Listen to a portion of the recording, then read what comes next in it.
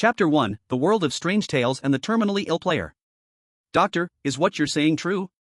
In a hospital in Shihai City, a young boy named Xiao Chen had a pale face, his lips trembling slightly, but he still held onto a glimmer of hope inside his heart. The doctor looked at the medical report in his hand and sighed. The treatment effectiveness is very poor. It's advanced lung cancer, and there's basically no hope left. With these words, the last shred of hope in Xiao Chen's eyes vanished. At such a young age, suffering from cancer, Xiao Chen felt like stars were dancing before his eyes. He grabbed his head and nearly fainted, staring the doctor into quickly adding, "Young man, you still have a few months left to live. Maybe you should just enjoy that time, right?" Xiao Chen rolled his eyes, feeling a bitter frustration he couldn't express. Having crossed over to this world nearly a year ago, his body was already sick, not to mention being a penniless poor guy, with his savings all gone in the blink of an eye. But he wanted to live. He had spent the last bit of his savings on medical treatment and hospitalization, and now, he was being told it was all hopeless. Wasn't this a scam? Seeing the slightly handsome young man before him looking downcast, the doctor, afraid he might do something irrational after leaving, added, "I used to believe in science, but in today's world, what can happen?" Just as he was speaking, a deafening alarm suddenly sounded from all directions. The Strange Tales game is starting, selecting players. In an instant, everyone in Yanxia felt their hearts race, as if they all simultaneously had a lump in their throats. Xiao Chen was no stranger to this sound. At first, when he crossed over, he thought it was just a parallel world. It wasn't until this grand voice first echoed above his head that he realized he was wrong. The Strange Tales game selects a player from each country to enter a bizarre and eerie world. If the player successfully completes the game, they will receive points and rewards. However, in each game, it is considered lucky if 10 players out of nearly 200 manage to clear the game. Usually, only 1 or 2 players make it through. And with each player's failure, the eerie events would descend on the country, rampaging wildly for 72 hours. Some weaker countries had already fallen and vanished under the invasion of these strange events. As the live stream of the Strange Tales game opened, a massive wave of viewers flooded in, all praying fervently. "Please, let's get a reliable player this time. Have we won in recent games? You should look at who's been chosen recently. The last one went in and got scared so badly within 5 minutes. True, and then my hometown became a wasteland, sigh. I don't even know where to go back to this year." Poor soul, feeling sorry for the person above. "Heaven, please bless us with a special forces king this time." Xiao Chen, having just left the hospital, was like everyone else, opening the live stream. But unlike the other viewers, Xiao Chen remained calm, with no emotional fluctuations. After all, he was now penniless and had only a few months left to live. He had no attachments to anything, his heart was like ashes. But he still hoped for a more reliable player this time, hoping the country wouldn't suffer. Xiao Chen found a place to sit and, without realizing it, began praying along with everyone else. In the live stream, the names of the players began to appear, including some familiar faces. Like William from the Clock Tower, who had cleared the Strange Tales game 3 times, or Mei Hoshi from Sakura Island, who had cleared it twice, both were S-grade talented players. In comparison, Yanxia was still praying for a more reliable player. Finally, after much anticipation, the player from Yanxia was announced. Yanxia, Xiao Chen. Xiao Chen's left eye twitched.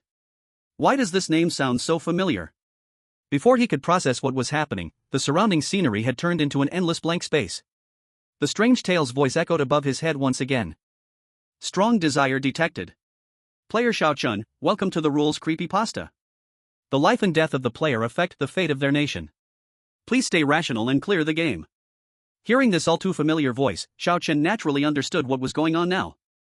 Looks like he was chosen as the player for Yanxia. This luck is way too bad. Initial player detected, drawing your talents now. S-level personal talent awakened, Eye of Truth. Can randomly discover hidden rules? S-level personal talent awakened, Foresight. After clearing the creepypasta, you can gain clues for the next one in advance. 2 S-level talents? Xiao Chen was a little surprised. He often watched live streams of creepypasta games. If an S-level talent is 1 in 100, then double S-level was unheard of. Player detected with terminal illness, gaining personal hidden mission. When a creepypasta character says good health to you, cancer is reduced and a skill is gained. A real miracle showed up? A spark of light burst from Xiao Chen's eyes, that was the hope of living. At this moment, a grand voice echoed around the world. Creepypasta begins. Instance, Stanley Hotel elevator game. Difficulty, high risk. Game start. As the broadcast sounded, hearts across the country sank. A shadow even fell across the faces of top leaders around the world. High risk level hadn't appeared for a long time. If before there was still a chance to contact the player from outside, a high risk level was a fully sealed instance. The player was on their own. Not only that, the higher the difficulty, the more rules there were. Now the player from Yanxiao was a newbie to creepypasta.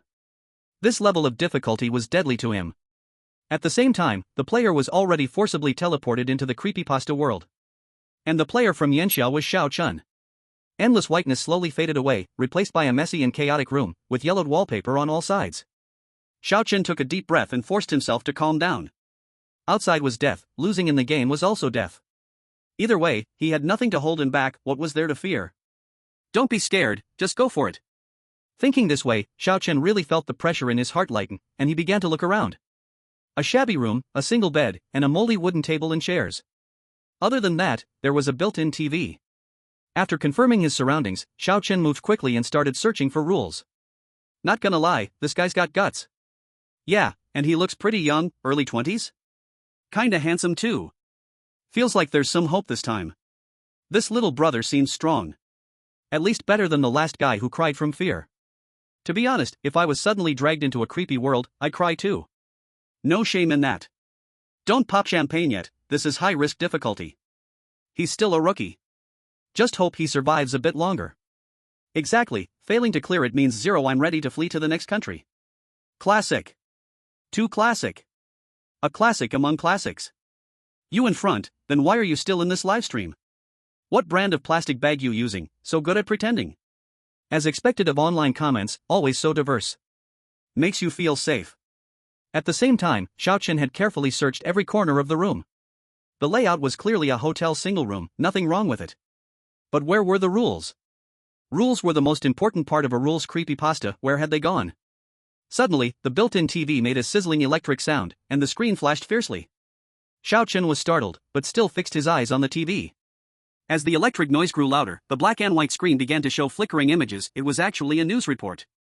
According to investigation, the number of people missing at Stanley Hotel keeps rising. ZZZZZZ. The picture gradually became clearer. A broadcaster could be seen hunching over, not lifting their head, as they read the news. 1 year ago, an adult woman mysteriously disappeared after taking the elevator in the Stanley Hotel. Her body was later discovered in the rooftop water tank several days later. Since then, guests at the Stanley Hotel have frequently gone missing, and the hotel is now closed. The broadcaster's voice suddenly cut off. Just as Xiao Chun was wondering, the broadcaster on the screen slowly lifted their head, their bulging eyes staring directly at him. A chilling smile appeared on their pale face, with the corners of their mouth stretching all the way to their ears. If you are in the hotel, hurry, find a way to leave. Just as Xiao Chun thought the broadcast was over, suddenly, the screen in front of him flickered and turned into snowflakes. A piercing shrill noise rang out as the broadcaster slowly lifted their head. Their eyes slowly opened, bit by bit, until the skin at the corner of their eyes tore. A stream of bloody tears dripped down from their eye sockets, and their pupils expanded until they were nearly completely black. Crack! There was a sound of breaking, and the broadcaster's neck twisted at a strange angle. They suddenly stood up, as if they were about to charge out of the screen. But what followed were only constant crashing sounds. Thud. Thud. Thud. Xiao Chun sucked in a breath of cold air and unconsciously backed into the corner of the room. No, this wasn't the sound of crashing from the screen. It was coming from the next room, as if there was really someone on the other side of the wall, slamming their head against it with wild force. The entire room shook violently, and the picture frame on the wall fell to the floor. The shaking continued for a long time. With another ZZZ sound of electricity from the TV, the screen flickered back to static. The TV cracked off, and the vibrations on the wall suddenly stopped. What the hell? Such a shock right from the start? As expected of a high-risk level, this is so weird right from the beginning. Feels like it's bad news, everyone. This scenario is way too strange. If he lasts even a little while, that'll be impressive. This young guy is so unlucky, putting his life on the line like this. Haven't even started and you're already jinxing him, so typical of today's netizens. Shut up, there seems to be something happening on the TV again. The TV, which should have been off, suddenly started up again, and several lines of text slowly appeared on the screen. Rule 1, as a guest of this hotel, please ensure that you carry your room card at all times. Rule 2, the hotel has 12 floors, and the elevator can take you to any floor. Rule 3, after midnight, please stay in your room. Do not open the door, regardless of any noise in the hallway, until the bell rings. Rule 4, if you notice any flickering lights on your floor, do not enter. Please report it immediately to the lobby manager. Rule 5, kindness is mutual. Help the lobby manager, and he will help you. Rule 6. There are 3 lobby managers. One is kind, one is devious, and one is hot-tempered and never speaks. Rule 7. The rooftop door is always locked, and the key is kept by a designated person. Goal: find the lobby key and leave the hotel. 7 rules. Xiao Chen's heart sank. He remembered that in previous creepy stories, even 5 rules were considered a high difficulty. Now there are 7 right off the bat. The intensity was unimaginable. Speaking of his S-grade talent, wasn't it supposed to help him detect hidden rules? Where are the rules? Xiao Chen was confused. He tried to activate his talent, but nothing happened. Could it be that, like the rules on the TV, they appeared somewhere else? So, he had no choice but to start rummaging through his room again. What's this guy doing? Didn't the rules already show up? Can't stand the praise a newbie is still a newbie. He probably doesn't even dare to leave his room. Totally understandable. After that scary scene earlier, anyone would be shocked. If it were me, I'd probably have pissed myself. Can't they give Yanxia a more reliable person? Our luck is just terrible. I can't take it anymore, I'm going to another livestream. Unlike Xiao Chun, who stayed in his room, William from the clock tower had already arrived at the elevator with his key card. This blonde-haired, blue-eyed professor, wearing glasses and a slight stubble, took the elevator and arrived at the lobby on the first floor first. As an experienced player who had completed the creepy stories 3 times, his thinking was very clear. According to the rules, every floor might present a danger. In comparison, only the lobby butler was safe. And the rules did not give any instructions on how to clear the game, only Rule 5 mentioned that helping the butler would bring corresponding rewards. This meant the breakthrough point was still with the butler. William walked to the center of the somewhat dilapidated lobby, where a tall man in a suit was waiting behind the service desk. Hello. William tentatively greeted him. The butler glanced at William and smiled, saying, Hello, sir. How can I assist you? William looked at the tightly locked door behind the butler and cautiously asked, Is this hotel closed for business? Oh. Yes, as you can see. The butler replied, After all, some bad rumors have been affecting our business. Not long ago, the hotel was urgently closed, and many guests hadn't left yet. The rules mentioned that there were 3 butlers at the hotel, and those who did not speak were easy to identify, but whether they were sinister or kind, he still needed to discern carefully. After all, for a sinister person, pretending to be kind was a piece of cake. If he unknowingly helped a sinister butler, the help he received might not necessarily be beneficial. William changed the subject and started chatting with the butler again. After all, it was a high-risk level instance, so caution was key. However, the butler was tight-lipped. No matter what William asked, the butler skillfully shifted the conversation to irrelevant matters. When things hit a deadlock, he decided to think from another angle. William bade farewell to the butler and chose to explore other floors. Based on his experience, as long as he followed the rules, nothing too bad should happen on the first day. Before leaving, he glanced at the large clock in the center of the lobby, 9:30. As William began his familiar exploration, the bullet comments in the clock tower started to flood the screen. Oh my dear God. I swear, Mr. William is the most composed man I have ever seen. Okay. I admit it, you're right. Mr. William always brings a sense of security, just like Uncle Henry next door, who keeps watch with his shotgun. I think we can raise a glass to celebrate. Aunt Susan's unparalleled strawberry pie is just perfect for this occasion. Poor Yanxia, that weak player probably won't be able to bring them victory. The viewers in the Clock Tower livestream were also helpless. On one side was a professor who had cleared the game 3 times, and on the other was a young player facing a high-risk dungeon for the first time. The difference in action and experience was just too much. On this side, Professor William had already finished testing the butler and was exploring the hotel, while on the other side, Xiao Chen had just prepared to leave his room. Did his talent have another way of triggering? Xiao Chen took the key card and entered the elevator. Although his talent couldn't be triggered at the moment, his line of thinking was the same as William's. He needed to check the lobby first. With a shake, the elevator started to descend. Since the rules didn't mention where the lobby key was, instead of wandering around the hotel like a headless fly, it was better to take a chance with the butler. However, the rule saying that one of the butlers is sinister was troubling. Would helping this butler result in negative assistance? Just as Xiao Chen was thinking, the already shaky elevator suddenly jolted. Damn! Xiao Chen stumbled and looked up, only to find the elevator had suddenly stopped at the 4th floor. Were there other guests trapped in the hotel? While thinking about it, the elevator door suddenly creaked open. Xiao Chen looked carefully, and cold sweat instantly poured down his face. On the 4th floor's corridor, the lights flickered, now bright, now dim. In a daze, he could even see a hunchbacked, eerie shadow reflected on the wall at the end of the corner. The shadow shook up and down, and it looked like it was feeding. Rule 4: If you notice flickering lights on a floor, do not enter. Please immediately inform the lobby manager. Xiaochen frantically pressed the button for the first floor, wishing to leave quickly. Suddenly, a familiar voice echoed in his mind again. Talent activated, Eye of Truth. Hidden rule discovered: if both Rule 1 and Rule 4 are violated at the same time, these two rules are considered invalid. What? At the same time, the bullet comments in the live stream exploded. Damn! This is the worst luck ever. Other countries haven't even encountered anything strange yet, how come we start with this? Everyone, don't panic. It's not a big deal. The rule said not to enter the flickering floors, just wait for the elevator to close and go to the first floor. Yeah, no one will actually go in, right? No way, right? Exactly. Wait, did I just see that wrong? You didn't see it wrong, he actually walked in. I thought he was just bold earlier, didn't expect this guy to be so tough. Wait, did he drop the keycard too? At this moment, Xiaochen actually walked out of the elevator, into the corridor, and casually threw his keycard onto the ground. The viewers in the live stream were stunned for a moment. Violating both rules at once? If you don't value your life, I still do. What kind of operation is this?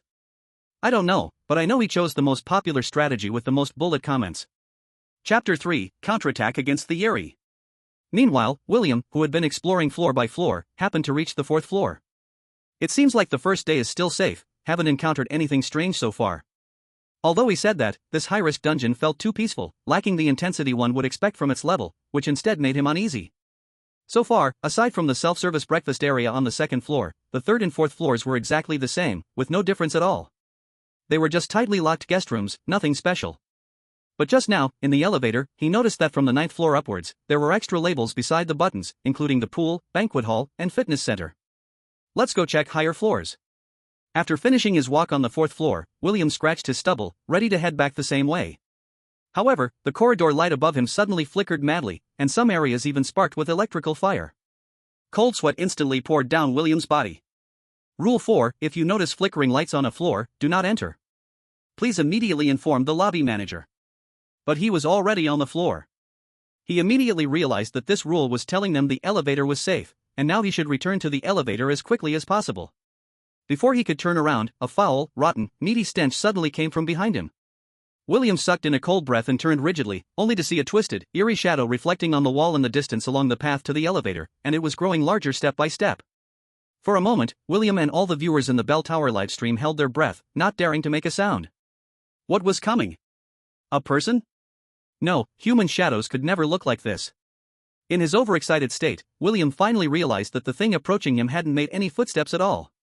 Suddenly, as if it sensed something, with a sharp, ear-piercing scream, the shadow on the wall suddenly expanded. Shit! William couldn't care less, scrambling to hide behind the nearest safety exit, locking the door as he went. Before he could catch his breath, the rotten stench again seeped through the crack under the door. Bang! Bang! Bang! The heavy knocking sound came from behind the door, and the locked door handle twisted up and down in a near-crazy manner. Where are you going? A faint female voice came from behind the door. William, who was desperately holding the door, immediately felt a chill run down his spine, almost losing his balance.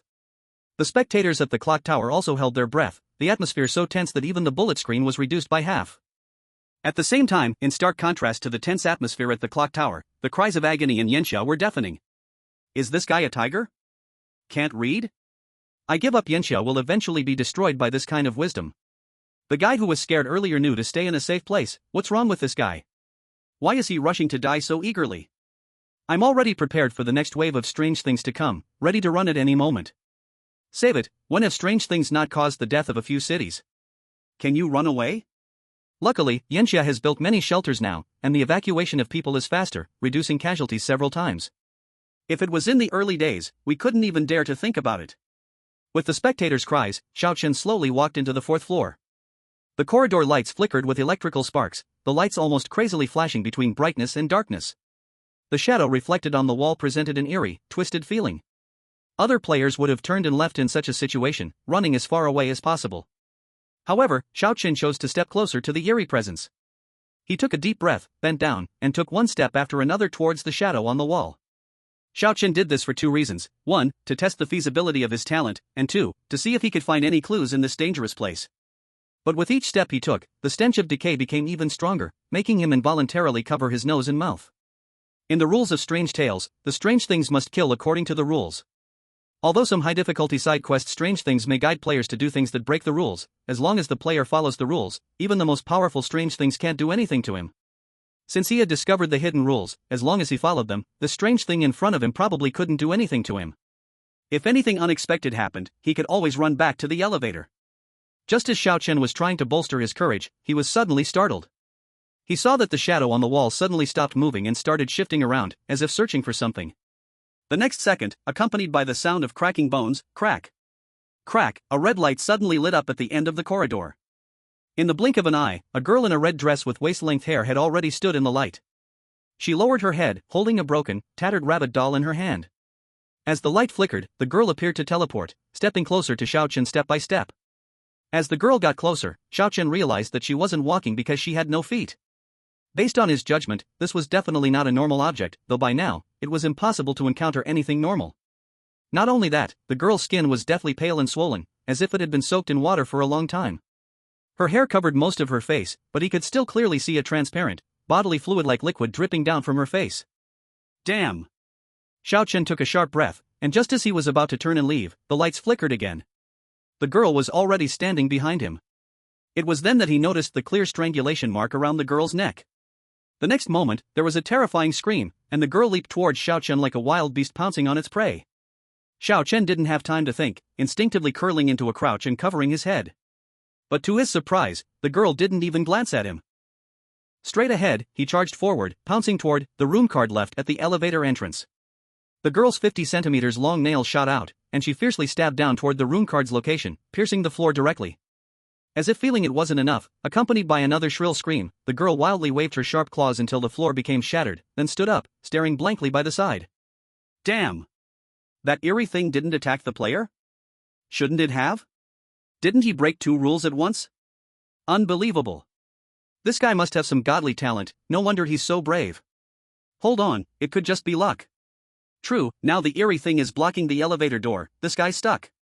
Witnessing such an eerie scene, Xiao Chen dared not even breathe.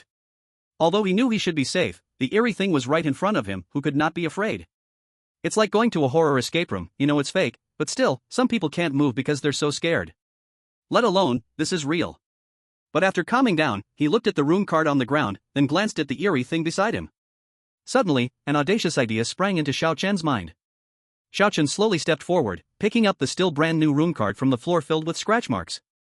The moment his fingers touched the room card, the girl screamed terrifyingly again. This time, her sharp claws aimed directly at Xiao Chen. Xiao Chen was quick and nimble, flipping to dodge the attack, and casually threw the card toward the nearby wall. Sure enough, the girl suddenly changed targets, leaping toward the wall. Boom! The girl charged at the wall like a bull seeing a red cloth, crashing into it and leaving a crack on the wall. Damn! Is he toying with the eerie thing? How did he do that? Big brother, I admit I may have spoken too loudly earlier. Looking at the girl, now howling and attacking the wall and floor, Xiao Chen knew his guess was correct.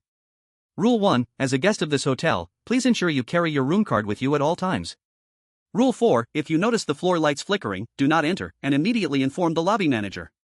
The reason not to enter during flickering lights is because the eerie things are wandering around. And at least at this moment, the eerie things are tracking players through the room cards. When the lights flicker, tossing away the room card can actually save your life. So, what if the room card is in the elevator? Xiao Chen looked at the elevator still wide open, stuck on the 4th floor, and threw the room card into the elevator in the same way. This time, the girl didn't charge into the elevator, but instead paced back and forth at the elevator entrance, occasionally letting out terrifying screams toward the elevator. Eerie things can't enter the elevator. Xiao Chen confirmed another rule. Then, a sinister smile appeared at the corner of his mouth. What's this guy going to do? I have a bad feeling about this.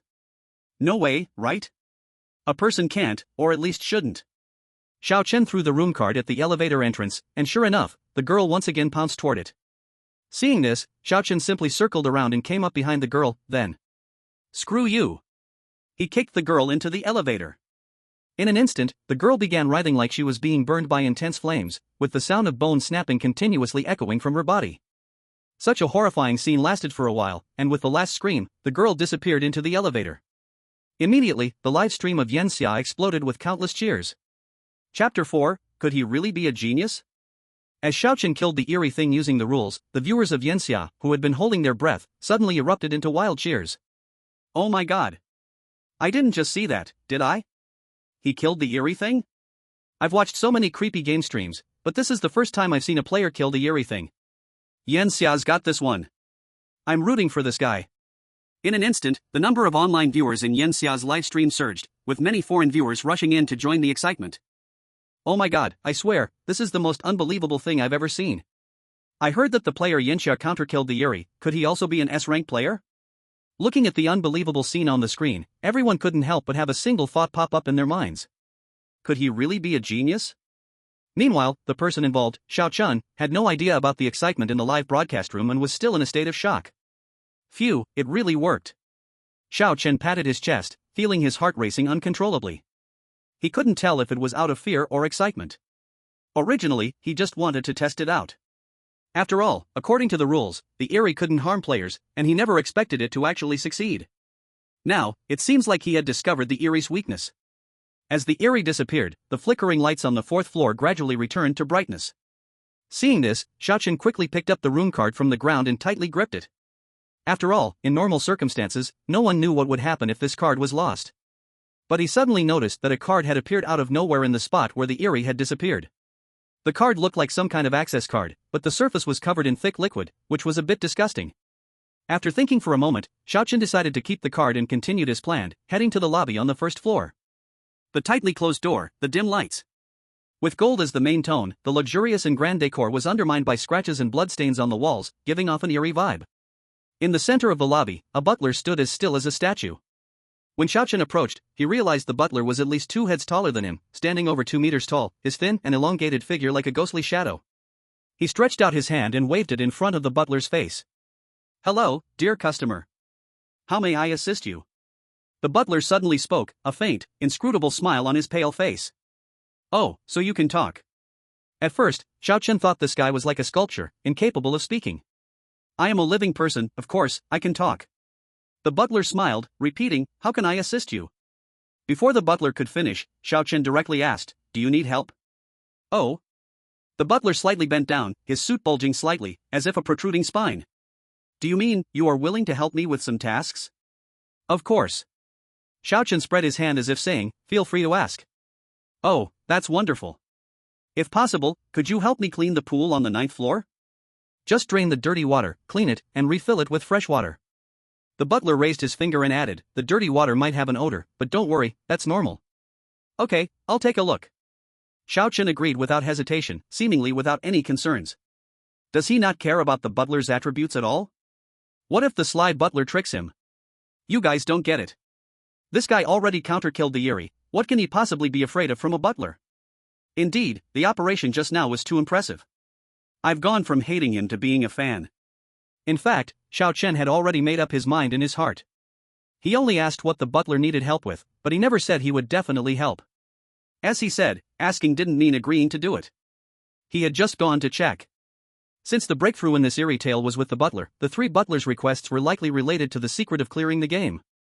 Since that's the case, instead of wasting time judging the butler's attributes, it would be more efficient to see what the other party needed first. Before leaving, Xiaochen also noticed the large clock in the center, 11:30. By now, the eerie game had been going on for several hours. In just a few short hours, more than 20 players had already been eliminated, most of whom encountered flickering lights while exploring the floors. Before he could escape to the elevator, he was horrifically torn apart alive. The scene was brutally cruel. In comparison, William, who encountered the same situation, was much luckier. After hiding in the stairwell, he planned to use the stairs to go to the first floor but found that the door leading to the first floor from the emergency exit had been locked from the outside. Therefore, this professor from the clock tower had no choice but to sprint wildly through the stairwell, which echoed with eerie laughter, and ran back to his room as fast as he could. Fortunately, the terrifying anomaly did not chase him further. However, after this frantic run, William had almost exhausted all his strength and could only stay in his room to rest. Seeing this, the viewers in the clock tower began to feel a rising sense of crisis. My god, even Mr. William is struggling this much. How hard can this damn instance be? Okay. But I still choose to believe in Mr. William. After all, he's a player who has completed the game 3 times, right, my friends? Oh, my old buddies. You might not know, that young man from Yanxia actually killed the anomaly. I can testify, this is true. That player kicked the damn anomaly into the elevator just like a cowboy. My god. I need to go to Yenxia and see this genius. The number of viewers in the Yenxia livestream soared, and people from all over Blue Star wanted to see who this person was that had killed the anomaly, including some high-ranking officials from various countries, who also began to pay attention to this young man. Killing the anomaly, especially on the first day of the high-risk difficulty level, was unprecedented, and this might be another S-level player. Of course, Xiaochen had no idea that he had already become famous all over the country.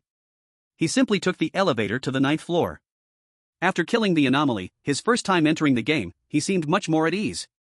Although he didn't know if the anomaly would respawn, at least he had mastered its weaknesses, so his once tense mind could now relax and think about other things. Entering the 9th floor for the first time, he saw the changing rooms, the shower rooms, the facilities were all complete, meeting the standards of a high-end hotel. But what's that smell? Xiaochen couldn't tell if it was just his imagination, but he kept feeling like there was a strange odor in the air on the 9th floor. As he got closer to the pool door, the stench became stronger and even somewhat familiar. A bad premonition surged in his heart. The pool is problematic. Just as Xiaochen touched the doorknob, the door suddenly made a loud noise, almost as if it was alive, and opened automatically. In an instant, a nauseating, fishy stench surged out. Damn! Xiaochen covered his nose and walked inside, but he was stunned by the sight before him. The pool's water was a bloody dark red, and the surface of the water bubbled as if boiling. Looking at the eerie pool, Xiaochen had an awful thought in his mind. This stench was the same as the rotten smell that came from that strange girl. Giggling. A faint voice suddenly came from behind, along with a barely audible laugh. Big brother, are you here to find me? Chapter 5, Night Falls. What's that sound?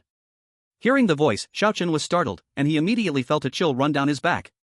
His mind, which had just relaxed a little, became tense again. Could the anomaly have respawned so quickly? But he hadn't done anything against the rules, so why had he disturbed the anomaly? He quickly turned around but found that the dim corridor was empty, silent, and a little frightening. He. Suddenly, a faint, playful laugh echoed in the building, coming from far and near, reaching Xiaochen's ears. The voice seemed to be behind him, at the end of the corridor, in his ears. Before Xiaochen could figure out where the sound came from, a disturbance came again by the pool. This time, it was the sound of footsteps hitting the ground, thud. At the edge of the pool, filled with scarlet, filthy water, blood-red footprints began to appear on the tiles out of thin air. Pat, pat. The blood-red footprints circled the pool, as if hinting at something. Xiaochen wasn't a fool, and quickly hid in the corner, observing the entire pool. The strange occurrences followed a pattern of killing, and with his understanding of the hidden rules, he knew they wouldn't lie. And from his previous experience, if something new and strange appeared, it might trigger his talent and reveal new rules. But half an hour passed, and although the atmosphere grew more eerie, the sounds of laughter continued to echo in the building, nothing else happened except for these frightening supernatural phenomena. What kind of nonsense is this? Xiaochen raised an eyebrow. Was all this build-up just to scare me? At the same time, the audience in the live chat was starting to lose their calm. I just came from another livestream, and this pool is a huge danger. I saw it too, the moment a player touches the pool water, the strange occurrences start hunting them. As the chat said, a player from the Iron Tower had just entered the room and started filling the pool with water. And what greeted him was the sudden locking of the door and the flickering of the lights in the building. Just as he frantically hid in the corner, trying to figure out where the strange occurrences were coming from, a drop of pus suddenly dripped onto his head. He looked up and saw a twisted body clinging to the ceiling, its pale, swollen face staring right at him. The next second, the livestream from Iron Tower turned completely blood-red. Other players, who had easily accepted tasks, were also experiencing the same thing. As soon as they touched the filthy pool water, strange occurrences would immediately appear. The unlucky ones were killed instantly, while others were pierced through the heart and twisted alive until they stopped breathing. By the end of the first day, nearly 40 screens had gone black out of nearly 200. As the number of eliminated players continued to increase, the viewership of the livestream skyrocketed. You absolutely cannot touch the water, or you'll die in increasingly horrific ways. Holy crap! The butler is deliberately trying to kill people. I think so too. Just looking at that butler's face, I feel something's wrong. I wonder how this guy's doing. He won't fall for it too, will he? It's a bit dangerous, he's accepting tasks without any thought. But if he can kill the strange occurrences, he must have some skill, right? Let's just wait and see. Xiaochen, however, had already swaggered out from the corner. All this nonsense, I thought there was a big move hidden, but it turns out they've just been bluffing. Looking around, aside from some seemingly scary supernatural phenomena, nothing substantial had happened. He didn't trust the butler, but the rules said, kindness is mutual. If you help the lobby manager, he will help you. And unless hidden conditions were triggered, NPCs wouldn't break the rules. Looking at the eerie pool surrounded by blood footprints, Xiaochen gave a faint smile. I want to see what kind of tricks they're trying to pull. Then, in front of everyone, Xiaochen casually turned on the water pump. It's over, guys. I admit, this guy has some skill, but he shouldn't be so reckless. Oh my god, is this the player who defeated the strange occurrences? I swear, this is the most ridiculous thing I've ever heard. Did I enter the wrong livestream? His actions and thought process aren't much different from those already eliminated players. Just as everyone thought the strange hunting would begin, they saw Xiaochen leisurely standing aside, humming a little tune, casually finishing the task of draining the filthy water. Nothing happened. Ha! This script is wrong, right? WOC, I get it. The strange occurrences in the pool and in the hallway are the same. This guy just killed the strange occurrence, so even though the attack conditions have been triggered, there's no one left to execute them. The older brother upstairs, good analysis. So that's why he's so calm, he must have known all along. Forget it, just call him awesome, this time we're really safe in Yanxia. What about those people who mocked just now? Did they run away? What else? All the trolls in the world don't fight losing battles, don't you know that? In stark contrast to the heated exchanges in the bullet comments, Xiaochen had already taken out a mop and was actually cleaning the swimming pool. After casually wiping away the blood footprints by the pool, he turned his gaze back to the pool, where long hair could still be seen at the bottom of such a high-end pool. What exactly happened here? Recalling the initial news, could it all be related to the missing woman? Xiaochen remained vigilant while cleaning the pool, working until 6 in the evening before finishing. The reason it took so long was because the water pipe seemed to be blocked by something, constantly making a muffled sound, and the water came out like toothpaste. Not only that, but he also noticed that even the newly added water had a faint fishy smell. Could there be something wrong with the water? But the hotel's water comes from the water tank, right? That's right, the water tank. And many places place the water tank either in the basement or on the roof in a load-bearing position. Rule 7, the door to the rooftop is always locked, and the key is kept by a designated person. It seemed like he thought of something, and Xiaochen hurriedly went back to the first floor, only to find that the butler had been replaced by a strong man wearing a mask. Where's the butler from this morning? Seeing the man remain silent, Xiaochen cautiously asked a few irrelevant questions, but the only response was silence. As he kept pressing, it became evident that the man's breathing under the mask grew heavier, and the muscles in his arms under the suit moved like snakes. Seeing this, Xiaochen could only shut up and choose to return to his room to organize his thoughts. Although it was only the first day, the events that had unfolded already gave him enough reason to sit down and carefully sort things out. First, 2 butlers had changed in one day, the second one was obviously the bad-tempered and silent butler mentioned in the rules, but the attributes of the first one were still uncertain. As for the third butler, he still hadn't appeared. The tall and thin butler was still there when he left at 11:30, and now it had turned into this mute. Assuming the shift was at 12, then only 2 butlers would appear that day, and the third one wouldn't be seen until the next day. In addition, there was the swimming pool on the 9th floor. The water was clearly abnormal, and the water tank might be on the rooftop, which, combined with Rule 7's hint, suggested that the key to the rooftop was crucial. And the strange phenomena on the 9th floor, whether it was the laughing sounds or those blood footprints, seemed like the noise made by a child, and the eerie part was that it was likely a little girl. But the TV said the missing person was an adult woman. What connection could there be between the two? Also, the card that fell after killing the weird creature, where did it lead to? After a brief rest to think, Xiaochen felt his head growing heavier. As soon as his butt touched the mattress, the physical and mental exhaustion of the day surged into his brain, and the overwhelming drowsiness caused him to fall asleep instantly. He didn't know how long he had been asleep when suddenly a loud noise came from the corridor. Bang! Xiaochen suddenly woke up, looking at the clock in his room. 12:30. A bad premonition surged, making his hair stand on end. Rule 3, after midnight, please stay in your room and do not open the door, no matter what noises you hear in the corridor, until the bell rings. Bang! Bang! The sound rang again, but this time, it came from the door. Someone was knocking. Bang! Bang! Bang! The chilling knocking sound rang again, heavy and muffled, as though some kind of iron object was being used to strike the wooden door. Who is it? Xiaochen cautiously asked. But the visitor outside didn't respond, instead, they intensified the banging. Boom! Boom! Accompanied by the dull thudding sound, the tightly locked wooden door could be clearly seen shaking. Despite this, Xiaochen just sat on the edge of the bed, looking as if he didn't even want to pay attention to it. Rule 3, after midnight, please stay in your room. No matter what noise is coming from the hallway, do not open the door until the bell rings. As long as you follow the rules, there will be no danger. As a player in the rules game, when encountering strange situations, the first thing to do is keep the mind clear and remember the rules. Perhaps because no one had opened the door, the muffled thud stopped after a while. Everything was quiet for a moment. It seemed that the visitor outside the door had left. Just as Xiao Chen was about to fall back to sleep, a faint female voice suddenly sounded from outside the door. "Would you like to be friends with me?" The sharp voice carried a sob, echoing in and out of his ears. The dull, oppressive knocking began again, once, twice, as if it was squeezing his heart, making it hard to breathe. Then, the knocking sound turned into a sharp creak, like nails scraping across glass, accompanied by a chill creeping up the back of Xiao Chen's neck. "No." Xiao Chen shook his head hard, trying to clear his mind. The weirdness was affecting his mental state. The harder the game, the stronger the influence the weirdness had on the player's mind. If one's will is not strong enough, even if they are not killed by the weirdness, they will turn into a madman. At this moment, Xiao Chen realized something. Wasn't the weirdness already killed by him? Then what was making the noise outside the door?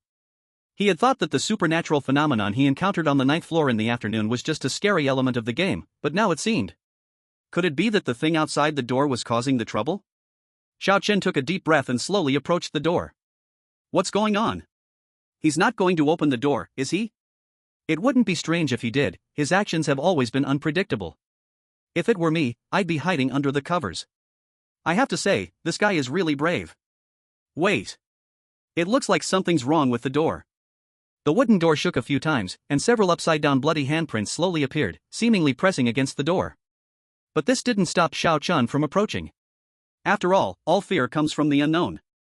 If I don't open the door, I'll have to see what kind of monster is out there. Xiao Chen held his breath and stared, pressing his eye against the peephole. His vision extended through the peephole to the hallway, where the dimly lit corridor was empty. Outside the door, there was nothing? Boom! Boom! Just as he turned around, two heavy thuds sounded again, as if a giant stone was pressing down on his heart, suffocating him. But Xiao Chen wasn't afraid of such mind tricks. Whether it was a human or a ghost, he was determined to get to the bottom of it. He bent down, placing his head at the bottom, and peered through the gap in the door. Boom!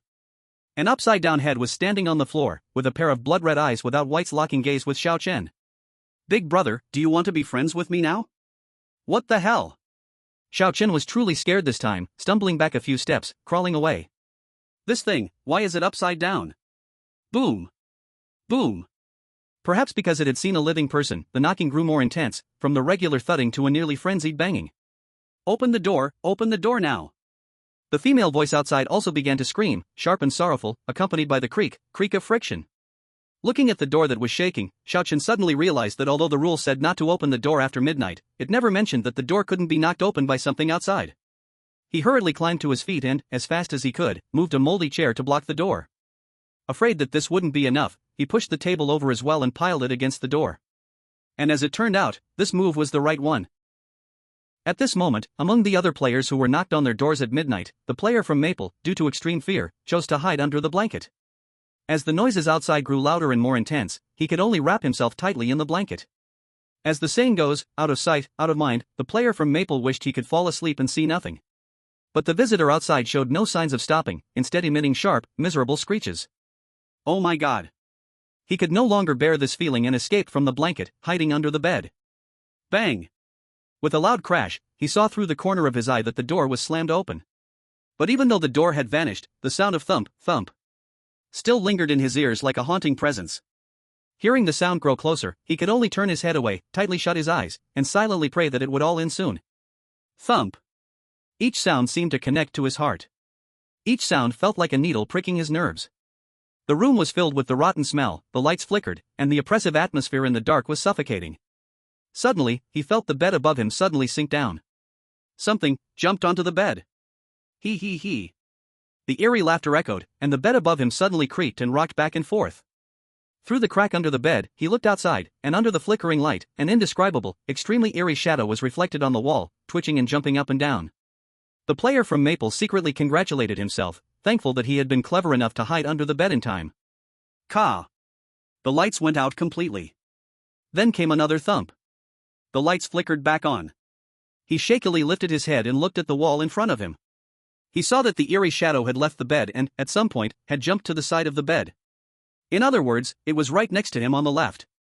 He covered his mouth and nose, afraid that his breathing would reveal his position. But even so, the overpowering stench, dozens of times stronger than before, seeped through the cracks in his fingers and invaded his nostrils, making him almost cough. Don't see me, don't see me. He tried to deceive himself, silently praying that the thing wouldn't suddenly look under the bed. But for some reason, the shadow on the wall, after reaching the side of the bed, stopped moving completely. What's going on? He mustered his courage, stiffly turned his head, and looked to the left. In that moment, his pupils dilated suddenly, and fear seemed to pour out of his eyes. He saw a decaying, pale head, upside down, right at the edge of the bed, with a terrifying pair of eyes staring straight at him. The moment their eyes met, the upside-down head showed a chilling smile. Brother, are you playing hide-and-seek with me? A pale hand suddenly reached under the bed, grabbed his head, and dragged him out. Ah! The next moment, the Maple player's live stream froze, stained with bright red. Chapter 7, the next day. Oh my god, did you guys see that last night? That was so scary, that thing was upside down. Last night, it seems like more than 10 players died. And it's only the second day, how many have been eliminated already? But hey, don't say that, our Yensha team is still alive. What's the name of that guy? Xiao Chen? He's a smart one. Since the recent strange occurrences began, this was the first time the Yensha livestream felt so calm. All thanks to this rookie of the eerie stories, Xiao Chen. At this moment, Xiao Chen was lying in bed, still in a daze, fast asleep. Because the thing outside the door wouldn't stop last night, he barely managed to get any sleep during the first half of the night, keeping vigil by the door. Only when the noise stopped in the second half of the night did he manage to lie down and get some rest. The fatigue of the day made him fall into a deep sleep the moment he touched the mattress, not even covering himself with a blanket. But this game didn't give the players much time to rest. The grand bell suddenly rang, heavy and solemn, echoing throughout the entire hotel. Xiao Chen instinctively covered his ears, turned over, but accidentally rolled off the bed. Ow, my. He rubbed his head, this time forcing himself to wake up. The bell continued to echo. This was also a signal to the players that they could leave the room. He looked at the clock on the wall, 7 o'clock. Every morning at 7 o'clock, the bell rings, and players can leave the room. Now, he had the time figured out. With sleepiness still lingering, he moved the desk and chairs away from the door. After seeing the situation in front of him, the last bit of drowsiness in Xiao Chen's eyes disappeared in an instant, replaced by an invisible fear. The door lock was deformed, and the once tightly closed door was now leaning, leaving a gap just big enough to stick his head through. Xiao Chen suddenly felt a sense of fear, and his nervousness surged again in his mind. If he hadn't blocked the door last night, the consequences would have been unimaginable. This was a high-risk level horror story, and a careless mistake could cost him his life. After sounding the alarm in his mind, he went to the first floor again. This time, the front desk butler was a well-dressed, white-haired old man wearing glasses. This butler looked very normal. There was nothing strange about him. In fact, seeing a normal person in such a place made it seem even more eerie. Perhaps sensing Xiao Chen's gaze, the butler spoke first. Hello, may I help you with something? Hearing this, Xiao Chen felt a little uncomfortable. It wasn't because there was anything wrong with what he said, quite the opposite, this person seemed too normal. After a whole day of strange experiences yesterday, whether it was the two eerie creatures or the two somewhat inhuman butlers. And the old man in front of him, he looked just like a polite front desk butler. There's one kind butler who is kind, the rule said so. But in high-risk dungeons, there are traps everywhere, and you can't be easily deceived by appearances. Xiao Chen kept his guard up and asked, last night, I heard a lot of noise in the hallway. Do you know what happened? I was on duty after midnight, but I didn't hear anything. However, the butler thought for a moment and added, this hotel is indeed not very peaceful. I hope you can pay attention to your safety. Damn. As if I didn't know it's not peaceful. Ghosts, haunting, and even being knocked on the door by ghosts at night. If this place were peaceful, then I'd be seeing things. However, on duty after midnight? It seems like the three butlers really do change shifts every 12 hours. At least one of his guesses was confirmed. By the way, it seems my door lock suddenly broke. Can you help me fix it? Okay, I'll arrange it right away. The butler bowed slightly, looking very elegant, completely different from the first two. Oh, by the way. Xiao Chen asked again, is there anything I can help you with? Oh. Are you free now? That's great. The butler showed a simple smile, looking like he didn't expect someone to care about him. If possible, I hope you can help me clean the bathroom of room 219. That bathroom, every time we clean it, it takes forever because the drainage pipe always gets clogged. The butler gave an embarrassed smile and casually handed over the keycard for room 219. I'm getting old, and I can't keep bending down to clean it. Consider it done. Xiao Chen made an okay gesture and agreed. Good, good, good. He's still as brave as ever. In terms of recklessness, he never disappoints me. What do you know? This is called the confidence of a strong person. Unlike the atmosphere in the bell tower, the live broadcast room here shifted from usual confidence to unease. Because at this moment, William was on the 9th floor, preparing to clean the pool. After being chased by eerie creatures yesterday, he had been resting in his room for a long time. After much thought, he chose to find the tall, thin butler and take the task. Who knew? On his way upstairs, he encountered the flickering floors and that eerie thing again. It is presumed that since their encounter, the eerie thing has been tracking him, so William chose to remain inactive for a short time and instead safely spend the first night in his room. After finally making it to the next day, he hurried to the 9th floor, planning to complete his task before checking on the situation on the 1st floor. After all, yesterday he didn't even understand the steward's exchange time due to the eerie thing's pursuit. On the first day, he faced obstacles everywhere, which only showed how dangerous this horror story was, and the eerie hunting degree was also unusually active. But William didn't feel too anxious. After all, even someone like him, an experienced player who had encountered horror stories 3 times, was facing difficulties everywhere, so surely not many others could make any progress. Oh God, I pray that Mr. William does not pull that damn switch. I swear, Mr. William would never act bravely without wisdom. Oh yes. He always manages to find the problems, doesn't he, buddy? The door at the end of the 9th floor opened, revealing the eerie and foul-smelling pool once again. William skillfully scanned the room, confirming that there were no hidden mechanisms, before reaching for the water pump gate. At the moment his fingers touched the gate, a wave of dizziness surged in his brain. The wastewater started to release, the floors flickered, the tightly closed doors, and the eerie thing lunging at him like a beast. And then, death. It seemed like just a moment had passed when William snapped back to reality, staggering as he pulled his hand back. This was his S-level talent, the impending death. When his next action was sure to provoke a death threat, he would foresee what would come next. However, the number of times it could take effect was limited. In that case, I can't stay in this room. But now, after a day, he still found himself at a loss and couldn't just give up on the task. William thought for a moment and looked at a rope next to him. He found a way to connect the rope to the gate, tightening it and extending it just enough to reach outside the door. Then, William pulled hard, using the rope to draw down the gate. With a gurgle of the released wastewater, the door slammed shut. The lights flickered, and a shrill scream echoed again from the crack of the door. And William had already run back into the elevator. As long as he waited for the water to finish draining and for the eerie thing to leave, he could come back to clean up. Instantly, cheers erupted in the clock tower livestream room. Oh. My God. I told you, the calm Mr. William would definitely prepare for the worst. Watching Mr. William clear levels is always so pleasing. Amidst the numerous comments, one discordant message slowly floated out. I just came back from the scorching summer. That player seems to already be doing the second task. Chapter 8 confirmed by eye contact. At 7:40, Xiao Chen hurriedly arrived at the 2nd floor. If each steward's shift is 12 hours, then in over 4 hours, this steward will change shifts. By then, even if he wants to hand in the task, it has to wait until tomorrow afternoon, just like yesterday's task of cleaning the pool. And after last night, he understood that the eerie thing would not disappear. At least after midnight, it would refresh. As for whether it would come back to life or appear as a new eerie thing, he didn't know. But last night's eerie thing was completely different from the eerie state in the morning and could very likely be a brand new entity. If that's the case, each night at midnight, a new eerie thing will appear. So, the later it gets in this instance, the harder it will become.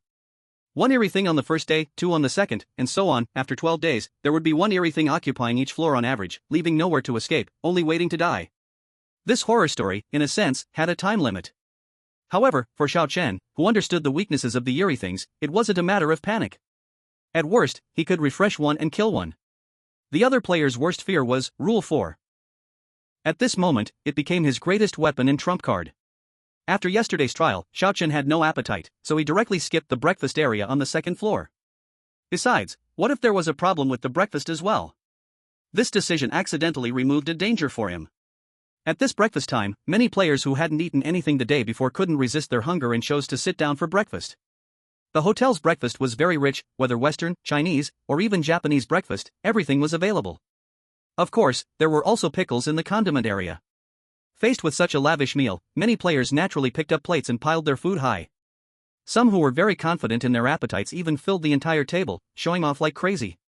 Those who cleaned their plates found that the food was of very high quality, with no issues. It could even be described as enjoyable. But those who didn't finish their plates were different. Some left a bit of food on their plates, planning to just leave like that. The moment they got up, the masked butler appeared behind them out of thin air. This butler, over 2 meters tall and with muscle bulging in a sickly way, stood silently behind the players who had wasted food. Without giving the players any chance to react, his snake-like veiny hand gripped their heads tightly. In that instant, colors splattered everywhere. Wow! That butler just crushed the player's head. So bloody. Eating breakfast could cost you your life, it truly is a high-risk level. And those players who accidentally dropped food also faced the same fate. Anyone who wasted food in the dining hall had to die. Those who had no appetite instead escaped disaster. How do you think he managed to avoid the danger while being reckless? Yeah, how did he know yesterday when he dropped the room card that the weirdness wouldn't kill him? It was originally just skipping breakfast, but the frequent bizarre occurrences throughout the day had confused the audience. What others encountered, he did not. What others could not do, he managed to pull off. Does Xiaochen really know everything, or is he just purely lucky? But for the person involved, he really just had no appetite. In order to complete his task before noon, Xiaochen hurriedly arrived at room 219. The moment he swiped his card and opened the door, a sense of decay hit him. The room looked as if it hadn't been cleaned in years, with dust floating in the air, and a pair of wooden tables and chairs lying in a rather strange posture, while the wallpaper had turned a dark yellow. Not only that, but even the curtains had fallen to the floor, and the sheets were bunched up and twisted. This room looks like a bigger hassle than the swimming pool. Right? Why are none of these butlers helpful? They are all causing trouble. At least he's better than that muscle-bound man who crushed heads, right? Others do the work, and he directly gets his hands dirty. Like the crazy barrage of comments, Xiaochen also felt somewhat speechless. Why do these butlers always send people to weird places? This place looked clearly wrong, who knows what kind of ghostly commotion would happen next. But at least, it didn't have the supernatural elements like the swimming pool, so it was somewhat acceptable. Xiaochen gritted his teeth and plunged straight into the bathroom. To his surprise, aside from some dust and murky standing water, everything in the bathroom looked normal. If there was anything unusual, it was a familiar smell. Sure enough, even with just shallow standing water, he could smell the stench of rot emanating from it. This hotel's water source truly had problems. But at this point, he could only brace himself. The quicker he completed the task, the more favorable the situation would be for him. After quickly closing the door and wiping down the bathroom, his focus returned to the standing water. It seemed as the butler had said. Something is blocked in the pipe. Looking at the stinky puddle in front of him, Xiaochen pondered, seemingly hesitating. What is he doing? He must be preparing himself mentally. Indeed, isn't the pool water mysterious? He must be trying to clear it with a tool. Before the comments could come to a conclusion, Xiaochen smacked his lips and thrust his hand down. It was at this moment that the audience realized this guy wasn't mentally preparing himself, he was just searching for the drain hole because the water was too murky to see. Xiaochen reached in, gritted his teeth, and yanked out a bunch of tangled hair from the drain hole. What the heck?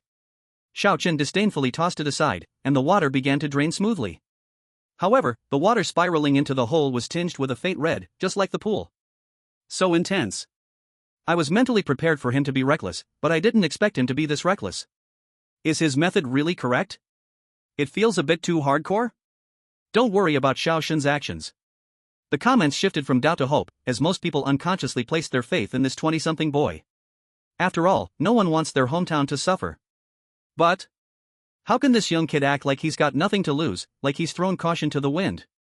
Kicking the bizarre, yanking out hair, does it have to be this hardcore? Bang bang. A muffled sound shattered the silence of the scene, tightening everyone's hearts. Xiaochen included. As someone who had gone through last night, he certainly knew what this sound meant. He awkwardly turned his head, seeing the hallway lamp flickering through the glass door. The flashing light seemed to match the rhythm of his heart. Rapid and frantic. And Xiaochen also realized a problem.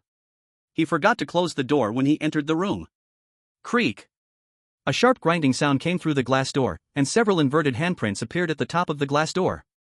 A head slowly descended from above, a pale face chuckling eerily. Big brother, I see you again. In that instant, Xiaochen locked eyes with that thing and couldn't help but roll his eyes. Damn, not again. Chapter 9, The Strange Growth? Under the flashing lights, the ghostly figure outside the glass door no longer hid. A head was half sticking out from above the door, a pair of eyes without whites glimmering with a smile. Xiaochen instantly recognized this upside-down figure. It was the harasser from last night. I'm so lonely. Those eyes slowly moved, fixating on Xiaochen through the glass door.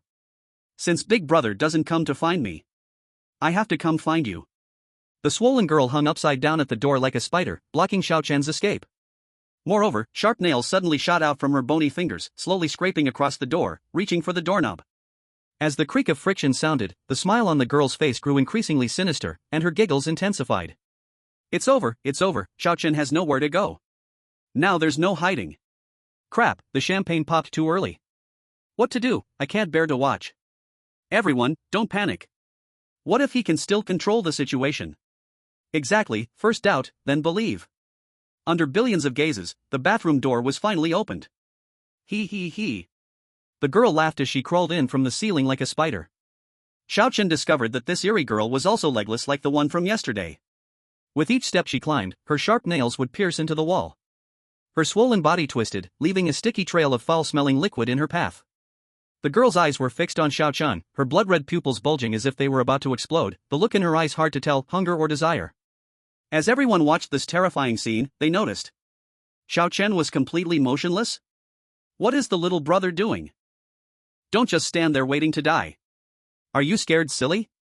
Yesterday you could kick the strange thing away, how could you be silly today?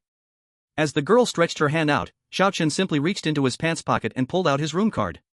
Then, with a calm expression, he tossed the room card outside the bathroom. As the room card fell to the ground, the girl's pale and slender hands suddenly froze in midair. She looked around as if Xiaochen had vanished into thin air right before her eyes.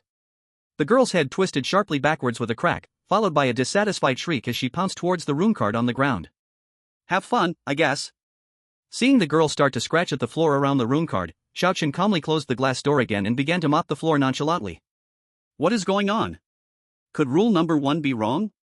Impossible, I saw some players accidentally drop their room cards, and a little girl they had never seen before appeared and took them.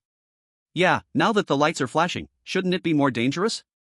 I really don't understand, could he really have some strange talent? Can he make the oddities chase after the things he drops? The lights in the corridor flickered wildly, while the inverted strange girl scratched at the floor outside the glass door. And Xiaochen, under everyone's gaze, easily mopped the bathroom. His carefree demeanor seemed completely out of place with the bizarre atmosphere. Outside the bathroom, the girl's displeased screams and the sound of her nails scraping the floor echoed, while Xiaochen finished cleaning the bathroom amidst it all. He stretched out his muscles and bones, looking at the strange figure outside the glass door, and calmly opened the door to step out. Since the situation was a bit urgent last night, he hadn't clearly seen what the oddity looked like. Now that the opportunity had come, Xiaochen planned to observe it closely and see how it differed from the strange girl from yesterday. Before him, the oddity was displayed in an inverted posture, its lower body wrapped in red cloth, looking like some kind of strange weeble. The bones of its elongated arms twisted as they emerged from the red fabric, looking like those of an arthropod, as it scratched at the ground.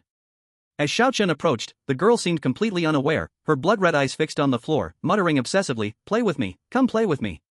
Xiaochen squatted in front of the girl, focusing on her puffy and pale face. It really looks similar. Though both were puffy and pale, it was not hard to see that this girl's face bore some resemblance to the girl from yesterday. Not only that. Xiaochen's gaze moved up, and he noticed a clear strangulation mark around the girl's neck. Just like yesterday's girl. And the reason he could observe her up close was not only because the girl was focused on the room card, but also because her attacks around the room card were much less frantic than the girls from yesterday. If yesterday's girl attacked like a madman, today's girl could be described as more mature. Instantly, a bad idea sprang up in Xiaochen's mind.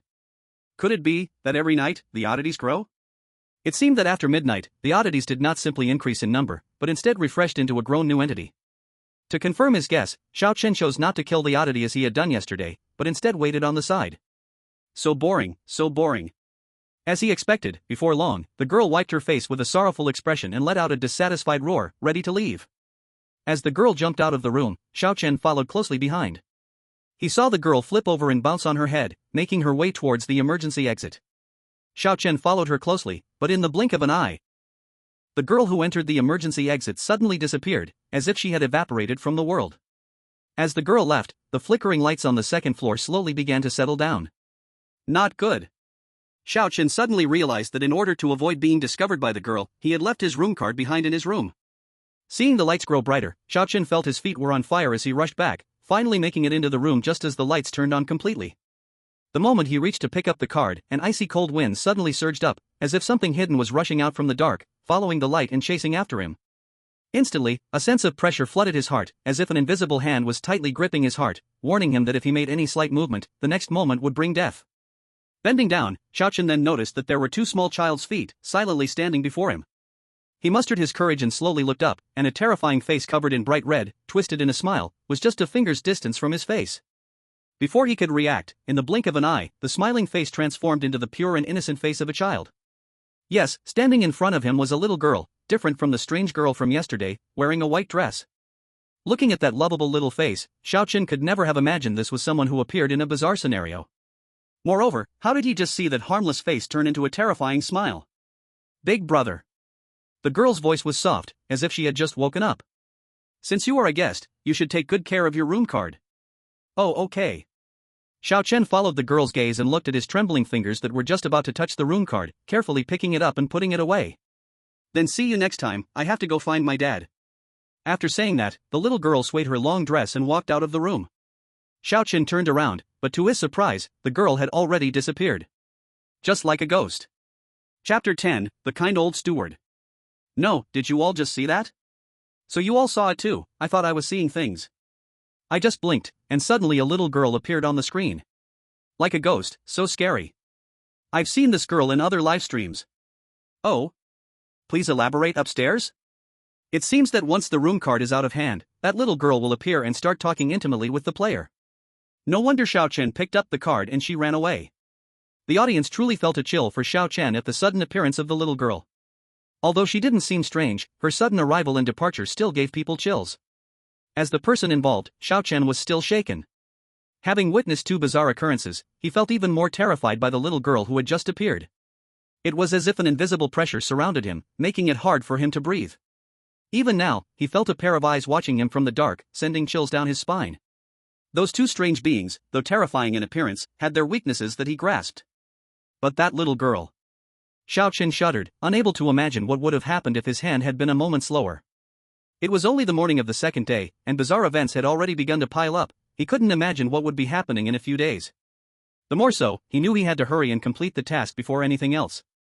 Returning to the first floor, Xiaochen approached the counter once more. At 10:10, the kind old steward was indeed still there. Oh. This guest, may I ask if you have resolved the problem for me? Seeing Xiaochen, the old steward's face lit up with joy, as if he were seeing an old friend. It's all cleaned up, there was some hair blocking the pipes. Hair? The old steward looked a bit embarrassed. It must be difficult to clean up. If I weren't older, I wouldn't bother you young people. It's a small problem. I pulled the hair out. Pulled it out? The old butler was taken aback. He thought a stick was used to poke it out. What kind of operation was pulling it out directly? Anyway, it's solved. Xiaochen didn't want to beat around the bush. He asked directly, do you have anything to reward me with? Oh. Of course. Facing Xiaochen's straightforward request, the old butler wasn't surprised. Instead, he smiled widely and began rummaging under the counter. Oh dear, wait a moment, my old back isn't so good. After a long wait, the old butler finally stood up slowly. His wrinkled face was flushed red, and one hand kept tapping his old back, looking genuinely strained. But when he presented something with his other hand, Xiaochen was stunned. It was actually a single-barrel shotgun. Huh? Xiaochen didn't react for a moment. He just helped with some cleaning, and this old guy directly gave him a gun from the heart? Don't take offense, dear guest. Thinking Xiaochen wouldn't want to accept it, the old butler explained, you know, this hotel hasn't been safe lately. This gun is kept at the front desk for emergencies. There are 2 bullets inside. Since you seem like a good person, take it. It might come in handy. Xiaochen took the shotgun. It was his first time touching a gun. Touching the real thing was every man's dream. He didn't expect to fulfill it in a creepy tale. The gun felt somewhat aged, looking a bit worn, and it even had a strap attached. He roughly checked it. At least there were no hidden traps or anything, so it shouldn't harm him. It's very suitable for you to have. The butler nodded in satisfaction beside him. Thank you. Xiaochen nodded. For a moment, he couldn't tell if this kind old man was just a simple good guy or an actor skilled enough to hide his intentions. But in the creepy tale, it's always wise to stay cautious. He fastened the gun to his back and asked, is there a little girl in this hotel? Little girl? Yes, one in a white dress. I usually stay on the first floor and haven't seen her. When Xiaochen thought there was no progress, the old butler added, however, before the hotel closed, other staff often murmured that a little girl had come. Staff? Yes. Actually, in this hotel, staff also go missing, and it happens even more frequently. The old butler lowered his voice. I once saw a staff member looking pale with fear, crouching in a corner, unable to speak, mumbling about seeing a ghost. Oh. Xiaochen nodded thoughtfully. Recalling the little girl he just saw, who also said something like, since you're a guest, keep your room card well. There are usually 2 kinds of people in the hotel, guests with room cards and staff without room cards. Plus the odd scenarios revolving around room cards. Could it be there are actually 2 types of oddities in this hotel? One type uses room cards to target players, and the other is the little girl in white, specifically hunting staff without room cards? So, Rule 1 and Rule 4 seem contradictory, but they actually target two different types of oddities. As for why there would be two types of oddities, it felt related to the missing women reported on the news. Could it be just a trick to create a creepy atmosphere? Xiao Chen pondered and decided to solve the question he had from yesterday. Do you know where this hotel's water tank is located? Of course. The old butler pointed at the ceiling. Several water tanks are on the rooftop. He guessed correctly. Xiao Chen felt secretly pleased. It seemed he had used his brain a little. I remember the rooftop door was locked. Do you know why? I don't know, it was just a sudden notice from the manager. Manager? Yes, he should be in his office on the 11th floor now. He hasn't left the hotel for a long time. Xiao Chen suddenly realized that this manager must be the key to breaking the deadlock. Wow, it turns out there is an NPC in this hotel. Is the rooftop key being kept by the manager? I think so. The old housekeeper looked thoughtfully at Xiao Chen and asked with some concern, young man, why are you so concerned about the rooftop? Well. For a moment, Xiao Chen couldn't tell if the old housekeeper's kindness was genuine or an act, and he stammered. Unexpectedly, a rough but warm hand was placed on his shoulder. Young man, you look so young, just in your early 20s, right? Life has just begun. If you're unhappy, just smile and move on, don't dwell on it. The old housekeeper showed a simple smile that seemed out of place in this eerie setting. When this hotel reopens, remember to go out more. There is a wonderful life waiting for you. This sudden concern left Xiao Chen somewhat at a loss. The old housekeeper thought he wanted to jump off the building? Huh? Looking at the old housekeeper in front of him, Xiao Chen awkwardly smiled. This housekeeper can't be sinister, this is clearly pure kindness, isn't it? But Xiao Chen didn't become careless because of the unexpected warm scene. He picked up the shotgun from his back, a question rising in his mind. In a high-risk instance full of mysteries and traps, why arrange for such a simple and kind NPC? Chapter 11, The Joys and Sorrows of Players Are Not the Same. Family, I'm about to cry. This old man must be a great person. Don't be foolish upstairs, this is a high-risk instance. How could there be such warm moments? Indeed, I think it's fake too. You can hardly meet such a nice old man in reality, let alone in a bizarre instance. I'm a psychologist, and just based on the housekeeper's recent facial expressions, there are no signs of lying. But doctors aren't useful here? This is a bizarre instance, you can't explain it with science. So what is Xiao Chen doing? At this moment, Xiao Chen sat down on the sofa in the lobby, yawning. Nothing to do. Did he just say he has nothing to do? Is he bored? Did I understand this right? The bullet screen indeed understood correctly. At this moment, Xiao Chen was indeed a bit bored. He had explored everything he could in this hotel, and he had completed the 2 tasks he could take. Now he had received rewards and information from the old housekeeper, and what was next was to wait until after midnight to find that skinny housekeeper to hand in the task.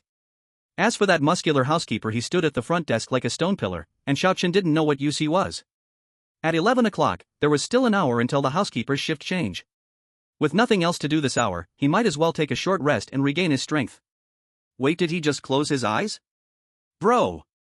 How can you sleep at your age? He's so bold to just sleep like that. But let's not forget, hasn't this guy probably finished all the tasks he could do? Indeed, it's only the second day morning. I see some players still hiding, scared to do a single task. Just finishing one task feels fast. Just came back from the clock tower, William has just finished his first task. Wow, are we leading by so much this time? No wonder Brother Xiao can be so relaxed. No way, I have to go next door to check it out. At this moment, William had rolled up his sleeves, sweating profusely, rushing towards the first-floor lobby. Fuck, that swimming pool is so terrifying. Having experienced a death in the talent, he was still somewhat shaken. One touch of water and death? If it weren't for his S-level talent, he might have already met God by now. But since this task was so dangerous, other players probably faced dire prospects as well. And today is only the second day, looking at it this way, his progress should still be quite fast. This is the confidence of an experienced player who has cleared the game 3 times. And with his rich experience, he also realized the issue of the water source. This water has a problem. Combining the rules and past experiences, William quickly concluded that the key point lay in the rooftop water tank. What he needed to do now was to figure out who the designated person was in Rule 7 and how to obtain the key from them. With that, his progress moved forward a little more. Just when William was secretly relieved, the descending elevator suddenly shook and stopped at the 5th floor. Not good. William instantly realized what was about to happen and frantically pressed the door close button, but the iron door still opened with a creak to either side. There stood a little girl in a red dress with disheveled hair, holding a rag doll, in the center of the flickering corridor, her eyes fixed directly on him beneath her long hair. William pressed the door button as fast as he could, his fingers nearly cramping, but the damn iron door just wouldn't close. "Where are you going?" The little girl's head tilted with a crack, producing a wailing scream. "Hurry, hurry, hurry, faster." Seeing the little girl float closer, William was already drenched in sweat, his legs trembling uncontrollably. Thump, thump. William froze. From the corner of his eye, he caught sight of something else. Long, pitch-black hair slowly hung down from above the doorframe, ghosting half a head out. A pair of blood-red eyes were exploring inside the elevator, finally locking onto him. Why, are there two strange beings? Beads of sweat the size of peas dripped from William's forehead. He hadn't even considered the number of strange beings. Were there originally two? Or does one appear every day? At that moment, William was no longer sweating profusely, but was afraid to breathe. He feared that any rash movement would cause the strange being to reach out and drag him out of the elevator, to be swallowed alive. Fortunately, the elevator finally made a sound of operation, and the iron door slowly closed at the final moment. Upon reaching the first floor, William's legs buckled and he collapsed to the ground. Though he was an experienced player who had cleared the game 3 times, it didn't mean he wouldn't feel fear. Let alone the strange things from just now. "Hello, are you feeling unwell?" "What?" Seeing a kind-faced old butler in front of him, William realized he had lost his composure and immediately forced himself to stand, brushing off the dust from his pants. "I'm fine. The ground was uneven, and I tripped." "Oh. I'm really sorry, this hotel has been around for some years." After some conversation, William found the butler to be quite friendly, to the point it felt somewhat out of place in the eerie scenario. But to catch up on the progress, he decided to accept the task of cleaning the bathroom for now. As for why he cared so much about progress, it was because each time a strange incident occurred, players who cleared the missions would earn points. Points could be used to enhance attributes, buy items, or even spend a large amount to acquire a high-level talent. It was clear how precious points were. And the first player to clear the strange incident would receive double points. Though he felt that such a difficult ordeal probably wouldn't have many players clearing it, let alone someone ahead of him. But for safety's sake, it was better to hurry a bit. The sooner he cleared it, the better. After all, Sayuri from Sakurajima still had some competition. The last time a strange incident occurred, he lost to that girl player. William arrived on the second floor, and the hunger from not eating for a day and a half caused him to stop and quickly eat 2 pieces of buttered bread. Looking at the clean empty plate on the table, the audience couldn't help but breathe a sigh of relief. Oh God, our respected Mr. William eats with such elegance. He must have already anticipated the trap, choosing only the most basic nutrition. So experienced. Elegant. What elegance? What's going on in this live stream? Is eating 2 pieces of bread for breakfast really that special? Never mind, let's keep watching. Leaving behind the stable-minded comments, we see William hurriedly arriving at room 219. Skillfully closing the door, the standing water in the bathroom left him unsure of how to proceed. Based on experience from the last mission, the weirdness is very sensitive to water sources. Touching dirty water could trigger the weirdness to hunt. But how should he clean this place up? He can't just stick his hand in to scoop it out, right? Who would be foolish enough to do that? Achoo! Xiao Chun, who was napping, inexplicably sneezed. Dazed, he glanced at the time and saw it wasn't even noon yet, so he turned over and went back to sleep. Chapter 12, Kill the Butler. After experiencing the pool incident and now facing 2 weird beings, William dared not touch the dirty water in the bathroom. Confirming that hair was blocking the pipes, William suddenly began rummaging through the wardrobe. There really are some. Originally planning to just try, he unexpectedly found a few old hangers. By trying to take the hooks from the hangers, he could indirectly fish out the hair from the pipes. Oh my! Mr. Williams' caution is truly reassuring. Oh, I swear, Mr. Williams' decoding is absolutely worth watching while tasting Aunt Susan's strawberry pie. Oh yes, I admit you are right. Before the comments could rejoice for too long, some commotion suddenly came from outside the door. First, there was a rustling sound, as if something was lightly brushing against the floor. Who's there? William abruptly looked up and stopped his work. But all he got in response was a heavier, dull sound. Thud. Thud. The fear in William's eyes suddenly spread. He remembered this sound. In the fastest way possible, he locked the door while also piling up the tables and chairs in front of it. As the lights in the room began to flicker, his heart sank again. In this scenario, if a player runs into the weirdness just once, it would relentlessly chase them throughout the day. Yesterday was exactly that. He ended up doing nothing that whole day. He couldn't delay any longer. The longer he waited, the more dangerous the weirdness would become. Facing his inner fear, William continued to scoop hair out of the dirty water. At the same time, more dull sounds echoed in the corridor again. Thud. Thud. The sounds from the corridor grew clearer, finally stopping at the door. Thud thud. A knocking sound followed by a hair-splitting creak, as if a sharp object was scraping against glass. William was drenched in sweat, every hair on his body standing on end, and his hand holding the hook trembled uncontrollably. Damn! William cursed under his breath, quickening his movements, hoping the hotel door was strong enough. But the more nervous he got, the easier it was to make mistakes with his hands. Why is this hair tangled so tightly? The knocking grew more intense, turning into the sound of a blunt object hitting the door, accompanied by a grinding sound that made one's teeth ache. There was definitely more than one weirdness outside. Huddled in the bathroom, William trembled, not daring to breathe. Fortunately, the door lock along with the piled-up tables and chairs seemed to hold well. The weirdness outside shouldn't be able to enter anytime soon. In such a thrilling situation, viewers in the clock tower were also on edge. Oh my god. This is so terrifying. I can't even imagine what Mr. William would face if those creatures broke in. God bless you, Mr. William. I can't even bear to take out the strawberry pie. In contrast to the tense atmosphere in the clock tower, the live stream in the summer was watching Xiaochen sleep.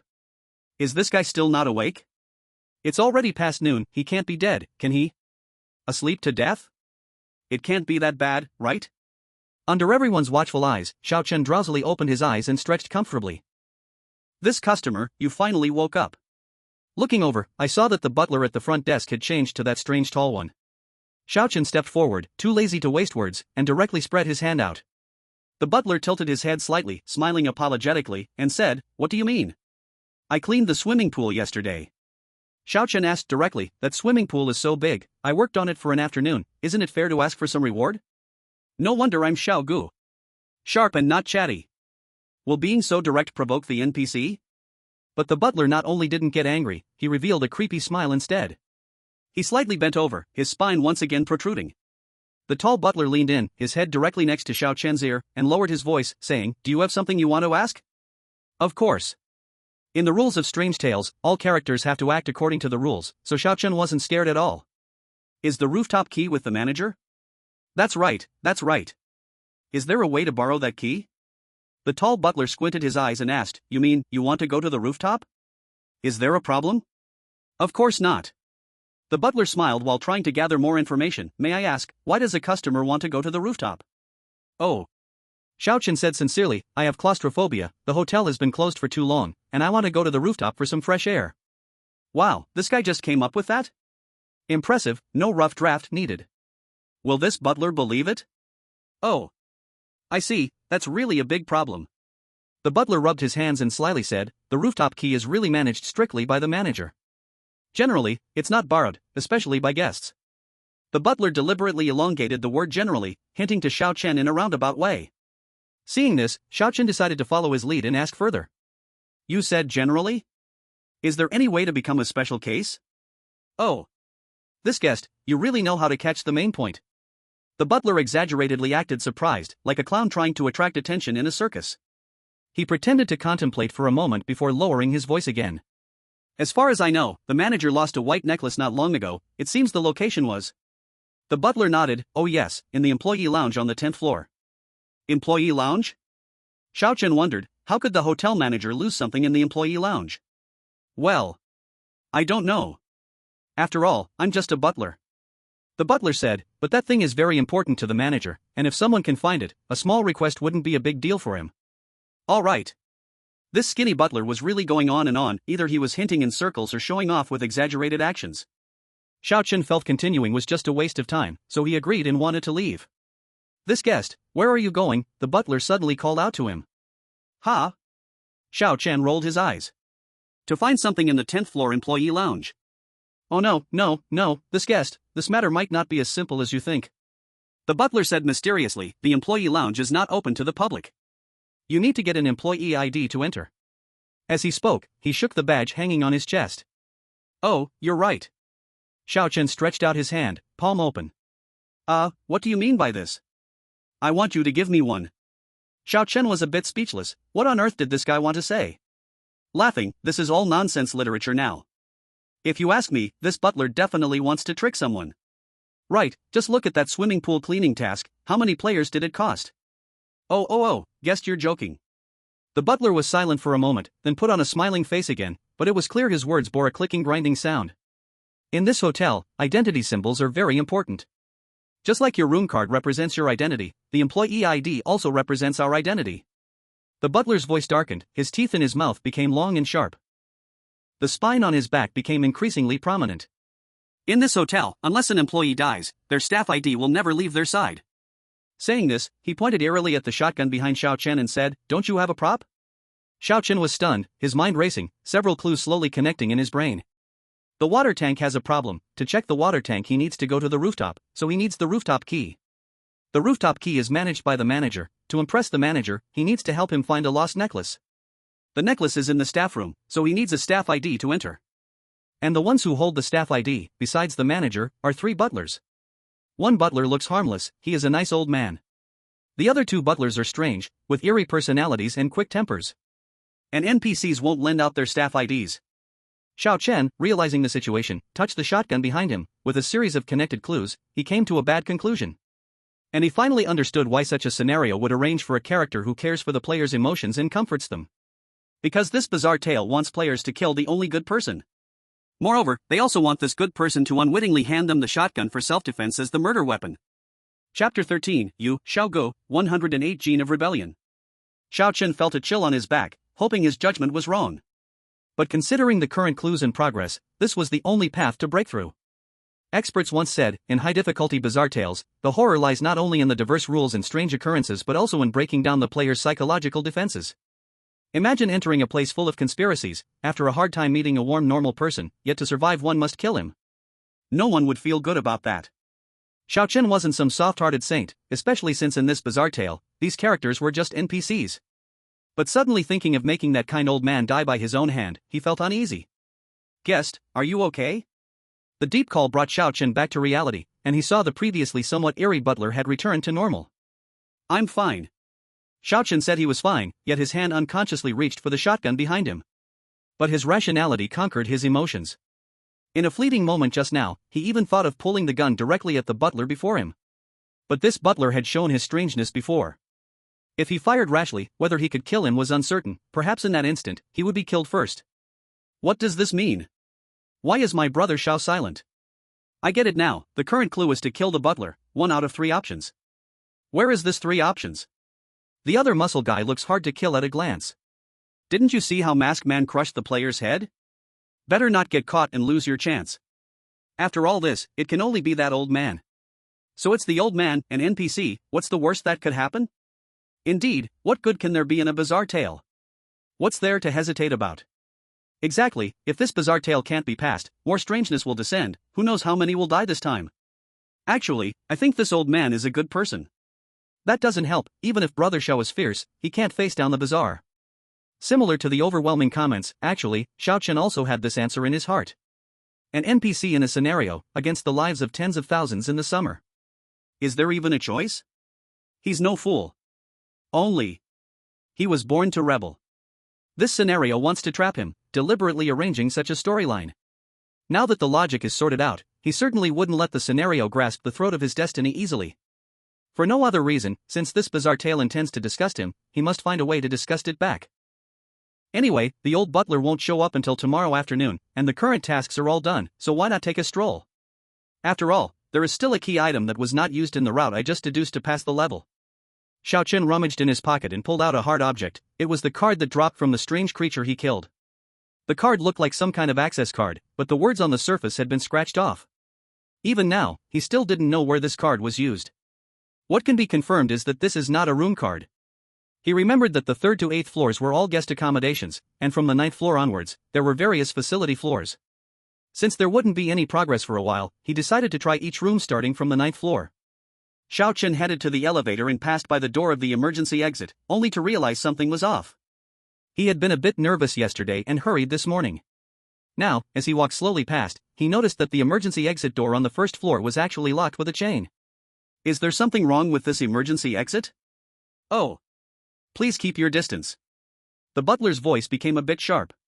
If you wish for the 1st floor to remain safe, then please do not touch that door. All right.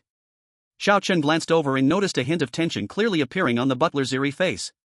Is my big brother Xiao having an idea? Is it my illusion? Why do I feel like his expression just now was eerier than strange? Probably to clear the level, he is thinking about killing. Did you guys notice that we are ranked first in the level clearing progress? Wow, it's true. After Xiao Chen completed 2 tasks, the progress of the hot summer also reached first place, temporarily far ahead. The second place was William from the bell tower. At this moment, he had just finished cleaning the bathroom. This old professor looked at the door with lingering fear, seeing that the door had already been dented from the impact, and metal shavings had even fallen all over the ground, with the tables and chairs that were blocking the door scattered. Fortunately, this defense line held firm and persisted until the strange creature left. Only then did William dare to take a deep breath, almost thinking his life was about to end here. Even after clearing the level 3 times, facing the terrifying strange creature again still made him feel fear. This is something even a normal person can't avoid. Could anyone casually stroll through the strange instance? Where does such a divine person come from? He stood up and stretched his muscles, allowing himself to calm down. In such a high-level instance, every word exchanged with an NPC could become a clue. He had to ensure his mind remained calm to continue thinking. Returning to the first floor, at 1:20 p.m., the butler at the front desk had already changed. William stepped forward, delivered the task, and received the same information as Xiao Chen. You mean the manager of this hotel is also inside the hotel? Yes, he should be on the 10th floor, he always stays there. After some conversation, William also clarified his thoughts. It seemed he needed to find a way to kill a butler. So who should be killed?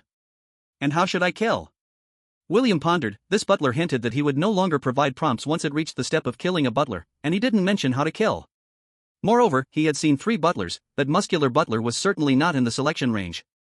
As for the one in front of him who looked a bit eerie compared to the one who seemed more amiable in the morning, he already had an answer in his heart.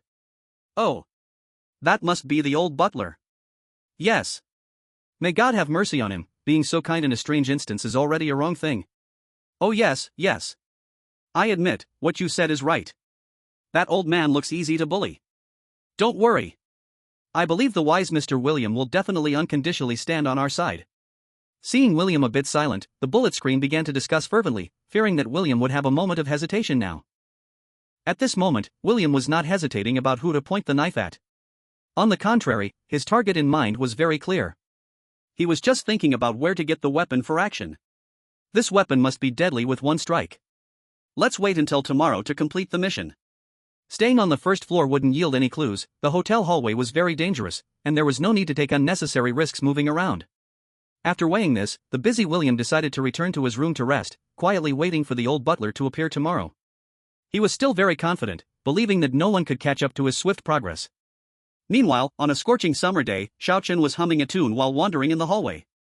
Chapter 14, The Manager's Beloved. Xiao Chen had his hands in his pockets, strolling aimlessly in the hallway, still humming a little tune. This is the first time I've seen a player so relaxed in a dungeon. This guy is too much of a model. While William just completed a task, he has already finished 2. Laughing, my brother Xiao made the high-risk dungeon feel like a walk in the park. I see the other players don't dare to linger in the hallway, but Xiao Chen wishes he could explore it thoroughly. Hundreds of millions of viewers watched as he paced back and forth, not understanding what this guy was trying to do. It feels like something is missing. After searching several floors again, Xiao Chen still did not find a place to use that card. Thinking this over, even though he had figured out the current route to clear the game, he still felt like he had overlooked something. This is a high-risk dungeon. Could the real route to clear it really be just completing 2 tasks? And why does the strange new addition each night differ from the previous day, as if it has grown? Why does that strange creature have a mark on its neck? In addition, the ghost-like little girl was also very concerning. She seemed different from the other strange beings, looking not violent at all, and even somewhat rational. Connecting that with the footprints that appeared out of nowhere on the 9th floor, it all felt like a hint. And that news report played when entering the ghost tale. What is the relationship between the missing adult woman and all of this? Clearly, he had figured out the route to clear the game, but he just couldn't piece together these fragmented puzzle pieces. Kill the old butler, get the work badge to find the necklace, and then trade the rooftop key with the manager. Could it really be that simple? For a moment, Xiao Chen fell into a deadlock, as if important clues were right in front of him, but he just couldn't grasp them.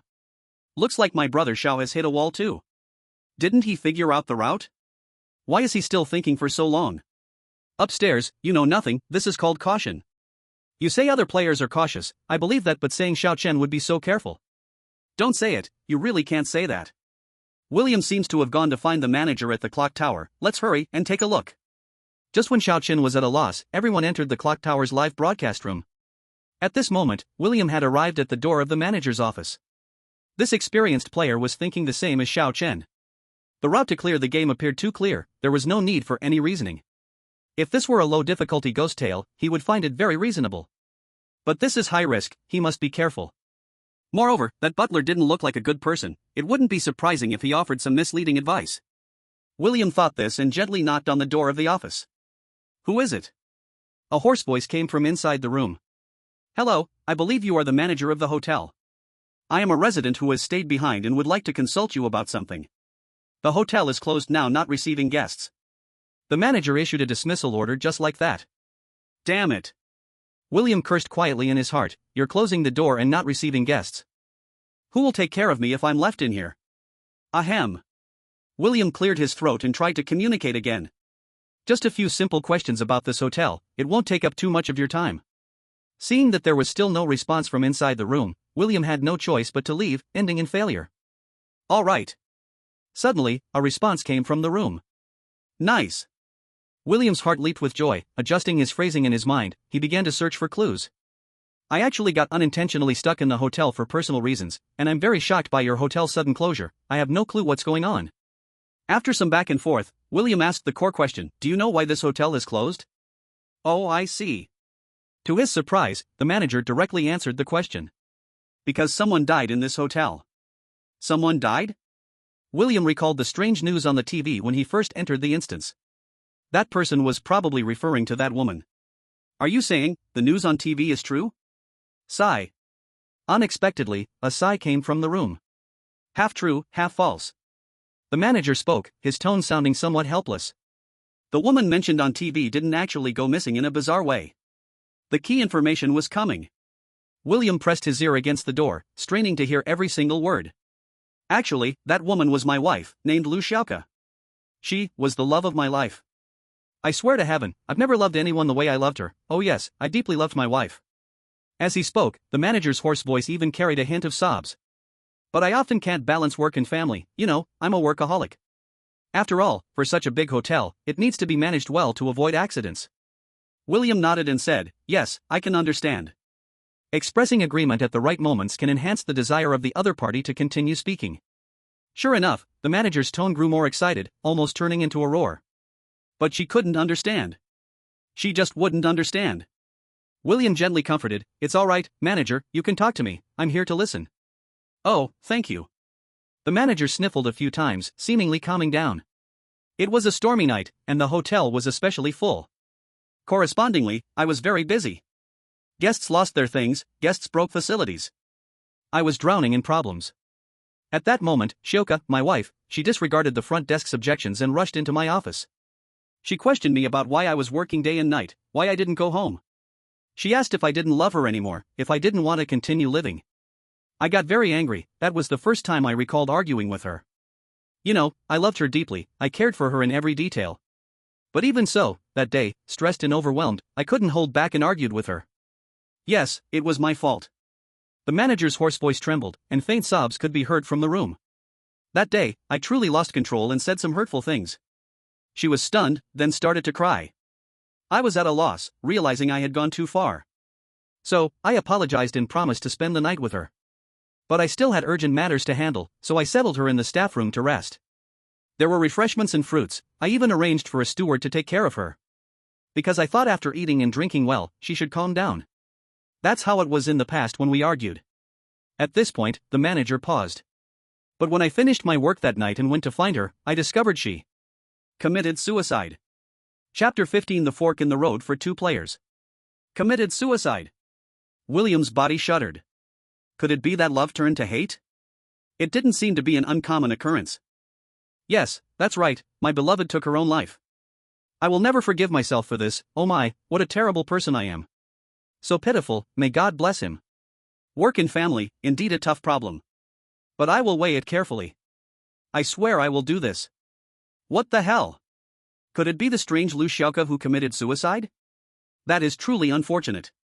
Suicide? Why? This is just like a foolish groundhog.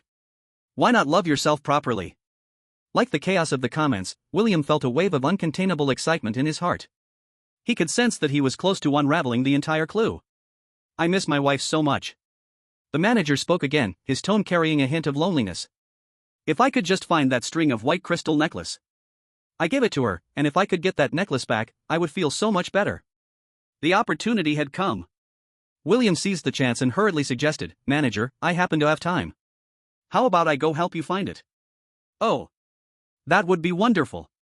The manager's voice trembled a bit, as if he was somewhat excited. "If I can get this necklace, I will be able to feel my wife's love again." At this point, William had completely sorted it out. The hotel manager and Lu Xiaoke were husband and wife. Wife Lu Xiaoke was upset with her husband for not returning home at night, so she came to the hotel to find him. After a quarrel, the husband, the manager, said a few harsh words that broke Lu Xiaoke's heart, leading her to choose suicide in the end. Now the manager wanted to find the necklace lost by Lu Xiaoke to find comfort. Connecting it with the previous clues, after obtaining the badge and finding the necklace, he could exchange the rooftop key with the manager.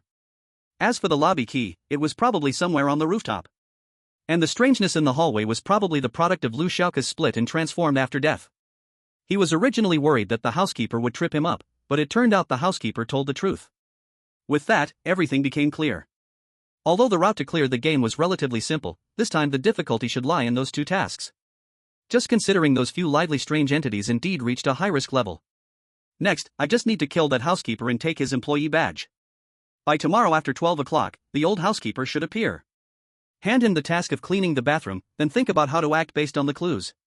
Suddenly, joy from almost clearing the game surged into William's heart.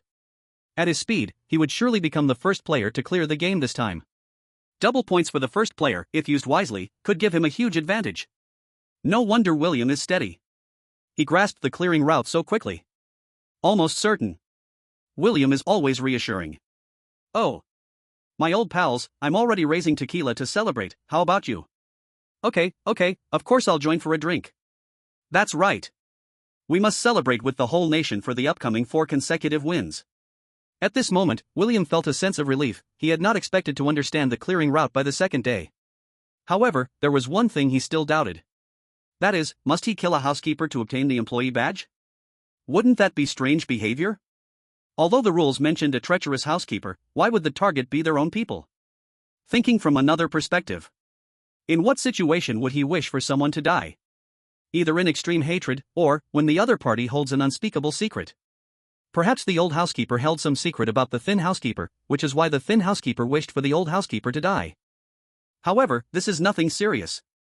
This kind of personal grudge between NPCs will not affect his decision. As a highly rational person, he only had one goal from beginning to end. That's right. He wants to survive. He wants to clear the game. Moreover, he must be the first to clear it. At this moment, unlike this ambitious veteran player, another popular new player of Bizarre Tales was wandering the hallway. What exactly is the problem? Xiao Chen rested his chin on his hand, feeling on the verge of figuring it out. What problem can confuse Brother Xiao for so long? He can't be afraid to kill that butler, right? It's possible that butler looks no different from a living person. The psychological burden of killing a bizarre creature and killing a person is different. Upstairs, you make it sound like you've done it before. I think it's unlikely. He doesn't seem like the kind of person who would hesitate. I also think it's possible. What if Brother Xiao has discovered some hidden clues and is thinking it over? Xiao Chen indeed discovered the hidden clues mentioned in the comments. It was the card in his hand. And the thinking, his brain was indeed working at high speed. However, it did not yield any conclusions. Oh no. Xiao Chen sat on the floor of the hallway, not worried about when the light above him would start to flicker. He was only tangled up in the clues that he could not piece together in his mind. Why were the bizarre occurrences in the last 2 days so similar? What is this card the key to? What about the news on the TV? Is it just trying to inform the players that a murder occurred here? And that skinny butler who was eager to urge players to kill, what is his purpose? Most importantly, that elusive little girl. If the rules are clues to help players survive, why not directly state that they should discard the rune card on the flashing floors, but instead say to hide in the elevator and not go out? Isn't this just increasing the contradiction between Rule 1 and Rule 4? Is it merely to mislead players? Or is there another motive? It all feels like the rules given to players seem to be preventing them from meeting these bizarre creatures. Xiao Chen wiggled the room card in his hand, and a bold idea surged to his mind. What if the hotel's rules, which seemed to protect players, were actually preventing them from encountering the bizarre? Recalling the sudden appearance of the girl's footprints by the pool, it also felt like a hint to the players. And that girl's last words? "I'm going to find Dad?" Why Dad? Xiao Chen furrowed his brows, feeling that the girl retained some sense and could communicate.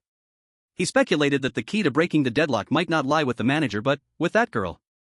Taking a deep breath under the bright lights, Xiao Chen suddenly flicked the rune card into the air and caught it again just as it left his fingers. What the hell? What is he doing? You scared me to death. Even if you're idle, you can't play like this. My heart just jumped. That little girl would certainly be a quick kill for the players. Just as the audience held their breath, Xiao Chen repeated the action he had just done once more. Once, again and again, until...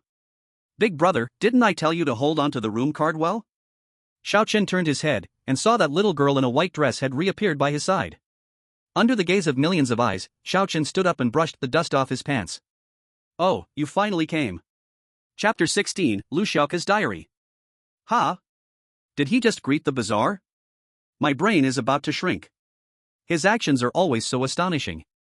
If only I could have a freshness like him, my girlfriend wouldn't have run off with my brother. Brothers, it's strange, but I can't quite put my finger on what's strange. Same here.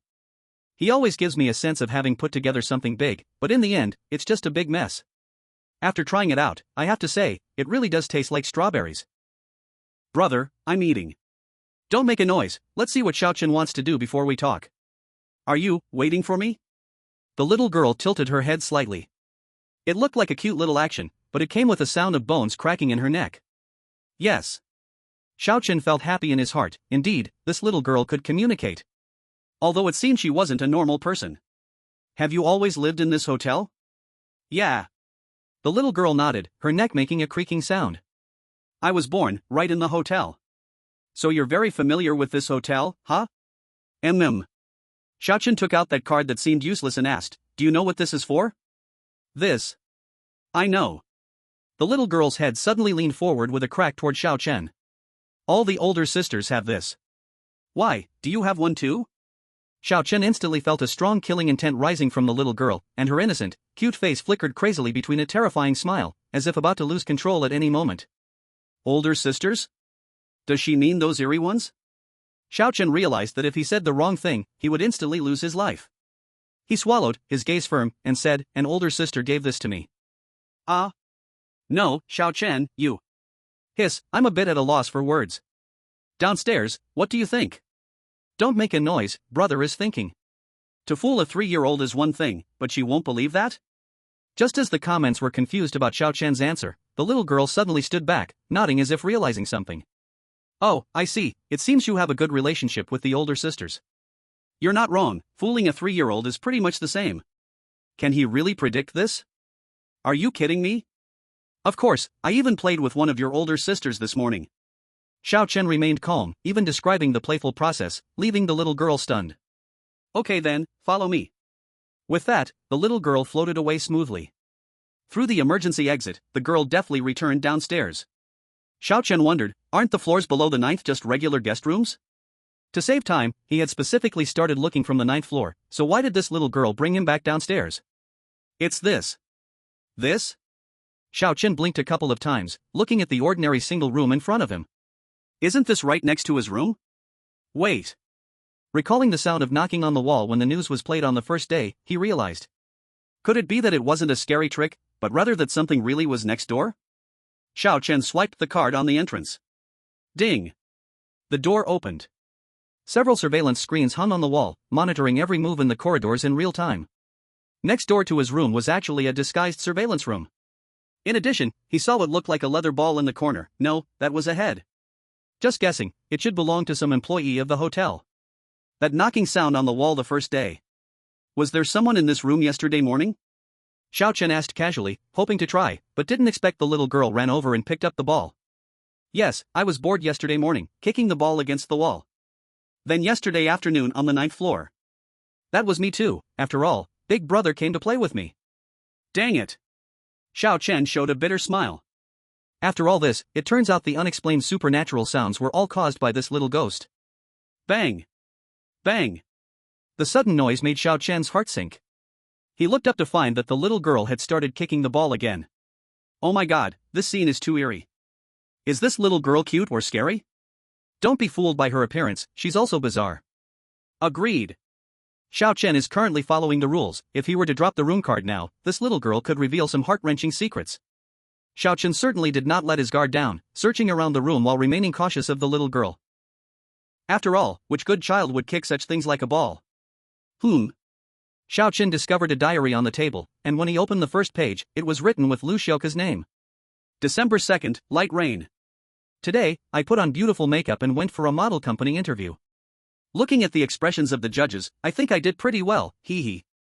However, it started to rain on my way back, and I have a bad memory, always forgetting to bring an umbrella even though I checked the weather forecast. But there was a man who lent me his umbrella and said I didn't have to return it. I didn't see his face clearly, but he was really charming. What if he's some company president? A charming man?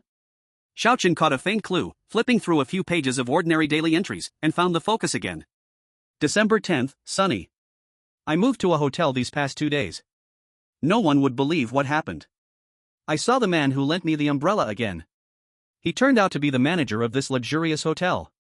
He seemed to recognize me too, and smiled at me. December 11th, sunny.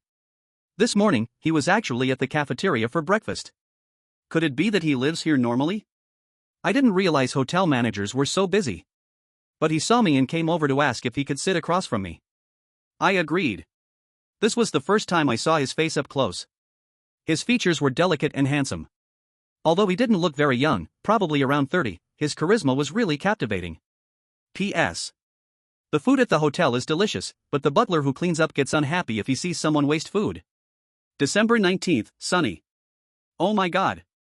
I am so excited. He actually invited me to dinner with him. I agreed. And it did not disappoint me, it was a very romantic candlelight dinner.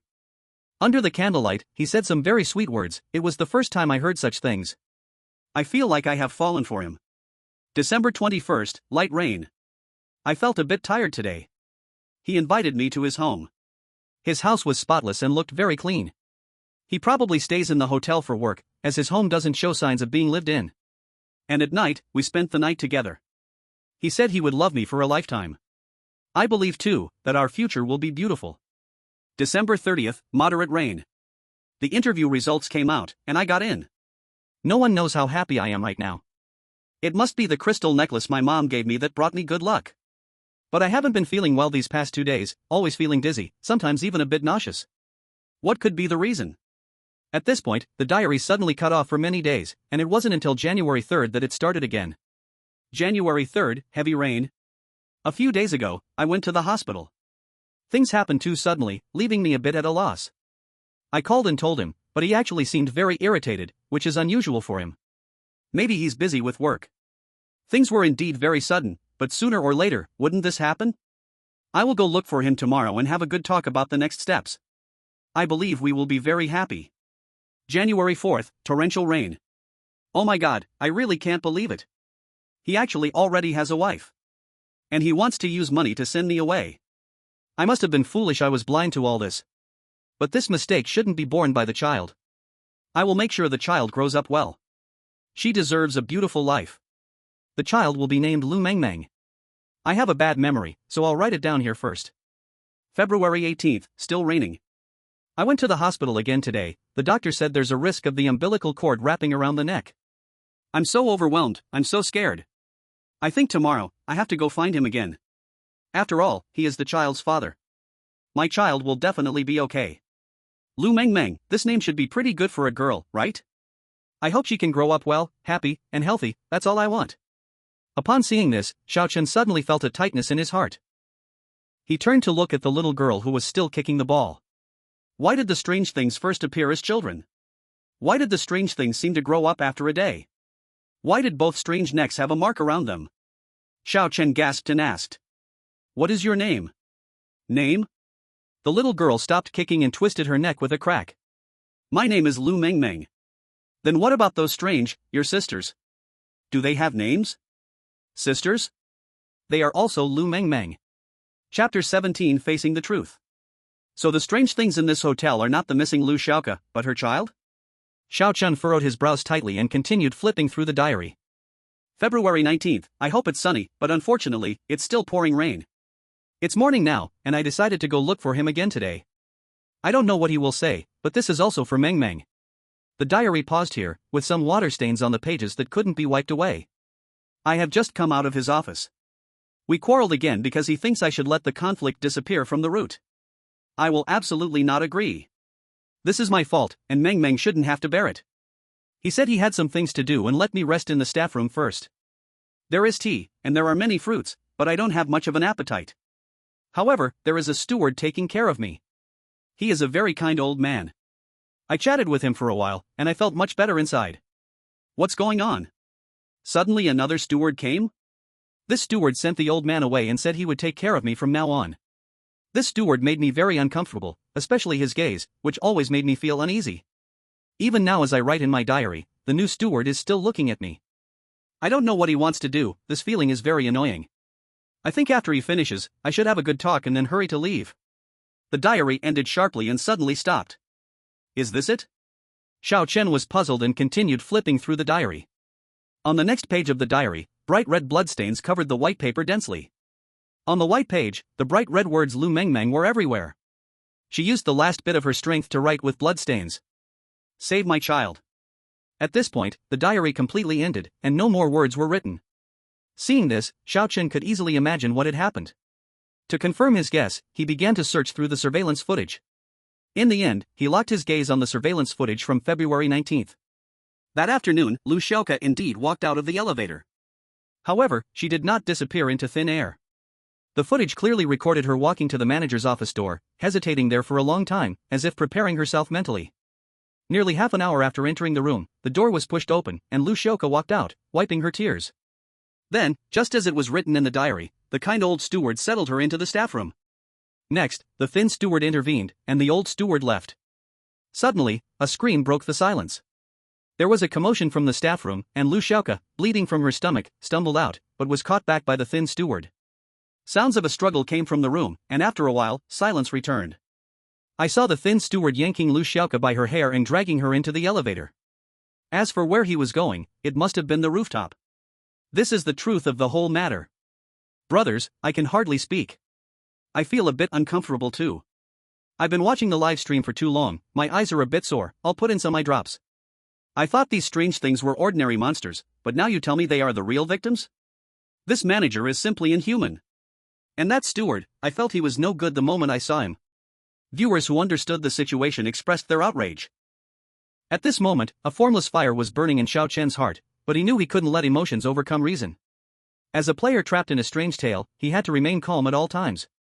Knowing the truth, he once again felt the terror of the high-risk dungeon. The horror of this dungeon lies in the fact that the rules given at the beginning are guiding players down the wrong path. Thinking carefully, the rules are not teaching players how to protect themselves when faced with the strange, but fundamentally preventing players from encountering the strange, hinting that players should cooperate with the hotel's actions. Because the real breakthrough point actually lies with the strange.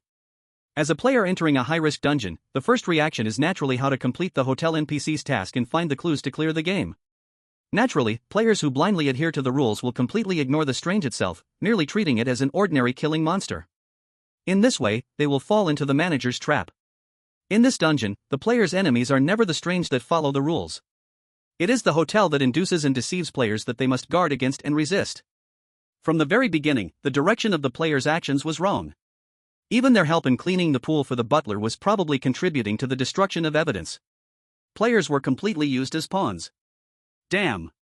Xiao Chen slumped back in his chair, feeling an undeniable anger about being played. He bit his lip, feeling a mix of emotions within him. As for why the treacherous butler wanted to kill the kind butler, it was probably because the kind butler knew Lu Xiaoke did not disappear for no reason. All along, it was this damned hotel and its manager who deserved the blame. Beast. Xiao Chen muttered softly. He looked at the little girl holding the ball behind him. No, she should be called Lu Meng Meng now. When he first entered the dungeon, he heard the phrase strong desire detected. If player choices are linked to desire, then can the dungeon also be influenced by desire? This seemingly normal rational Lu Meng Meng, and those irrational monster Lu Meng Mengs, are they not perhaps born from Lu Xiaoke's desire for her child to survive? Of course, that is not the main point now. What he needs to do now is to think of a way to get the rooftop key from the manager. Find the necklace and exchange it for the key? Absolutely impossible, only a fool would believe he would hand over the key as promised. A bold idea sprang up in Xiao Chen's mind. If he could kill the Strange, then why couldn't he kill that old bastard too? But for such a big boss, of course, he couldn't just rush in blindly. The gun given by the old butler didn't feel quite right either. Even now, there were still a few clues he hadn't used. In a high-risk dungeon, every word from an NPC could potentially become a clue. The old butler had said that the manager was always in the office and never came out. Thinking from another angle, what if he was too afraid to come out? Combining this with Lu Mengmeng's specific targeting of employees, and her talking about finding her dad. He turned his gaze back to Lu Mengmeng. Mengmeng. What is it? Lu Mengmeng turned her head with a crack. Xiao Chen hesitated. Did he really have to witness this eerie scene every time they spoke?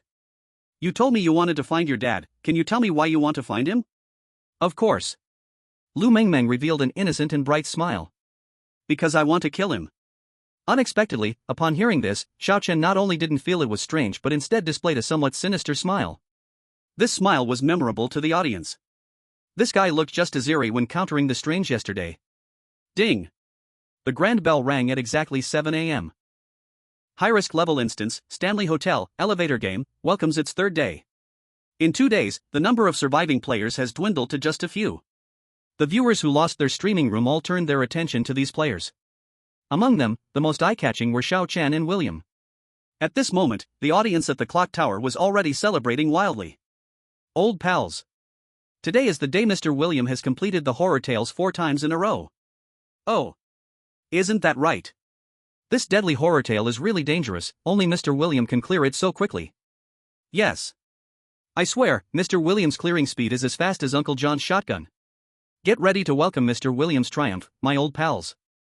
I was in the livestream yesterday during the summer, that new player actually chose to believe the creepy words. How is that possible? This behavior is simply like a foolish groundhog. It's truly irresponsible. For God's sake, doesn't he know he carries the fate of a nation on his shoulders? Damn it. Calm down, sir. I think that player has some reasoning ability, just choosing the opposite of Mr. William, though its feasibility remains to be seen. Anyway, I still believe in Mr. William. He always can turn the tide, can't he? As the clock rang, the much-anticipated William didn't immediately get up to search for clues as usual. Rarely, he chose to stay in bed to catch up on sleep and rest well. At 12 today, the old butler will refresh. That's when the opportunity comes. Before that, it's better to conserve energy. Surprisingly, Xiao Chen was in the same situation at this moment. After being woken by the church bells, he didn't lift his head, turned over, and continued to sleep soundly. The 2 players with the fastest clearing progress were sleeping at this moment. Everyone knew William was waiting for the butler to refresh at 12. So what was Xiao Chen waiting for? As time passed, the hands of the clock slowly turned, finally reaching 12 o'clock. When the time arrived, the anxious William quickly got up and came to the first floor. From his deduction, high-risk level instances often had clues that were interconnected. Since the tall, thin butler gave him a clue to kill the old butler to get a work ID, the old butler's task reward should be a weapon with killing power. But to use something given by the old butler to kill the old butler. Very in line with the dark humor of high-risk level instances. William smirked scornfully.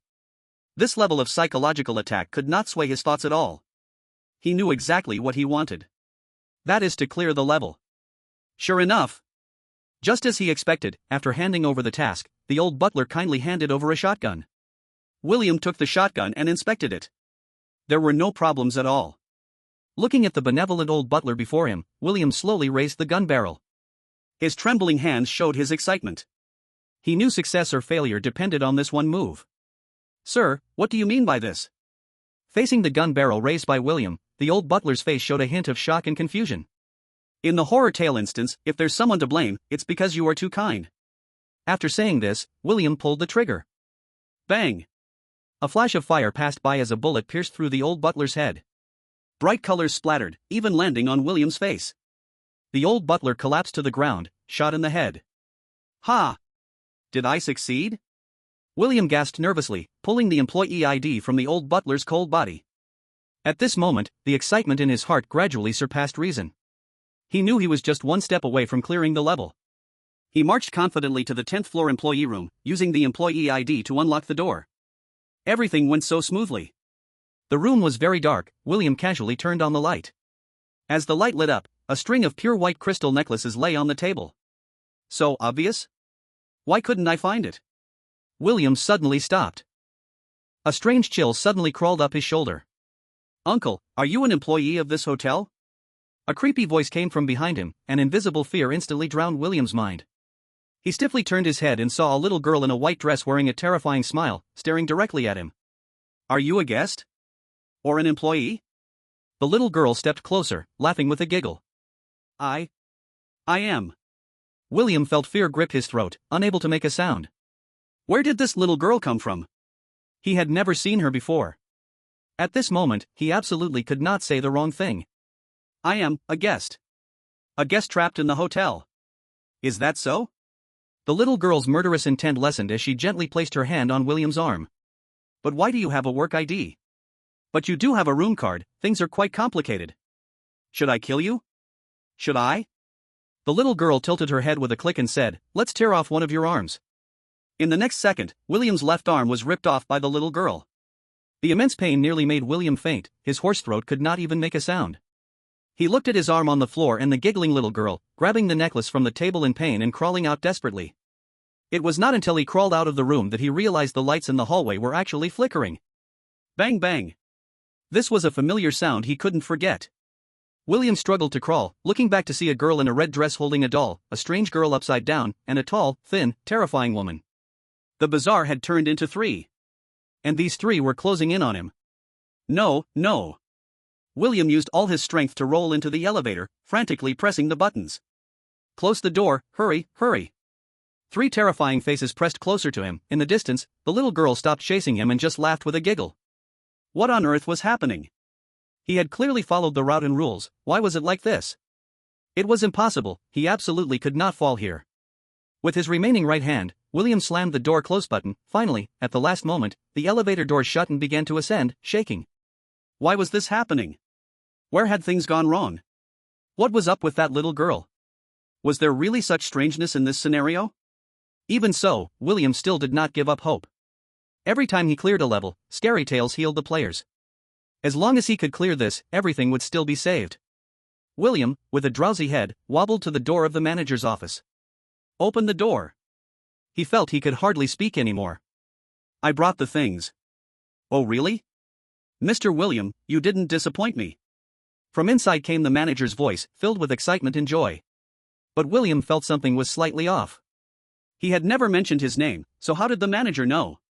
But now he couldn't care about that, if he didn't clear the level soon, he would die here. Put the things on the peephole, let me see. Damn, why so many issues?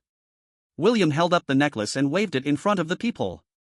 With a squeak, the door suddenly flew open quickly, causing William, leaning against the door, to tumble into a heap. Yes, that's it.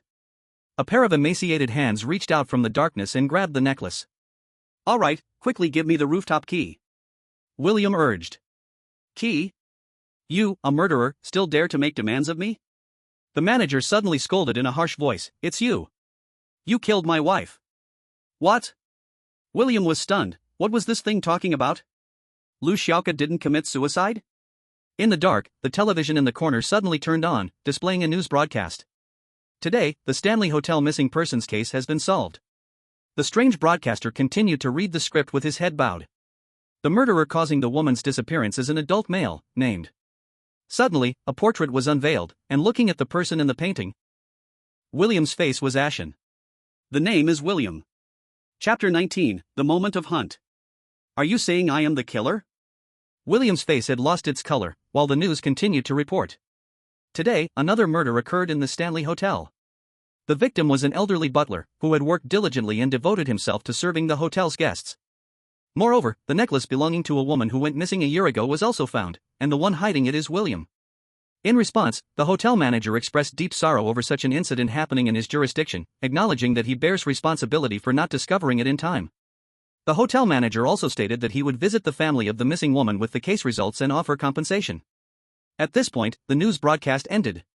The reporter remained eerily calm, simply lowering his head, his shoulders seeming to twitch slightly, almost as if sighing. William collapsed onto the ground, his pale face twisted in regret. At this moment, he realized he had been deceived by the entire hotel. These people only wanted him to take the blame. Nonsense. William hoarsely shouted, forced to watch the manager step closer from the shadows. The manager donned the crystal necklace with a pleasing sound. Now, I can finally leave this office. Does he need the necklace to leave the office? Why? Is this necklace some sort of talisman? But William no longer had the energy to think, he could only feel his neck being choked and lifted into the air. At the moment of contact with the manager, his ability activated again, and he clearly saw his own death. But this time, he had no strength left to change it, only able to watch as the scene he foresaw slowly reappeared. At the same time, he finally saw the manager's face clearly. Ugly, disgusting, filled with wrinkles and excess flesh. Rotten yellow teeth, bulging eyeballs, he was nothing short of a monster. Wait a minute. William tried to say something, but his choked throat could not produce a sound. Fear spread wildly in his eyes, engulfing him. The manager slowly placed his pale hand on the old player's head. Thank you for your stay, and we look forward to your next visit. With a disgusting sound, colors splashed, and William's head was gruesomely crushed. This old player, who had cleared the game 3 times, came to a halt here, forever trapped within the Stanley Hotel. With William's failure, the live broadcast from the clock tower ended. That magnificent voice echoed in the air. Clock tower player, William, death, challenge horror story, Stanley Hotel, elevator game, failed. The Erie will descend within 60 seconds, please prepare. A few hours ago, the clock tower's live broadcast room was celebrating in advance, but now it was engulfed in silence. No one dared to believe that William, who had cleared the horror story 3 times, actually failed. And at a moment that seemed so close to success? How could this be possible? Everyone knew the terror of high-risk dungeons, but no one expected this dungeon had misleading players from the very beginning. People in the clock tower finally realized that Summer's Xiaocheng might be right. This dungeon's ordinary route was truly a dead end, nowhere to go. Xiaocheng might be the only player among many who discovered this. The oppressive atmosphere suddenly engulfed the clock tower. There was no mockery, no argument. Because doing so was meaningless at this moment. Everyone knew what would happen next and how many lives it would claim.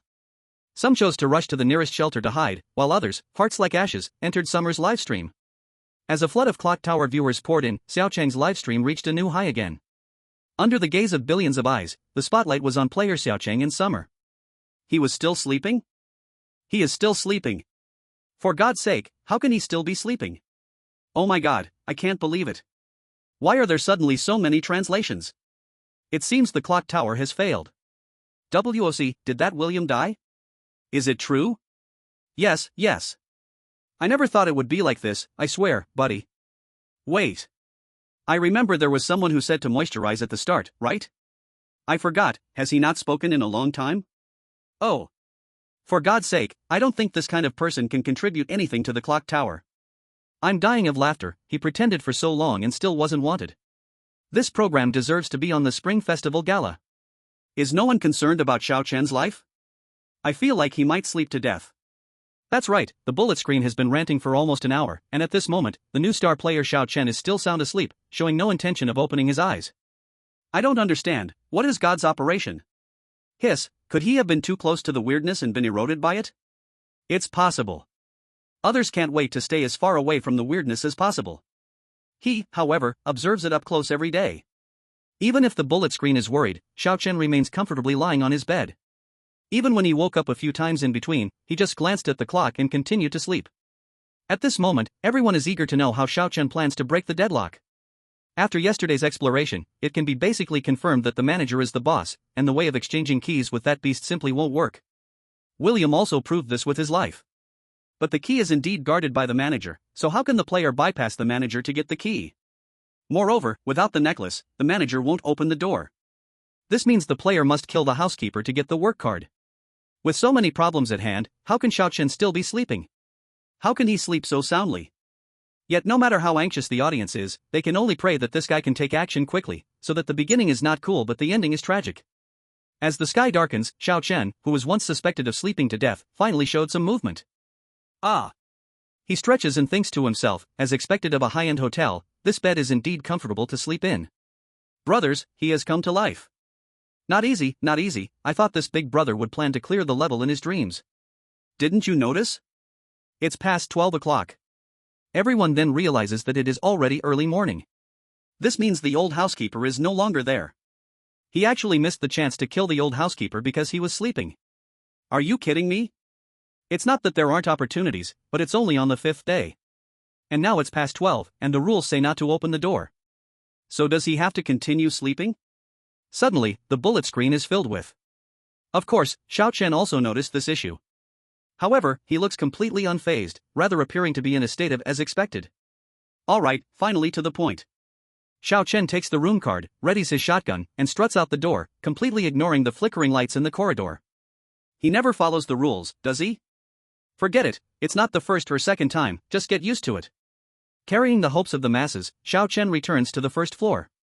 As soon as he exits the elevator, he sees the tall and thin creepy housekeeper standing at the front desk, glancing at him from time to time. Lu Xiaoko was right, that gaze is indeed very uncomfortable. As Xiao Chen approaches, the housekeeper puts on a smiling face and says, "Hello, customer, it seems you have inadvertently missed an opportunity." "You misunderstood." Xiao Chen replied, "I did it on purpose." "I don't understand what you mean, customer." "Of course, it could also be that you didn't understand what I meant." The housekeeper still wears a hypocritical smile. "That's okay, you can wait until the next shift. If you need me to explain it further." "No need, I'm in a hurry." Xiao Chen interrupts the feigned politeness of the housekeeper. "I can just kill you now." Chapter 20, Killing with a Borrowed Knife. "I can just kill you now." This sentence echoed in the lobby. Simple words like thunder. What? Did he just say in front of the butler that he wants to kill him? I thought I was used to his recklessness. I was wrong. No, has he gone mad? Why provoke the butler instead of killing a good old man? The comments erupted in confusion. No one could understand why Xiao Chen would do this. This guy would have been better off with an assassination. What does he mean by direct provocation? In everyone's eyes, this was simply rushing towards death. The new audience from the clock tower felt even more disappointed. I swear, this is the most foolish player I've ever seen. Yes. For the sake of God, how has he survived until now? I'm not wrong, folks. His actions are just like a stupid groundhog. Everyone thought Xiao Chen was relaxed because he had thought up a brilliant plan. Unexpectedly, he was simply blinded by hot blood. As expected, at this moment, the butler had removed his hypocritical smile, and his features twisted in a bizarre way. "Excuse me, guests, I think I might have misheard." The butler's spine suddenly bulged slowly out, tearing through his expensive suit, rising like a hump. 10 sharp nails pierced from inside his gloves, scratching across the front desk with a squeak. "Ha! He. Removing his hypocritical mask, the butler's expression became extremely crazy, a row of sharp teeth clicking together, making strange noises. But he did not expect that. Upon seeing his terrifying true face, Xiao Chen not only did not flee in fear, but instead said, "You are much uglier than Lu Mengming's weirdness." Xiao Chen picked up a shotgun and pulled the trigger at the lock of the safety passage door beside him. A brief flash of fire was followed by the sound of a gunshot, and the chain locking the safety passage shattered into pieces. The audience watching this scene was more confused than ever. No way, how could he miss like that? My God, help, 2 days ago I thought the savior of summer had come, now I feel summer is doomed again. Something feels off. Can his hand shake like this? This is no longer a matter of accuracy, he's just throwing the gun. Wait, something isn't right. Look at the lights on the first floor. To everyone's surprise, the once absolutely safe first floor lobby was now flickering, lights dimming and brightening.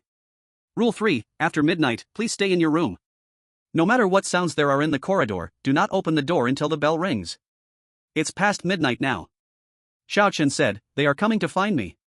Looking at the unlocked safety passage, a layer of fear appeared on the butler's proud and twisted face. Do you even know what you have done? The butler gritted his teeth, ready to pounce on Xiao Chen with claws outstretched. But he felt like he was being dragged by something. He slowly turned back and saw a tall, thin, eerie woman holding his arm, mumbling something. Not only that. Dong. Under the flickering lights, an upside-down girl wearing a terrifying smile was slowly approaching him. And behind the girl, there was also a bizarre woman with a slightly bulging belly. It was now past midnight, the 4th day of the strange tales. Just as Xiao Chen had guessed, after midnight every night, a new eerie being would appear in this hotel. The 3 eerie beings present now were all Lu Mengmeng. Why does the new eerie being appear larger every night? That's because Lu Mengmeng is supposed to grow up slowly. As for why the eerie beings can appear on the first floor? Actually, the players had been misled by the hotel rules. At no point in the entire strange tale was it stated that the first floor lobby was absolutely safe. Just think, if the eerie beings couldn't enter the elevator, how could they appear on different floors according to the rules? Would they refresh out of thin air? Xiao Chen also thought this way until the butler stopped him from approaching the safety passage.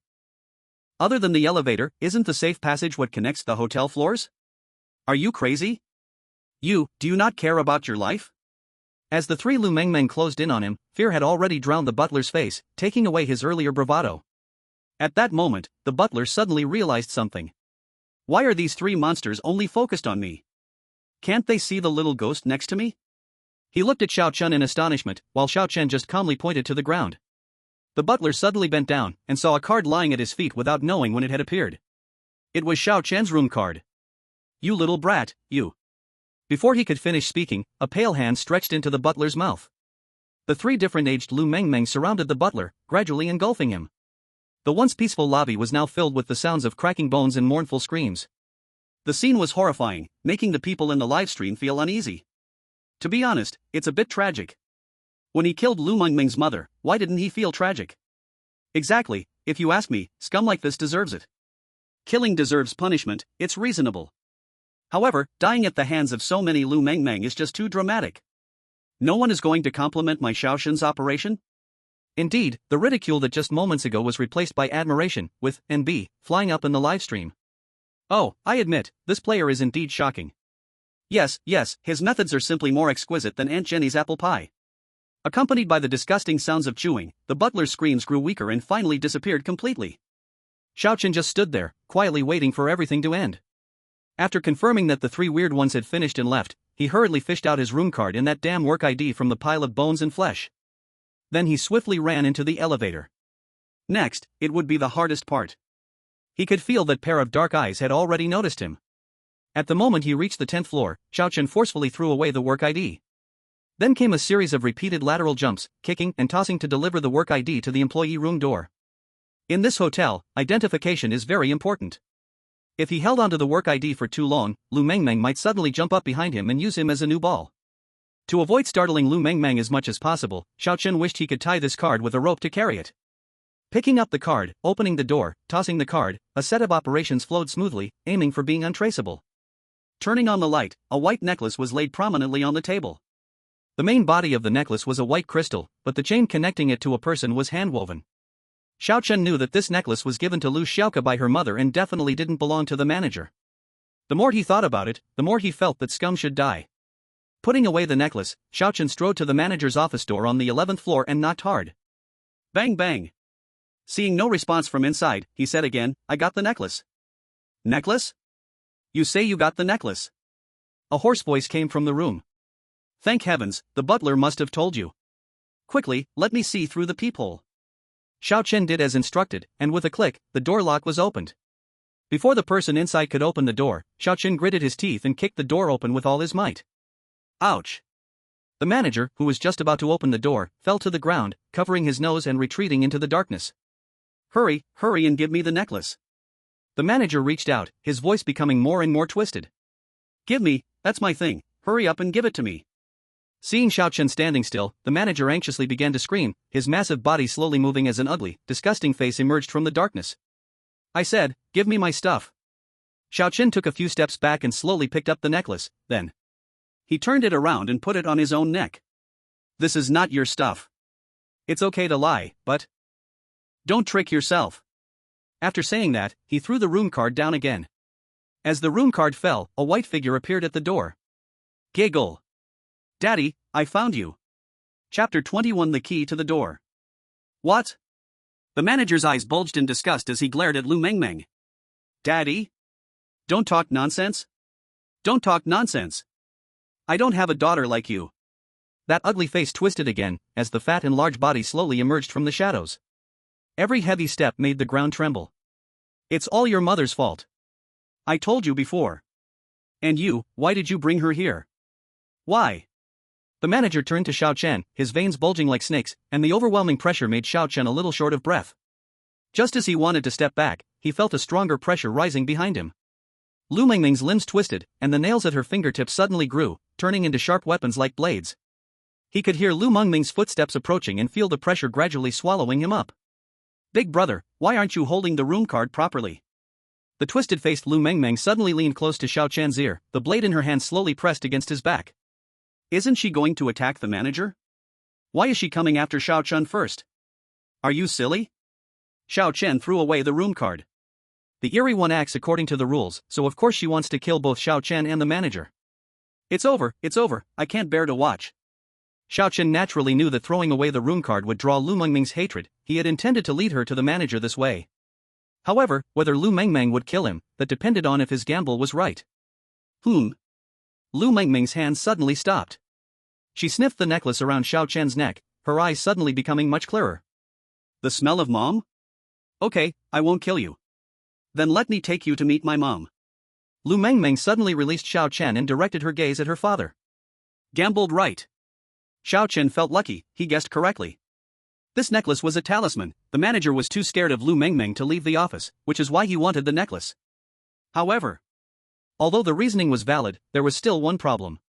With Lu Mengmeng behind him and the manager in front, it looked like the two were about to fight.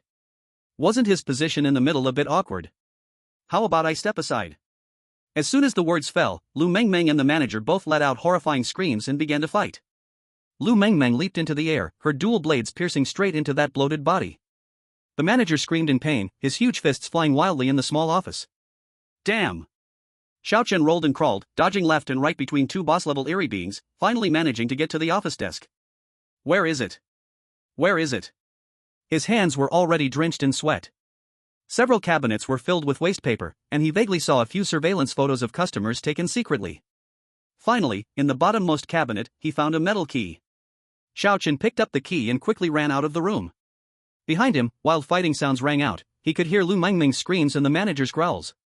The ground was shaking violently, and the walls were cracking. Xiao Chen knew he couldn't do anything, so he ran desperately up to the rooftop. In the dim hallway, faint light filtered through the gaps, and he saw a rusty iron door that was locked. Xiao Chen trembled as he inserted the key, slowly turning it. Click! The door opened. A starry sky came into view, dim yet sparkling with faint starlight. But Xiao Chen had no time to admire the scenery. Right now, all his attention was focused on the center of the rooftop. A huge blue water tank. It was now or never. Just look at this moment. Xiao Chen was breathing heavily as he climbed the ladder. He opened the water tank, and a familiar stench rushed toward him, flooding his nose, making him gag. Damn! Xiao Chen covered his nose. This smell was several times stronger than anything he had encountered in a hotel. When he saw what was in the water, he instantly understood the source of the putrid smell. Why did the hotel water smell? Why were the pipes always blocked by hair? Because Lu Shouka's body was thrown in this water tank. That's why those eerie faces looked so swollen like they had drowned. Because the real Lu Mengmeng sank into this water tank along with her mother. And the coveted lobby key that all players sought was now floating on the water's surface. Xiao Chen couldn't bear to look any longer, quickly grabbed the key, and stuffed it into his pocket. It's over, it's really over. He got the lobby key. Guys, he succeeded. We and Yanxia are about to win. Wait, why didn't he go to the lobby? Huh? Why did he go back? While everyone cheered, they suddenly realized Xiao Chen had returned to the manager's office again. At that moment, the hotel was eerily silent. Amidst the smell of blood, a crimson mist lingered in the hallway. The walls were smashed, debris littered the floor. It could only be described as tragic. The normal Lu Mengmeng was covered in blood, standing next to a huge corpse, holding a new ball. He. Big brother, why are you back? I came to return something. Xiao Chen returned to the manager's office and found his room key. He didn't want to be heart-wrenched by Lu Mengmeng at the last moment before clearing the game. This thing isn't his, but it's not mine either. After confirming he had the room key, Xiao Chen took off a necklace and put it around Lu Mengmeng's neck. This is your mother's. So I think she would like to see you wearing it. Lu Mengmeng played with the necklace, her neck making a crack sound. Thank you. She mumbled. Oh right, and... Xiao Chen remembered the words from the diary, although it felt strange to say such things to an eerie being. Your mother said she hopes you grow up well, be happy, and be healthy. Lu Mengmeng tilted her head, not understanding what those words meant. But she still giggled and mimicked, saying. He. Big brother, you be happy, healthy? Detected that the spooky character said be healthy to you, cancer has been reduced. At the same time, you can extract one skill at the end. Alright, if it weren't for the system prompt, Xiao Chen would almost have forgotten about this hidden mission. I admit, the love from Lord Xiao Chen leaves me in awe. Perspective. Brothers, this is perspective. I really didn't expect him to specially return the necklace to Lu Mengmeng. Although it was in a spooky copy, it somewhat compensated for Lu Xiaoka's regrets. Don't say, Lu Mengmeng really seems quite happy. As Lu Mengmeng watched, Xiao Chen returned to the lobby. With a racing heart and trembling hands, the key slowly inserted into the door. "Dear guest, are you checking out?" The old butler stood at the front desk at some point, still wearing a kind smile. "Yes." Xiao Chen nodded. "All right." The old butler gave a slight bow. "Thank you for staying at Stanley Hotel, welcome." "Oh no, we won't welcome you next time." The old butler waved to Xiao Chen. "Young man, I wish you smooth sailing." In response to the old butler's blessing, Xiao Chen smiled gently and slowly turned the key. As the sound of the door lock opening echoed, the hotel began to collapse, and everything around slowly faded, turning into a blank white. Chapter 22 Stanley Hotel, Clearing the Game. The spooky game was cleared successfully, and the truth of the entire hotel was completely revealed. The whole hotel could be said to be the result of Lu Xiaoke's fantasy. After she suffered a tragic fate, her desperate wish for her child to live became a curse instead. This curse birthed the eerie transformed Lu Mengmeng. But Lu Mengmeng was just a newly born child. The newborn child is like a blank sheet of paper. Just like reality, the color that the child turns into in the empty future entirely depends on the ink that paints it. The strange and terrifying, yet still rational and communicative. This is exactly two extreme splits. Why does the distorted Lu Mengmeng have no legs? It's because she was never born at all. The mark on her neck is also due to the umbilical cord wrapping around it. Looking back now, every strange occurrence represents a stage of Lu Mengmeng's growth. The first day's strangeness is an ignorant little girl, acting freely and with a lively personality. The second day's strangeness represents the loneliness often felt in youth, longing for friends, which is why she keeps saying, "Let's play together." The third day should be that tall and thin woman. At this point, Lu Mengmeng has grown up, but the pressure has also increased, making her numb, mumbling to herself. The fourth day's refresh should be the one with a belly. If she grows up more and meets someone she truly loves, she should also get married and have children. As for the rational human Lu Mengmeng who can communicate, she is a being similar yet different from those chaotic anomalies. Knowing the truth, she chooses to take revenge for her mother. For her, the hotel is the place that took her mother's life, so she crazily hunts anyone connected to the hotel, except for innocent guests. A child can only distinguish right from wrong with simple things. In this ghost story, the card representing identity is her standard for differentiation. A child's world is pure. Even if they spoke just a second ago, as long as in the next second, the innocent proof is thrown away, she will act. But when she smells her mother's scent on the necklace, she will stop. As for why, when the lights flicker, even throwing away the room card won't attract Lu Mengmeng. The answer is simple: because she is still a child and is afraid of the dark. Ultimately, just as Xiao Chen speculated, the strangeness of this hotel is actually not dangerous. As long as you grasp their standards of differentiation, you can easily survive from them. But if it weren't for his S-level talent, he might have found it difficult to discover. Removing Lu Mengmeng, the remaining characters also fit Lu Xiaoke's fantasy well. Just as mentioned in the diary, the old housekeeper is very nice and kind. The housekeeper who killed her looks very eerie, so he turned into a treacherous housekeeper. After discovering that the manager deceived her, the manager became incredibly ugly in her heart, hence that appearance. As for the silent fat one, what is that thing even for? The ghost story ended, and Xiao Chen still couldn't figure out what the thing resembling a wooden stump was useful for. To create an atmosphere? Clearing everything up, that grand voice echoed again. Hidden task completed, skill extraction, black curtain, B. You can disappear within the strange gaze like throwing away the room card in the flickering hallway, but it can only last for 5 minutes. Usage limit, 2 times per instance. S talent, foreknowledge, activated. Next ghost story clue: sometimes, the game is not just one person, establishing a good relationship with companions is also essential. What does this mean? Xiao Chen looked at the clue in front of him. Did he mean there would be more than one player in the next ghost story world? And what the heck is this skill? Limited time? Why does it look so useless? Summer player, Xiao Chen, survived, successfully completed the challenge, Stanley Hotel, elevator game. As the first player to clear the ghost story, awarded double points, 20 points. A panel popped up. Player, Xiao Chen. Talent, Eye of Truth, S. Talent, Foreknowledge, S. Strength, 6. Speed, 6. Stamina, 6. Charm, 6. Fortune, 6. Besides that, there is a points store. However, it is just filled with things that seem pretty useless. There are several talents that are quite interesting, but they require a lot of points, so let's put that aside for now. According to the clues, the next stage will likely have teammates, and the level of trust with those teammates should be very important. Interpersonal relationships, huh? Indeed a tough problem. In that case, Xiao Chen simply added all 10 extra points to his charm. The remaining 10 points, 4 points to strength, and 2 points each to the other 3 attributes. After those adjustments, his panel changed drastically. Player, Xiao Chen. Talent, True Eye, S. Talent, Foreknowledge, S. Strength, 10. Speed, 8. Stamina, 8. Charm, 16. Luck, 8. Skill, Shadowy Deal, B. The surrounding white gradually began to fade, and Xiao Chen felt himself leaving the world of horror stories. Although he fought with all his might to survive, what could he do when he returned to reality? In this world, he had no friends. Not only that, but his wallet was also empty. He probably could only go back to that small rented room to watch videos. Or, should he find a job? He couldn't just eat instant noodles every meal, could he? That would be too unhealthy. After a bout of random thoughts, the endless white completely disappeared. However, he seemed to vaguely hear Lu Mengming's playful voice, along with a woman's happy laughter. Before he could listen closely, in the blink of an eye, Xiao Chen found himself back on the bench. Isn't this the place where I was chosen? Alright, this horror story knows to return things to their rightful owner. Look! He's here! What's going on? Xiao Chen looked up and saw a crowd of elderly, young adults, and women surging towards him. Young man, you're accomplished at a young age. Thanks to you, the summer heat can ease up. Truly, heroes emerge from youth, you're a star now.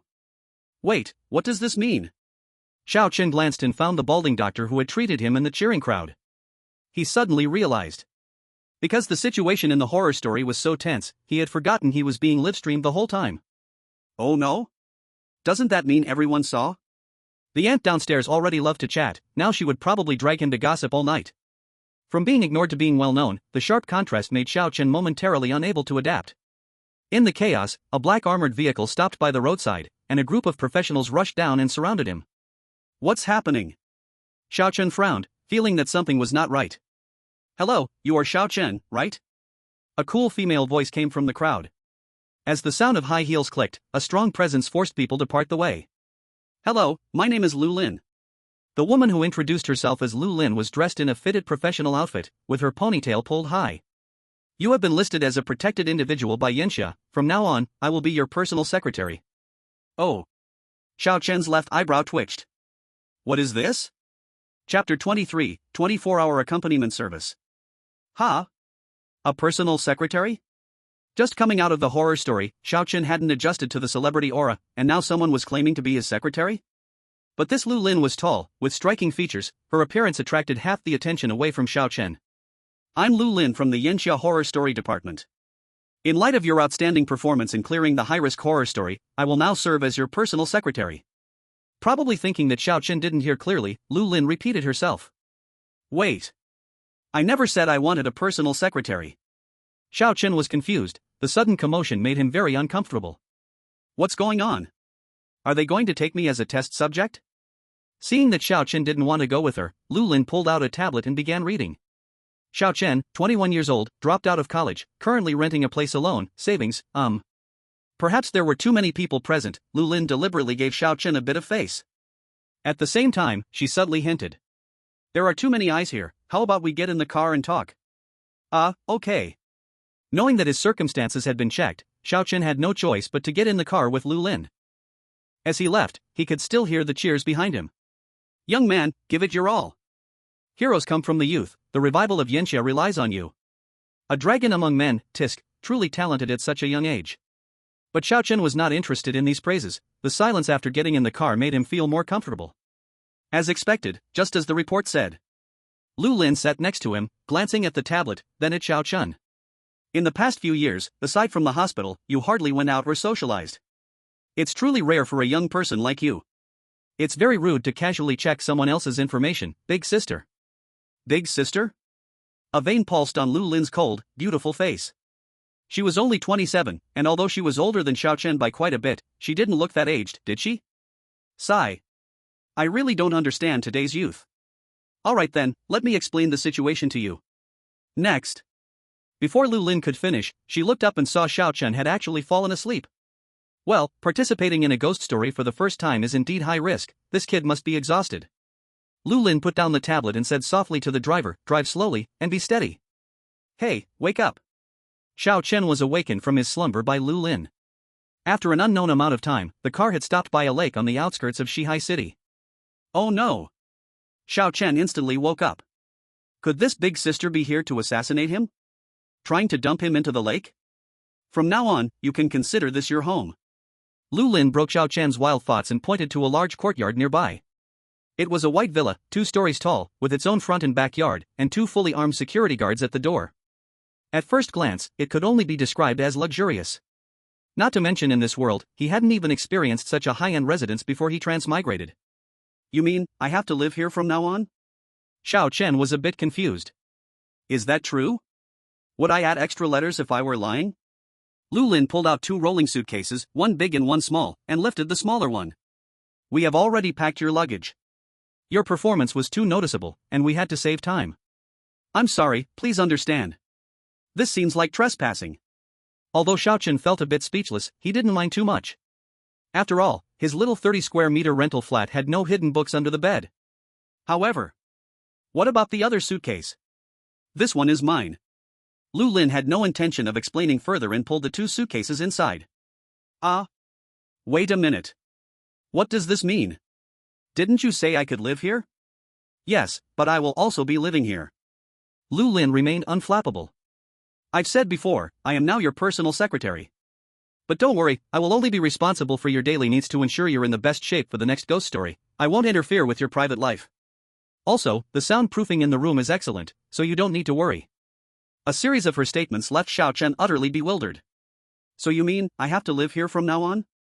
The villa was well equipped, and the decor was simple yet stylish. Without a doubt, these were things Xiao Chen could never afford in his life. If you're not satisfied, I can request a more high-end residence from my superiors. Lu Lin acted swiftly, picking up her phone to report. Wait, that's not what I meant. Xiao Chen felt a little speechless. I see, it seems you still have doubts. Lu Lin began to explain. Once chosen as a player in a ghost story, you cannot exit, barring unforeseen circumstances. It means you carry the fate of Yanxia on your shoulders. While our ghost story department studies ghost stories, we also need to ensure every player's safety and quality of life. According to the data, we know you dislike crowded places, so we chose this suburban villa. The military is stationed half a kilometer away, which is the farthest distance we can accept. Lu Lin pushed the tablet in front of Xiao Chen. In this ghost story, only 2 can clear it. On the tablet, nearly 200 players were shown, with almost all eliminated. Only 2 had survived and cleared the game. Besides Xiao Chen himself, there was also Hoshino Mei from Sakurajima. From the video, it was clear that Hoshino Mei's way of clearing was very strange. She almost only asked questions to gather a lot of information from the butler, even skipping some designated tasks. Moreover, the butler's way of communicating with her appeared very strange, looking almost uncontrollable. She is a very special player. This is her 3rd time clearing the ghost stories. We judge that she is at least an S-level talent. Besides her, your way of clearing is also very strange. Lu Lin came closer. Xiao Chen, the ghost stories department judges that you are also an S-level talent player. Xiao Chen did not respond, shrugging his hands. So what? Hiss. Lu Lin, unsure how to continue the conversation, could only push through awkwardly. Xiao Chen, you need to tell us your talent so we can help you maximize your advantage. Then why haven't I seen any players with continuous clearances in Yanxia before? Xiao Chen spoke the truth. There had yet to be a player from Yanxia able to clear continuously. Heh. Lu Lin, don't be angry, anger creates wrinkles. Alright, it's your right to keep your talent, we are only responsible for your safety. A new ghost story could arrive at any time, so rest well before that. There are all the clearance videos on the tablet, you can watch them if you feel bored. As Lu Lin spoke, she tied on an apron and unexpectedly started cooking. With the delicious aroma, Xiao Chen suddenly realized he hadn't eaten much during the ghost stories. Well, although his daily life was being monitored, having someone specifically cook for him wasn't a bad thing. It's just that he got clues while clearing, and the next stage might involve teaming up with other players.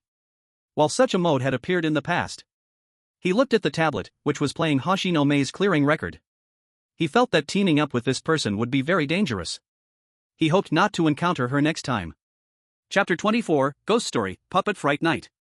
Lazy sunlight filtered through the floor-to-ceiling windows, adding a touch of warmth to the room. To be honest, this villa's big bed was truly comfortable to sleep in. Xiao Chen yawned. After a night of deep sleep, he felt refreshed, even thinking he could kick that manager away. It had been 2 days since clearing the ghost story, and he had been living quite well during these 2 days. Instant noodles had turned into a big meal made by Lu Lin, and the hard wooden bed had transformed into a comfortable double bed. Of course, this double bed was enjoyed by him alone. What was he thinking? Lu Lin was, of course, staying downstairs. Just as Lu Lin said, aside from the 3 daily meals, she did not engage in any unnecessary communication. More like a professional nanny than a secretary. She even asked to help wash clothes, saying that players should conserve their strength outside of ghost stories as much as possible. Of course, this request was firmly refused by Xiao Chen. During breakfast, Lu Lin asked, as usual. Did you sleep well last night? Did you have any nightmares about ghost stories? No. Was today's breakfast okay? Do you need any adjustments? It's fine. Lu Lin took a deep breath, repeatedly telling herself that she was the hope of Yanxia, and must not lose her temper with a child. The mental health of players is very important. According to past records, many players experience psychological shadows after participating in ghost stories, making them afraid to act when entering ghost stories again. Do you feel afraid of the next ghost story's arrival? Hard to say. Question mark. Lu Lin's eyelids twitched. Hard to say? Ha? Are you afraid or not? Afraid? Like afraid? But for Xiao Chen, he truly found it hard to say whether he was afraid or not. On a selfless level, participating in ghost stories could protect Yanxia. But on a smaller level, participating in ghost stories could also heal his cancer. Anyway, staying in reality, he wouldn't live beyond a year. Participating in ghost stories might allow him to live, but staying in reality meant a sure death in the end. Looking at it this way, he truly wasn't afraid of ghost stories without any worries. Oh, right. Lu Lin seemed to remember something. I went to check the hospital's test report regarding cancer. Regarding your case, I made a request to the higher-ups, and they agreed to treat you with the most advanced medical equipment in Yanxia. Oh, no thanks. Lu Lin gritted his teeth, wondering what was wrong with this little brat. I used to believe in science, but now I think metaphysics isn't impossible. Xiao Chen nodded seriously. What if a miracle happens? Ha? Seeing Lu Lin's shocked expression, Xiao Chen wanted to say something when that familiar and grand voice sounded again. The rules of the ghost story game have begun, selecting players. What the hell? So fast? With the voice, the live broadcast room opened up again, and countless viewers flooded in with confidence. Here we go, bro. Brothers, just caught a big fish. Who asked you? Was there a dog in the last round? Stop talking, bro, don't play a losing game. Laughing to death, let's hope Xiao God can carry again this round. That's for sure, in the last ghost story, it was only us and Yingdao who cleared it. May with S-level talent, I say, Xiao Chen will be no worse. But don't underestimate it, William also has S-level talent, and he still got eliminated in high-risk ghost stories. Speaking of Mei, I've watched the Yingdao live room a few times, and I can only say she's stunning. I heard on Yingdao, Mei is the national goddess, a divine existence. So what? They have Mei, and we have Xiao Chen, it's a 50-50 chance. Unlike the last ghost story, after witnessing Xiao Chen's breakthrough, the comments shifted from despair to confidence. Looks like they all trust you a lot.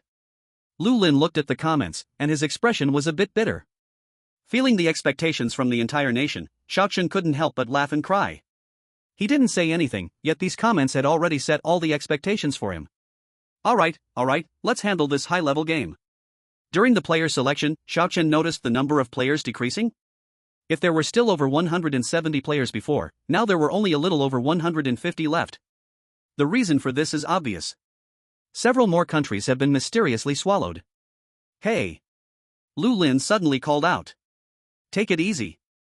Perhaps because his expression was a bit tense, Lu Lin thought he was nervous. Don't panic. Xiao Chen stood up, his expression much calmer now.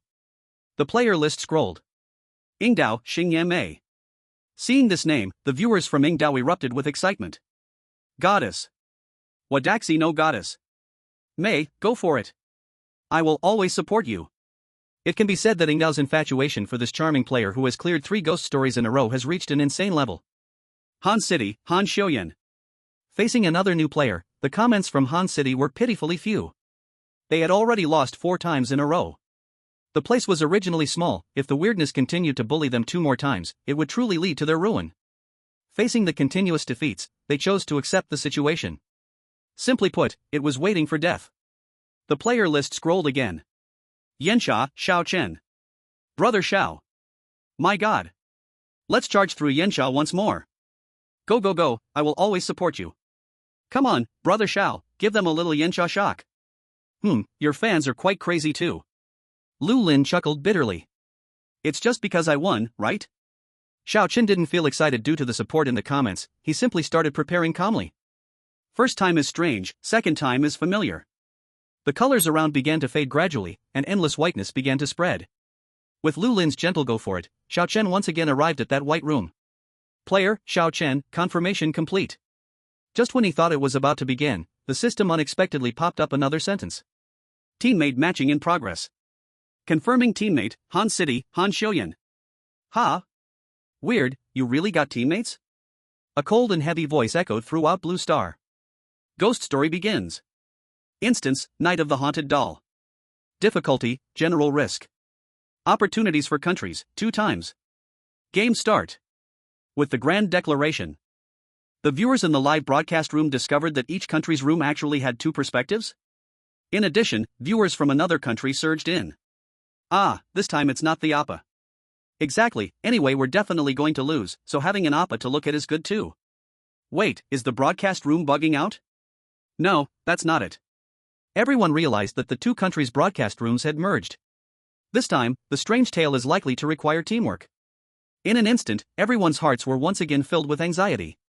If the most terrifying thing in a strange tale is the eeriness, then the second most terrifying thing is the hearts of the players. Meanwhile, the players officially entered the strange tale.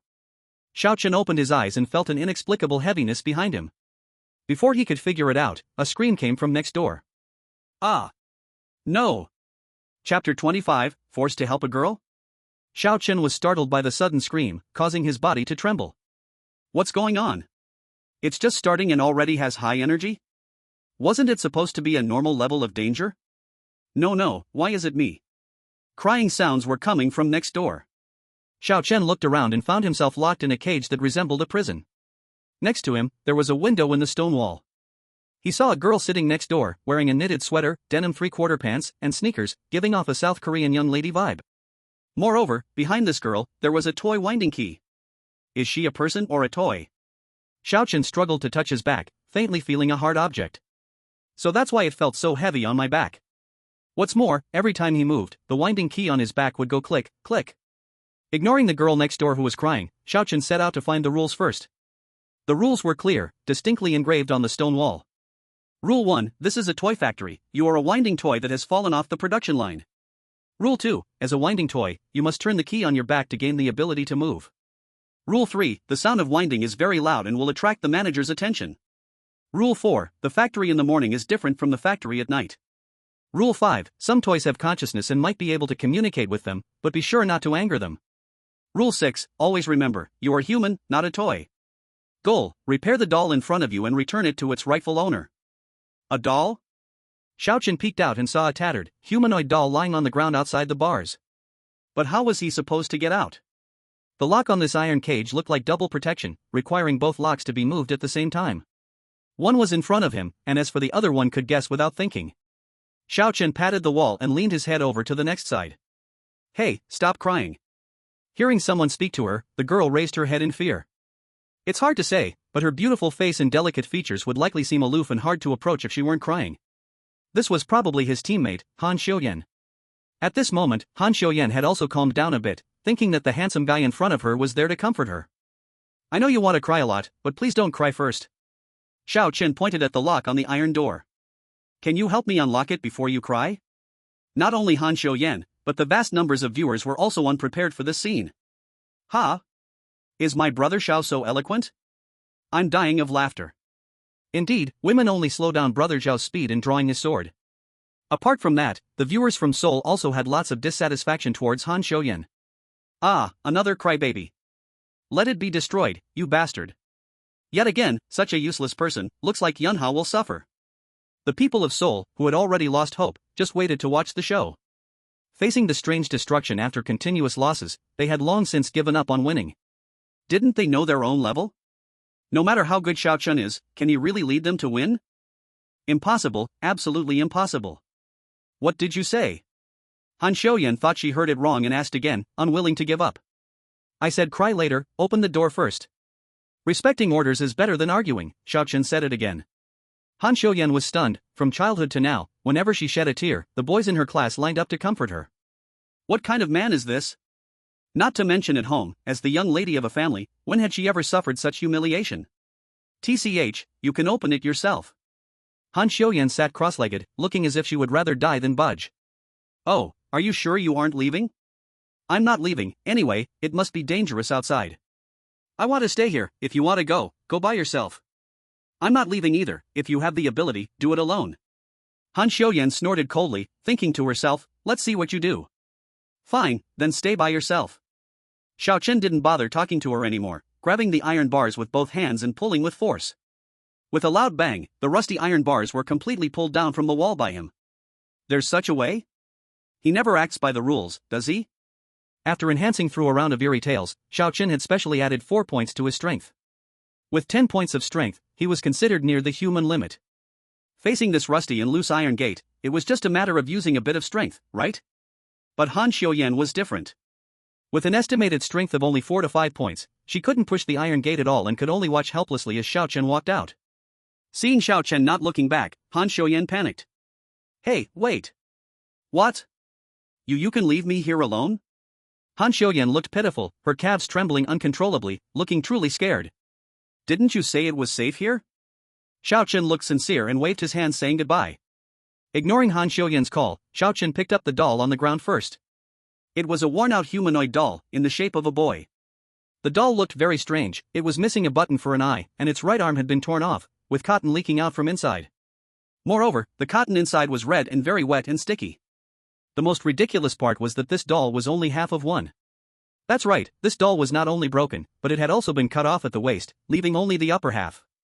In addition, the doll was covered with holes of various sizes, and even the black threads used for hair had come loose a lot.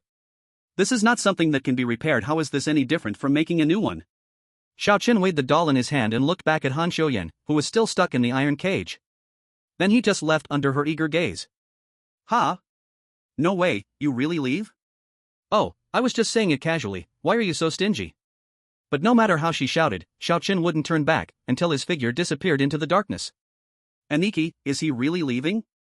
Shiba, are people from Summer Fire this heartless? Laughing to death, she brought misfortune upon herself and lost her guy. Of course, some people thought Xiao Chen was cruel. Shiba, just left like this? What kind of man is that?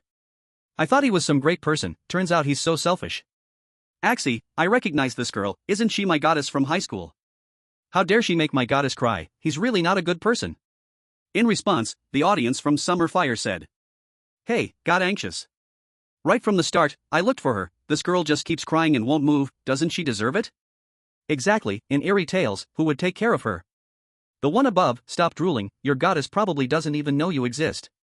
The online comments were tearing apart, and offline, Han Xiuyan was also panicking. She just wanted to scare that guy, but didn't expect he really left by himself. Axie. Han Xiuyan, anxious, grabbed her hair, her long black hair instantly became a bit messy. Damn it, damn it, damn it. She grabbed the iron bars and shook them desperately, but with her own strength, she couldn't budge them at all. I can only feel anxious. At this moment, Han Xiuyan's heart is filled only with regret and fear. What if that person is actually a master? The ghost stories are so dangerous, I do not want to die here.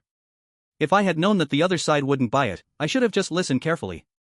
At this moment, a sudden sound of footsteps echoed, slowly approaching here. Exclamation point. Han Xiuyan was so scared that she curled up in the corner, hugging her legs and trembling. I'm sorry, it was my mistake, I will cooperate well. The footsteps grew closer, and fear climbed up to her brain. No, I don't want to die yet.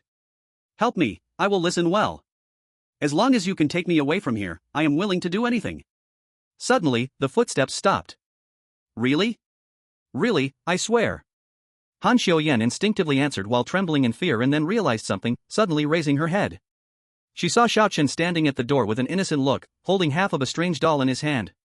Chapter 26, The Giant's Factory? Why are you looking at me? Xiao Chen easily dismantled the iron bars and let Han Xiuyan out. However, the South Korean girl now had a gaze full of resentment, staring at him fiercely. Who told you to play me? We've entered the instance, where do I have time to mess with you? Xiao Chen knew he did not have time to deal with Han Xiuyan's tantrums. The earlier fake scare was just to warn Han Xiuyan, if she continued to be so dramatic, he really would leave her behind. And this trick was indeed effective, although Han Xiuyan's legs were still shaking and mumbling, at least she was no longer causing a fuss. Now, Xiao Chen could think carefully about the rules. First, the requirement to clear the instance is, repair the doll and return it to its owner. So, now there are two questions to think about. Where is the item to repair the doll? Who is the owner that needs to get it back? Now, there is not a single clue. Trying to find a way to clear the level is like searching for a needle in the ocean. However, Rule 5 mentions, some toys have consciousness and may be able to communicate. After all this effort, it seems he has to find an NPC. Better be cautious. After all, the last instance's NPC almost got him into serious trouble.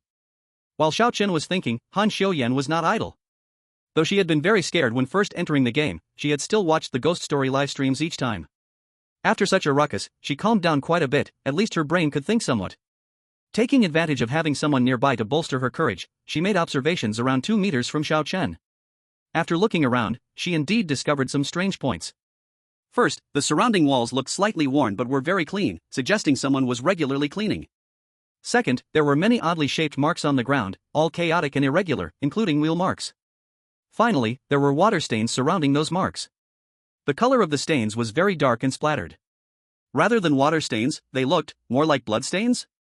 Han Xiuyan felt a chill down her spine. As she thought about whether to share her findings with Xiao Chen, she turned to see that he had already moved ahead. Hey! Where are you going? Han Xiuyan hurriedly took small steps to catch up. Just trying my luck to see if I can meet an NPC. Ha! Han Xiuyan was stunned. She had seen ghost story live streams, and the NPCs in those stories all had no qualms about revealing their deepest secrets, yet this guy couldn't wait to find those oddities? But she was also scared to be alone, so she could only follow behind. Just then, the viewers from Hanchang noticed. This Han Xiuyan, isn't she the young lady from the capital? Oh wow, now that you mention it, that's true, I thought it was just a coincidence with the name. No wonder she's so timid, turns out she's a flower in a greenhouse. Because Han Xiuyan had just cried so hard that she looked like a rain-soaked pear flower, everyone hadn't noticed that this time's player from Hanchang was actually a famous young lady from the capital. At the same time, he was famously aloof and proud. Hey she, can you walk a little slower? Han Xiuyan tugged at Xiao Chen's shirt. This is a ghost story, what if something suddenly jumps out ahead? Then I'll run faster than you, the weird thing will probably eat you first. You? Ah shi ba. Seeing that she couldn't persuade Xiao Chen, Han Xiuyan could only curse and quicken her pace to catch up. And although Xiao Chen said that, he still slowed his steps. At the same time, the audience watching the live stream started to express their doubts. Are they just walking like this? Where are the rules? Yeah, why haven't the rules appeared yet? Indeed, this time, the ghost story did not present the rules to the audience. Leaders from various countries naturally noticed this issue and proposed various speculations. Some thought it was a live stream error, others believed the rules hadn't appeared yet. Similarly, Lu Lin was also pondering this question. At this moment, she was facing the big screen while watching several players' actions at once. The players' actions were very similar, their gazes lingered on the stone wall at the starting point for a long time. This indicated that they had indeed seen something, and that something was likely the rules. If so, why did the live stream camera intentionally cut to a dead angle? Was it because each country had 2 reminders, deliberately increasing the difficulty? Or was it ill-intentioned? At the same time, Xiao Chen and Han Xiuyan finally arrived at a new room. My god, what is this place? Han Xiuyan was stunned by the scene before her. The room was quite spacious, with several empty conveyor belts rolling and various tools scattered around. Screwdrivers, wrenches, hammers, and even a few chainsaws. At first glance, it looked like a somewhat normal production area. But why is it so big? The proportions of the entire room were abnormal. The height of the production belt even exceeded their heads, and the tools were giant-sized, with one screwdriver as long as Xiao Chen's arm. Is this room too big, or? Han Xiuyan hesitated, a layer of fear covering her delicate face. Have we shrunk? Xiao Chen observed the room, and the proportions were definitely meant for a giant. Rule 1, this is a toy factory, and you are a wind-up toy that has fallen off the production line. Could it be that they had really turned into toys? Then what does Rule 6 mean? Please always remember, you are human, not a toy. Aren't these 2 statements contradictory? Before Xiao Chen could figure things out, a commotion suddenly erupted from the corner of the room. Woo woo woo. Something was crying. Xiao Chen quickly grabbed Han Xiuyan and pulled her to hide behind the wall. What is that? Han Xiuyan's voice trembled, a drop of sweat falling from her forehead. Be quiet. Xiao Chen peeked out and saw a white plush toy lying next to the giant wooden door, sobbing. Was it alive? Hey, don't go there. Ignoring Han Xiuyan's warning, Xiao Chen carefully approached. As he got closer, he realized that the toy was actually the same size as him. It appeared to be a princess doll, adorned with a realistic necklace around its neck. There was a tear in the doll's leg, red cotton spilling out continuously. Woo woo woo. Upon seeing Xiao Chun, the doll was initially taken aback, then excitedly said, You're not like them. Save me, he will take me back, I don't want to become a doll. Don't want to become a doll? Aren't you already a doll now? Xiao Chen was puzzled, what on earth was this doll saying? You. The doll wanted to say something else when suddenly heavy footsteps came from the door. The footsteps were slow and heavy, every step shook the ground beneath Xiao Chen's feet. Not good, he's coming. The doll's face was filled with fear, frantically crawling on the ground, cotton falling everywhere from its legs. With a creak, the heavy iron door was pushed open. Suddenly, a huge dark shadow crept out from the widening gap of the door. Reflected on the ground. Run! The doll screamed. Oh no! Because he was too close, Xiao Chen could only hide behind the door. As the iron door slowly opened, the shadow grew larger, until it swallowed up the princess doll. The doll wanted to crawl, but her unstitched leg was snagged by a nail on the ground. No, no! Ignoring the doll's cries, a large hand came down and grabbed her. The immense force easily lifted her into the air, yanking her leg from the nail, and bright red stuffing gushed out like blood. So this is where you fell. A gentle male voice came from behind the door, as if he didn't hear the doll's cries, talking to himself. Don't worry, I will fix you. The iron door slowly closed, and the doll was taken away by that large hand, leaving behind a floor of red stuffing. Chapter 27, There are traitors among you. Seeing that thing leave, Han Xiuyan hurriedly stood up, wanting to run towards Xiao Chun. Don't move!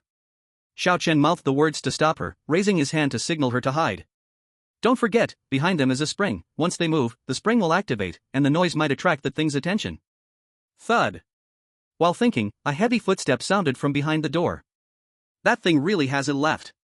Through the crack in the door, they could see the shadow swaying left and right, as if searching for something. Compared to Xiao Chen and Han Xiuyan, the other groups of players weren't so lucky. That thing stood at the door for a long time before finally stepping away with heavy footsteps. As the footsteps grew fainter, finally disappearing completely, Xiao Chen signaled to Han Xiuyan that she could come over. Seeing this, Han Xiuyan ran over as fast as she could. What was that just now? I don't know. But Xiao Chen knew, it wasn't safe to stay here. As time passed, the horror stories would become even more dangerous. Now it's the first day, it should be relatively safe, they at least need to find some clues. We need to hurry and leave. Where do we go? Their gazes both fell on that door. But it's so high, how do we open it? Considering the proportions of the room, the handle of the iron door must be at least 3 meters high, which immediately troubled Han Xiuyan. Isn't this easy? Xiao Chen patted his shoulder. Step up here. Ha? Han Xiuyan looked at him with a hint of disdain. You don't want to? Then I'll step on your shoulder. Xiao Chen rolled up his sleeves, ready to take action. Wait, brother, let's talk. Han Xiuyan got scared, she knew he was serious about doing it. Hold on to me. Got it, do you think I would throw you? Xiao Chen crouched down, feeling the weight on his shoulder, and saw a pair of long legs tightly wrapped in jeans twisting in a struggle. Ouch. Ah, gosh. Though Han Xiuyan complained, she obediently reached out to grab the handle. Weren't they just not getting along? Why is it so harmonious now? It's just stepping on shoulders, let someone like me do such rough work. Upstairs, your scheming has bounced all the way to my city. Meanwhile, the audience in Han City was also getting restless. Is this the highborn lady I know from the capital? Impossible, I remember that Han Xiuyan was very proud, definitely a cold high and mighty character. Why is she so obedient now? Oh, I'm a bit envious of this summer guy, I also want to be stepped on by the lady. Upon recognizing Han Xiuyan as the highborn lady from the capital, the comments from Han City became seriously polarized. Some praised Han Xiuyan, while others mocked and waited to see the crying lady make a fool of herself. You're killing me, I thought the lady was so proud, but in this scary tale, she can't leave a man. What's the difference? Doesn't the lady in real life also rely on tears to prove her worth? To be honest, ladies, don't you think this guy is quite handsome? No wonder Han Xiuyan is so obedient. What most people didn't know was that, after the last round of point enhancement, Xiao Chen's charm had reached 16 points. 16 points of charm, it was still somewhat forced to enchant the strange, but for a girl like Han Xiuyan, it was more than enough. Under the influence of high charm, Xiao Chen naturally found it much easier to build relationships with others. Of course, this relationship was not just romantic love, but also included friendship among friends and trust between teammates. Not to mention that Han Xiuyan had to be close to Xiao Chun for a sense of security the first time she entered the Yuri talk. Hey! You need to stand still. Because of an extra spring at her back, Han Xiuyan was always off balance. Even though she knew it was her own issue, she would still instinctively complain about others. Facing her complaints, Xiao Chen just rolled his eyes, too lazy to argue with her. Hey! I caught it! Han Xiuyan suddenly exerted force to twist her wrist, but lost her balance and fell down. Fortunately, Xiao Chen was quick-witted and caught her collar. Otherwise, if she fell like that, this young lady would surely explode with Western language. Thank you. Han Xiuyan mumbled, hurriedly brushing off her clothes. Humph, you reacted pretty quickly. I've often had to grab dogs before. Hey, you. Xiao Chen leaned out his head, confirmed that the thing had left, and stepped out first, while Han Xiuyan followed cursing. In contrast, other combinations weren't so harmonious. Due to the unexpected pairing, many players found themselves at odds with their teammates. At the forefront was Nathan from the Star Stripe. His teammate was Patrick from Iron Tower. Two brawny men with flower tattoos were unwilling to back down from each other, standing still since they opened the Iron Gate. Both waved their muscular arms, wanting to dominate. And the sharp-eyed Star Stripe fans noticed. This Nathan was actually a murderer who made headlines a few years ago. Oh my gosh, do you remember the news from a few years back? I remember, bro, a drunk man opened fire on the street, killing many people, including several children. Yes, isn't this Nathan the murderer who was caught later? Everyone looked at Nathan, whose face was gruesome, dressed in a yellow prison uniform, his knotted golden hair messily falling down, hiding vicious and murderous eyes beneath his long hair. He rubbed his stubble, and the muscles on his arms twitched, as if about to strangle his teammate to death at any moment. Iron Tower quickly checked Nathan's identity. This guy was completely insane, the kind who could kill without blinking. Looking over at their own Patrick, who was just an occasional fitness teacher, wouldn't he be killed in an instant if it came to fighting? To prevent Patrick from being killed by his partner before he even started decoding, Iron Tower quickly used a hint opportunity to reveal Nathan's identity and warned not to confront him directly. Upon hearing this news, Patrick immediately became timid. He was just bluffing, finding out that the opponent was a professional. What was the point of risking his life? Bro, I'll follow your lead, wherever you go, I go. Nathan scoffed contemptuously, revealing a mouthful of uneven yellow teeth, looking at Patrick as if he was just a toy. He picked up a doll that only had a lower half from the ground and disdainfully shook off the dust. Let's go, I want to see what kind of tricks this eerie talk has. Okay, bro. Meanwhile, Xiao Chen and Han Xiuyan also made a discovery. Did you hear that? Isn't there some sound?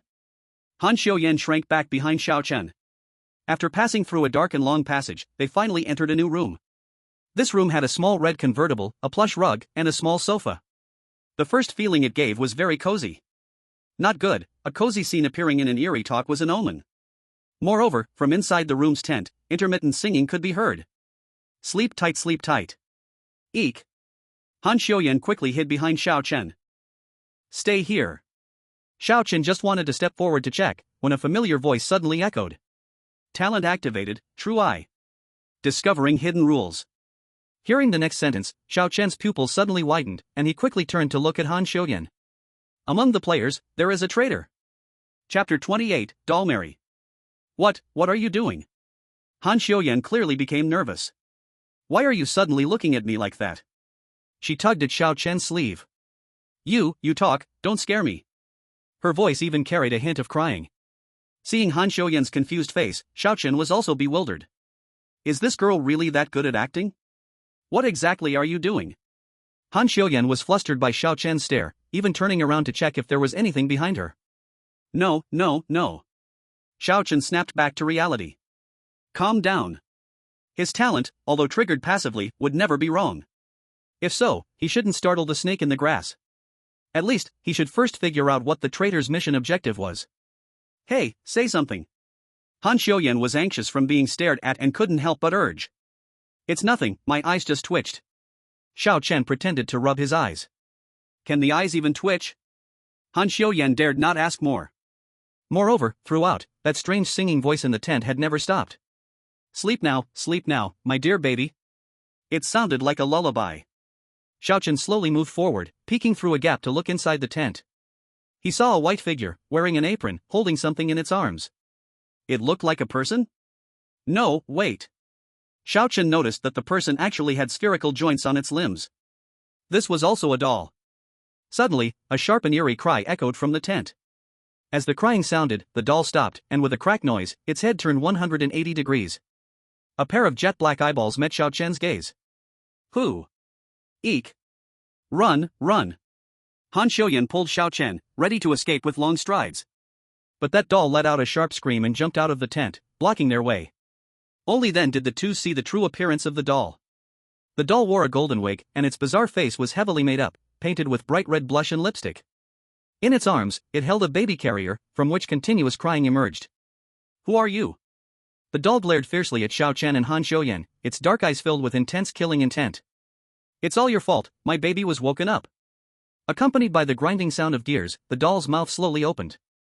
Xiao Chen could clearly see that inside the doll's mouth were countless sharp, rapidly rotating gear pieces. Rule 5, some toys have awareness and may be able to communicate with them, but never anger them. This thing wanted to swallow them whole. Han Xiuyan stood behind Xiao Chen, already scared to the point of almost losing control. Talent activated, True Eye. Discovering hidden rule, morning toys love the factory director.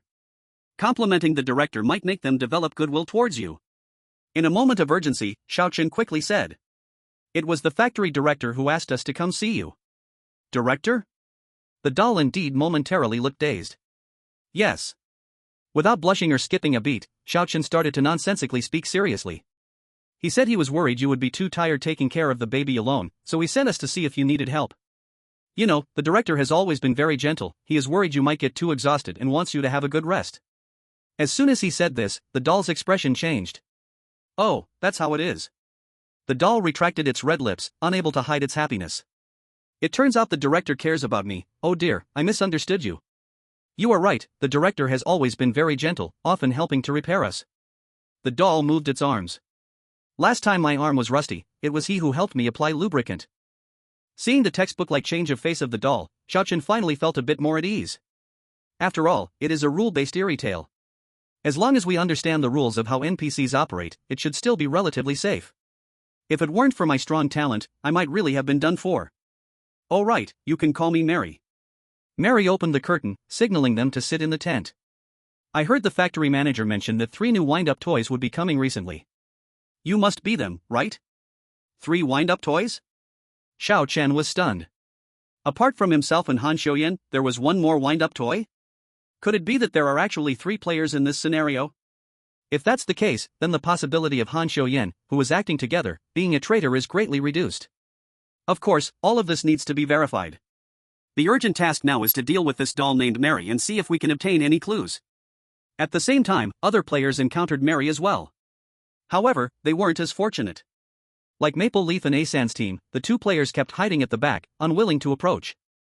Listening to that eerie singing, the 2 players pushed each other back, neither daring to step forward. Yet facing the only clue source at the moment, they felt they couldn't not go, continually jumping back and forth. The viewers in the live stream were also quite anxious. For F***K's sake, this is too cowardly, right? Why not have 2 people scout 1 person? I think Asan would be quite suitable. Get lost, why don't you Maple Leaf go? That's right, weren't you guys done for on the first day of the last scenario? You still have the face to speak. That curry-flavored player of yours hid in the room all day, only to be killed by that eerie knocking at night. Where do you get your confidence? Because of the players teaming up in pairs, the different countries' bullet screens were in chaos, arguing endlessly. In contrast, it was much quieter here with Yanxia. Because Han Xiuyan and Xiao Chen were getting along very harmoniously, Xiao Chen said something, and Han Xiuyan would do it. Although this young lady from Beijing was also very scared, Xiao Chen was a player who has cleared high-risk eerie tales, and with his 16 charm points, he was still very trustworthy in Han Xiuyan's eyes. In response, the hopeless viewers from Han City expressed. Ani, how did this Xiao Chen manage to calm that doll down? I thought the game would end in just a few hours, again. Maybe this person from Yanxia can really help us win? We can't expect this face Han Xiuyan to do anything. If this Yanxia person can help us break the losing streak, I'll only support him for the rest of my life. Hey, are we just going to sit here? At this moment, the 2 were sitting on the sofa, with 2 teacups in front of them. And Mary had her back to them, fiddling with something on the table. By the way, how did you know that would calm her down? Han Xiuyan quietly asked in a voice only they could hear. I guessed. At that moment, Mary walked over, holding a pot of yellow sticky liquid. She filled both cups with the liquid and pushed them in front of the 2. Drink up, don't be shy. Aish. Han Xiuyan looked at the cup of indescribable liquid, mustering her courage to ask. May I ask, what is in this? You don't know? Oh, since you're new, you haven't tried it yet. Mary covered her mouth and smiled, her face full of delight. This is top-quality lubricant. Lubricant? Han Xiuyan found it hard to believe. This doll actually wanted her to drink this stuff? Mary noticed Han Xiuyan's hesitation, and her smile instantly vanished. What's wrong? You don't like it? Mary put down the pot, her spherical keys twisting all over her body, as if ready to pounce at any moment. I like it, of course I like it. Han Xiuyan hurriedly picked up the cup, looking at Xiao Chun for help. Who knew Xiao Chun didn't even think about it, closed his eyes, and downed the cup in one go. Brother? Don't you have to prepare yourself mentally? Seeing Mary's dark eyes fixed on her, Han Xiuyan had no choice but to close her eyes and drink. Cough, cough. Tears welled in Han Xiuyan's eyes as she couldn't help but cough twice, quickly explaining, "It's just so good, I drank too fast." God, drinking lubricant straight? Just thinking about it makes me feel sick. I feel sick just drinking cooking oil, let alone this poop-colored lubricant. Luckily this girl isn't being overly dramatic, otherwise she might choke. It's thanks to my good friend Xiao that we went bold like this. At this moment, Xiao Chen also felt his stomach churning, unable to hold back the urge to gag. What is this thing? If you said it had gold in it, I'd believe you. Aunt Mary, actually the factory director wanted to ask us something. Seeing Mary's expression soften, Xiao Chen hurriedly got to the point, pulling out the half-damaged doll. The director hopes we can fix this, do you have any idea? Oh my god. Mary showed a look of pity. This treasure is too pitiful, who on earth made it like this? Mary took the doll and examined it carefully. The director cherishes this doll so much, he must be very anxious, right? Mary took off the baby carrier she had and handed it to Xiao Chen. I'll go find some materials to repair it, you help me watch the child. Mary said softly, please don't let it cry. After saying this, she hurriedly left the tent, leaving Xiao Chen and Han Xiuyan staring at each other. Xiao Chen looked into the baby carrier and saw a lifelike baby doll lying inside. The first task is to take care of the baby? At the same time, high-ranking officials from various countries spying on the livestream knew about the first task. To catch up with the progress, the Maple Leaf side chose to use a hint, revealing to the players that using taking care of the baby as an excuse can calm Mary's emotions. The players from Maple Leaf suddenly felt confident and walked up boldly. The rest of the scene played out just the same. The baby cried, Mary appeared and menacingly asked who he was and what he wanted. The Maple Leaf player was very confident at this moment. I'm here to help you take care of the child. Seeing Mary showed no change, he felt his approach wasn't strong enough and continued explaining. I'm a new worker at the factory, worried you would be too tired taking care of the child alone, so I specially came to help. At this point, the higher-ups at Maple Leaf felt assured. The statement from the players of Flaming Summer was, the factory director asked us to come, which clearly showed hesitation. Even so, they could gain Mary's favor, not to mention now taking credit for it, wouldn't the favorability skyrocket? But the next scene gave them a harsh slap in the face. Mary let out a terrifying scream, her joints twisted madly, transforming into something almost spider-like. You want to take my child away? How dare you try to take my child? Mary opened her massive, bloody mouth and lunged at the Maple Leaf player with a death grip. Inside that gaping abyss, sharp teeth spun rapidly, sparking friction. In an instant, she swallowed the player's head, causing the Maple Leaf player's body to twitch, and before he could feel pain, his head burst inside Mary's mouth. Maple Leaf player, death, challenge horror story, doll nightmare, failed. The bazaar will descend within 60 seconds, please prepare yourselves. The Maple Leaf higher-ups, who had just given out prompts, were dumbfounded. Huh? Why does that Flaming Summer person's words hold value? What went wrong? Because they were too arrogant, they never realized the key issue was mentioning the factory director, not taking care of the baby. And besides the audience from Maple Leaf, the most unsettled were the friends from India. Are you kidding me? This is way too rigged. How can we win if our team goes up to give free points? I can't believe this, letting it happen is one thing, but... What wise reminder. Only 2 chances for a country, and you Maple Leaves use them to die? On the contrary, in the hot summer here, the years are peaceful. You guys say that Xiao Chun won't have the ability to care for kids, right? I'm quite curious how Mangzi will raise a child. He won't directly give the child 2 big slaps, right? What if the child cries even louder? Slap until he stops crying? Alright, you are really a hell of a caregiver. But the truth is, Xiao Chen really didn't know how to comfort a child. He had experience feeding stray cats and dogs in the neighborhood, but kids, although simpler, are the most fickle beings in the world. The switch between a child's laugh and cry often happens in an instant. Sure enough, as soon as the baby saw his mother leave, the baby doll immediately started to wail. They say it's crying, but it's just thunder without rain. This baby is just a doll and doesn't shed any tears at all. Even the wah-wah cries come from its square mouth, sounding like a mouse being stepped on at midnight, strange and terrifying. At this moment, Xiao Chen was a bit at a loss. Could it be that he really had to slap it? He tried gently shaking it or humming a lullaby to put the child to sleep, but this doll baby wouldn't calm down. Alright, it won't work like this. Just as he was about to warm up his palm, Han Xiuyan gently took the baby carrier from beside him. With you like this, it's a miracle if it can sleep. Han Xiuyan placed the baby carrier on her lap and raised her slightly trembling hands, making funny faces at the baby. She pretended to be an elephant by putting her pinky on her nose and turned her hands into flying ears, quickly making the crying baby laugh. However, this laughter was also extremely strange, sounding more like a sharp object scraping against glass, making one's teeth ache. Seeing that the baby had stopped crying, Han Xiuyan finally picked up the baby carrier and rocked it gently. Under her soothing, the baby who had just been crying soon calmed down. You have this skill? Xiao Chen didn't expect that the timid Han Xiuyan, who couldn't even walk down the road, could actually comfort such a strange doll baby to sleep. And Han Xiuyan also let out a long sigh of relief. I have a very small brother at home. Han Xiuyan wiped the sweat from her forehead and explained. My parents are busy and have no time to take care of him, and he doesn't want to go to the family for a hug, so I often comfort him. She spread her hands.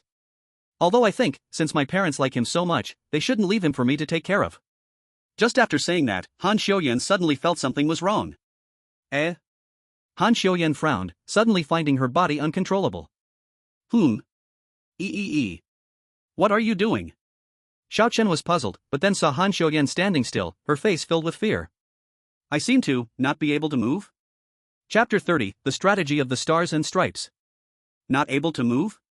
He saw Han Xiuyan's hands frozen in midair, her whole body immobile, as if turned to stone. Xiao Chen immediately reacted and checked the winding key behind Han Xiuyan. As expected, the spring had stopped winding. Rule 2, as a wind-up toy, you must wind the key behind to gain the ability to move. If the winding key at the beginning was assumed to be fully wound, then everyone should have the same ability to act. After the earlier handling of the door and comforting the child with funny faces, Han Xiuyan had consumed quite a bit of energy, so she was the first to exhaust her power. At the same time, Xiao Chen also realized a problem. The timing of two players running out of power must be staggered. If both consumed energy at a similar rate and didn't wind up in time, they could very well lose the ability to act at the same time. At that time, they would just have to wait for death. Fortunately, this time all the hard work had been done by Han Xiuyan, so it was a blessing in disguise. What are you staring at? Hurry and help me wind it. Han Xiuyan stood frozen in place. The pose looked a bit like a marionette, somewhat comical. Don't rush. Xiao Chen spoke to soothe. Do you remember, Rule 3? You mean the one about winding the spring attracting the factory manager? Han Xiuyan responded as she realized that winding the spring now might bring the factory manager that Mary spoke of over. Then, what should I do? Han Xiuyan felt a bit embarrassed, her cheeks slightly flushed. Because her posture was really quite ridiculous. Don't panic, just handle that puppet first. Xiao Chen said as he directly grabbed Han Xiuyan's arm. Hey, what are you doing? Worried about waking the baby on her lap, Han Xiuyan could only speak softly to reprimand. Do you know who I am? If you dare to touch me carelessly, I'll chop you up. If you had even half the courage you have now when facing the strange, that would be great. Xiao Chen couldn't be bothered to respond, thinking to himself, if it weren't for the fear of you revealing something, I wouldn't even bother to touch you. Ah, damn it, I said, hey, that's my leg. Because Han Xiuyan's posture was indeed too strange, it would be bad if Mary came back and discovered it, compelling a real spring winding right then. After all, no one was sure about that gentle factory manager Mary referred to.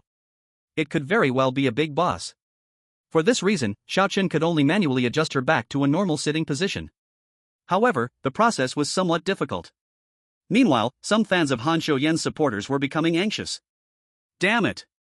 She's a capital city young lady, how can a country bumpkin like him touch her casually? Rude. So rude. Actually, I'm a bit envious. Shut up. If it weren't for Xiao Chen, your capital city young lady wouldn't even dare to step out of the rebirth point. Everyone shut up, isn't that doll lady coming back?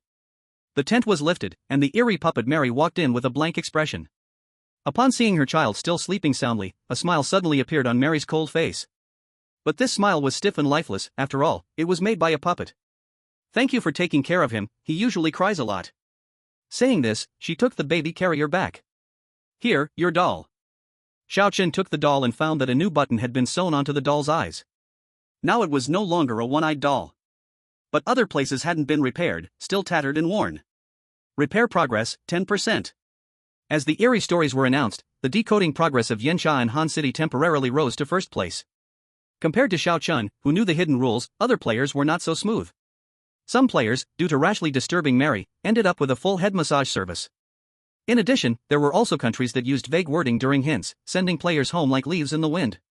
Just when everyone thought Mary's rampage was an inevitable event, a turning point came. As more and more players encountered Mary, everyone discovered that whether Mary would be violent actually depended on whether the baby would cry. If luck was good, and the baby wasn't woken up, then Mary would politely invite players in for tea. Not only that, but they could skip the stage of soothing the baby to sleep. Given the casualty rate of the first level, countries hurriedly informed players of this discovery, including the Stars and Stripes.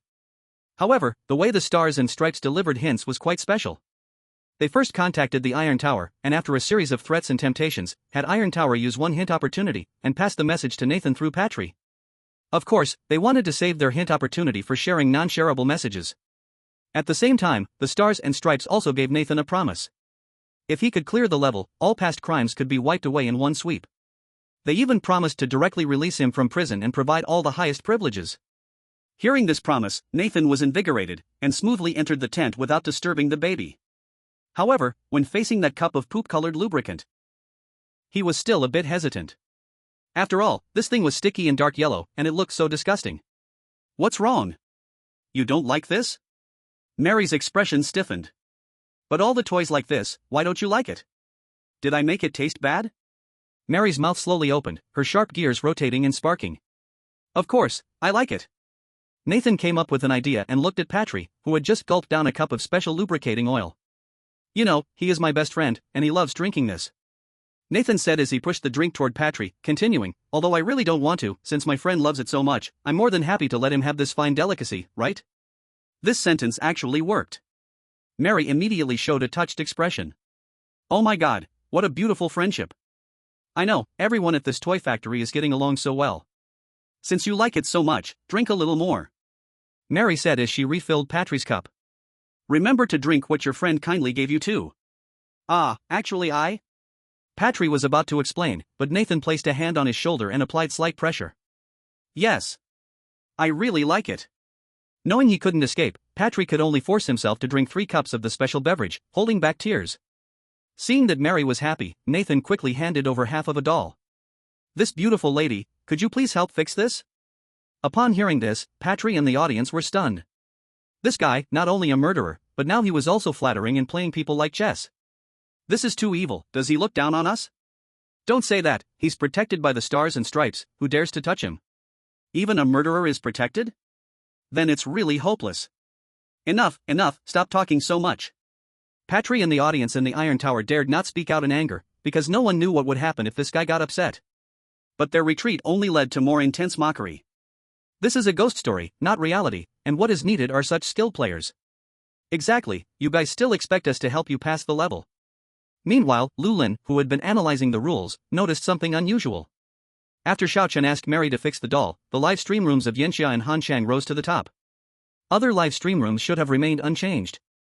So why did the live stream rooms of the Stars and Stripes and Iron Tower also rise to second place? Chapter 31, You're actually thinking? Hey, when are we leaving? Because the spring had stopped turning, Han Xiuyan could only sit stiffly in a standard good student posture, obediently listening to Xiao Chen's words from Mary. Ah, you don't know, the factory director was so cute when he was young. Mary had a look of pure enjoyment on her face. As soon as the factory director was mentioned, she completely opened up her mouth. I even taught him how to fix toys. You don't know, back then he couldn't even hold a screwdriver steady, now he can help us replace arms. I say, you all should try the director's skills sometime, he's definitely professional. While speaking, Mary gently rocked the baby in her arms. Let's fix this doll first.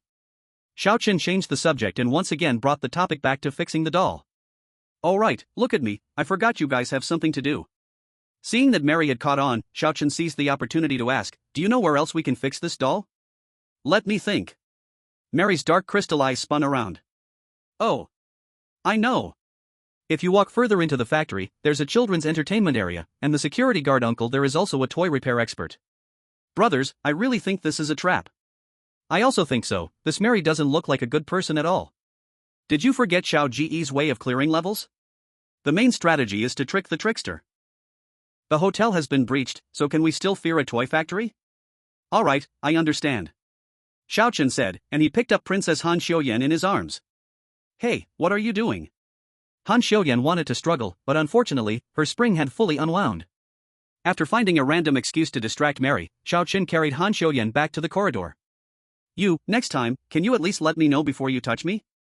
Han Xiuyan complained awkwardly. If it were real life, she would have kicked him already. Okay, I'm about to turn. Get ready. Xiao Chen grabbed the spring on Han Xiuyan's back. I'll count to 3. Okay.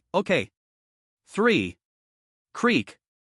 The sound of the spring was incredibly sharp, and the loud noise instantly echoed in every corner of the factory. Not good, we must finish quickly, otherwise, the sound will last a long time. Xiao Chen exerted force, winding the spring several circles in one breath, directly locking it at the bottom. Hey, Han Xiuyan did not expect Xiao Chen to be so ruthless. What about the counting?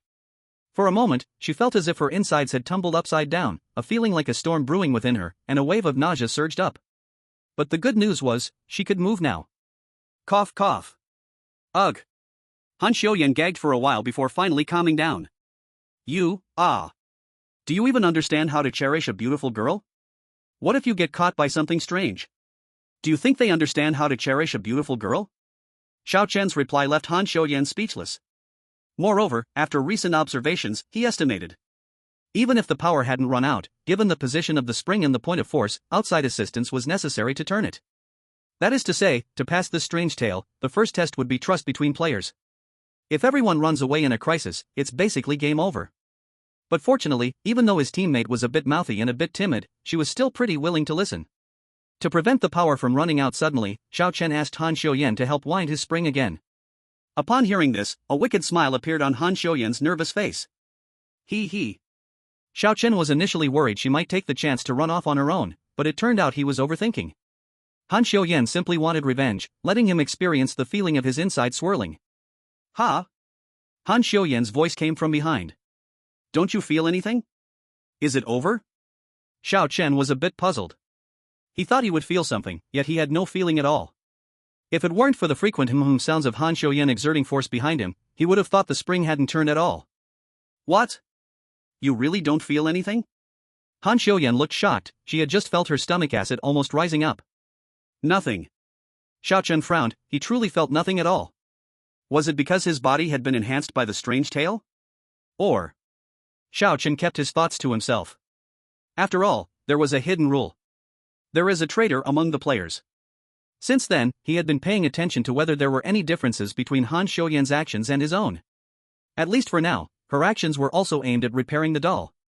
Though he couldn't let his guard down, Han Xiuyan had cried when she first entered the strange tale. At that time, she didn't even have time to read the rules. So, her fear should not be faked. Besides, what Mary said was also worth pondering. The director said that 3 new wind-up toys would arrive soon. It was clear that the director knew of their existence. Secondly, there were 3 wind-up toys. Could it be that besides Han Xiuyan and himself, there was another player? But the strange tale was live-streamed. How could such an obvious lone player go unnoticed? Neither Yanxia nor Hancheng had made a reminder. Furthermore, what is the definition of a traitor? Different mission objectives, or different rules? There were simply too many things to consider, and Xiao Chen felt his CPU was about to burn out. Hey! Suddenly, Han Xiuyan tugged at the corner of his clothes. Do you remember what that doll said? Didn't she just spout a lot of nonsense? Oh, not really.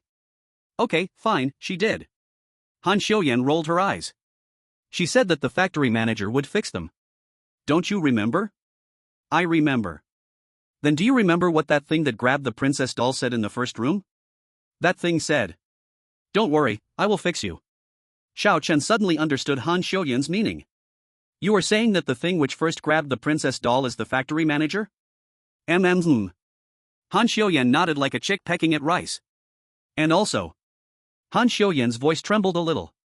That doll said the factory manager is really good at fixing toys, and everyone enjoys it, right? The more she spoke, the colder she felt on her back, so she moved a little closer. Then why was the princess cloth doll so scared? And also, she is clearly a cloth doll, but she keeps saying things like she'll be made into a cloth doll. Xiao Chen caught Han Xiuyan's words and pointed out the contradiction. Indeed. The contradictions that Han Xiuyan mentioned were quite obvious. With a little thought, one could notice them. But he had focused too much on the idea of there being a traitor, which made him overlook the essence of the eerie toy factory. Fortunately, Han Xiaoyan had been paying attention all along, not missing these details. However, what shocked Xiao Chen the most was still. "You are actually thinking?" "I am actually thinking?" Han Xiaoyan's eyelid twitched. "Aish. Of course, I am thinking." Han Xiaoyan muttered angrily, although she did not say it aloud. It was clear she was cursing quite harshly. However, Xiao Chen's surprise was not without reason. Who would have thought that Han Xiaoyan, who had just entered the instance crying like a pear blossom in the rain, was actually thinking all this time? She is actually using her brain? I thought she was just a decoration. Don't say that, she is quite good at finding details in what she says. Indeed, I thought she was just a vase. As a player, of course, you have to use your brain. I don't know what you are all confused about. If it were the upstairs trying to break a creepy tale, I bet they would clear the high-risk level within 24 hours. The two continued forward, in a long, dark, and damp passage. Murky air filled the space, and the deeper they went, the more airy it felt.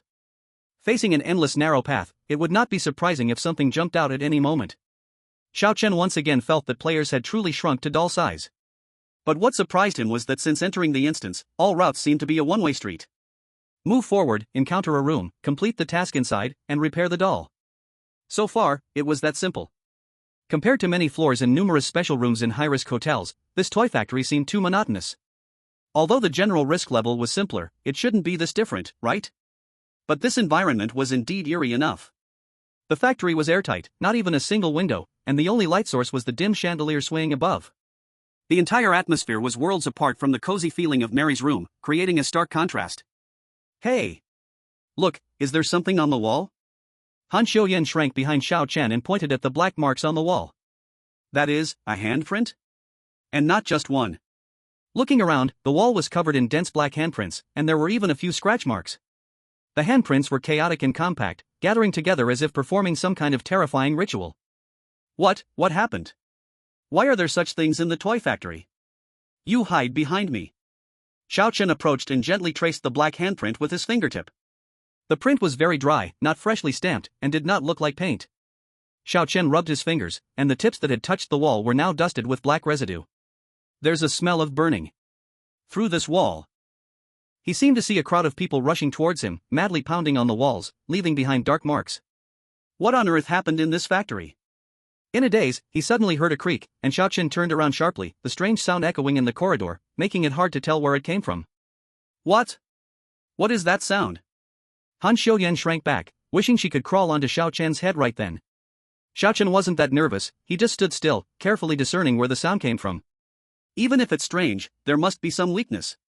Just now, Mary had gone into a violent state but could still be brought back to her senses by a few words from the director. In times like this, the more calm one must be. Aren't you afraid? Han Xiaoyan shrunk behind, unable to tell if this guy was bold or just a little crazy. Afraid of what? The more afraid you are, the happier the thing that scares you will be. Creak. Another sharp sound, but to Xiao Chen's ears, it was incredibly clear. It's right in front. Xiao Chen rolled up his sleeves and stepped forward. Han Xiaoyan grumbled but still followed obediently. I knew it, God Xiao wouldn't let me down. Other players encounter strange things and run as far away as possible. God Xiao goes straight to the source. They can't scare him, these phantom things can't scare him at all. If I were a ghost story, I would feel defeated. The audience from Han City clearly wasn't familiar with Xiao Chen's way of breaking through challenges. Why aren't we running in this situation? Waiting? He's going straight towards the sound.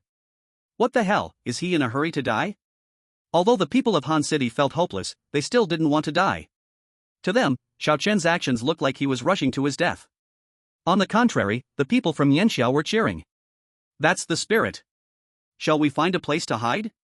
Han Xiaoyan, who was experiencing Xiao Chen's challenge firsthand, could barely keep moving. But as the sounds grew closer, Xiao Chen instead quickened his pace. In the dim light, a colorful space appeared faintly. It was a large toy experience area. A red elephant trunk slide, a green monkey swing, a blue hippo seesaw. Like Mary's room, it looked quite cozy, but a closer look revealed many odd things. The elephant was missing an eye, the monkey was missing a leg, and the hippo had no teeth in its mouth. Each play facility was extremely worn out, covered in rust and a light layer of black dust.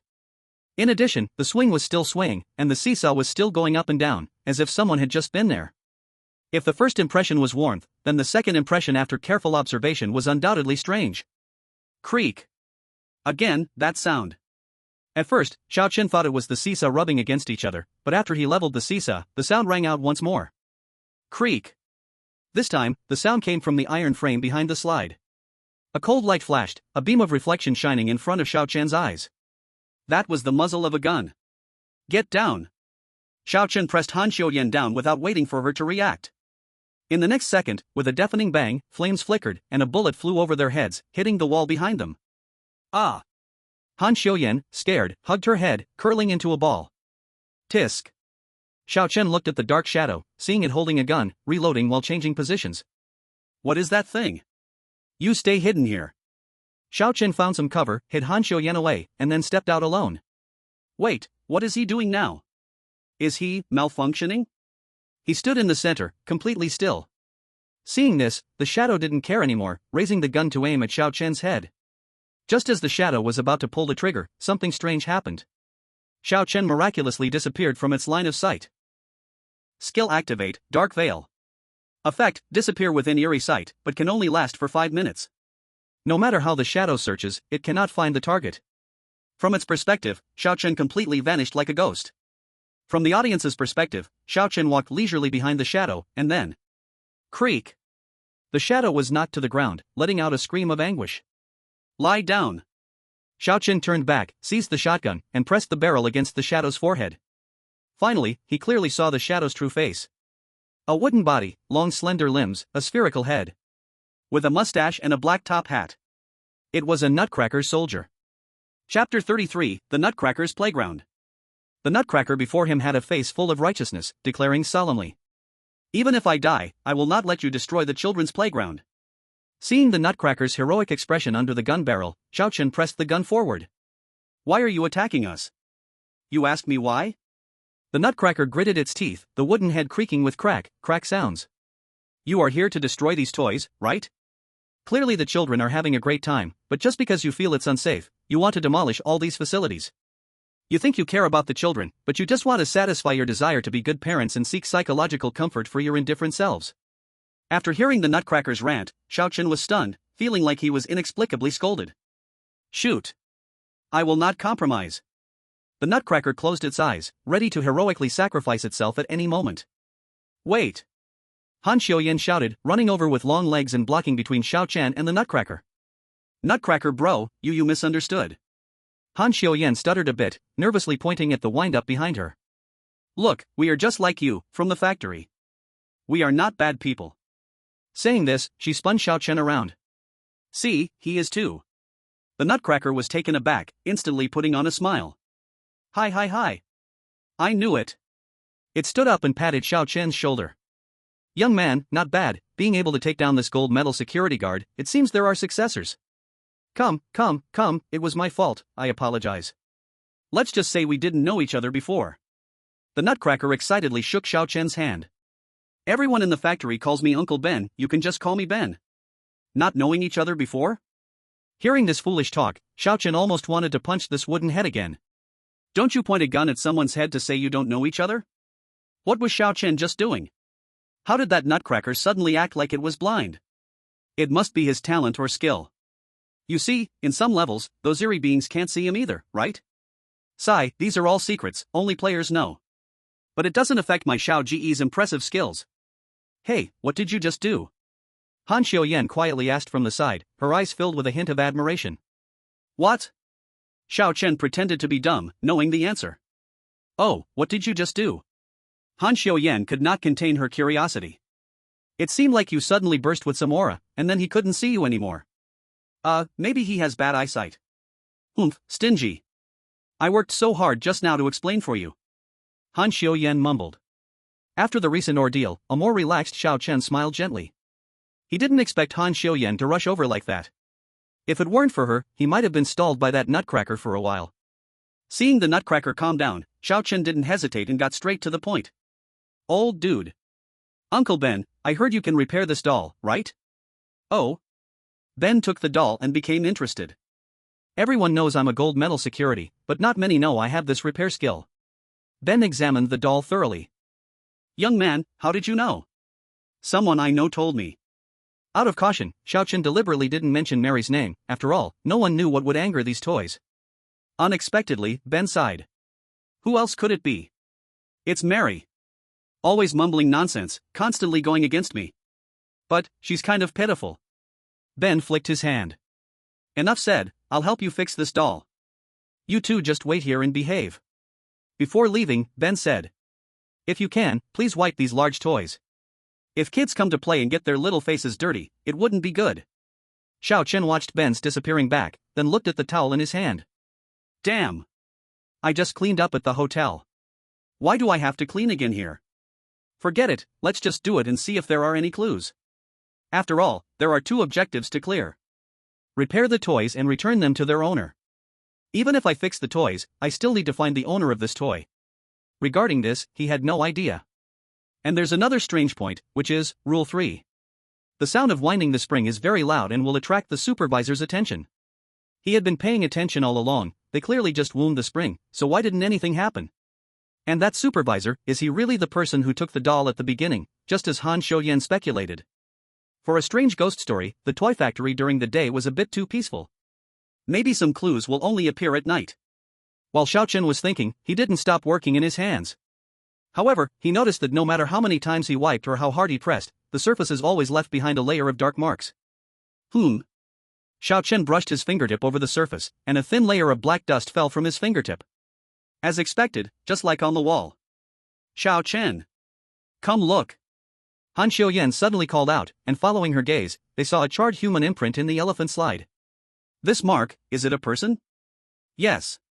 Based on the outline of this black mark, with clear limbs and a head, and a standard body proportion. This was the imprint of a person. Just like the handprint on the wall earlier.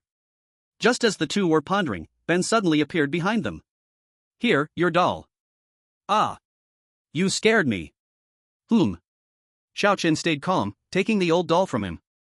Thanks to Ben's repairs, the cracks on the doll were mostly sewn up. This doll was really badly damaged, my hands are a bit sore too, so I could only fix it up like this. Ben looked helpless. If you want, walk a little further.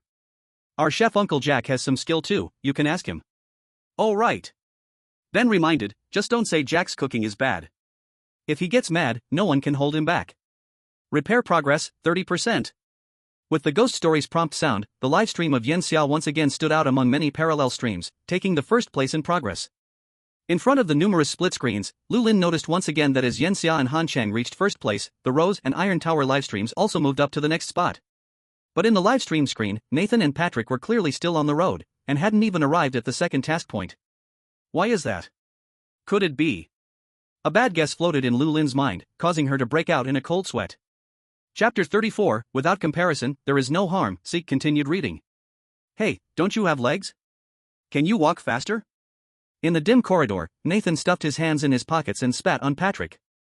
Patrick shrank his body and walked ahead, daring not to speak up. All of this was Nathan's fault. Not only had he made him drink 3 cups of the Mud Yellow Mary's secret lubricant, but now he was also making him lead the way. Isn't this just using himself as a shield? But he had no choice. If he resisted, before the strange incident could occur, Nathan could kill him first. I can't believe it, why is this Patry so useless? IP, Iron Tower. Save it, I checked, this Nathan is a repeat offender, a murderer, you know? If Patry disobeys, he could be killed in an instant. IP, Iron Tower. Why is the luck so bad? Look at the reliable teammates matched with Yanxia in Seoul. Aren't they just here to support? IP, Iron Tower. Damn. You guys are too funny, bro. Weak players can't even allow the strong to take charge? Exactly. Yanxia? That one's just average, cleared a high-risk dungeon only, you really treat him like a god. In the Strange Tales, hard strength is everything, M3? Even if Yanxia is so strong, I'd say he's just a kid, how can he compare to Nathan? Look at all that muscle, do you understand what safety means? No one expected that online users from a certain place would feel proud because their player is a criminal. And not just proud, they even felt superior because of it. A criminal who took countless lives has now become their hero, a source of confidence to oppress others. But even so, the people from Iron Tower couldn't say anything. What can they do? Bad luck, just accept it. In the blink of an eye, the two heard the same creak sound. If Yanxia was blocking Han Xiuyan in front, then on the star-striped side, Nathan was pushing Patry ahead as a human shield. When the ruined and eerie children's playground came into view, Nathan finally let go of his human shield. But they didn't realize that a gun barrel was quietly aimed at them from the shadows. Bang! In the next second, the bullet met them as expected. With a flash of fire, a puff of smoke rose and then dissipated in moments. Nathan didn't have time to react. He felt a chilling sensation in his head, then stiffened and fell to the ground. He was dead. He just died like that? Isn't this just a trap? I thought he was amazing. He was done in less than a day? Not only Iron Tower, but even the audience from Starstripe were dumbfounded. This guy just disappeared like that? They were just mocking the other side. Can't they show a little strength? In fact, many countries discovered, only when players entered the children's playground would the nutcracker start to load, aim, and then shoot. If one observes carefully, the timing would be more than enough for players to avoid danger. But Nathan and Starstripe were too arrogant, thinking having Patry as a buffer was enough, and didn't analyze the dungeon at all. The result was that the nutcracker chose the seemingly more dangerous target. At this moment, Nathan lay flat on the ground, his face gray as ash. There was a bloody hole in his head, dark red blood flowing out, spreading to Patry's feet. Dead? Ha ha. Serves you right, thought you were tough, huh? Patry enjoyed his moment of bragging, but soon began to feel fear. This guy died, who would wind up his spring? There was still something up ahead aiming a gun, and this useless teammate just left him behind? Talent activated, pain conversion, A.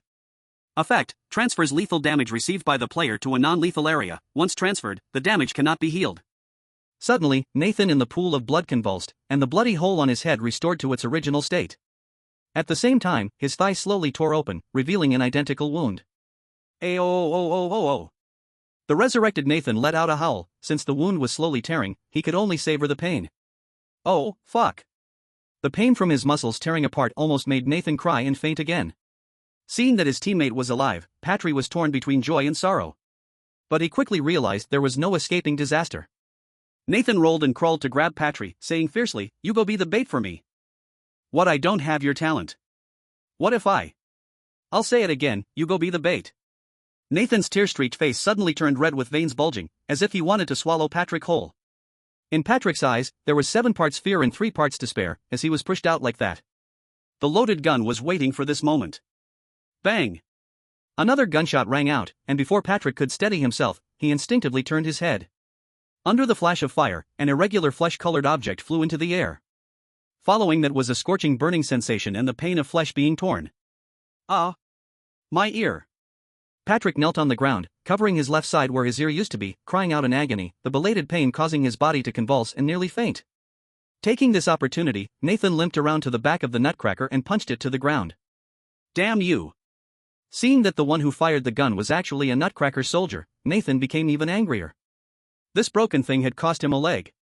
Nathan initially wanted to hit it a couple more times to vent his anger, but did not expect the nutcracker's terrifying strength, which almost flipped him over. After a strenuous struggle, Nathan nearly exerted all his strength to finally bring the nutcracker under control. I remember that Xiaocheng next door knocked this thing down with one punch. Why is he having such a hard time? So embarrassing, almost ended up sending myself to the grave. At this moment, the attitude of the barrage changed from fear to feeling that Nathan was just all show, posturing for nothing. Under Nathan's threats and enticement, the nutcracker didn't even tell them its name, reluctantly took a $50 away, repaired it, and then tossed it back. Hurry up and get lost, I don't welcome you. The nutcracker's face was full of disgust, clearly showing that it hated Nathan. Repair progress, 30%. At this point, the prompt sound had already popped up. That's not right, is something missing? I saw that over in the scorching summer, doesn't this nutcracker give hints for the next level? Just like Mary, this level can't be just about NPC favorability, right?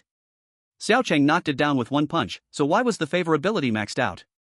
He knocked the strange thing down with one punch. Understand that strong people appreciate strong people.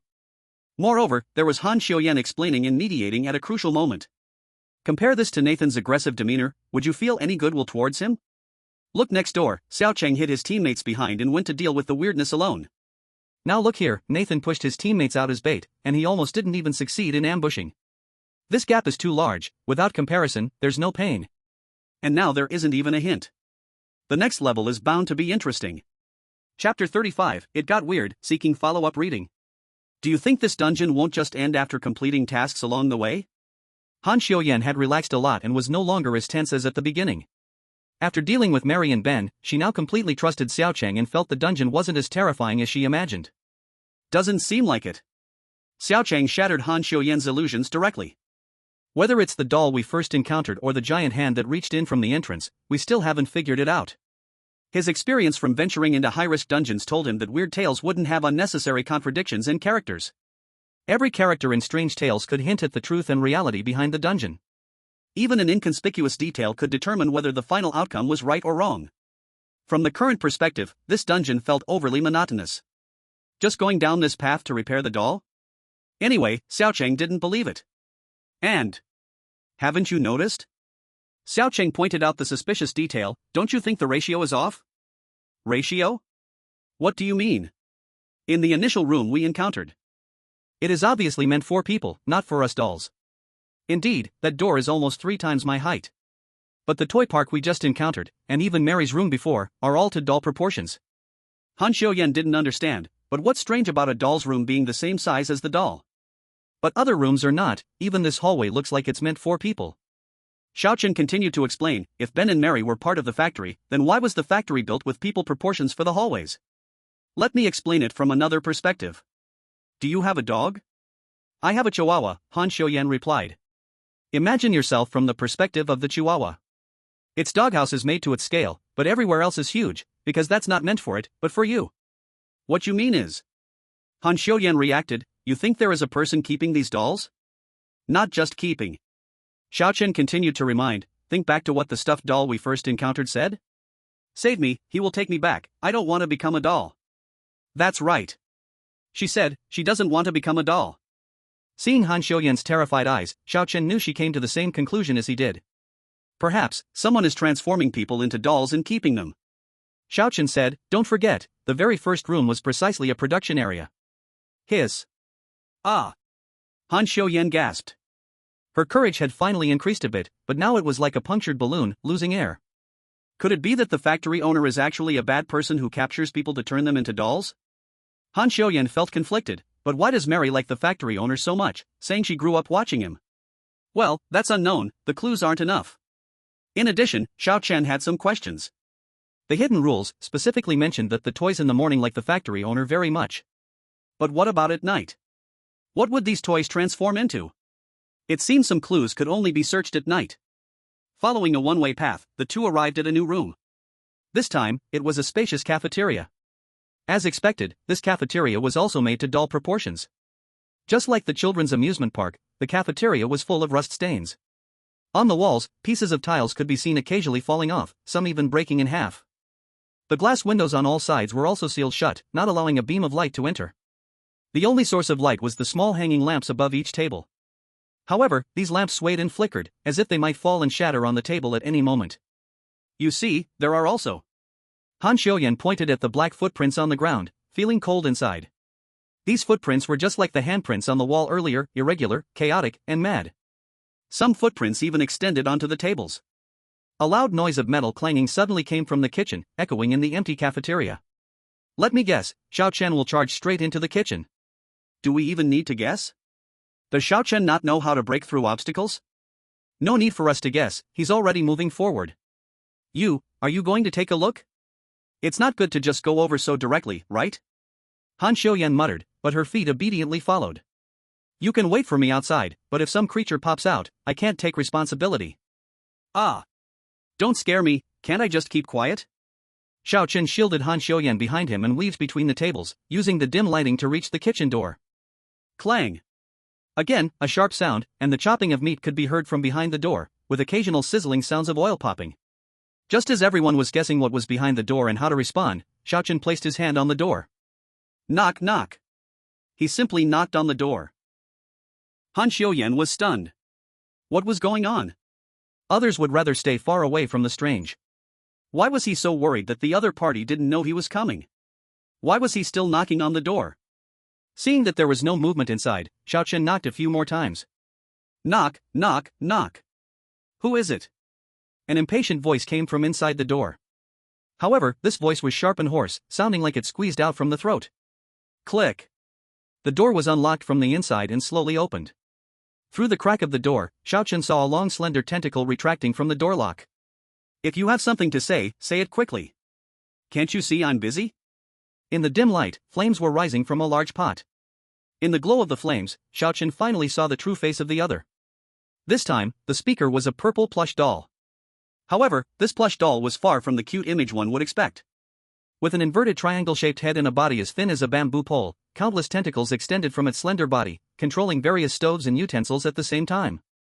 The entire room was occupied by greasy tentacles, and it stood in the middle, motionless, controlling its dozens of hands, arranging the kitchen just so.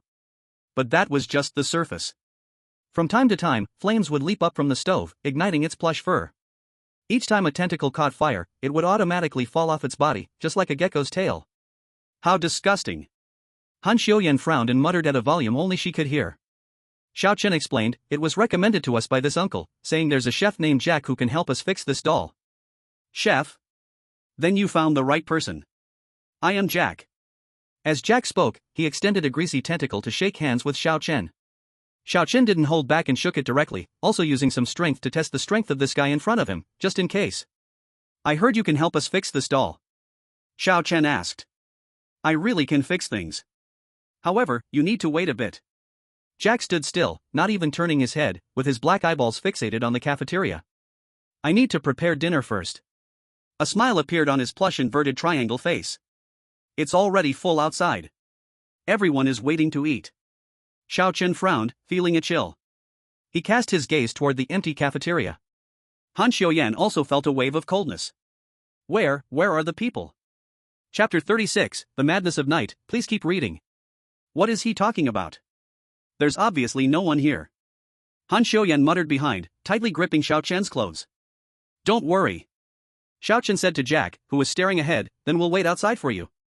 Sure, just find an empty seat to sit down. Didn't he just say it was full? Why is he telling us to find a seat? Finding a random spot to sit down, Han Xiuyan was flooded with questions like a tidal wave. Also, who is he cooking for? I know you're anxious, but don't rush. Xiaochen had similar questions in his mind. He needed time to think. This room was indeed much more eerie than before. If asked where the difference lay, it was simply that the time was getting closer to midnight. Just as Rule 4 stated, the toy factory at night was different from that in the morning. This night might not even necessarily refer to midnight. This ambiguous definition needed a node. When would one feel that the morning of a day had passed, welcoming the night? That would be after dinner. Perhaps, the dinner Jack was preparing now was the time node dividing morning and night. Nobody knew what the night would bring. Xiaochen shared his judgment with Han Xiuyan, deciding to wait until Jack finished cooking to assess the situation. If things seemed off, they would leave immediately, they could come back again the next day. Clap. A loud sound of clapping came from the kitchen. Dinner is ready. Immediately, the entire cafeteria seemed to come alive, bursting into rustling sounds. This sound was not just one. It was not just one, but a group. It sounded like the painful wails of people, coming from all directions. What is that sound? Han Xiuyan pressed closely to Xiaochen in fear. Xiaochen looked around and found that the cafeteria was no longer empty. A group of green plastic soldiers had appeared out of nowhere. In an instant, the entire cafeteria was packed, every spot taken by these green soldiers, even the 2 seats across the table were occupied. These soldiers let out painful cries, some were curled up holding their heads, some covered their mouths, coughing continuously, while others stared blankly at the table. Suddenly, the 2 soldiers sitting across from Xiaochen screamed and began to dig at their glass eyeballs with their hands. What is going on? What are these soldiers doing? Where did they come from? Faced with Han Xiuyan's 3 questions, Xiaochen did not answer. He knew that for the toy factory, it was now nighttime. The guess was correct, this dinner was the node's. Something feels wrong, we need to leave. Xiaochen decisively pulled Han Xiuyan and ran towards the door without saying a word. Why don't we finish eating? Is it because my cooking isn't good? A sharp and hoarse voice came from behind as several knife-like tentacles pierced forward. Xiaochen reacted quickly, while pushing Han Xiuyan away, he rolled and dodged. The tentacles whooshed past him, piercing straight into the wall. Run! With Xiaochen's command, Han Xiuyan dashed out as fast as she could, without looking back. In the flickering light, Jack walked out from the kitchen.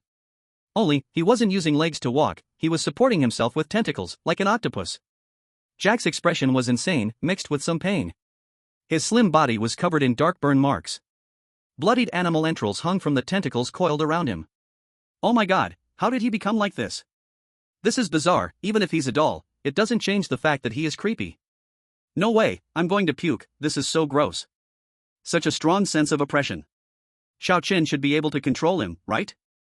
Xiao Chen was sweating profusely, taking advantage of Jack's tentacle stuck in the wall and unable to pull out. He turned to bolt away. He didn't even notice the fine rules. Control what ghost? A real man can be flexible. It's not too late to think of a plan and come back when ready. Why didn't you eat properly? Why? Ignoring Jack's shrill screams behind him, Xiao Chen rushed out of the cafeteria and saw Han Xiuyan waiting for him not far away. Hurry, hurry. When Han Xiuyan saw Xiao Chen come out, she waved anxiously. Bang! The cafeteria door slammed shut, and faintly, they could still hear Jack howling inside. Where are we going now? Han Xiuyan helped Xiao Chen a bit. There must be clues at night, we can't waste this chance. Xiao Chen judged, the road ahead is unknown, and with it being night, the danger is doubled. We should go back and see what changes occur at night. Okay, just don't walk too fast. Han Xiuyan touched her head. Maybe it was because the situation was too urgent earlier, but she felt dizzy. The two retraced their steps along the route from this morning, trying to find some clues. When they got closer to the children's playground, Xiao Chen felt a slight unease. He stopped Han Xiuyan, putting his finger on his earlobe to signal her to listen carefully. Wah, wah. It was the sound of a child crying. Should we still go over? Han Xiuyan held her head, feeling dizzy as she spoke. What's wrong with you? Xiao Chen noticed something was off about Han Xiuyan and asked, Are you feeling dizzy? Yeah, it started just now, I have no idea why. Han Xiuyan took a moment to regain herself. It's fine, you go ahead, I'll just follow behind you. Xiao Chen roughly checked, finding no injuries. It seemed like she was just overly frightened. Stay close. As Xiao Chen opened the fence and glanced into the playground, he suddenly stopped in his tracks. In the playground, just like in the cafeteria, many green plastic soldiers stood in midair, frozen like puppets. These soldiers had crazy expressions. The sound of a baby crying echoed continuously, sharp and unsettling. Are you here to disturb the children's games too? A familiar voice rang out, and Ben the Nutcracker stepped out, holding a rifle. Unlike in the morning, Ben's body was now cracked all over, his red military uniform coated in a layer of charred black, and he made creaking sounds, as if he would fall apart at any moment. She doesn't recognize us anymore? Han Xiuyan shrank back. Does he look like the puppet from this morning? Xiao Chen slowly backed away, ready to run at any moment. Kids, someone is here to disturb your games. What will you do? As Ben asked this, the soldiers in the park laughed maniacally with expressions of pain, singing eerie nursery rhymes. Use their heads as footballs. Use their arms as crutches. Use their legs as baseball bats. Then, crack. All the soldiers' heads turned 180 degrees, their lifeless glassy eyes staring at Xiao Chen and Han Xiuyan. See? We have to run. Xiao Chen froze, grabbing Han Xiuyan and fleeing. Now, not only was finding clues difficult, even resting was exhausting. Crack. Crack. Crack. The sound of soldiers' joints twisting came from behind, along with that strange nursery rhyme. No. I can't. Han Xiuyan suddenly began to tremble, releasing Xiao Chen and kneeling on the ground. Hey, are you trying to get yourself killed? Xiao Chen hurriedly stopped, wanting to turn back to carry her, but noticed something was off with Han Xiuyan. She covered her face with her hands, her shoulders shaking. As those eerie soldiers closed in, Han Xiuyan suddenly grabbed a metal rod from the ground. Talent activated, dual personality, B. Talent effect, possess two personalities, complementary to each other, with boosted attributes during the switch. I've had enough. Han Xiuyan grabbed the metal rod, suddenly stood up, and sent the closest soldiers flying like baseballs, 9 meters away. Xiao Chen? Chapter 37, Sis, are you pretending to be me? Please keep reading. Han Xiuyan wielded the metal rod with a fierce strength, swinging it like a storm, knocking all those green airy soldiers away. Just because I'm not using my power, doesn't mean I'm easy to bully. Han Xiuyan had completely lost her earlier ladylike grace, her face twisted in fury, eyes filled with rage. This sister was like a berserker, swinging the metal rod, knocking all the pursuing soldiers away. Only when all the soldiers lay in disarray on the ground did she finally throw away the metal rod. Xiao Chen stood frozen, momentarily speechless. What's going on? The sister is actually so fierce? Xiao Chen felt like he had been played.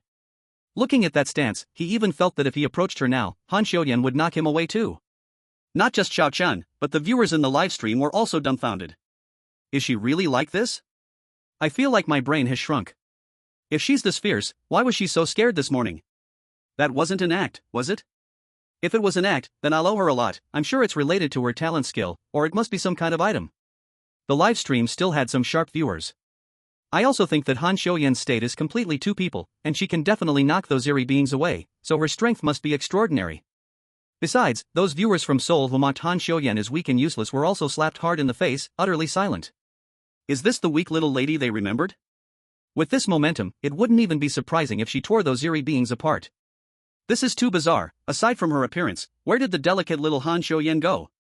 Could it be that this guy, Yan Xia, can unlock hidden potential in his teammates? Tisk. Han Xiuyan stretched her muscles, looking disgusted as she said, "Little girls fidgeting are just so annoying." You? Xiao Chen cautiously asked, "You weren't possessed, were you?" Get lost. Of course not. Han Xiuyan didn't put on any act, directly revealing, "My talent is dual personality, I am Han Xiuyan. But not the little girl from this morning." Okay, I understand. Xiao Chen immediately realized that this was the reason Han Xiuyan had felt dizzy earlier.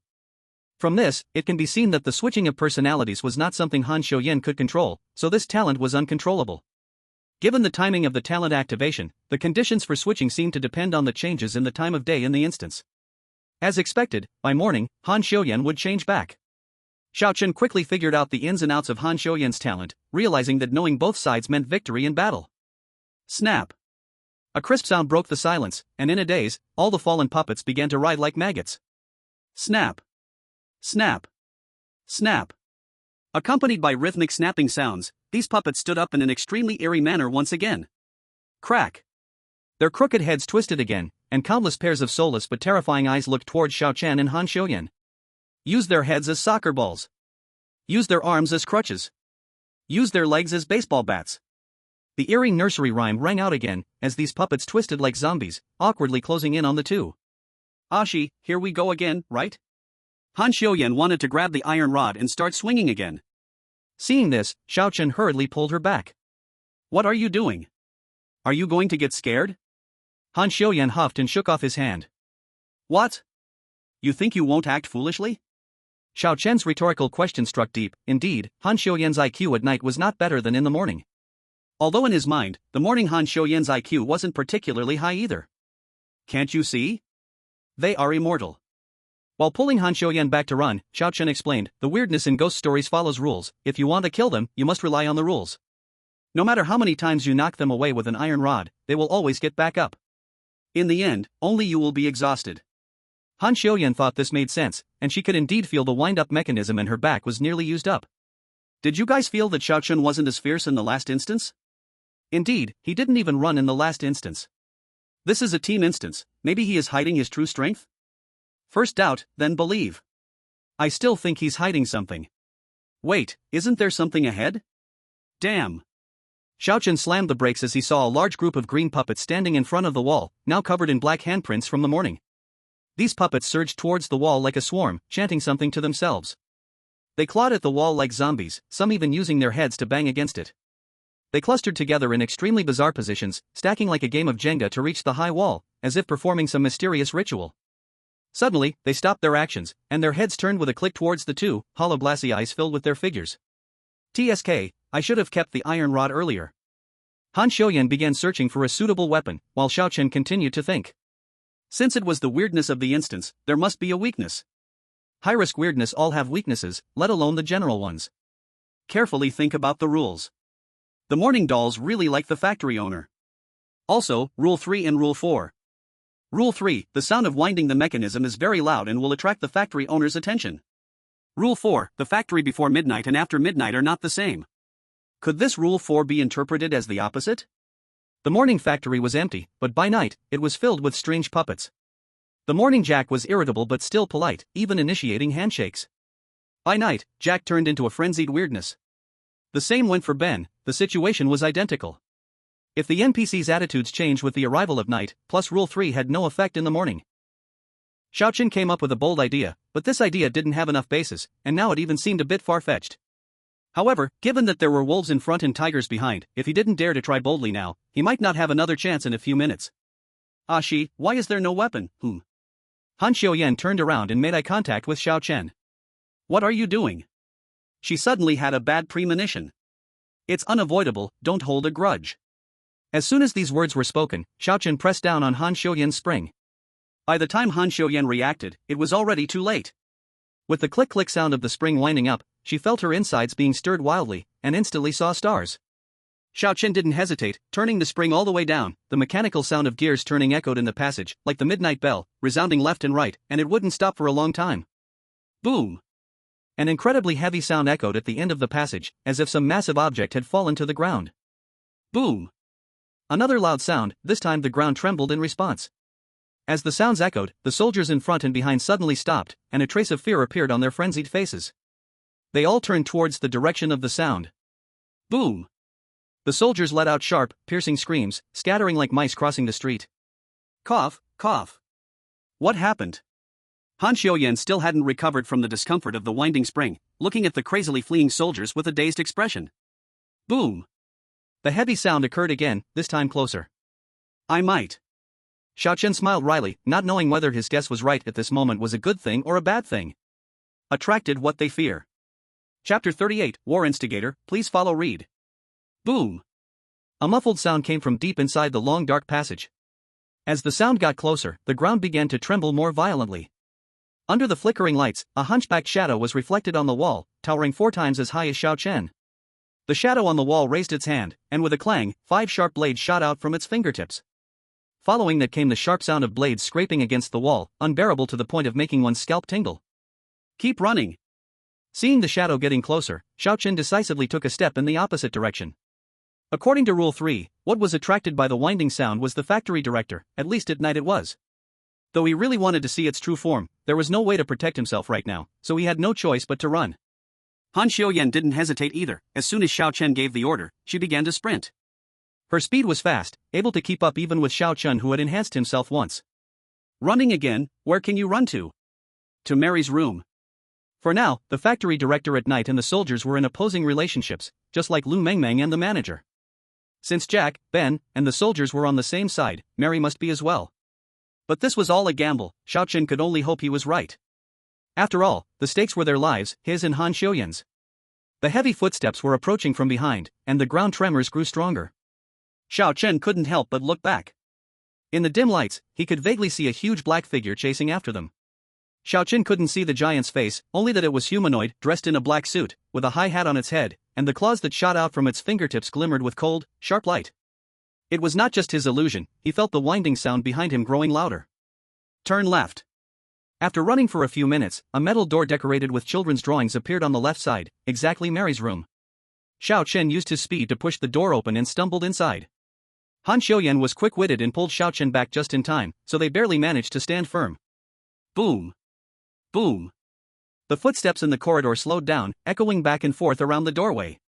The grating squeak sound moved back and forth overhead, and Xiao Chen could see the shadows reflected from the doorway swaying from side to side. That thing is right at the door. It is lurking outside, waiting for them to go out. Okay, we have run here, now what? Han Xiuyan looked around, although there was no fear on her face, a hint of unease could still be seen. Xiao Chen scanned the room. The small space was filled with red light, only a spotlight stood head high next to the red tent. The sound of ping-pong came from above, occasionally accompanied by soft thud-thud noises. Besides that, there was the most deadly silence. In the entire room, there was no sound of people. Clearly, it had been a cozy little room in the morning, but now, it exuded a strange aura everywhere. Creak, creak. A weird sound came from above. This time it was not a giggle, but more like the sound of wood colliding. Xiao Chen suddenly looked up and saw a shadow flash by, retreating into the darkness. There is something, and it doesn't seem like Mary, he said, abruptly lifting the canopy, revealing it to be empty. Only that overturned oil barrel was on the table, and 2 cups were broken on the floor, with shards scattered everywhere. Xiao Chen frowned, feeling that something was off. In the first 2 rooms, there were at least soldier figures appearing, but this room was frighteningly silent. The quieter it was, the more terrifying the tiny noises became. Creak! That sound came again. A shadow slowly descended, appearing inverted behind Han Xiuyan. Exclamation point! Han Xiuyan felt a chill from behind. She suddenly turned around. What she saw was a pale, cracked, and twisted face.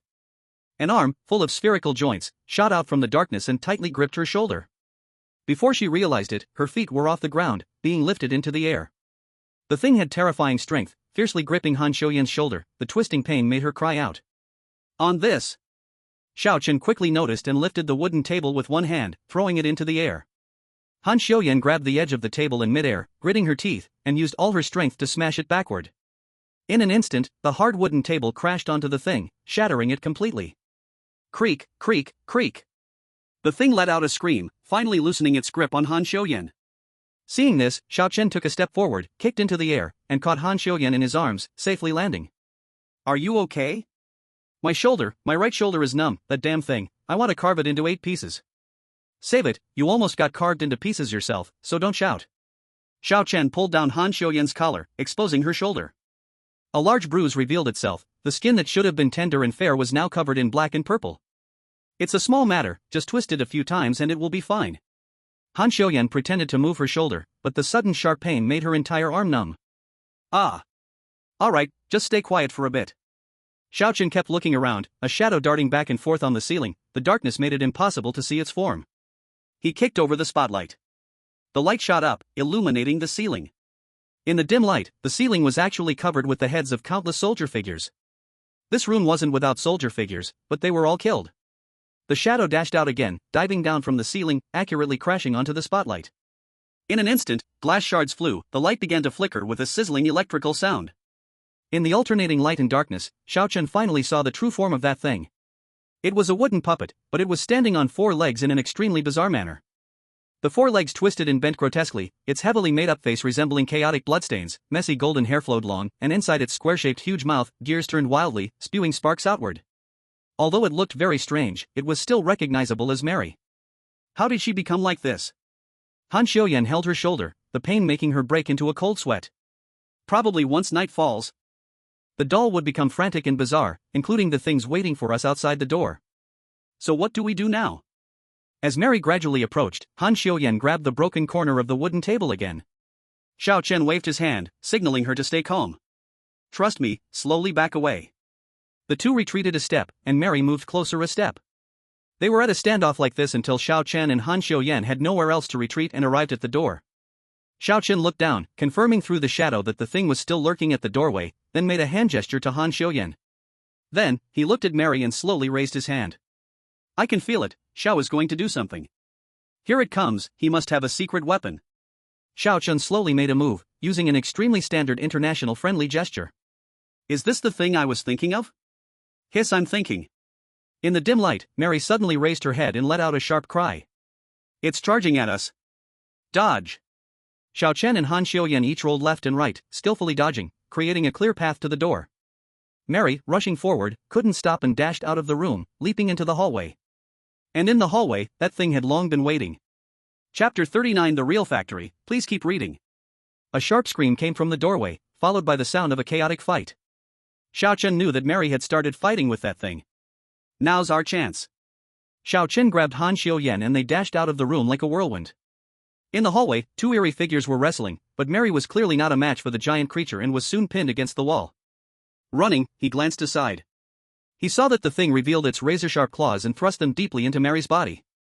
Mary let out a heart-wrenching, terrifying scream as she was nailed to the wall, her twisted limbs dangling down, completely turning into a soulless puppet. Is that it, just like that? Han Xiuyan said in disbelief. Of course, do they even seem like they are on the same level?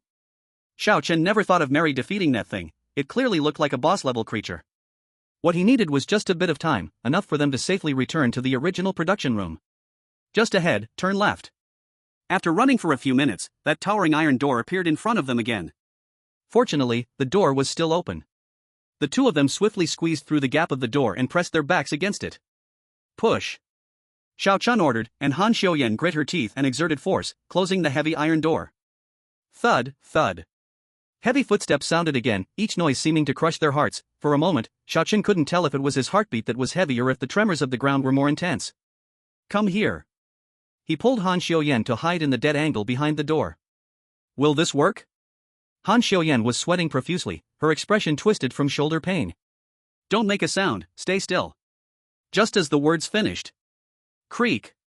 The heavy iron door they had just shut with all their effort was now easily pushed open, casting a long, thin shadow into the room. Xiao Chen and Han Xiuyan crouched behind the door, not daring to breathe. The door was pushed again, the iron door moving toward them, coming within a foot of their noses. Click, click, click, click, click, click. Xiao Chen recognized it, it was the sound of gears turning. However, the sound did not come from the clockwork behind them, they were completely still, and the clockwork was at a standstill. This sound came from the front, blocked by the door. Thud. The giant figure slowly entered the room, beginning to search for traces of its prey. As the footsteps grew distant and then close, the tremors of the ground fluctuated, at times stronger, at times weaker. An invisible pressure fell like a boulder on their chests, squeezing their hearts, making it hard to breathe. The thing extended its sharp claws, starting to scratch the walls, producing a sound that made one's teeth ache. Xiao Chen mustered his courage and slowly peeked out his head. In this tense atmosphere, if a pale ghostly face suddenly appeared right in front of him, he would probably shudder in fear. Fortunately, that giant was just facing away from him, searching all around on the conveyor belt. And behind that giant, a huge spring was turning with a click-clack. This is also a spring toy. Click. The giant seemed to hear something and suddenly turned its head. Xiao Chen hurriedly shrank back, hoping not to be discovered. Thump, thump. The muffled footsteps slowly approached, and Xiao Chen could see the long shadow gradually getting closer, climbing up the wall from the ground. Han Xiuyan stood nearby, looking ready to fight to the death. Fortunately, it was a false alarm. That thing stood in the room for a while and then left with heavy steps. Ha! After confirming that the thing had completely left, Han Xiuyan finally let out a long breath. Did you guess that winding the spring at night would attract that thing, while the toy soldiers would still be afraid of the giant? Han Xiuyan squinted her eyes. You managed to calm Mary down with just a few words this morning. How did you do it? Guessed, experience, luck. Xiao Chen casually brushed off the question. He thought Han Xiuyan would dig deeper, but instead, she patted her shoulder vigorously and said, Not bad. You stayed calm under pressure. It's impressive that you could still think in that kind of situation. To be honest, Xiao Chen still hadn't adjusted to Han Xiuyan's second persona. The sense of dissonance was too strong. So, why are we here? The rules say that the factory is different in the morning and evening. Xiao Chen began to search around. I want to know if there will be any changes in the scene besides the NPCs becoming strange. The two began to search up and down in the room. The most obvious change in the previous rooms was the NPCs. At night, they became strange. Since that's the case, this largest room should also produce some kind of change. Do you think that thing just now was the factory manager? Han Xiuyan asked while searching up and down. At least according to Rule 3, yes. Xiao Chen pondered for a moment and asked, but don't you think it's strange? What do you mean? The toys in the morning all liked the factory manager, and Mary beamed whenever she mentioned him. Xiao Chen continued to explain the doubts, but at night, the other toys in the factory started to fear the factory manager. Mary even got into a scuffle with him. You mean, the change in attitudes of the toys between day and night is too extreme? Han Xiuyan understood Xiao Chen's confusion, but she thought more simply, this is a horror story, the characters in it act according to the rules, and since the rules require them to change, they just change. But there's no logic. Xiao Chen recalled the previous high-risk substory. Did the difficulty decrease in this one so it wasn't as strict? But this change in attitude was too abrupt, and there was no reason for it. However, the attitudes of NPCs toward players also differed between day and night, so maybe it really was just the setting of the substory. But Xiao Chen always felt it wasn't that simple. Hey, look at the conveyor belt. Han Xiuyan's shout broke his train of thought. The conveyor belt? He saw the conveyor belt that had barely been functioning in the morning now rolling rapidly, with black rollers continuously spitting out from the interface embedded in the wall. The black curtain at the interface was swaying up and down, drifting left and right. Do you see it? The curtain is being blown. Han Xiuyan said. Xiao Chen immediately understood Han Xiuyan's meaning. There's wind blowing from inside to out, so there's still a space inside. The two exchanged glances, quickly coming to an agreement, and began to climb onto the conveyor belt. Wow, I have to admit, Han Xiuyan is quite capable. I admit, I was a bit loud with her this morning. We've got this, it feels solid together, right? The two climbed onto the conveyor belt, making their way along the edge deeper in. This room was scaled for humans. The entrance size was just right for Xiao Chen and the others to enter. Xiao Chen took the lead, walking in front. The moment he squeezed through the opening, a strong wind hit him, and the surrounding air was mixed with the smells of paint and plastic. The sound of machines operating was incessantly clattering. Oh my god, Han Xiuyan exclaimed.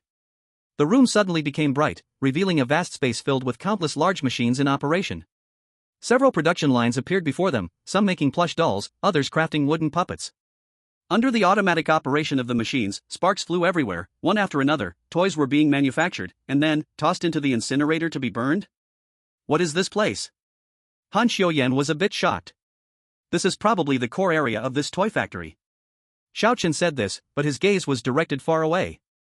Dozens of meters away, on the other side of this giant production space, there was another identical conveyor belt interface.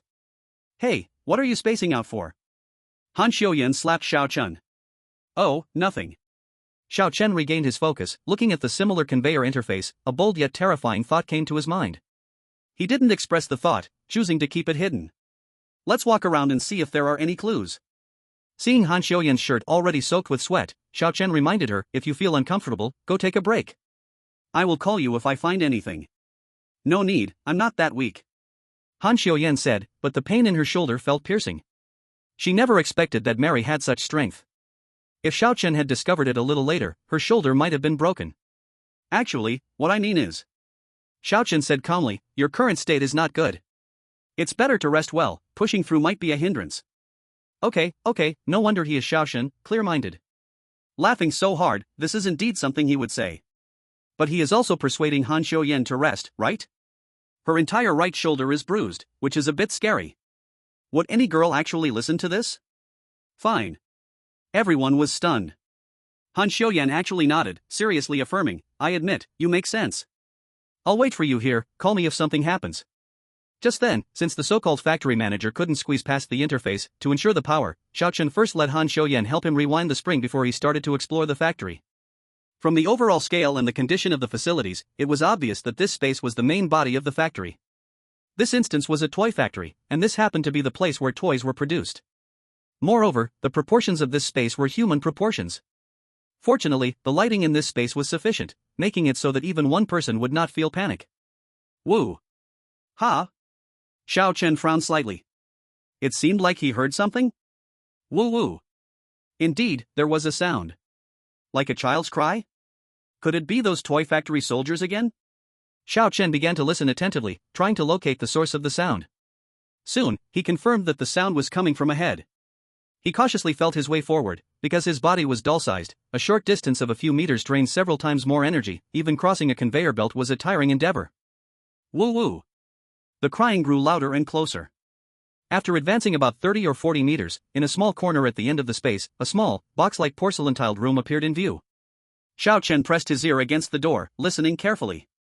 Woo-woo! Sure enough, the crying came from inside. What kind of monster is it this time? Xiao Chen frowned. Why did he always feel there were more low-risk peculiarities than high-risk ones? He circled around the area and found a ventilation duct, carefully crawling in. To his surprise, the simple exterior of the small iron room was exquisitely cozy inside. The surrounding walls were painted blue, a star-shaped chandelier hung from the ceiling, and many children's crayon drawings were scattered on the floor. 2 pairs of original wood tables and chairs were dusted clean, and on one of the tables, there was lubricant, a screwdriver, and a pry bar. In the corner of the room, there was a double bed covered in cute stickers, with the blanket neatly folded. In the center of the room, a blonde girl sat in a wheelchair, her head lowered as she wiped her tears. What is this? Xiao Chen didn't dare to get too close. After all, he was only as high as one wheel of the wheelchair. He squinted his eyes and observed closely, finding a princess doll resting on the girl's drooping legs. It was the very doll that had been taken away in the morning. The doll's legs had been repaired, but it no longer had the life it once did in the morning, with only a pair of lifeless eyes. She has really turned into an ordinary doll. Suddenly, the girl raised her head, her terrified gaze sweeping towards Xiao Chen. Xiao Chen locked eyes with the girl, clearly seeing her stunning doll-like face. Bright blue and clear eyes, long eyelashes accentuating those adorable eyes. With a slightly red face dotted with freckles, it added to the shape of the girl's face rather than detracting from it. Just looking at her face, she was simply a princess. But no way. Something was terribly wrong. Would a character like this appear in a horror story? Compared to this doll-like girl, Xiao Chen would rather believe in Lu Mengmeng. Xiao Chen's mind was racing, debating whether he should run or play dead. This girl was sitting in a wheelchair. If he slipped out of the vent behind him right now, she shouldn't be able to catch him. Do you move? The girl spoke first, her voice soft. Yes, I am alive, of course I can move. Since she had already spoken, and sounded harmless, Xiao Chen decided to try to talk to her. After all, the vent was right behind him, so he didn't need to worry about her suddenly acting strange. He asked, do you know where this place is? This is my and my sister's room. The girl answered, a bit fearfully, my name is Paul, and my sister's name is Alice, but she is missing. As she said this, Paul began to cry. This factory is so scary. Bad uncles took us here. Paul wants sister. Paul cried harder, tears even wetting the doll on her lap. This wasn't going to help them find clues. Xiao Chen kept his distance and said, don't cry, I can promise to help you find your sister. Really? Paul looked up in surprise, a smile returning to her face. Really, but you need to answer some questions for me, okay? Okay. You ask, Paul will definitely tell you everything they know. Do you know who is the head of this factory? I know. It's the bad guy who took me and my sister here. He is tall and thin, and you can always see him scolding others. So the head doesn't have a good relationship with the other employees? I guess so. Xiaochen took out the strange half doll and asked, do you know whose doll this is? This. Paul suddenly paused, as if her thoughts were blank, then quickly snapped back, blinking her eyes and said, Paul hasn't seen it, it's not Paul's. How strange. Xiaochen wondered, originally thought he could get clues about the doll's owner, but ended up hitting a wall. He pondered for a moment, then changed the subject, asking, I want to know more about the factory, do you know where I should go? Paul sucked on her finger, thought for a moment and said, there seems to be a warehouse nearby, the adults put everything there, you can go there and take a look. Got it right. Finally, there was a new clue. That warehouse could very well be the breakthrough. But he shouldn't celebrate too early, as the manager from the last story had been misleading, he had to carefully discern reality. I understand, thank you. You promised Paul, if you find sister, remember to call her back. Okay, I will. Xiaochen turned and crawled out of the vent. Warehouse, warehouse. Xiaochen looked around, turning in circles. Finally, in a corner, he found a dusty iron door. He looked up, the door was as tall as 5 of him. Not only that, but there was no doorknob. However, at the lower end of the door, right at Xiaochen's eye level, there were 2 keyholes. Do I still need to find a key? Or 2?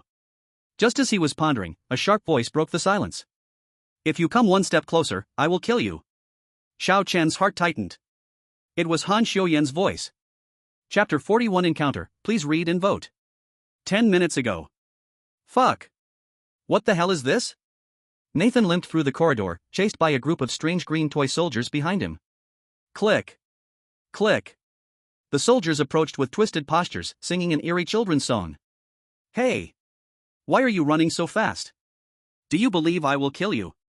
Knowing he couldn't run fast, Nathan threw a venomous glare at Patrick. This guy from the Iron Tower was surprisingly nimble and ran ahead without looking back. Just moments earlier, they had intended to go to the 3rd mission point, but encountered a group of green plastic soldiers blocking their way, horrifically wailing and scratching the walls. They wanted to turn back, but the soldiers all fixated on them and chased after them, scaring Patrick into running. Due to the wound on his leg, Nathan could only crawl behind, looking extremely awkward. There was no trust between them. In trouble, they each ran for themselves. No matter how much Nathan shouted, Patrick just wouldn't look back. Damn it, when I catch you, just wait and see how I'll kill you. Nathan ran, cursing with spittle flying. You deserve this, weren't you so capable? Now you might lose your life. IP, Iron Tower. Damn it, weren't you so tough just now? IP, Iron Tower. Shut up, you useless people. If he's gone, how do you expect to clear it solo? IP, Starstripe. The more urgent the situation, the more intense the quarrel between the 2 groups of spectators became. They wished for the other's player to die quickly, without the slightest sense of teamwork. Watching Nathan run in an extremely ugly manner, and the distance to the soldiers closing in, Starstripe begrudgingly used the reminder chance to inform him of the discoveries in Yanxia and Hanchang. Nathan, can you hear me? Hold on a little longer, just ahead is the room where we started. Once you go in, climb up the conveyor belt, there's an access point in the wall that leads to a new room. Yanxia and Hanchang have already gone in, and it seems there's no danger. Starstripe added, if necessary, drag that Iron Tower guy down as bait, his life or death doesn't matter to us, just survive yourself. Hearing the hint, Nathan felt a new spark of hope ignite within him, even his legs felt a bit nimbler. He gritted his teeth, and dashed into the production room with Patrick. But Patrick didn't know the way, so he stood still, thinking anxiously. Seizing the opportunity, Nathan delivered a heavy punch to the back of Patrick's head. Ah! Patrick fell, holding his head and curling up, writhing on the floor. Are you crazy? Patrick said, seeing stars, struggling to get up. Weren't you running pretty fast? Then buy me some time here. Nathan showed a disgustingly savage grin, his yellowed teeth looking like they hadn't been brushed for years. Click. In the blink of an eye, the strange soldiers had already reached the door, countless glassy eyes staring directly at them. Nathan decisively abandoned Patrick and crawled up the conveyor belt alone. Click. Click. No. No. Click. Ah. Standing on top, Nathan listened to Patrick's screams, revealing an expression of extreme enjoyment. As the screams gradually weakened, he finally entered the access point in the wall, arriving at the core production area of the factory. TCH, so you know how to create a secret passage? Looking at the countless giant machines working automatically in front of him. Even Nathan couldn't help but feel shocked. Thud. A sound came from behind, startling Nathan to hide quickly. Peeking out, he saw a person tumble in from the exit, covered in blood, with a missing ear on his head. It was Patry. Damn, you're still not dead. Nathan approached mockingly, looking at Patry crawling back from the gates of hell, and kicked him a few times. Seeing this, the audience in the tower clenched their teeth in anger, but had no way to intervene. On the other hand, the laughter from the star-striped side grew even more intense, and even through the screen, one could imagine their ugly faces. Damn! Were you not running pretty fast earlier? Why stop now? I thought this bro was really something, but turns out he can only run fast. How could he not run fast? He managed to escape from all those weird things, too bad he's not going to be an athlete. You really have a tough life, better keep up. Nathan casually dropped this line, hands in his pockets as he walked ahead. Patry gritted his teeth, but had no way to fight back. He had barely crawled back from the gates of hell, even lost a few fingers, and now couldn't even make a fist. He dared not provoke Nathan, only stumbling along with his battered body. Nathan limped and swayed, not thinking about finding any clues at all. After all, to him, it didn't matter whether the level was passed or not. If it weren't for the Star Stripes promising to release him innocent and give him the best treatment, he wouldn't even consider taking the risk. However, bullying Patry was genuinely interesting. This guy had such a tough life, making for a good plaything. Just then, his gaze suddenly locked onto something, his eyes shining like he had spotted prey. Not far away, a girl was sitting against the wall, heavily breathing in pain. The audience felt something was off. That girl was Han Xiuyan. Wait, is that a player from Seoul? How could a player from Seoul be in our livestream? Is it a fake? Impossible, I just came back from Seoul's livestream, it looks exactly the same. The livestream room erupted in commotion. At the same time, Lulin felt a heavy weight in her heart. Her guess was correct. This bizarre tale centered around a production factory, with two exits connecting two identical corridors. Although the NPCs were the same, a closer look could reveal that Xiao Chen and Han Xiuyan's rooms were on the right side while Nathan and Patry's rooms were on the left. This map was symmetrical. In other words, there were a total of 4 players in one bizarre tale. Han Xiuyan covered her shoulder, breathing heavily. She regretted it deeply now, she had been too careless. This was in a bizarre tale, and she shouldn't have made such a rookie mistake, realizing the danger only after the weirdness had come up behind her. I wonder how that little girl will scream come tomorrow morning. Smack! Footsteps suddenly sounded, and Han Xiuyan quickly stood up, nervously looking around. Xiao Chen, is that you? Before she could finish her sentence, she saw a heavily tattooed man in prison clothes step out from the shadows, followed by a bloodied person. Miss, are you alone? Nathan's gaze locked onto Han Xiuyan's long legs, licking his lips lecherously. He had been in prison for so many years and hadn't seen someone of this level for a long time. Han Xiuyan frowned, an ominous feeling rising in her heart. This person didn't look like a toy, and behind him, there was another twisted figure. Player? Han Xiuyan took a step back. The newcomer looked hostile, and there was a huge gap in their physiques. The worst part was, she felt weakened right now. Why are you stepping back? It's dangerous to be alone in a place like this, I will protect you. Nathan said as he reached out his hand. No need, get lost. In an instant, Han Xiuyan grabbed Nathan's middle finger. Crack. Aha. Nathan let out a howl, stepping back a few paces. He never expected this little girl, who looked so weak, could break his finger in an instant. Take one more step, and I will kill you. Han Xiuyan shouted sternly. Damn it, I was going to be a bit gentler with you. Nathan's eyes burned with anger, his teeth grinding, as he swung his hands to try and tackle Han Xiuyan down. Tisk. A shadow suddenly rushed out, flashing to Nathan's back in an instant. Nathan felt a chilling murderous intent behind him, and as he turned around, he found Xiao Chen had appeared at some point behind him. Xiao Chen's gaze was icy, his eyes mixed with a fleeting hint of killing intent. This look made even Nathan, who had dominated in prison for years, tremble. Xiao Chen swung his arm, the stone brick cutting through the air and hitting Nathan on the head. Bang! At that moment, everyone present could hardly tell if it was the sound of bones breaking or the sound of the stone brick hitting. Nathan's flesh split open, clutching his head as he collapsed to the ground, howling in pain. Seeing this scene, the live chat exploded with cheers. Yes. I've been waiting for this moment for so long. YP, Iron Tower. Awesome. This is the feeling. Bro, I'm rooting for you, IP, Iron Tower. Oh my god, I admit, the previous noise was a bit loud. Xiao Chen, I'm your fan, IP, Han City. What a surprise, my god, Xiao Chen always roars when he sees injustice, even strange things have to chat with him for a while, prisoners on the side don't embarrass themselves, IP, Summer Flame. Xiao Chen stood coldly in place, watching Nathan howl on the ground, then turned to look at bloodied Patrick. Confirming he wasn't a strange thing, Xiao Chen casually clenched his fist, frightening Patrick into quickly shaking his head, fearing Xiao Chen might make him lose his other ear too. Han Xiuyan slowly approached. I can handle it myself. I know you can handle it yourself. Xiao Chen shrugged. You're welcome. Seeing Nathan like this, he estimated it would calm down for a while. Even if it didn't calm down, he wouldn't mind giving this guy another punch. After all, 10 points of strength was already the human limit, and not every ordinary person could withstand it. Outside the screen, seeing Xiao Chen so easily take down Nathan, Lulin finally felt relieved. When she saw Nathan's team encounter Han Xiuyan, she admitted she panicked for a moment. After all, the Supernatural Investigation Department had already uncovered Nathan's identity as a cold-blooded killer. A person without any moral bottom line was often the most dangerous in a multiplayer horror setting. She was considering whether to use a reminder opportunity to warn Xiao Chen, but unexpectedly, this little guy acted pretty ruthlessly. If it had been someone weaker, they might have already been half-dead from that hit by Xiao Chen. Lulin relaxed and continued analyzing. In fact, she had also speculated that there might be 4 players in one instance. Some players only got the upper half of a doll, while others only got the lower half. Every time Summerflame and Han City took the lead in progress, Star Stripes and Iron Tower would follow closely behind.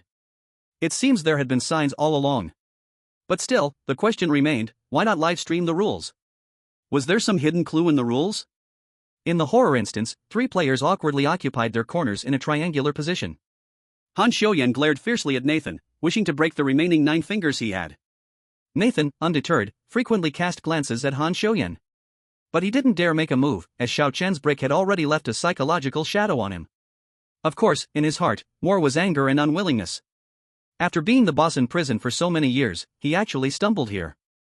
Nathan made a secret determination, whatever the horror was, he would find a chance to take revenge on Xiao Chen and Han Xiuyan. As for Patrick, the poor fellow, he was covered in blood, curled up in a corner, gasping for breath. I am back. Xiao Chen held the bandage he had just found in his hand, and as soon as he appeared, the tense atmosphere in the scene immediately weakened a lot. Han Xiuyan trusted him, Nathan feared him, and Patrick listened to whoever was stronger.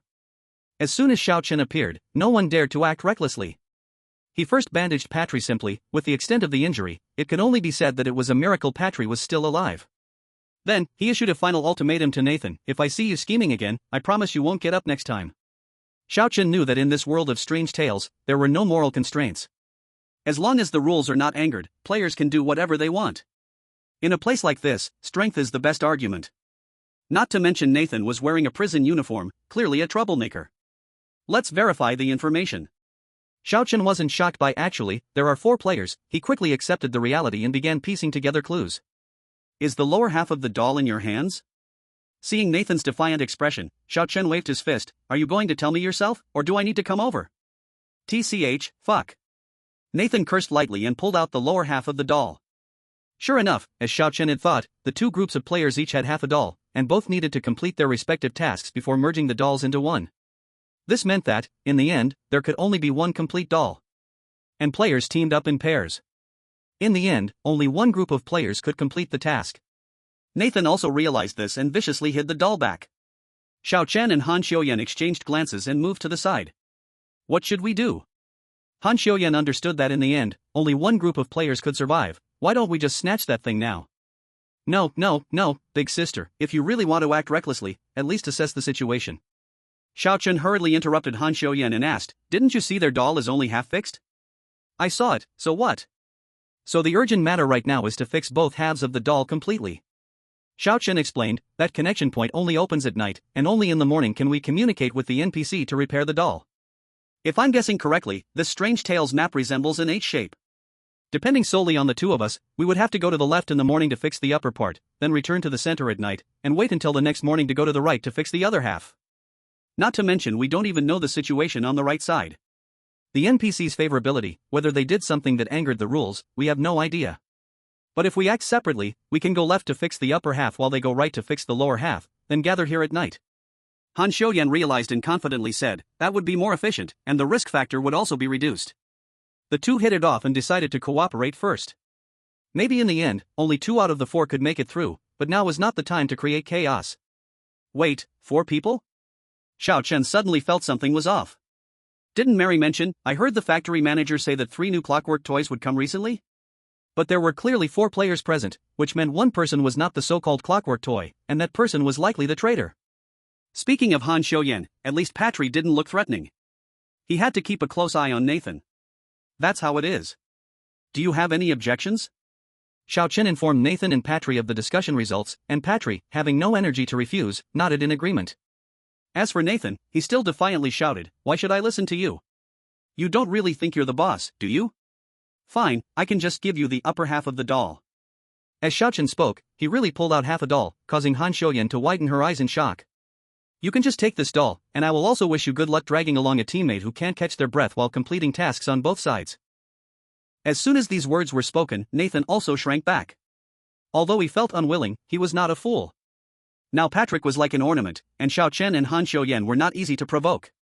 Could he really complete tasks for both sides at the same time? Absolutely impossible. Nathan immediately felt deflated and had no choice but to keep quiet and accept the proposal. This guy is impressive, he can actually pressure Nathan. Iron Tower. Weren't you just very arrogant? Seems like you got arranged. Iron Tower. Don't forget, it was this guy from Yanxia who specially went to get gauze to bandage Patrick. Iron Tower.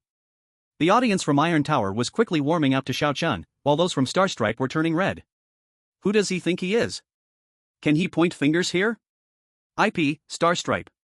That was taking advantage of someone in danger. Sneak attack. No martial arts ethics. Star Stripe. But your prison strongman was actually defeated by a little girl who broke his finger. Yanxia.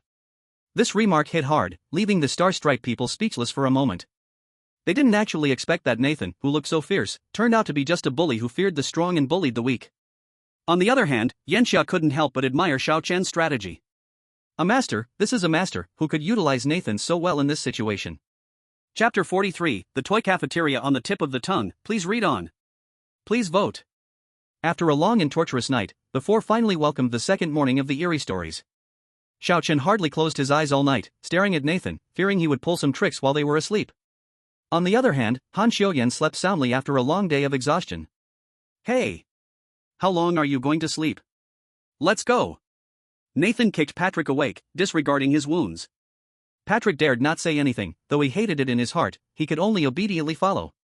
Seeing Nathan wanted to leave, Xiao Chen reminded, "Let's meet here at night, don't forget." Got it. Nathan spat, "TSK, too much nonsense." Watching the two leave, Xiao Chen couldn't help but marvel at Patrick's vitality. This guy was covered in wounds, and he originally thought he wouldn't survive the night. Unexpectedly, not only did he hold on, but he could also walk normally now? Such an inhuman situation must be related to Patrick's talent. But Xiao Chen didn't rush to guess, instead, he looked at Han Xiuyan, who was sleeping nearby. "Wake up, we have tasks to do." Xiao Chen poked Han Xiuyan. Han Xiuyan turned over and mumbled, Just 1 more hour of sleep.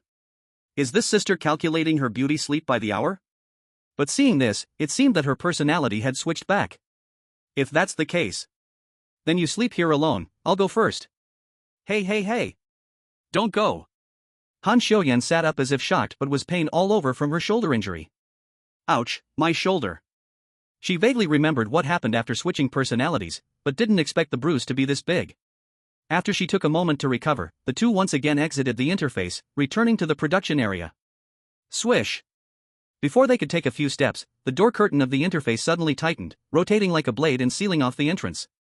The two returned to the long, winding corridor, wide but dimly lit, now devoid of the strange soldier's presence, as if the chaos from last night was merely a dream that never happened. That Nathan looks really hard to deal with, Han Xiuyan said on the side. With his head cracked open, he shouldn't be able to cause any trouble for a while. Xiao Chen looked at the half-doll in his hand, but who knows what'll happen later. For players, 2 teams, only one team could succeed. Besides, among the 4, there was one traitor. Having been in the instance for so long, he still couldn't figure out what the traitor's role was. Han Xiuyan was very cooperative in doing tasks, even though she was left alone in place last night, she didn't seize the chance to run off and do something else. Is it Nathan? But even though he didn't cooperate well, he was at least seriously fixing the doll. Otherwise, with the gap between Patry and Nathan, Nathan's tricks are simply unstoppable by Patry. Is that Patry then? But that guy looks half dead, it wouldn't be surprising if he just suddenly breathed his last at any moment. It's also possible that the traitor's target will only clash with other players after the doll is repaired. After thinking it over, I still have to fix the doll first. Mary's room was already silent, and the Nutcracker happily greeted them as they passed the children's playground.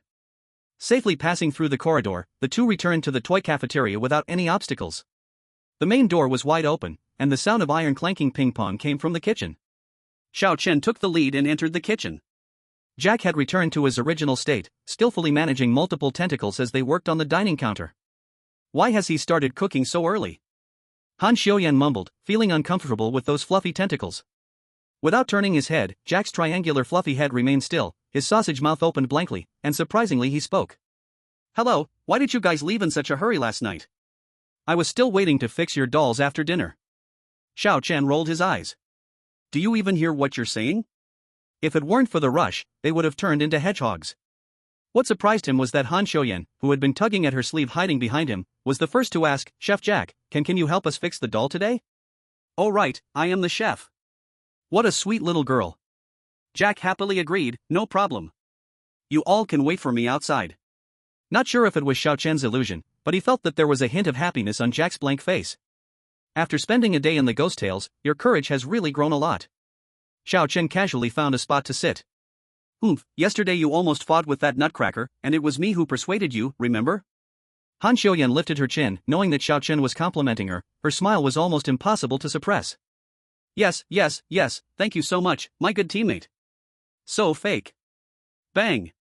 The kitchen door was suddenly pushed open, crashing against the wall with a loud bang, causing Han Xiaoyan to jump up, already ready to run away. "Breakfast is here." Jack walked out with his legs moving normally. Only then did Han Xiaoyan feel at ease, but when she saw what Jack was carrying, her heart sank again. Not just her, even Xiao Chen felt a bad premonition. "Quick! While it's hot, taste my cooking." Jack placed 2 plates on the table, filled with an indescribable black gel-like substance. Xiao Chen tried to sniff it, a strong smell of burnt rubber filled his nostrils. Not only that, but there was also a fishy smell. On the side, Han Xiaoyan was close to throwing up. Even if her parents didn't care much about her at home, at least the chef prepared good meals. Now, with both lubricating oil and dark cuisine, how could she endure it? Cough. Even Xiao Chen was choked by the rich smell.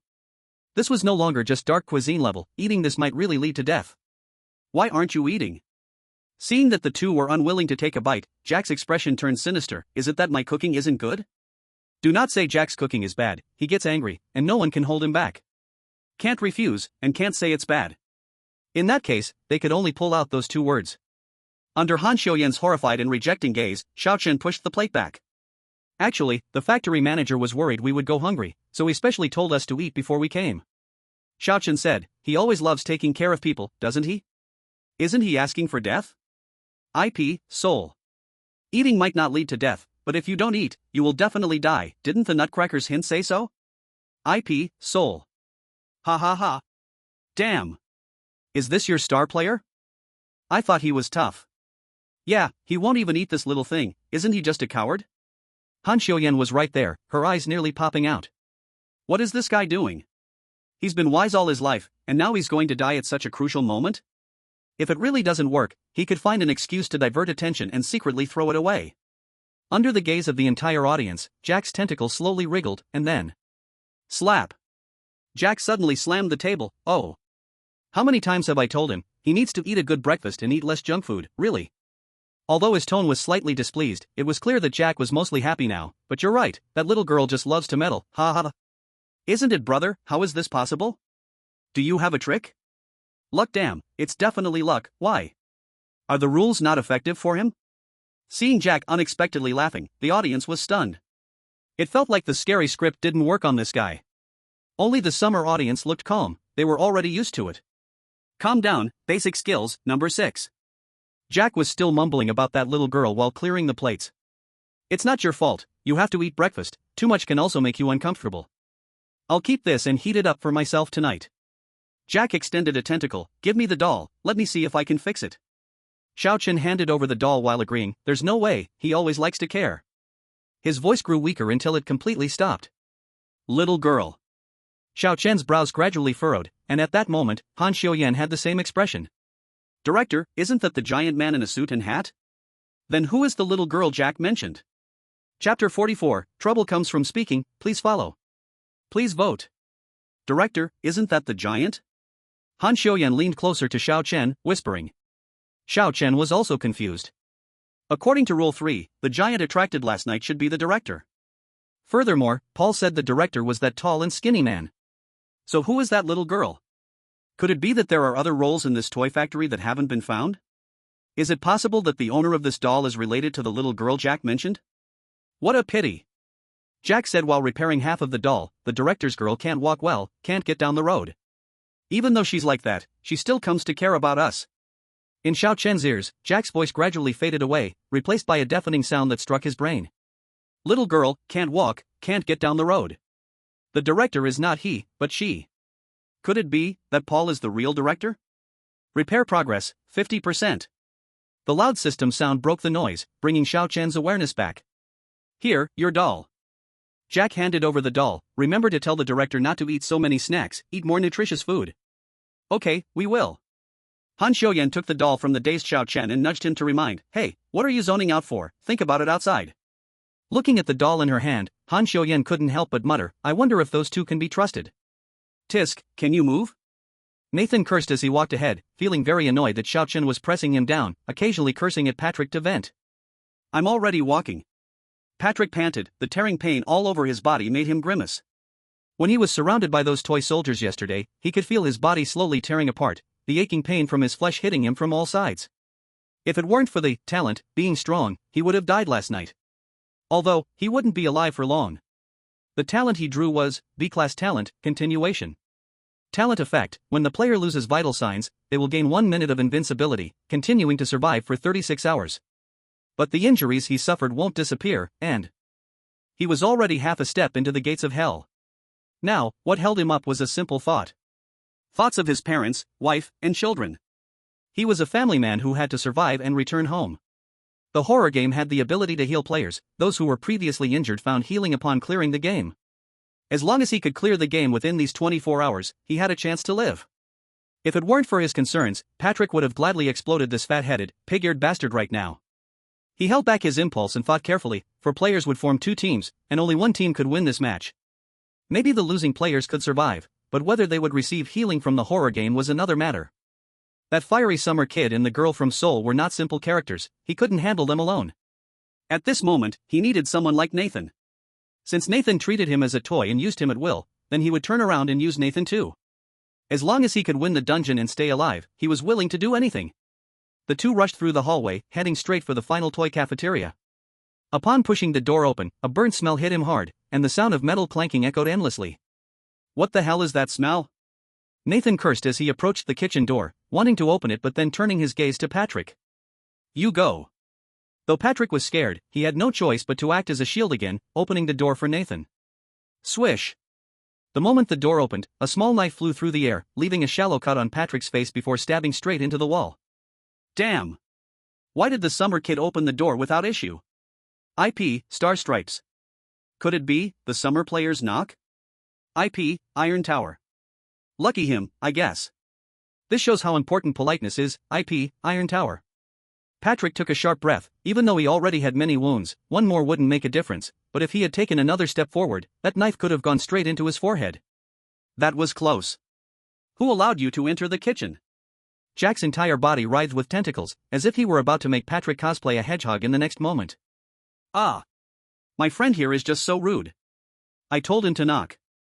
Nathan then strolled in slowly, starting to backtrack. I said the chef was busy, why were you in such a rush? Patrick was rolling his eyes to the sky but had to bow down and apologize for the sake of endurance. Sorry, chef, I was too hasty, truly sorry. Jack remained silent for a moment, as his floating tentacles returned to the stove. Say what you need to say, can't you see I'm busy? Nathan didn't linger, quickly taking out the half doll and asking, so, chef, can you help us fix this? Fix a doll? I can do that. Jack stood still, his posture oddly upright, as his voice emerged again from his open but unmoving mouth. Wait outside. Okay. Nathan smirked at Patrick before leaving. Patrick said nothing, his gaze lingering on the small knife on the wall. Taking advantage of the cover of his body, he pulled the knife down and concealed it in his pocket. Our players are still the best. What's up with your Iron Tower players who can't even speak? IP, Star Stripes. Do you know how to adapt? Damn. We still have to lead you guys. IP, Star Stripes. Stop talking, bro, it's as if they can understand. Look at Patrick, trembling like a coward. Iron Tower people are probably all the same. IP, Iron Tower. A group hiding behind prisoners acting tough and taking pride in it? IP, Iron Tower. They've depicted shamelessness to the extreme. IP, Iron Tower. The livestream chat from both countries erupted once again, or rather, it had never stopped from the very beginning. The chats from other countries had their share of issues too. Whenever multiple teams were mentioned, the livestream never had a moment of peace. Players from Summer and Seoul were truly exceptions among exceptions. The audience in Seoul couldn't wait for Xiao Chen to become a permanent teammate. Breakfast is here. Patry and Nathan had just sat down when Jack brought 2 plates of indescribable black dishes to the table. Eat up, and then I'll fix your gear. Looking at the dark, twisted, and gooey food on the plate, the two cautiously sniffed it. A smell of expired and moldy blue cheese assaulted their nostrils, mixed with a strong burnt odor. Just from the smell, Patry almost threw up the baguette he ate before entering the instance. What's wrong? Why aren't you eating? Jack whispered ominously, is it that my cooking is not good? Hearing this, Patry pinched his nose and randomly picked at a few bites. The sticky goo exploded in his mouth, foul juice splattering out, and suddenly he felt that the bodily pain he was experiencing was nothing at all. This thing is a damn spiritual attack. At least the oil could go directly into his stomach. This mess had to be chewed a few times. Who could stand that? Seeing Patry eat, Nathan grinned maliciously, wanting to use the same trick, but Jack directly pushed the plate into his lap and said softly, you can only have nutrition if you finish your own. Nathan cursed in his heart. What kind of nutrition could this trash have? He hesitated and took a bite, but couldn't hold back and spat it out. Put. This is too disgusting. The next second, he knew he had said the wrong thing. Swoosh. A tentacle shot straight through his chest, pulling out a still-beating heart. Dark red blood surged out, splattering onto Patry's face. Chapter 45, The Decision of the Star Stripes. Please continue reading. Please vote. This fool is dead again. IP, Iron Tower. Simple-minded and strong-bodied, that's what this kind of person is. IP, Iron Tower. Don't rush to shout, without Nathan, your player will also die. IP, Star Stripes. Patry wiped the blood from his face, looking at Nathan's corpse with a mocking gaze. He knew that Nathan's talent wouldn't let this scum die so easily. Simple-minded and strong-bodied, if it weren't for good luck drawing a stronger talent, this fool would be dead by now. Just as Patry finished cursing in his heart, Nathan's corpse started to twitch. Just like in Toy Wonderland, the hole in his chest slowly healed, and through the shrinking blood hole, a brand new heart was slowly growing. Ha! Nathan shot up suddenly, gasping for air as countless tiny blood holes ripped open across his body, bypassing the arteries. Ah! Ah! The pain tore Nathan's heart apart. The piercing sensation throughout his body left him unsure of where to feel first. Patry sat by, watching Nathan's ugly state in delight. It felt as if even that plate of hellish black food became much more appetizing. Fuck! Nathan curled up in pain, convulsing and rolling his eyes, almost passing out again. Minutes later, his body finally stopped tearing apart. His pale complexion showed no signs of blood. But before he could recover, Jack pushed the plate in front of Nathan. Eat. Nathan didn't dare refuse. He quickly dug in, all the while praising, great cooking. So delicious. A heavenly taste. 1,000,000 times better than that crap in prison. Is this how low you've fallen? IP, Iron Tower. So embarrassing, IP, Iron Tower. Seeing this, the audience of Star Stripes didn't know how to reply. It really was very embarrassing. Burp. After dozens of minutes, both felt worse than dead, but finally finished the empty plates. The doll was repaired at the same time. Repair progress, 50%. Asterisk asterisk asterisk asterisk asterisk. Put. What kind of dog shit is this? Walking out of the room, Nathan's face changed dramatically, spewing venom, saliva flying everywhere, wishing he could vomit out what he had just eaten right now. The stinging pain throughout his body was unbearable. Every step felt like a sharp sting. He could barely move a few meters before needing to stop and rest for a moment. Looking at the doll in his hands, Nathan's unpleasant mood had reached its peak. The top executives of the Stars and Stripes were also reaching their boiling point. They thought they could suppress Patrick and take the lead, yet they were easily controlled by a young guy from Yenxia who jumped in halfway. What's going on? Looking at the limping Nathan and the bandaged Patrick, the sickly duo didn't seem to have any chance of winning at all. Give me the last hint, I have something to say to Nathan. Ding. Nathan only heard a ding-dong in his head, and a voice suddenly appeared. Nathan, listen to me. You can't win like this, don't confront that Yenxia kid head-on. Whether using Patrick as bait or taking action against the girl first, use any method, no matter how dirty, just get rid of him. As long as you can take him down and get the doll to win, we'll give you everything you want. Hearing this, Nathan instantly revealed a sinister grin. That's what you said. Nathan looked at Patrick and motioned for him to come over. What do you want? Patrick felt a tightness in his chest, not knowing what mischief this guy was up to. Nathan hugged Patrick over and said, the half doll is already repaired, half is with us and half is with them, and only one group of players can win with a complete doll. What do you mean? Patrick played dumb, he didn't intend to be used as a gun. That Yensha kid could take Nathan down with a single brick, how could he have a chance? I'm not going to drag this on with you. Nathan straightforwardly said, let's set a trap, you'll lead that kid to the place I specify tonight, and I'll ambush him there. Once we take him down, all that's left is that girl from Han City. By then. Having said this, Patrick didn't intend to pretend anymore, he nodded and agreed, okay. I understand. However, compared to being numbly used as a tool, he had his own plan. The two of them thus harbored their own secrets and began to quietly devise tonight's plan in the smallest voices to avoid being discovered by the live broadcast. Are we just waiting here? Han Xiuyan and Xiao Chen had just exchanged their watch timings, and the former sat cross-legged at the edge of the conveyor belt, feeling a bit bored. But for Strange Tales, being bored was actually a good thing. To have a good rest in a Strange Tale was a luxurious thing, all thanks to their high efficiency yesterday. Now, other surviving national teams were either eating dark cuisine or being targeted by snipers. In contrast, Han Xiuyan and Xiao Chen's efficiency was truly on another level. They finished Ben and Mary's tasks in just one day and even met Jack and found the factory center after the interface. Nathan and Patrick weren't slow either, but they paid for it with their lives. There shouldn't be any clues outside now. Xiao Chen thought while speaking, we have to wait until tonight to put the two repaired dolls together to see if the progress reaches 100%. Tonight we can finally finish. Han Xiuyan sighed with relief, fortunately, the teammate I matched with is you, you're really great. Don't celebrate too early. Xiao Chen reminded, only one doll can be synthesized, whoever gets it can be the winner. And Xiao Chen didn't complete his sentence. Because he suddenly noticed that when Han Xiuyan said, tonight can end. Did she think that just fixing the doll meant it was over? Wasn't the real task to return it to its rightful owner? Or had this girl already guessed who the doll's owner was? And what? Han Xiuyan pouted. To avoid alarming the enemy, Xiao Chen said, and tonight is the most dangerous. Are you afraid Nathan and the others will take action? Is there even a need to be afraid? Do you think they will willingly hand over the doll? Recalling Nathan's prison-style outfit, it was easy to predict that this guy's solution would definitely be the simplest and most brutal. Han Xiuyan pondered for a while. Well, should we act first? No need. Xiao Chen was somewhat surprised that this pretentious young lady would say such a thing, and he smiled calmly, they will definitely make a move tonight. We'll respond when they act.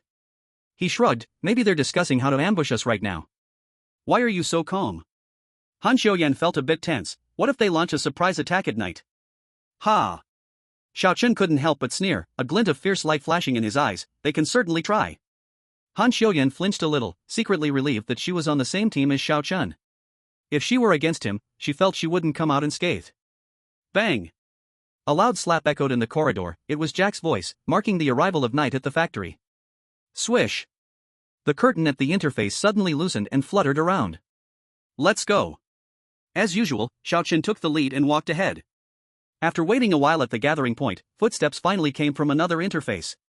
But it seemed like only one person. Xiao Chen became alert, instinctively protecting Han Xiuyan behind him. Then, a bloodied person, wrapped in bandages, staggered out. It was Patry. What does this mean? Where is Nathan? Xiao Chen squinted. He forced me. He forced me to come back and tell you. Patry's hands trembled as beads of sweat fell from his forehead. He said that half of the doll is in his hands. If you want to survive and make it through, go to the production room to find him alone, otherwise, he will destroy the other half of the doll. Chapter 46 The Real Conflict, please support. Please vote. Destroy the doll? As soon as this was said, the live chat exploded. Is he a madman? Destroying the doll, isn't that mutual destruction? IP, Han Chang. This bastard, you can't change a dog's nature, he can come up with such low tricks. IP, Yan Xia. This is called strategy, shouldn't others be allowed to be smart? Bro? IP, Xing Tiao. Smart? He knows he can't win and wants to drag everybody down with him? So disgusting. IP, Yan Xia. Don't rush, this doll is repaired through the power of the strange talk, I don't think Nathan can destroy the doll with brute force. IP, Yan Xia. In front of the screen, Lu Lin's brows were tightly knitted. She had been watching many players' live streams at the same time, some of whom were directly judged to have failed due to the doll being destroyed. There are many ways to destroy, for example, being hit by a nutcracker, or when the doll is accidentally dropped and crushed while being swallowed by a soldier. What can repair the doll is abnormal, and what can destroy the doll is naturally also abnormal. Moreover, considering Nathan's ability to not easily die, if he wants to destroy the doll, it would indeed be easy. Nathan knows he cannot outmatch Xiao Chen, so he wants to drag him into a trap. He is forcing Xiao Chen into a trap he has set. The strange talk science has given her the chance for hints and the timing for hints. Should she use it now?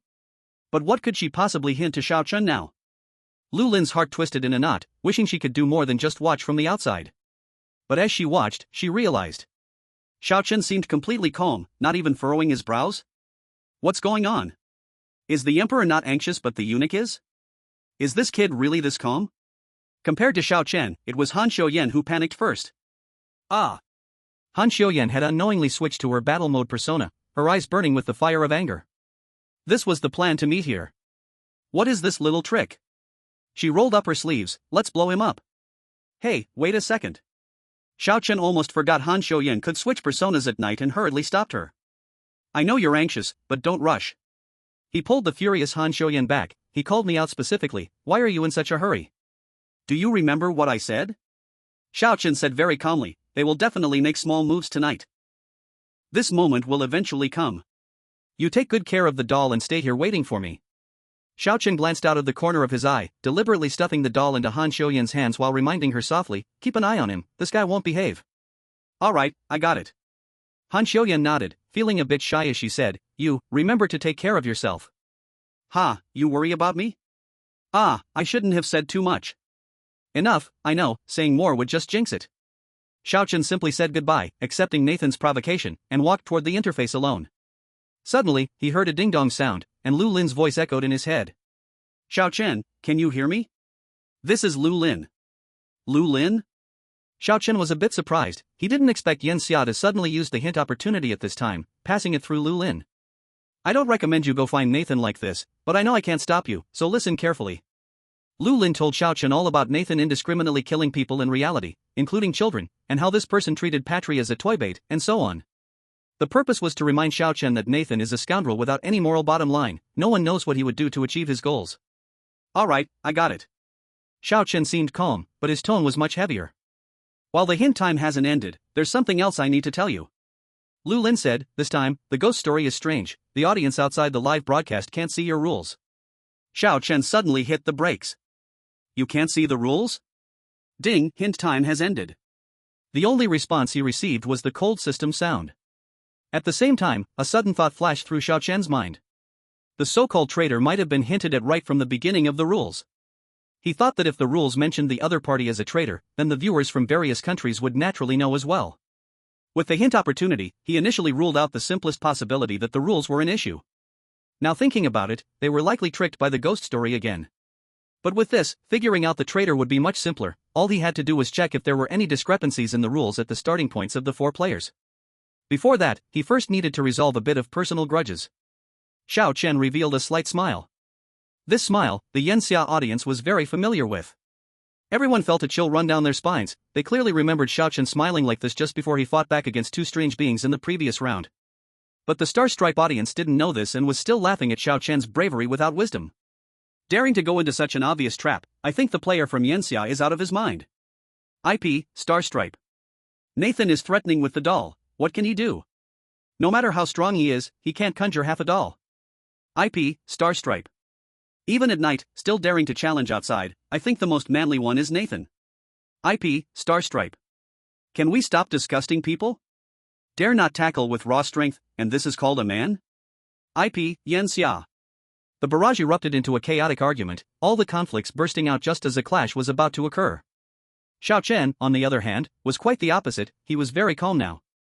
He had long guessed that Nathan and Patry would make a move tonight. After all, both halves of the doll were fixed, and the next step was the simplest snatch for doll ownership. This was probably the purpose of the ghost story dungeon, putting 2 groups of players into the same game. Although Nathan was inherently violent, he was not foolish enough to prepare for a head-on confrontation. Using this strategy was also within expectations. Xiao Chen walked out of the interface into the production room, glanced around, and did not see any sign of Nathan. Xiao Chen frowned, climbed down the conveyor belt, and began searching the production room until he had looked everywhere but still didn't see anyone. Could he be outside the door? He picked up a brick again and carefully moved toward the open towering iron door. Xiao Chen squinted his eyes, only to see a shadow cast on the ground from behind the door. Upon careful observation of the shadow's outline, it was clear that it was a person holding a weapon, and the weapon was long and thin. Even at night, the strange beings wouldn't casually leave their rooms. So considering the worst, it was likely that Nathan had obtained the gun from the Nutcracker. The combat capability of the Nutcracker was already not high. As long as he could find a way to get close, there was a good chance of snatching the gun away.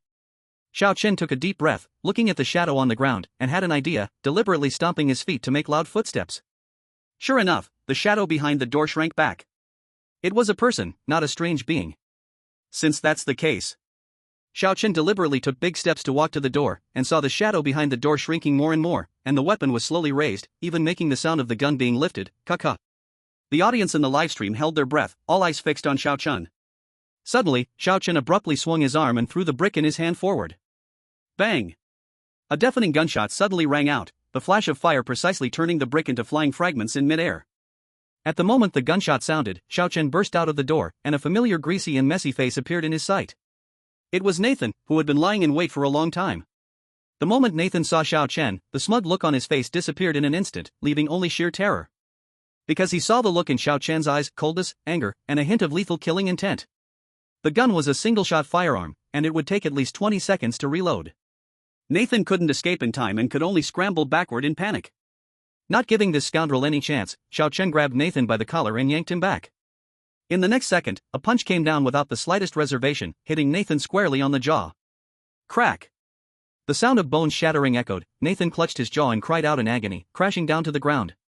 Xiao Chen shook his hand and, with a calm face, lifted Nathan for another punch. Wait! Xiao Chen's punch was like a cannon, making Nathan urgently beg for mercy. This is all Star Stripes forcing me to do, and besides, the doll isn't with me. I know, you already handed the doll over to Patrick before this. Xiao Chen interrupted Nathan, saying calmly, you want to win, so you naturally can't really gamble the doll with me. Before coming to find you, I would have handed the doll to Han Xiuyan. You would naturally give it to Patrick because that central area is the only safe place. You could guess all of this, why did you still come? Nathan asked in disbelief. As soon as he asked, he regretted it. After spending many years in prison, he could see at a glance that this guy's killing intent only grew stronger. In the ghost stories, there is no moral bottom line, that's what you think, right? Xiao Chen sneered, then how do you know what my bottom line is in ghost stories? His eyes were filled with disgust for scoundrels like Nathan. If you want to harm me, you deserve to die. As soon as those words were said, Nathan panicked completely, crawling back in a scramble. He understood that this guy truly wanted to kill him. My talent is pain conversion. You can't kill me, you're just wasting your energy. He initially planned to use this as an excuse to persuade Xiao Chen to stop, but as he spoke, Nathan surprisingly convinced himself first, a hint of madness appearing on his face. Yes, you can't kill me, right? You can't kill me. Ha ha ha ha. You can't kill me. Nathan laughed madly, suddenly picking up a sharp shard of porcelain from the ground and swinging it violently through the air. Xiao Chen didn't expect this guy to be begging for mercy one second and attacking the next, hastily dodging back, but he was still a step too late. The shard grazed his arm, leaving a shallow cut. A few drops of blood trickled down his arm. Damn it! Xiao Chen cursed inwardly, suppressing his rising anger, forcing himself to calm down. He stepped back a few paces, distancing himself from Nathan. Ha ha ha ha! You can't kill me! Nathan continued to laugh maniacally, his entire body slowly twisting unnaturally. From the moment players entered the horror story, they were in a fight against it. Many players, with weak willpower, were eroded by the horror and turned into madmen. Xiao Chen had seen many players during live streams who had their minds shattered, consumed by the horror, ultimately becoming insane. Nathan's appearance was exactly like those players. He too had been eroded by the horror. Is getting hit a few times enough to break you? I thought your mental defenses were stronger. Xiao Chen's eyes held a hint of disdain. He was not flustered by Nathan's sudden strange behavior. In times like this, one must remain calm, never letting chaos take over. Since he couldn't kill Nathan, he would find something that could. He was no stranger to using others to do his dirty work. Xiao Chen slowly backed away, deliberately giving Nathan an international friendly gesture. Nathan twisted his limbs and let out a howl like a beast, lunging forward. Indeed, even when corrupted by the strange presence, that gesture was a memory etched deep in their bones. Xiao Chen turned and started to run. Ha ha, giggle, giggle. Nathan's laughter gradually became twisted and mad, slowly losing all semblance of humanity. Now, he was nothing but a beast consumed by thoughts of slaughter. Xiao Chen was sprinting ahead, without the luxury to look back. He could hear Nathan's footsteps growing more chaotic, and the eerie, terrifying laughter was getting closer and closer. Suddenly, another familiar sound echoed ahead. Click, click. Xiao Chen accelerated suddenly, and soon, a crowd of twisted green plastic soldiers appeared before him, crowded together, clawing at the walls. Crack! Sensing the approaching player, the soldiers all twisted their heads in unison, their soulless glass eyes gazing into the abyss at the two. Click! Click! As the soldiers began to close in, Nathan's maddened footsteps also drew nearer. Giggle, giggle. Nathan cocked his head, gripping the sharp piece of porcelain tightly, even as his palm was cut, oozing dark red blood. It seemed he was completely unaware. In those bloodshot eyes, there was only one prey, Xiao Chen. With soldiers in front and Nathan behind, Xiao Chen found himself squeezed in between the two forces, with no way to retreat. Just when everyone was sweating for Xiao Chen, he slowly stepped forward, moving toward the tide of soldiers. What is he trying to do? What operation is he planning, Soul? Could this bro be scared silly by Nathan? How funny. Starstripe. When you don't understand Xiao Chen's moves, it means he's about to do something big. Midsummer. Xiao Chen walked leisurely toward the crowd of soldiers, until he was only a step away. In front of everyone's eyes, he took another step forward, entering the sea of soldiers. Nathan's mad face suddenly showed a hint of foolishness. The soldiers did not attack Xiao Chen. Although Xiao Chen was standing in the middle of them, the soldiers seemed not to see him and instead rushed toward Nathan with a click, click. Xiao Chen turned around, blending in with the soldiers, moving closer to Nathan. Skill activated, blackout. In the eyes of those soldiers, Xiao Chen seemed to not exist at all. Even if he bumped into something inexplicably on his way, they wouldn't care at all. In their eyes, the only target was a solitary player, Nathan. Why?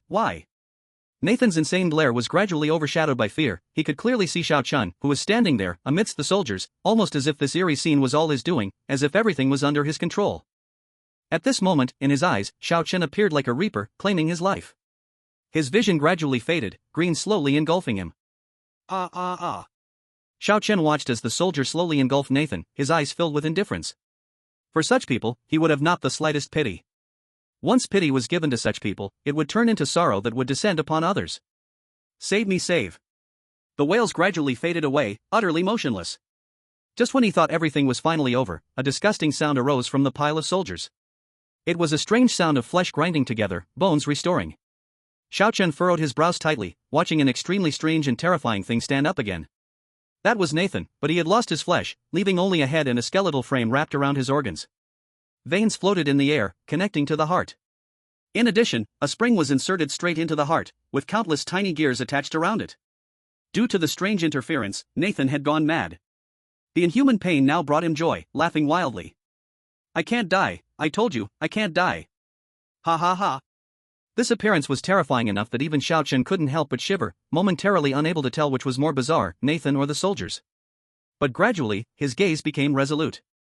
Such a person must not be spared. Since he couldn't die once, then kill him again. Ha ha ha. Nathan's face twisted, emitting an incredibly sharp laughter from his throat, which had turned into mere pipes. Now he was just like a human skeleton displayed in a lab, left with nothing but a hollow shell, preserving his bones, organs, and blood vessels. Apart from these essentials, there was almost no flesh left. Seeing this horrifying sight, even the people from the Star Stripes couldn't hold back anymore. My god, damn. This is too ugly. Star Stripes. I'm going to vomit, I really can't take it anymore. Star Stripes. This is too torturous, too embarrassing, too ugly. Star Stripes. Not long ago, Nathan was seen as the savior of the Star Stripes, but now he had become a stray dog. Looking at this ugly sight, no one wanted to admit he was still a player. After all, to them, players were merely tools. But the most tortured one had to be Xiao Chen. Such close contact made even him feel like vomiting. This thing is just too disgusting. Xiao Chen suppressed his discomfort. Nathan had been corrupted by the bazaar and had to be dealt with. But this guy felt no pain right now, how should he kill him? Moreover, there was a more pressing issue. The time for blackout was almost up. Blackout could only last for 5 minutes, and each instance had only 2 opportunities to use it. If he waited for the time to run out, it wouldn't just mean losing the advantage. You have to know, Xiao Chen himself was surrounded by these soldiers. Ha ha ha. You can't kill me. Nathan was still twisting his skeletal limbs, pushing through the soldiers to get closer to Xiao Chun. Even so, the spring connected to that ugly heart was still turning with a clack-clack sound. Right, the spring! A bold idea flashed through Xiao Chen's mind. In an instant, he dashed out, skillfully weaving through the pile of soldiers. The crowded soldiers became his cover, preventing Nathan from finding Xiao Chen's trace for a moment. Xiao Chen rushed through the sea of people at his fastest speed, reaching Nathan's back in just a few seconds. Nathan only felt a tight grip around his heart, and he quickly turned around to see Xiao Chen tightly clutching the spring behind him. Xiao Chen said nothing, gritting his teeth and forcefully turning the spring. Clack, clack, clack. He could see Nathan's heart being stirred, organs trembling, as if infused with some kind of energy. What is he doing? Helping Nathan gain power? IP, Han City. Is this kid out of his mind? Isn't this cheering for Nathan? No, it's not. We can't understand his actions either, so. This means he is about to start moving. Boom! A dull deafening sound echoed through the corridor, and the ground trembled. Everything chaotic stopped at this moment. All the soldiers turned their heads with a crack, and countless hollow-glass eyes seemed to flash a hint of fear. At the end of the corridor, a huge dark shadow slowly descended. The night director emerged, stepping forward with a presence that shook the earth. In an instant, the soldiers became a mess, fleeing in all directions, some rolling and crawling, some trying to stack on top of each other to hide against the wall, and others even tore out their own eyeballs. The giant creature slowly walked out. This time, Xiao Chen finally saw its face clearly. It was a face full of gaps, uneven and rugged, with two pitch-black balls stuffed in his eyes. As the balls rotated, a ring of red light shone, scanning the ground. The face lifted slightly, and upon seeing Nathan, the creature surprisingly revealed a tearing smile, its mouth stretching to the ears, exposing 2 rows of sharp, pointed teeth. The creature's nails extended several centimeters, transforming into 10 blades, and suddenly swung down. Nathan's body was pierced in the blink of an eye, and the few organs left behind splattered dark red colors. You can't kill me, he. Nathan was still laughing crazily, completely unaware that he was already lifted into the air. The giant leaned in closer, its bulging eyeballs meeting Nathan's dazed, crazed look. The creature squeezed the winding mechanism behind Nathan, then gently applied force. The winding mechanism connected to his heart was forcefully yanked off and thrown to the ground. In the next second, the creature suddenly opened its mouth, revealing a crimson cavity where countless sharp gears kept rotating, shooting out sparks. Click! It simply tossed Nathan into its mouth and closed its jaws. The whole operation was too sudden, leaving everyone no time to react. All they could hear were sorrowful screams emanating from its mouth, a trickle of dark red liquid seeping from between its teeth, slowly flowing down. Star and Stripe player, Nathan, Death, Challenge Nightmare, Doll Horror Night, failed. The strange will descend in 60 seconds, please prepare. At the same time, the same voice echoed in Xiao Chen's mind. Time is up, the black screen ends. As the skill ended, Xiao Chen also appeared in its line of sight out of thin air. However, during Nathan's capture, he was not idle. Instead, he had already run outside the production area, picked up the rifle, reloaded it, and was standing at the door waiting. What is he doing? Does he want to use that gun to fight this strange thing? Too abstract, right? Don't make noise, question first, then believe. Its eyeballs rotated, revealing red murderous intent, and began to approach Xiao Chen. Bean-sized beads of sweat dripped from Xiao Chen's forehead. With every tremor of the ground, he felt his heart shake along with it. Come on. As the distance closed, Xiao Chen quickly climbed onto the production line nearest the door. At this moment, the door was fully open, only less than a meter away from the production line. Xiao Chen took a deep breath, ran, and jumped. He felt like he was suspended in the air for a few seconds before starting to fall. Cough. With bated breath and boosted speed and strength, he successfully grabbed the iron gate's handle, struggling to climb up. Boom! Xiao Chen hid behind the door handle, gripping the rifle tightly. After the previous high-risk side mission, he firmly believed that every strange creature has a weakness. As long as he finds the rules, he can definitely kill them. The giant shadow entered the room, its steps shaking the ground as it walked in. It paused at the doorway for a moment. Xiao Chen didn't even dare to breathe. Fortunately, it glanced around and finally walked straight towards the conveyor belt. Crack, crack.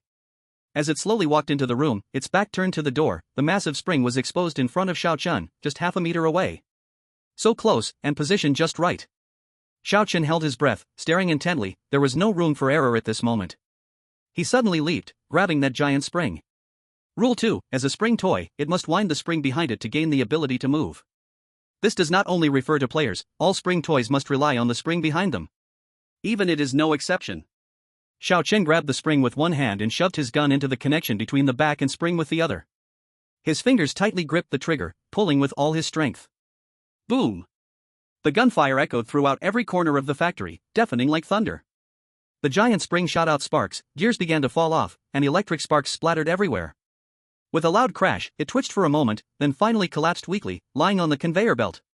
Chapter 49, Approaching the Truth, Seeking Reeds, Seeking Boats. Crab with thick gifts, is it real? IP, Star Stripes. Is this bro so bold? My god, it feels like Nathan lost without regrets. IP, Star Stripes. Gogo is so cool. IP, Han City. Luckily he is our teammate, truly blessed. IP, Han City. Basic operation, everyone sit down.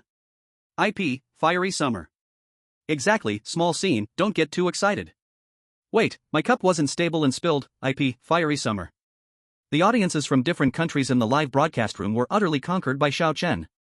At the same time, Han Xiuyan, hearing the gunfire, stood up as if struck by electricity. What sound is that? Han Xiuyan nervously looked toward the connection. Not long after Xiao Chen went out, there was a sound of gunfire once. She wanted to rush out to help, but managed to persuade her restless self to stay put and wait.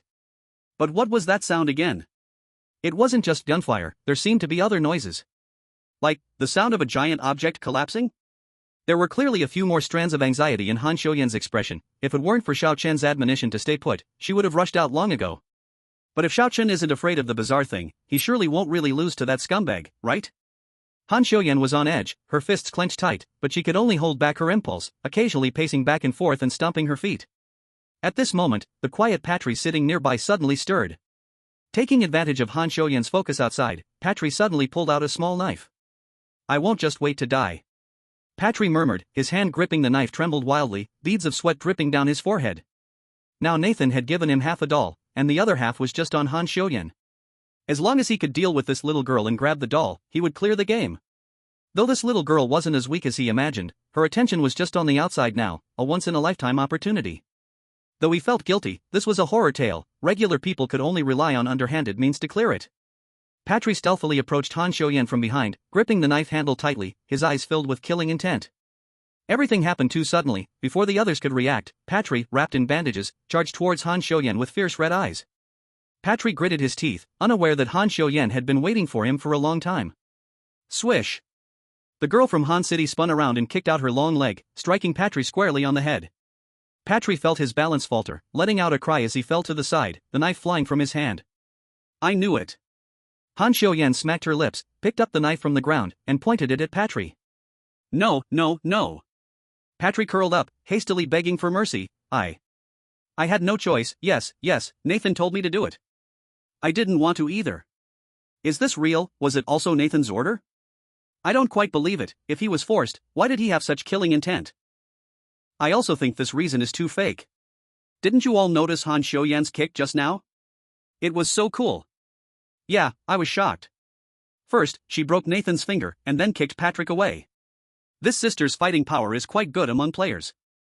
The audience in Seoul was also surprised that the once delicate young lady Han Xiuyan could bring so many surprises. She was still crying when she first entered the Tale of Monsters, and now, just 2 days later, she's almost turned into a fighting maniac. In the face of this astonishing transformation, they could only sigh. Staying with Xiao Chen for too long, her style of doing things is just like Xiao Chen's. TCH, a coward who dares to act but not to take responsibility. Han Xiuyan shot him an annoyed glance and threw the knife aside. Thanks to Xiao Chen's reminder before leaving, she paid special attention to this guy. Sure enough, this guy wasn't as well behaved as he looked. Han Xiuyan frowned, unable to help but worry about Xiao Chen. His opponent is Nathan, and the situation must be much more intense. Meanwhile, outside the interface, it had already turned into a chaotic ruin. A giant puppet lay half its body on the conveyor belt, its long arms drooping, and countless discarded gears were clattering out from its suit sleeves. A huge winding mechanism fell to the ground with a loud clang. At the same time, Xiao Chen was also thrown down with the winding mechanism.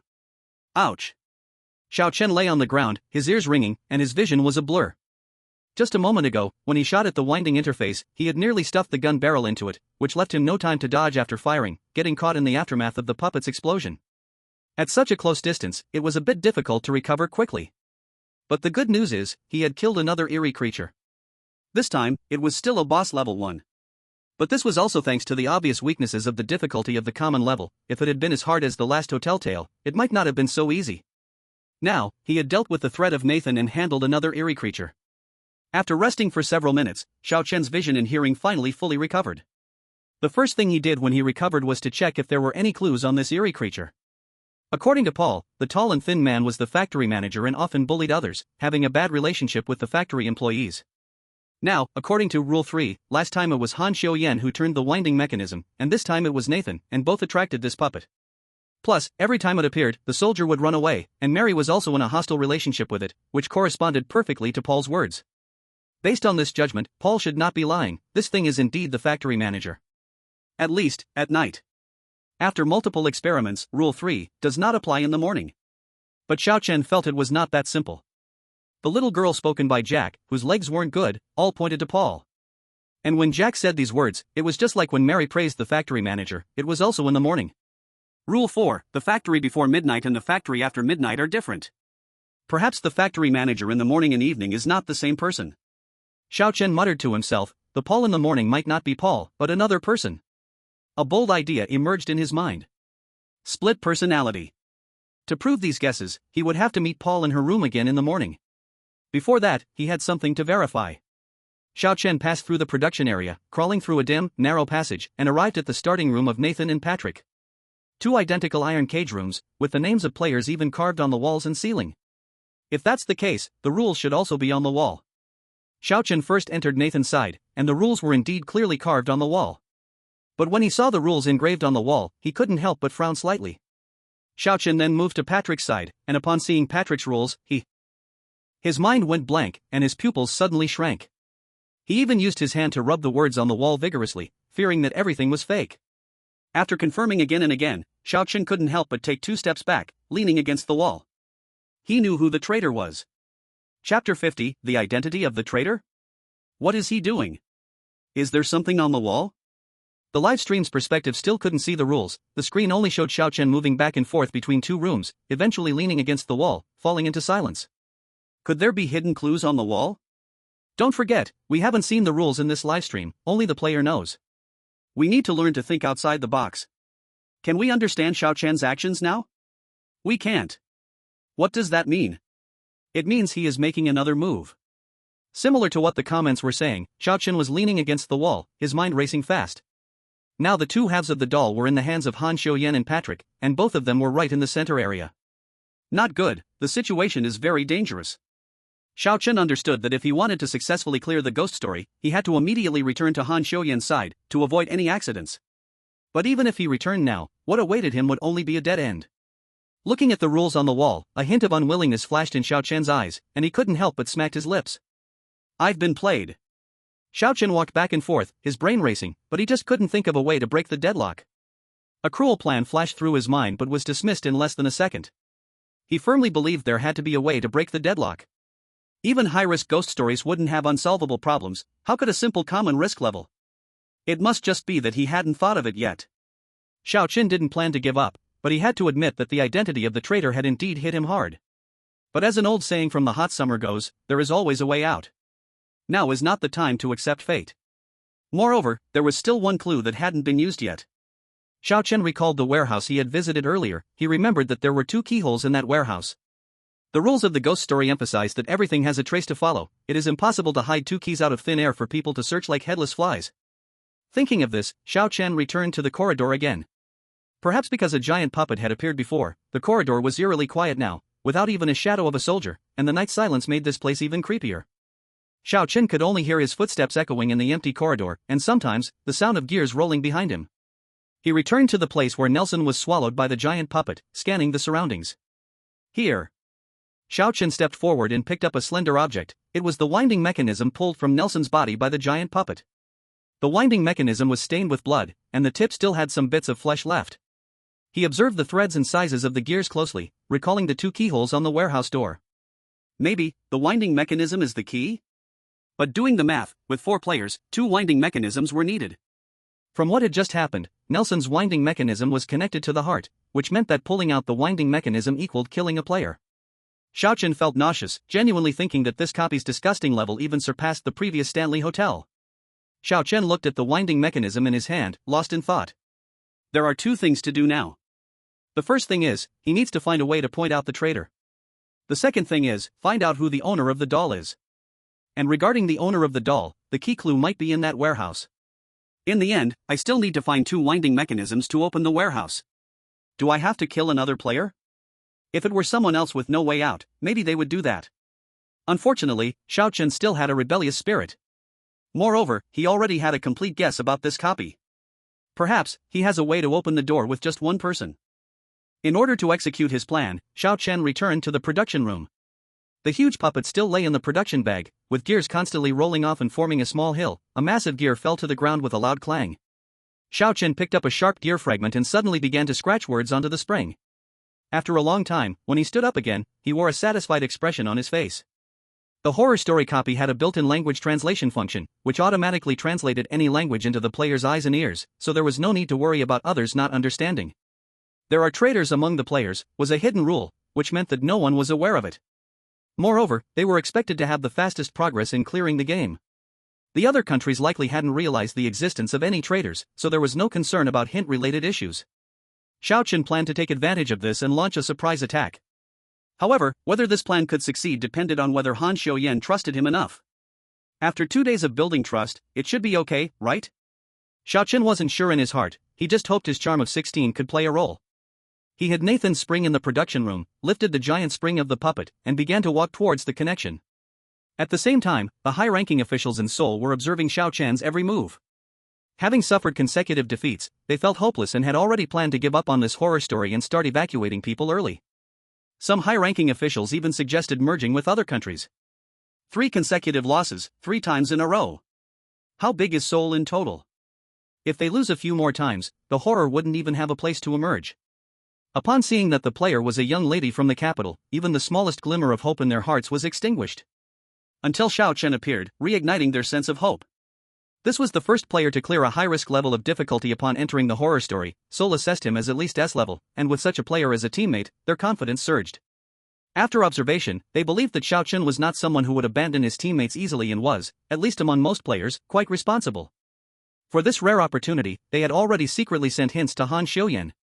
The hints first informed her of Xiao Chen's strength, then told Han Xiuyan that if she wanted to survive and clear the horror story, trusting Xiao Chen was her only chance. Additionally, another hint was provided when the 2 teams of players encountered each other, immediately revealing Nathan's identity. A cold-blooded killer in the horror story was extremely dangerous, they couldn't take that risk. The reason they swiftly used up 2 hint opportunities was that they felt if they couldn't even find clues and hints leading to Xiao Chen, they would certainly be powerless.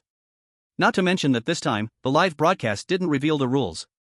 So even if Xiao Chen took any puzzling actions, they never doubted him, focusing entirely on 100% trust. Aside from that, they had no other path to take. After all, relying solely on Han Xiuyan would mean certain defeat. If they couldn't even carry such a genius player, they would have to accept defeat. But it must be said, this time Han Xiuyan also surprised them greatly. The high-ranking officials of Seoul again turned their sights to Han Xiuyan's perspective. At that moment, she was still confronting Patrick. Patrick was hunched over, curled in the corner, hugging his arms and trembling uncontrollably. I don't want to die. I don't want to die. There's no need to be so afraid. Han Xiuyan was puzzled, she had merely kicked him once, was that really necessary? Moreover, wasn't it him who wanted to ambush her first? While she was confused, a footstep suddenly sounded, and Han Xiuyan immediately went on high alert. She narrowed her eyes. There is only one sound of footsteps, is it Xiao Chen? Or Nathan? Fortunately, the familiar face that appeared in sight was Xiao Chen. Xiao Chen came over carrying a giant wind-up toy and threw it to the ground. What is this? Han Xiuyan asked. Xiao Chen casually said, remember that giant puppet chasing us? I blew it up. Han Xiuyan's shock was impossible to hide on her face, this guy was actually capable of saying such a thing with a straight face. This is its wind-up mechanism. Xiao Chen said, there are clues on it. He kicked the wind-up mechanism, turning the engraved side towards Han Xiuyan. After seeing the words on it, Han Xiuyan was immediately startled. The wind-up mechanism had a crooked and messy line written on it, there is a traitor among the players. Traitor. I know who the traitor is. Before Han Xiuyan could finish asking, Xiao Chen firmly pointed to the trembling Patrick huddled in the corner. It's him. Chapter 51, Patrick's Choice. Xiao Chen's voice was strong and confident, leaving no room for rebuttal.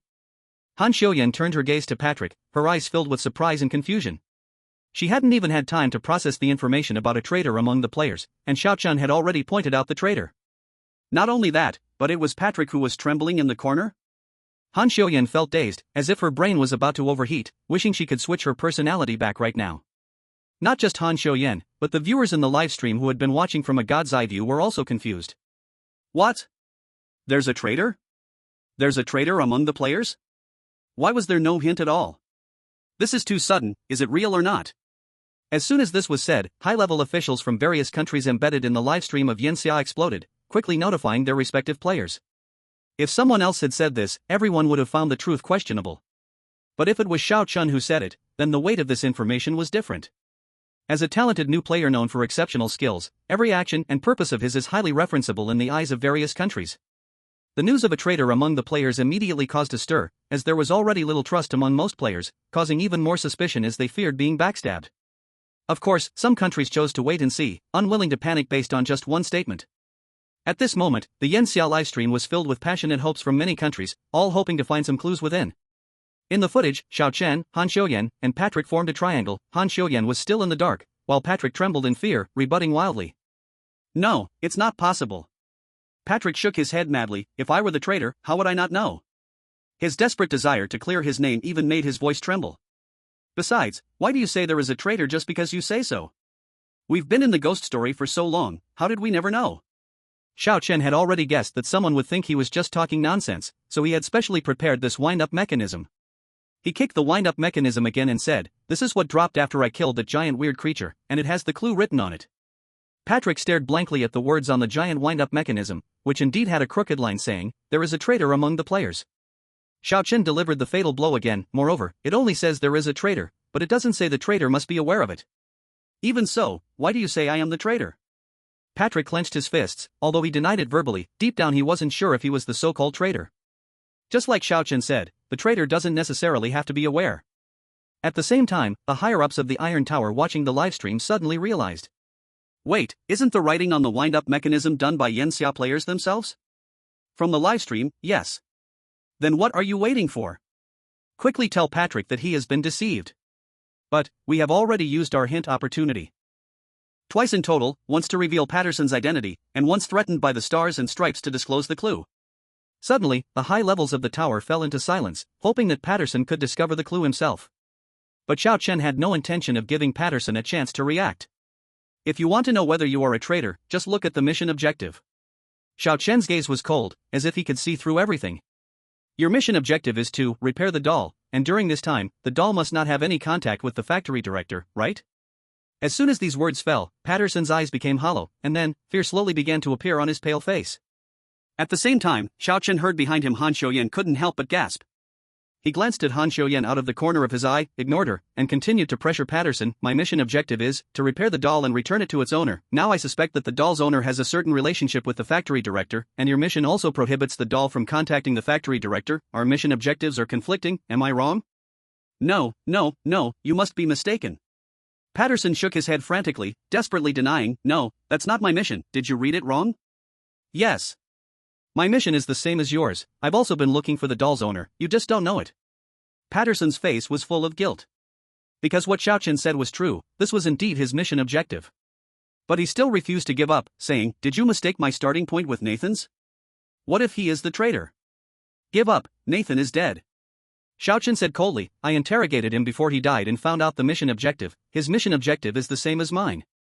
Even by elimination, among the 4 players, the traitor can only be you. Moreover. He narrowed his eyes, his voice cold and slightly menacing. When I left, weren't you planning to snatch the doll from Han Xiuyan so that the doll could merge and clear the game directly? If you need to find the doll's owner like me, then why are you in such a hurry to act? Because I won't live long. Patterson broke down, I'm already dead. I've already been killed by Nathan. I'm living on borrowed time because of my talent, but the time is almost up. I still have family waiting for me. I can't afford to gamble. Seeing the tears welling in Patterson's eyes, Xiao Chen's heart suddenly trembled. Family, could something he never had be a pillar of support for a player? Xiao Chen's tone softened a bit, and his gaze became a little warmer than before. He moved closer to Patterson and said softly, I am not Nathan, I won't hurt you for no reason. In single-player horror tales, if a player dies, they are judged to have failed, and the horror tale will disappear. But don't forget, this time is a team dungeon. Xiao Chen continued, if Han Xiuyan and I can clear the game within the time limit, then this horror tale will disappear, and the players will exit with it. Maybe your country will be judged to have failed the game, but at least you can walk out of this horror tale alive. As a player exiting the dungeon, the horror tale might consider you as a healing target, so you can see your family. He reached out his hand to Patterson. If you hand over the doll to us now, it will save time, and your chance of survival will increase. Although Xiao Chen's gaze had softened a bit, there still lay a hidden fierceness. I'm not a saint or a savior, I am also tied to my own country. I cannot let you win. To put it brutally, I will definitely make you lose, and the strange events will surely descend upon the tower. There's nothing I can do about it. But you can choose to take a gamble that you might survive after exiting the horror tale. No matter whether you are a traitor or not, this is your only chance to survive. You decide. Xiao Chen fell silent. Then came a long silence. Patry took a deep breath, reluctantly pulled out the doll, and stuffed it into Xiao Chen's arms. Xiao Chen nodded, tucked half of the doll away, and returned to Han Xiuyan's side. Are you hurt? Ha? Han Xiuyan looked like she was in a daze, only coming back to her senses slowly after hearing Xiao Chen's voice, hurriedly shaking her head. No. No. Han Xiuyan glanced at Patry and quietly asked, Are you sure he is a traitor? If Nathan is not the traitor, then it can only be him? Xiao Chen didn't want to discuss this topic any further, simply saying, Wait for me here, I need to go somewhere. Okay. Han Xiuyan nodded blankly, seeming a bit out of it. Chapter 52, The Sealed Warehouse. Please keep reading. Please vote. After dealing with Patry, Xiao Chen returned to the production room, looking for the wind-up toy he had hidden. Now that the traitor was dealt with, the next step was to find the owner of the doll. His intuition told him that the key clue was in that abandoned warehouse. Not only that, but that Paul wasn't simple either. Xiao Chen carefully stored the wind-up toy and quietly climbed up to the interface, returning to the front of the warehouse. Regarding this warehouse, he didn't plan to share it with Han Xiuyan just yet. The key clues inside could very likely determine whether his plan would proceed smoothly. Since the power was with him now, he had to seize it.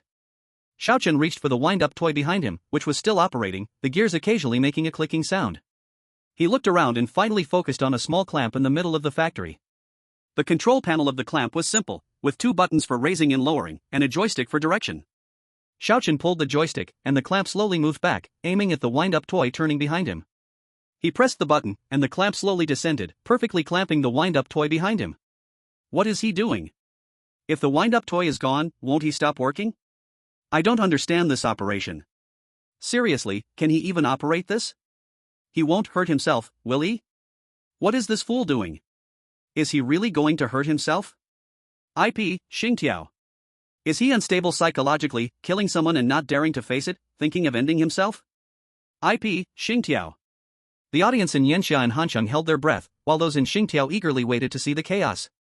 Unlike usual, this time, Xiao Chen was also a bit, he should say very nervous.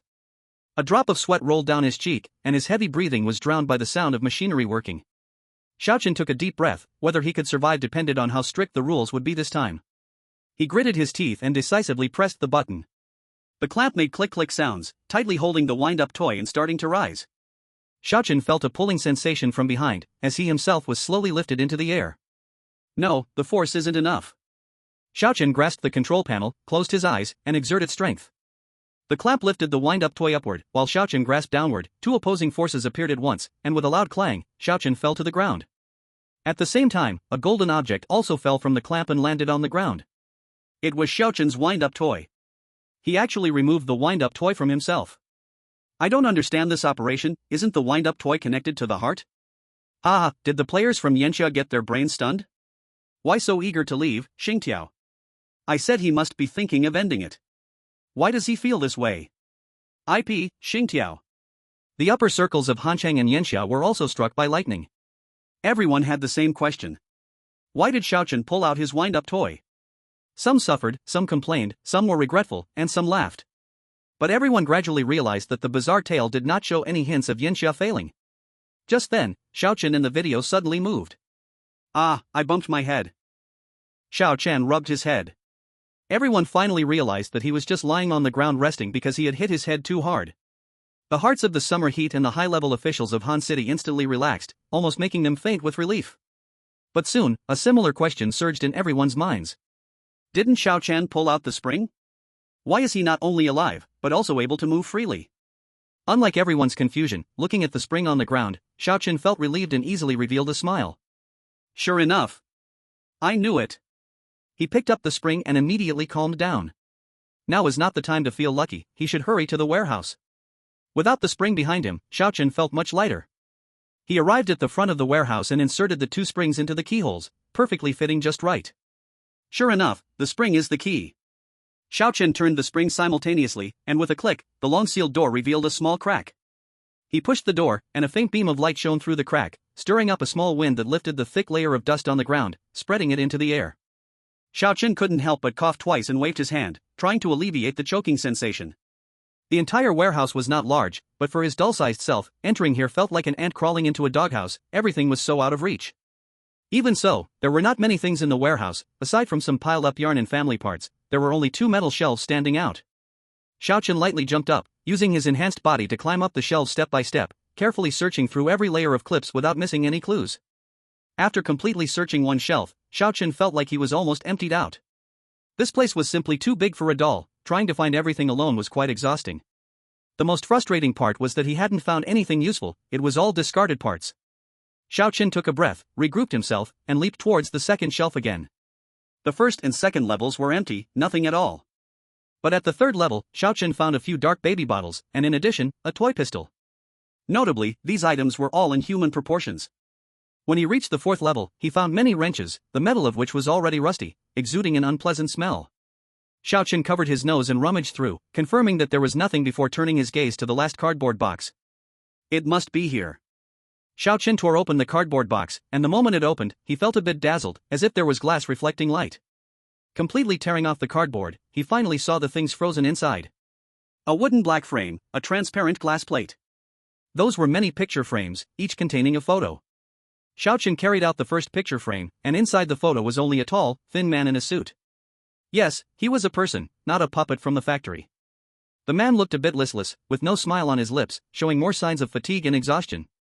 When he reached the second picture frame, the photo turned into a group photo. In addition to the melancholic man, there was a couple added. The woman was a bit thin but looked very beautiful, with long black hair cascading down, holding a baby that was sucking on a bottle. The other man was chubby, looked a bit older, and could be considered an old man. The 3 of them stood expressionless, staring vacantly at the camera. He then flipped out the third picture frame. This time, there was an additional young man. The young man's impatience was evident even through the photo. 4 people correspond to 4 NPCs? Xiaochen frowned and took out the 5th picture frame. In the photo, there were a boy and a girl added. The boy's eyes were filled with tears as he stood to the side. The girl sat in a wheelchair, her face showing no anger, appearing like a lifeless body. Even so, she still held the boy's hand tightly. Paul? Xiaochen furrowed his brow. Then who is this boy? He looked at the 6th picture frame. This time no new person appeared. But the people in the photo were different from before. Besides the boy still crying, the others wore warm smiles. The young man wore an awkward chef's hat, and the woman was no longer as thin as before. The old man held a toy gun in his hand, grinning widely. Even the lifeless girl had a hint of a smile on her face. In addition, everyone in the photo had signed their names beside them. Smith, Jack, Ben, Mary. And next to the boy, 2 words were written in a distorted manner. Paul? The boy is Paul. Xiaochen's heart trembled, and he saw 3 words written beside the girl. Alice. Chapter 53, Personality Split. Please keep reading. Please vote for me. What? Xiaochen stared at the photo in his hand, a bit caught off guard. The boy is Paul? The girl in the wheelchair is Alice? Xiaochen exhaled deeply and began to rethink. Now there are only 2 possibilities. The first possibility is that the girl in the room is Alice, and when they first met, she was lying, saying she was Paul. But this possibility has too many holes. If she wanted to hide her identity, there was no need to mention Sister Alice got lost. Moreover, it seems pointless for her to hide her identity and impersonate Paul. It would be completely unnecessary. As for the second possibility, it's just as Xiaochen had guessed before. A personality split.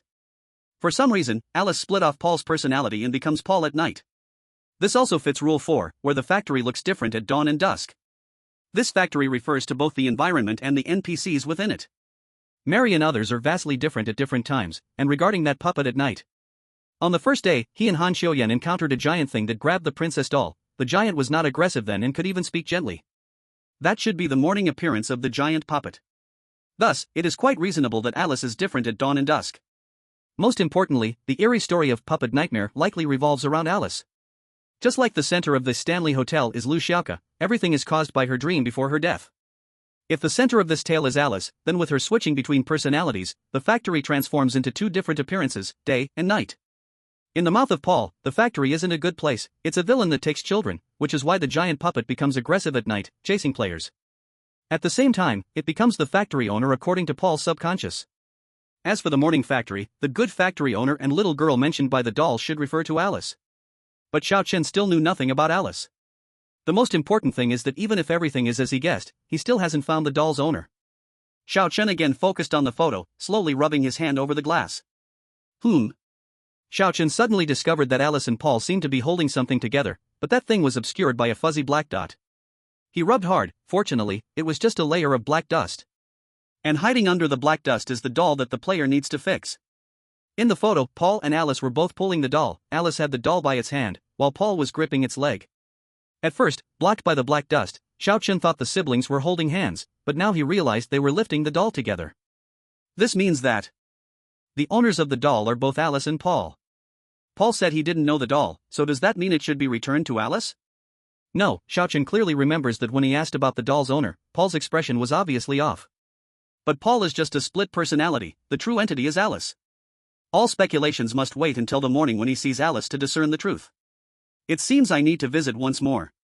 Xiao Chen can feel that the key to breaking the situation is very close, almost ready to reveal itself. The remaining breakthrough point must be on Alice. But before that, Xiao Chen focused his gaze into the cardboard box and saw a photo frame filled with dust. In this time's photo, besides the usual 6 people, there were 3 additional individuals. He looked at the photo in the frame, squinting his eyes. Xiao Chen originally wanted to just throw the photo away, but then thought that this photo might have another use. He opened the frame from the back, took out the photo, and then folded the edges. He quickly trimmed a few centimeters from each side of the photo, crumpled up the cut pieces, and threw them away, then put the photo back inside. After that, he repeated the same action, disassembling all the previous frames, cutting off the sides, and reassembling them. Xiao Chen placed all the frames back into the cardboard box, completing all the preparations, and then walked out of the warehouse. Before leaving the door, his peripheral vision swept across the warehouse, and he faintly saw a few oil barrels hidden in the corner of the room. He returned to pull out his spring, once again maneuvering the clamp and attaching it to his back. The spring clung tightly to his back like an adhesive. Xiao Chen adjusted his state and walked again toward the place where Han Xiuyan and Patry were waiting, and from a distance, he could see Han Xiuyan frowning deeply, lost in thought. Right now, Han Xiuyan was a tough and quiet personality. If she was deep in thought, it must be a century-old problem. Seeing this, Xiao Chen chuckled to himself and walked directly to her side, asking, "How is he?" Oh, you're back." Han Xiuyan tilted her head, surprised that she was so lost in thought that she hadn't even heard his footsteps. "You mean Patry?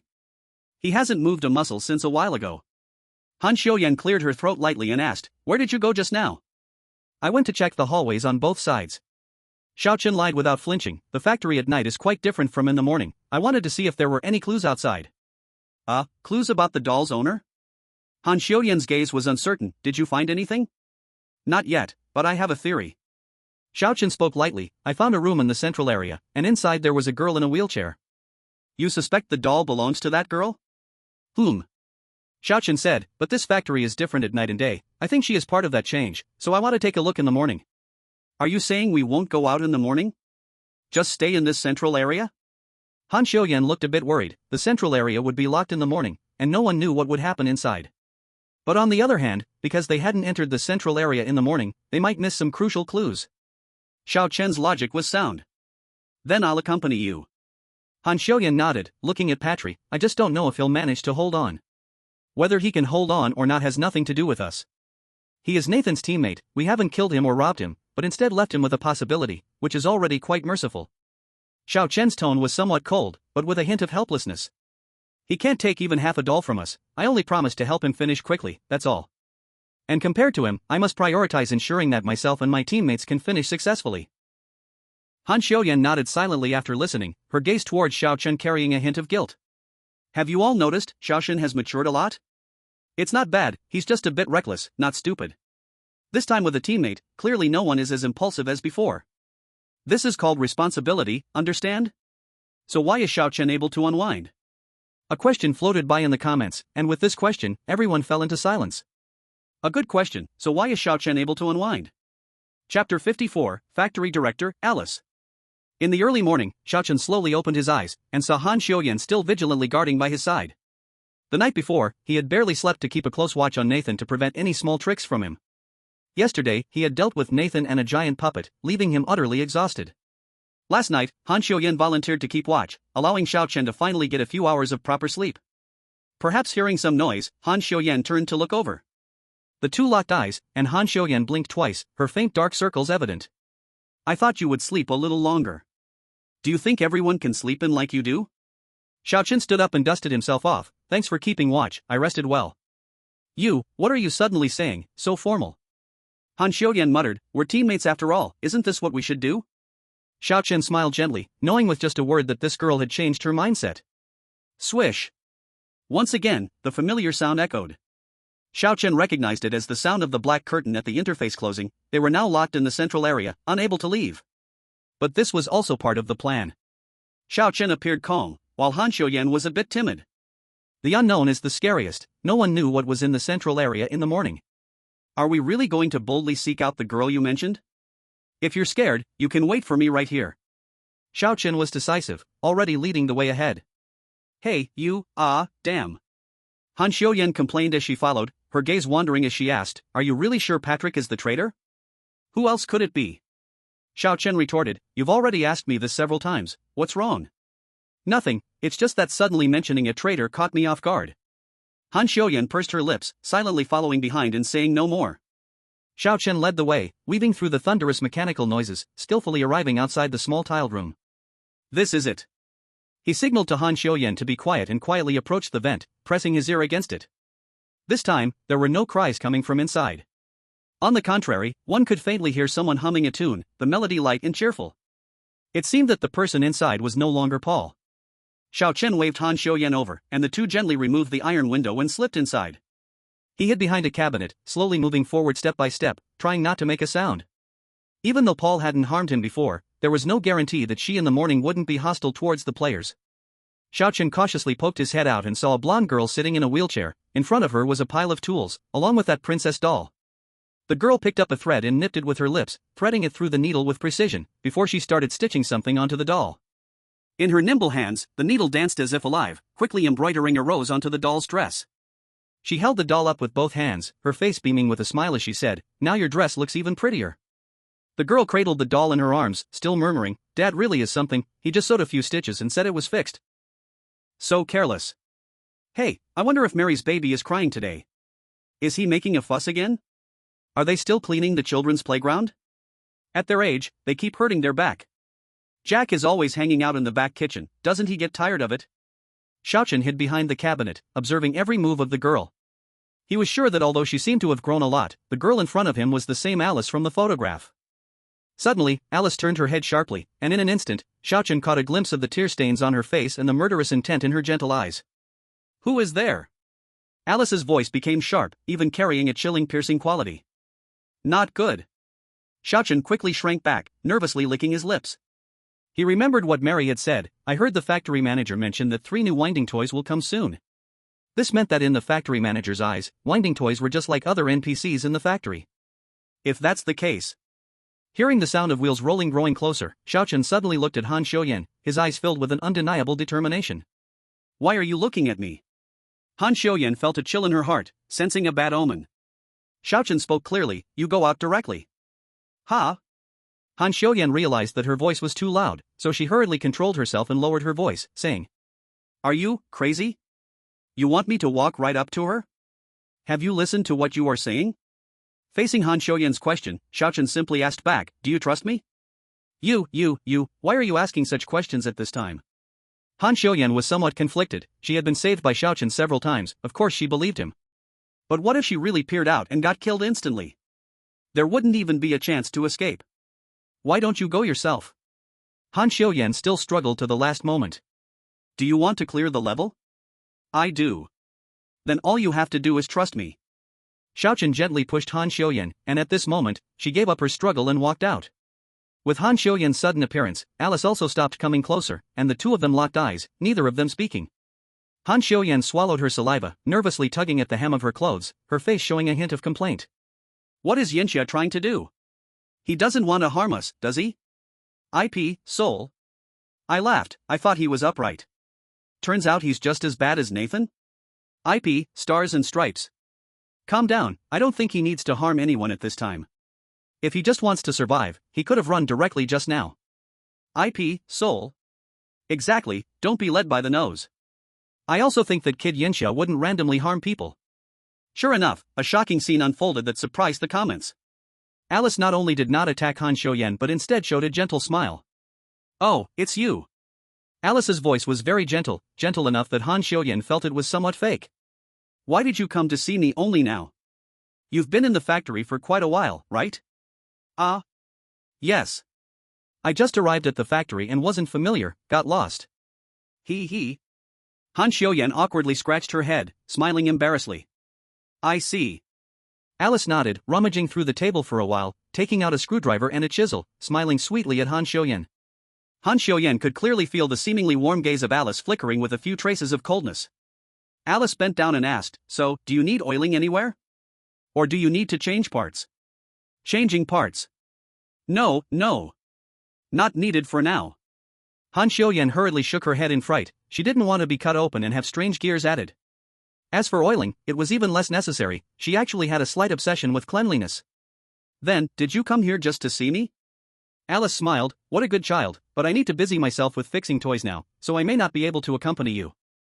It's okay, I should be going. Han Xiuyan awkwardly scratched her head, feeling like hundreds of ants were crawling all over her, not wanting to stay even for a second longer. Okay, but if you feel any parts are malfunctioning, remember to find me.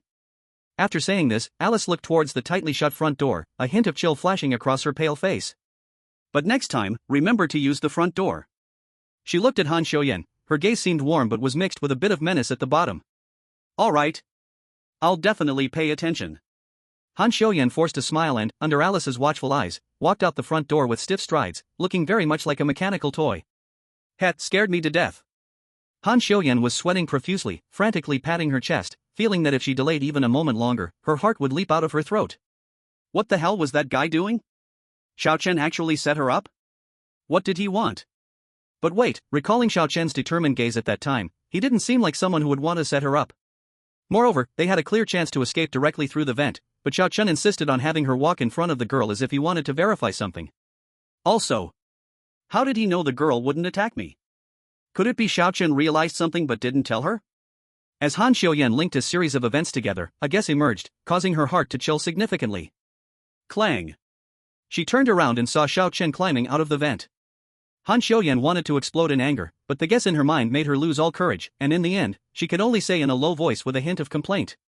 Aren't you going to explain anything? Explain what? Xiao Chen walked over, a few drops of sweat dripping from his forehead, looking like he had just been very nervous. TSK, how could you even ask that? Han Xiuyan's face held a bit of anger. These past few days, she had completely trusted Xiao Chen, but just now was too dangerous, she needed a reasonable explanation no matter what. How did you know she wouldn't attack me? Well. She thought Xiao Chen would brush her off with a casual just guessed, but unexpectedly, he looked serious this time, even his tone was much lower. Are you sure you want to know? Han Xiuyan suddenly felt much tenser, gripping her clothes tightly. After thinking it over, she nodded. Then follow me. Xiao Chen didn't say anything else, just walked ahead to lead the way. Han Xiuyan followed behind in a daze, her expression a bit absent. One reason was that she hadn't fully recovered from the shock earlier, and the other was that she had a bad suspicion in her heart but didn't dare to tell Xiao Chen. On the way, the two rarely exchanged any words. Han Xiuyan didn't ask anything else, and Xiao Chen didn't share any clues. For some reason, Han Xiuyan felt the atmosphere had become a bit heavy. Even though they used to bicker all the time, they still actively shared their findings. But now, even Han Xiuyan could sense that Xiao Chen was hiding something from her. Similarly, she harbored an uneasy guess in her heart. The two remained silent as they arrived at the warehouse. The large door of the warehouse was open, and a ray of light revealed the floating dust inside. It's safe inside, don't worry. Xiao Chen said this and stepped in first. He had always been this way, whether in danger or facing difficulties, he would always charge ahead alone, as if taking everything upon himself. Because of this, Xiao Chen's actions just now surprised Han Xiuyan greatly. She was sure that Xiao Chen had discovered something. Han Xiuyan steadied her mind and slowly followed in. Upon looking around, the warehouse was very spacious, for a doll, it was. It might take several hours for someone to finish reading. When did you discover this place? Han Xiuyan was a little surprised, not expecting there to be such a spot. This warehouse and that room were discovered at the same time, but I was afraid it could be dangerous, so I came in to take a look first.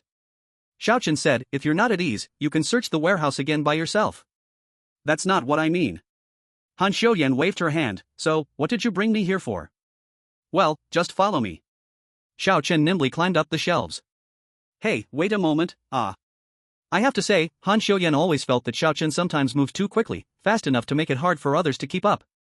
Han Xiuyan usually didn't exercise and wasn't used to physical labor, so she could only use all four limbs to climb up behind him, struggling hard, which made Xiaochen laugh. Don't just look, pull me up too. Han Xiuyan knew her awkwardness and embarrassedly looked away. Xiaochen reached out and pulled her up, and together they supported each other to the fourth level of the shelves.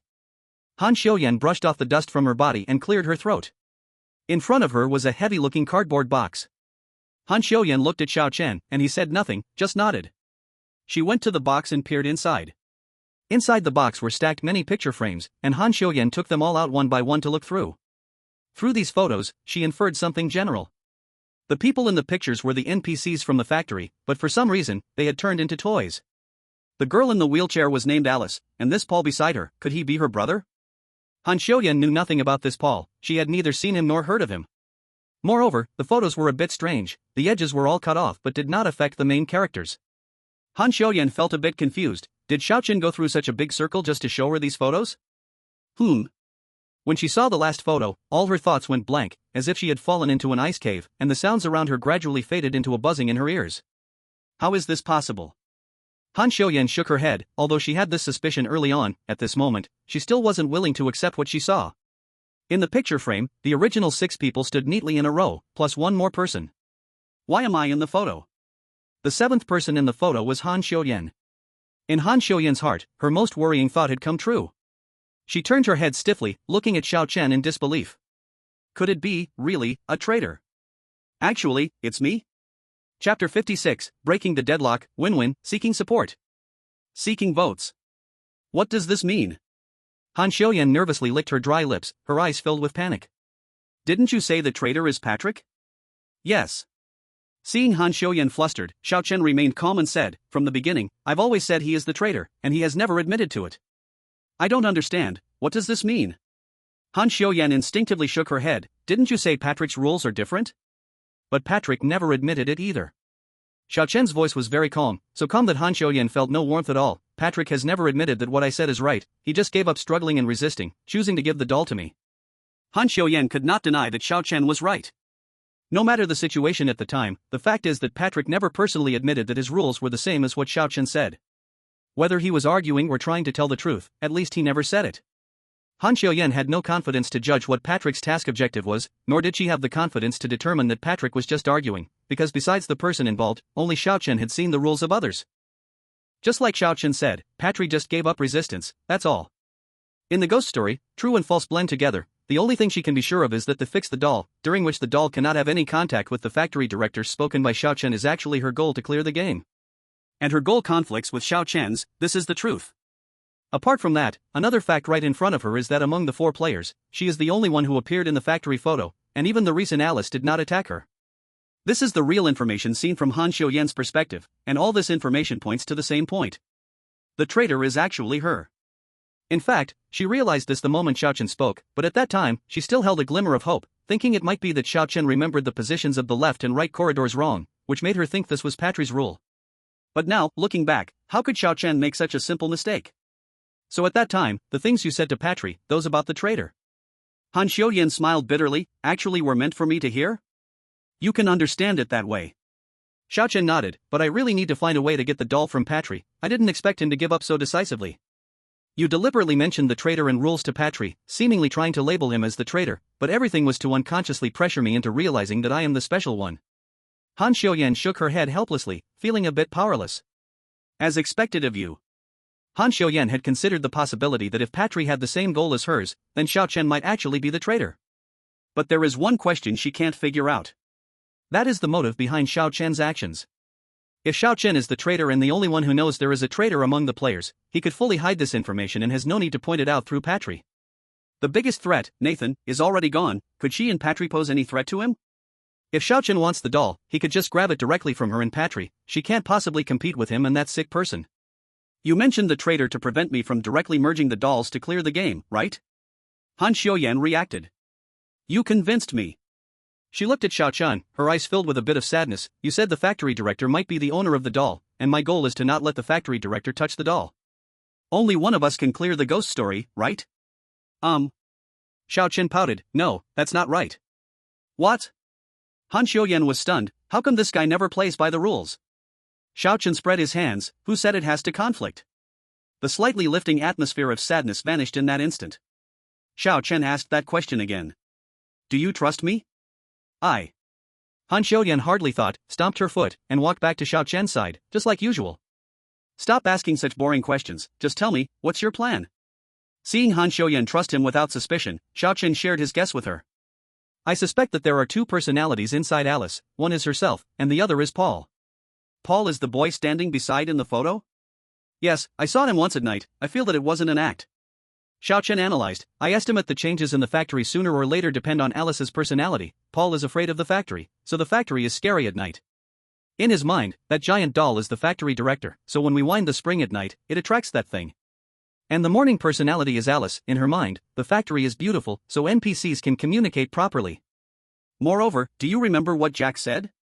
The cooking is terrible? Han Xiuyan thought for a moment. I remember he said that the factory manager is a little girl, and her legs are not good. Earlier, she didn't notice due to tension, but now, looking closely, these features matched perfectly with Alice. Do you think the factory manager in the morning is Alice herself? Yes, the manager in the morning is different from the one in the evening, which explains why we didn't attract NPCs when we forwarded the message in the morning. Han Xiuyan immediately realized, because she is in the central area, and her legs are not good. Exactly. Xiaochen took out the group photo, and look, this doll has been held by both Alice and Paul since it appeared in the picture. That means the owner of the doll is both Alice and Paul. Han Xiuyan's eyes brightened, so the doll was split in two, and even the factory's hallways have two. That's right, this instance has 2 players in one team, just enough for 2 teams. The hallways also have 2, and the doll is in 2 halves. Xiaochen's gaze was determined. From the very beginning, the instance has been emphasizing the concept of double invisibly. He summarized, if so, it's reasonable for Alice to have 2 personalities, and for the doll's owner to also be 2. Then, Xiaochen spread his hands. The goal is to return the object to its rightful owner, but it doesn't specify who that owner is. Having said this, Han Xiuyan understood the meaning. Alice is the factory manager in the morning, and to complete my goal, I can't let her touch the doll. Her tone became increasingly passionate, her gentle voice even trembling a little. But by evening, her personality switches to Paul, and the identity of the factory manager is transferred to those 2 giants, so if we return the doll to Paul. The 2 hit it off perfectly, and in unison, they shouted. We can achieve a win-win. We can achieve a win-win. At the same time, a battered figure hid behind the door. Upon hearing the voices of the 2, that figure trembled, its hands, missing several fingers, shook as it slowly tightened its grip on a small knife. Chapter 57, The First Drop of Blood, Seeking Reads. Seeking votes. If we can return the doll to Paul, then both the traitor and the good person can win. Han Xiuyan smiled, the previous gloom on her face lifting, hope beginning to blossom in her eyes. It's not that simple. Xiaochen ruthlessly splashed cold water on her excitement. I'm on the same team as you. If I directly restore the doll, you, the traitor, will pass directly. But the good person's task is to restore the doll and return it to its rightful owner, leading to the risk that I might not complete my task. Then, what should we do? Han Xiuyan's eyes dimmed a bit. Isn't it a conflict after all? Maybe we can exploit a bug. Xiaochen said, if we send the 2 halves of the doll to Paul, then he can put them together.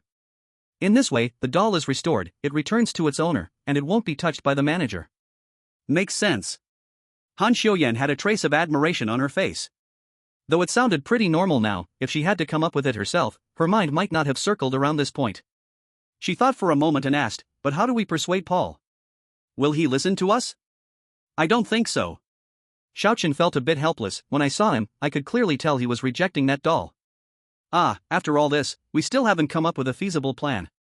Han Xiuyan pouted, sitting cross-legged on the ground, trying to change her posture to get her brain active again. But actually... Xiaochen stared at the half-doll in his hand, murmuring, we might not need to be so complicated. Huh? What do you mean?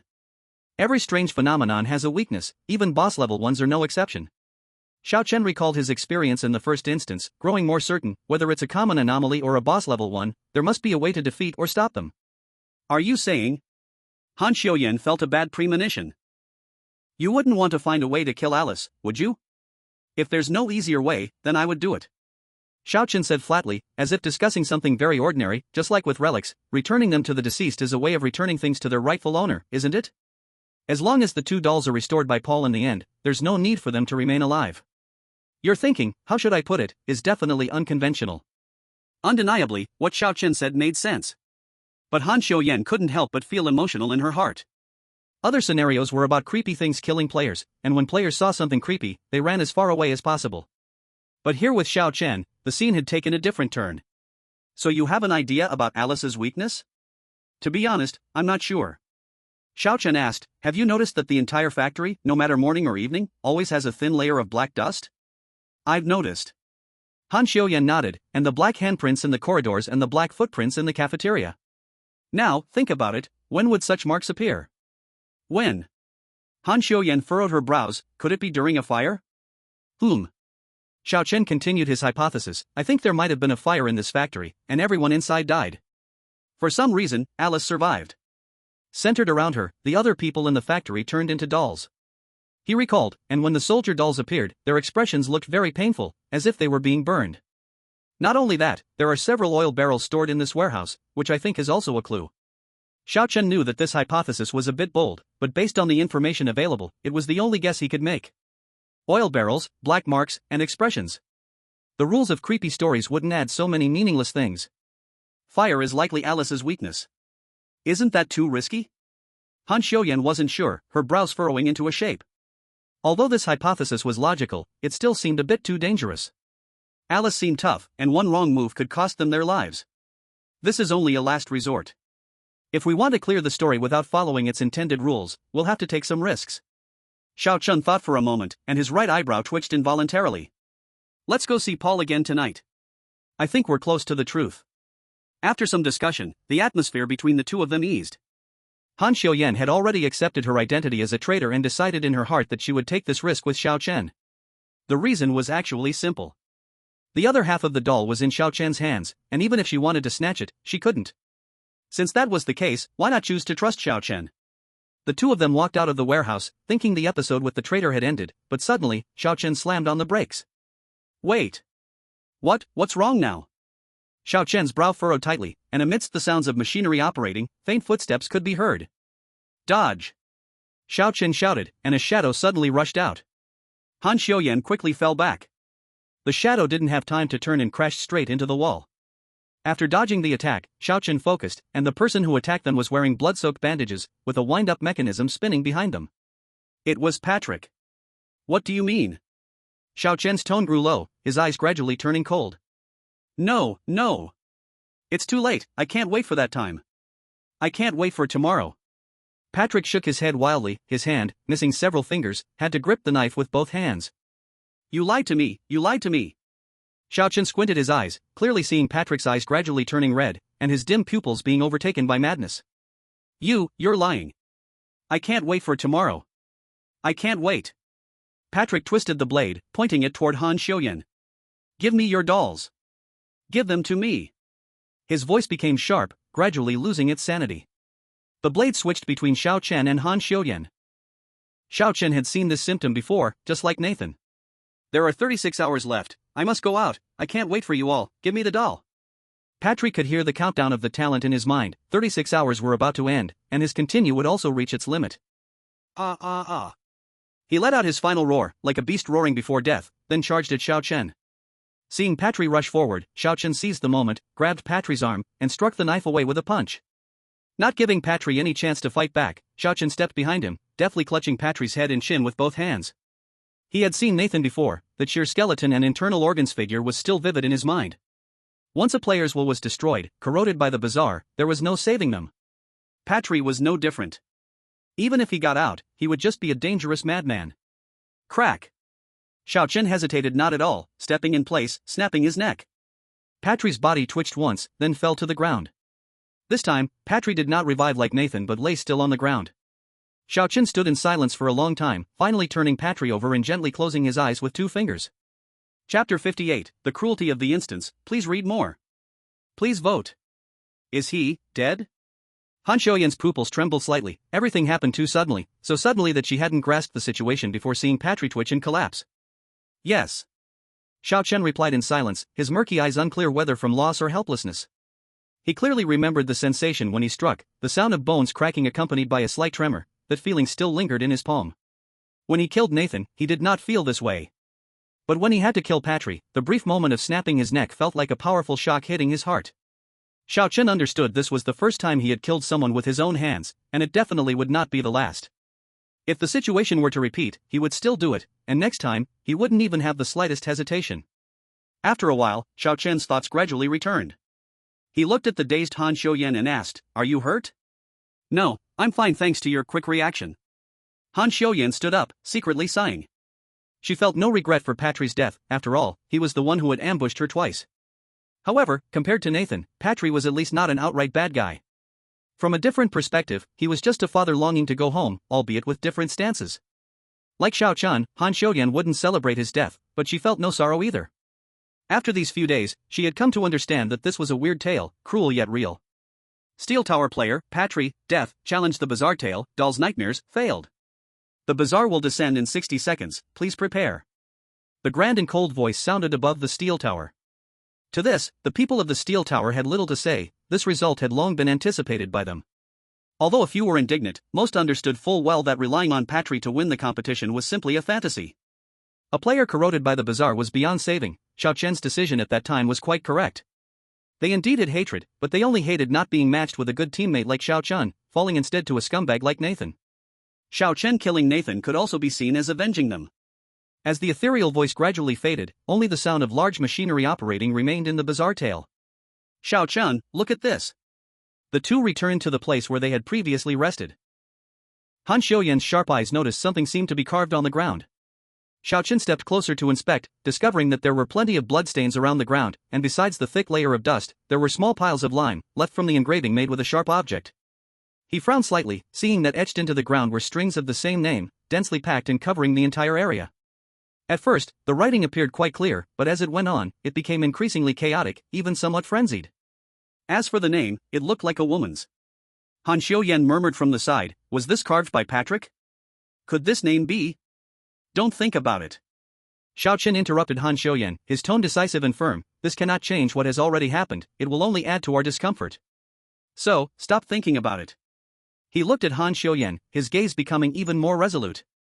"We need to get through, to break this ghost story, it's that simple." At that moment, Han Xiaoyan could see a wild murderous intent flash briefly in Xiao Chen's cold gaze. Han Xiaoyan felt a bit intimidated by this look, swallowing hard and nodding. She asked, "So, do you have a specific plan?" "No matter what, we need to see Paul one more time tonight." Xiao Chen said, "Just like Alice won't attack you, I want to know if there will be any change in Paul's attitude when he sees the two of us. And..." He recalled the big group photo from the factory. "I feel that Paul isn't as simple as we imagined." Xiao Chen fell into contemplation. His earlier guess was that Paul had been crying, thus being afraid of the factory, and that the factory would become extremely dangerous at night centered around him. But what if there's another explanation for why Paul is crying? In any case, they must go back to that room tonight. The two found a place to sit, as after being attacked by Patrick they indeed needed a little time to regroup their thoughts to ensure they could fully apply their minds to the ghost story. Xiao Chen could feel the truth was very close, and he could not afford to make a mistake at this moment. Smack! A loud slapping sound echoed from both sides, reverberating clearly throughout the factory. The black curtains leading to the two corridors swished open, and the silent factory seemed to come alive in that instant. After a brief rest, Xiao Chen knew it was time to act. At the same time, Han Xiaoyan also began to stretch her muscles beside him, preparing for any eventuality. It was evident that Han Xiaoyan was the more capable fighter of the two right now. "Let's go." Without saying much, Xiao Chen led the way, returning to the small room in the center. Since it was Paul and not Alice, Xiao Chen chose to take the original route, entering through the ventilation duct. Wah wah wah! As soon as he tumbled into the room, a mournful cry pierced his ears. Xiao Chen made a gesture for silence to Han Xiaoyan, then stepped out alone. Wah wah wah wah! He saw Paul covering his face, his shoulders shaking continuously. Tears flowed between his fingers, pooling and dripping onto the doll on his knees. Xiao Chen slowly approached, faintly hearing murmurs coming from his hands covering his face. He frowned slightly and lowered his body. Something felt off about Paul today. Suddenly, Xiao Chen felt a chill run down his spine. Paul's hand covering his face twitched suddenly, and his index and middle fingers unknowingly opened slightly, revealing a bloodshot eyeball hiding in the shadows, glaring intently at Xiao Chen through the gaps. The sudden change left Xiao Chen frozen in place. Han Xiuyan, hidden behind, was already prepared to drag Xiao Chen away if anything unexpected happened. The eyeball hidden behind the fingers rolled around momentarily, the fingers closing again as Paul began to sob once more. Xiao Chen took a deep breath and braced himself to move forward another step. As his foot fell, Paul suddenly lifted his head. That delicate face like a doll was already covered in tear stains. In the next second, the lights in the room suddenly went out. A feeling of tension immediately filled the hearts of the two, and Han Xiuyan rushed out to grab Xiao Chen, ensuring he wouldn't suddenly be dragged away by something. The ceiling light crackled with sparks, and embers fell, revealing Paul's body trembling wildly in the dark. He. He let out a creepy laugh. Did you find my sister? Chapter 59, Alice? Paul? Please continue reading. Please vote for recommendations. What's going on? Bang! In the darkness, a huge crash echoed. The table in front of them was thrown over by something, rolling through the air and crashing to the ground, instantly shattering into pieces. The eerie laughter echoed throughout the room, and if listened to carefully, one could hear a hint of sorrow mixed in with sobbing. The two voices intertwined, transforming into a mad and terrifying high-pitched laugh. You clearly promised me you would find my sister. Why? The sharp roar carried a touch of sadness, resonating in the small room. Sister is right here in this factory, why can't we find her? Bang! Another muffled sound, this time even the cabinet was overturned, slamming into the wall. Paul appeared like a spoiled child, wildly throwing things in the dark, wooden debris and metal fragments flying everywhere. Run! Xiao Chen did not hesitate, decisively pushing Han Xiuyan back and quickly squeezing through the ventilation duct. Don't look back! The two of them scrambled out of the room and ran wildly, even reaching the intersection of the hallway.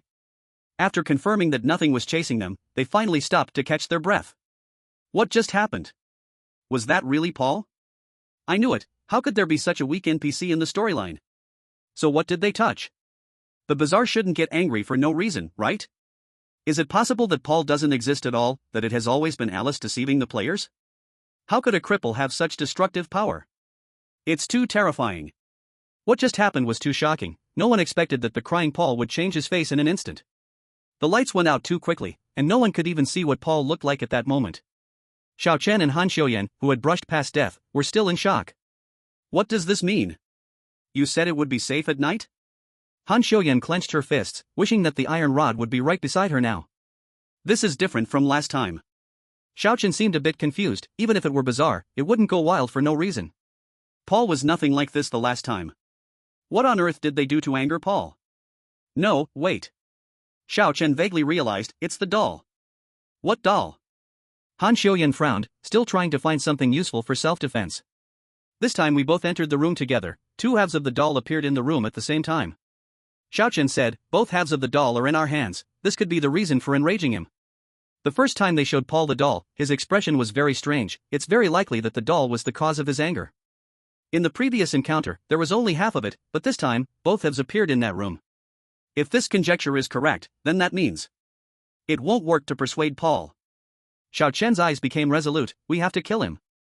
It was my mistake, I didn't anticipate that Paul would suddenly become bizarre. He decisively said, go to the warehouse and get the oil barrels. Han Xiuyan wasted no time, as soon as she received the instruction, she immediately sprinted to the warehouse. Xiao Chen also didn't idle, finding the hidden shotgun and bullets in the production area and loading them as quickly as possible. At the same time, he was also thinking. When he last saw Paul, Paul said he didn't know what doll. But if the dolls appearing in the room at the same time is indeed the reason for his anger, then he must be lying. Paul not only recognizes this doll, but he also has a deep impression of it, to the point that when both dolls appear at the same time, he goes into a frenzy. Something's wrong. Xiao Chen vaguely felt that something had been missed. But what exactly? All the clues now point to Alice and Paul being the center of this factory, and also the owners of the dolls. Do I really have to return the doll to Alice? But this morning, Alice was the factory manager. Could it really be a deadlock? Xiao Chen's brows even furrowed into the shape of the character. What is it that hasn't been discovered yet? Or perhaps, is there something misunderstood? What does find my sister mean, as Paul said? If Paul is just a personality imagined by Alice, then it will be impossible to find my sister, as Paul mentioned.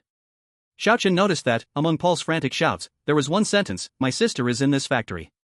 But how would Alice in the morning meet Paul in the evening? Also, when the Paul personality appears in Alice, wouldn't it feel strange to her that she's sitting in a wheelchair? Right, does he really feel nothing at all? If it's just regular dissociative identity disorder, that would be one thing, but from the photos, Paul appears to be completely healthy, yet Alice's legs have no mobility. This situation is very special. When Alice fully believes she is Paul and even acts with Paul's mindset, wouldn't she realize that her legs are strange? But if Alice still has some awareness at night, she wouldn't say something like "find my sister." Wait. Xiao Chen's hand holding the gun suddenly froze. He knew he had missed something. That was the princess doll he had encountered at the very beginning. Lu Lin, can you hear me? Ding, Yanxia has activated the second prompt opportunity. With Xiao Chen's call, Lu Lin didn't hesitate and immediately used the second prompt opportunity. I'm here, what do you need? The initial princess doll, has it appeared in Nathan's corridor or not? Not so far, but in other players' instances, the doll has appeared. The situation is the same as yours. No, don't look at it like that. Xiao Chen interrupted Lu Lin and directly said, don't watch the live broadcasts of each team, group the 4 players in the same instance together, and treat each group as one live broadcast room. Lu Lin followed Xiao Chen's instructions, her long fingers slid across the tablet, and the live broadcast rooms rapidly scrolled on the big screen, reorganizing and reassigning at the fastest speed. Though her focus was on Yanxia and Xing Tiao, she also simultaneously marked other live broadcast rooms to respond to this situation in a timely manner. After the reallocation was completed according to Xiao Chen's instructions, Liu Lin's pupils gradually widened. Now tell me again, Xiao Chen asked, how many princess dolls have appeared in one live broadcast room? 1. Only one princess doll has appeared in each live broadcast room, and only one team among the 2 teams of players will encounter it. That's right. One after another, fragmented clues now connected into a line in Xiao Chen's mind, pointing to one final answer. Just like Mary, Ben, and Jack, the real Alice was not in that room. Alice's legs had no mobility. The princess doll they first encountered could only crawl on the ground. It wasn't because the princess doll was injured, but because that princess doll was Alice. Chapter 60, Final Preparations, please continue reading. Please vote for recommendations. That's right, the real Alice was not in the room. The princess doll is the real Alice. This idea was so bold that Xiao Chen's face even flashed a moment of astonishment. But upon closer thought, every NPC that appeared in the factory had a corresponding identity. Even those soldier dolls can be understood as factory workers. Looking at it this way, the sudden appearance of a princess doll is inherently unreasonable and illogical. Unless this doll actually has a corresponding identity like other toy NPCs. And it is a unique and special identity, just like Paul. That is why the princess doll only appears on one side. And if I'm not wrong, wherever the princess doll appears, there is a traitor among the players there. So the most important character appeared at the very beginning. Xiao Chen held his gun, feeling like the knot of clues in his mind had finally been untied, and his thoughts became much clearer in an instant. Since the princess doll is actually Alice, then that means... Hey, what are you daydreaming about? A familiar voice brought Xiao Chen back to reality. He saw Han Xiuyan standing next to him with 2 oil barrels in hand. Where to pour it?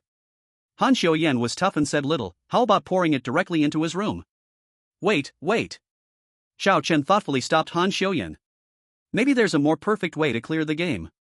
Every NPC has their own tasks. Mary has to comfort the children, and she'd have to dodge attacks to subdue them. Jack has to eat the kind of dark food that even dogs would shake their heads at. Paul's task is to find his sister for him.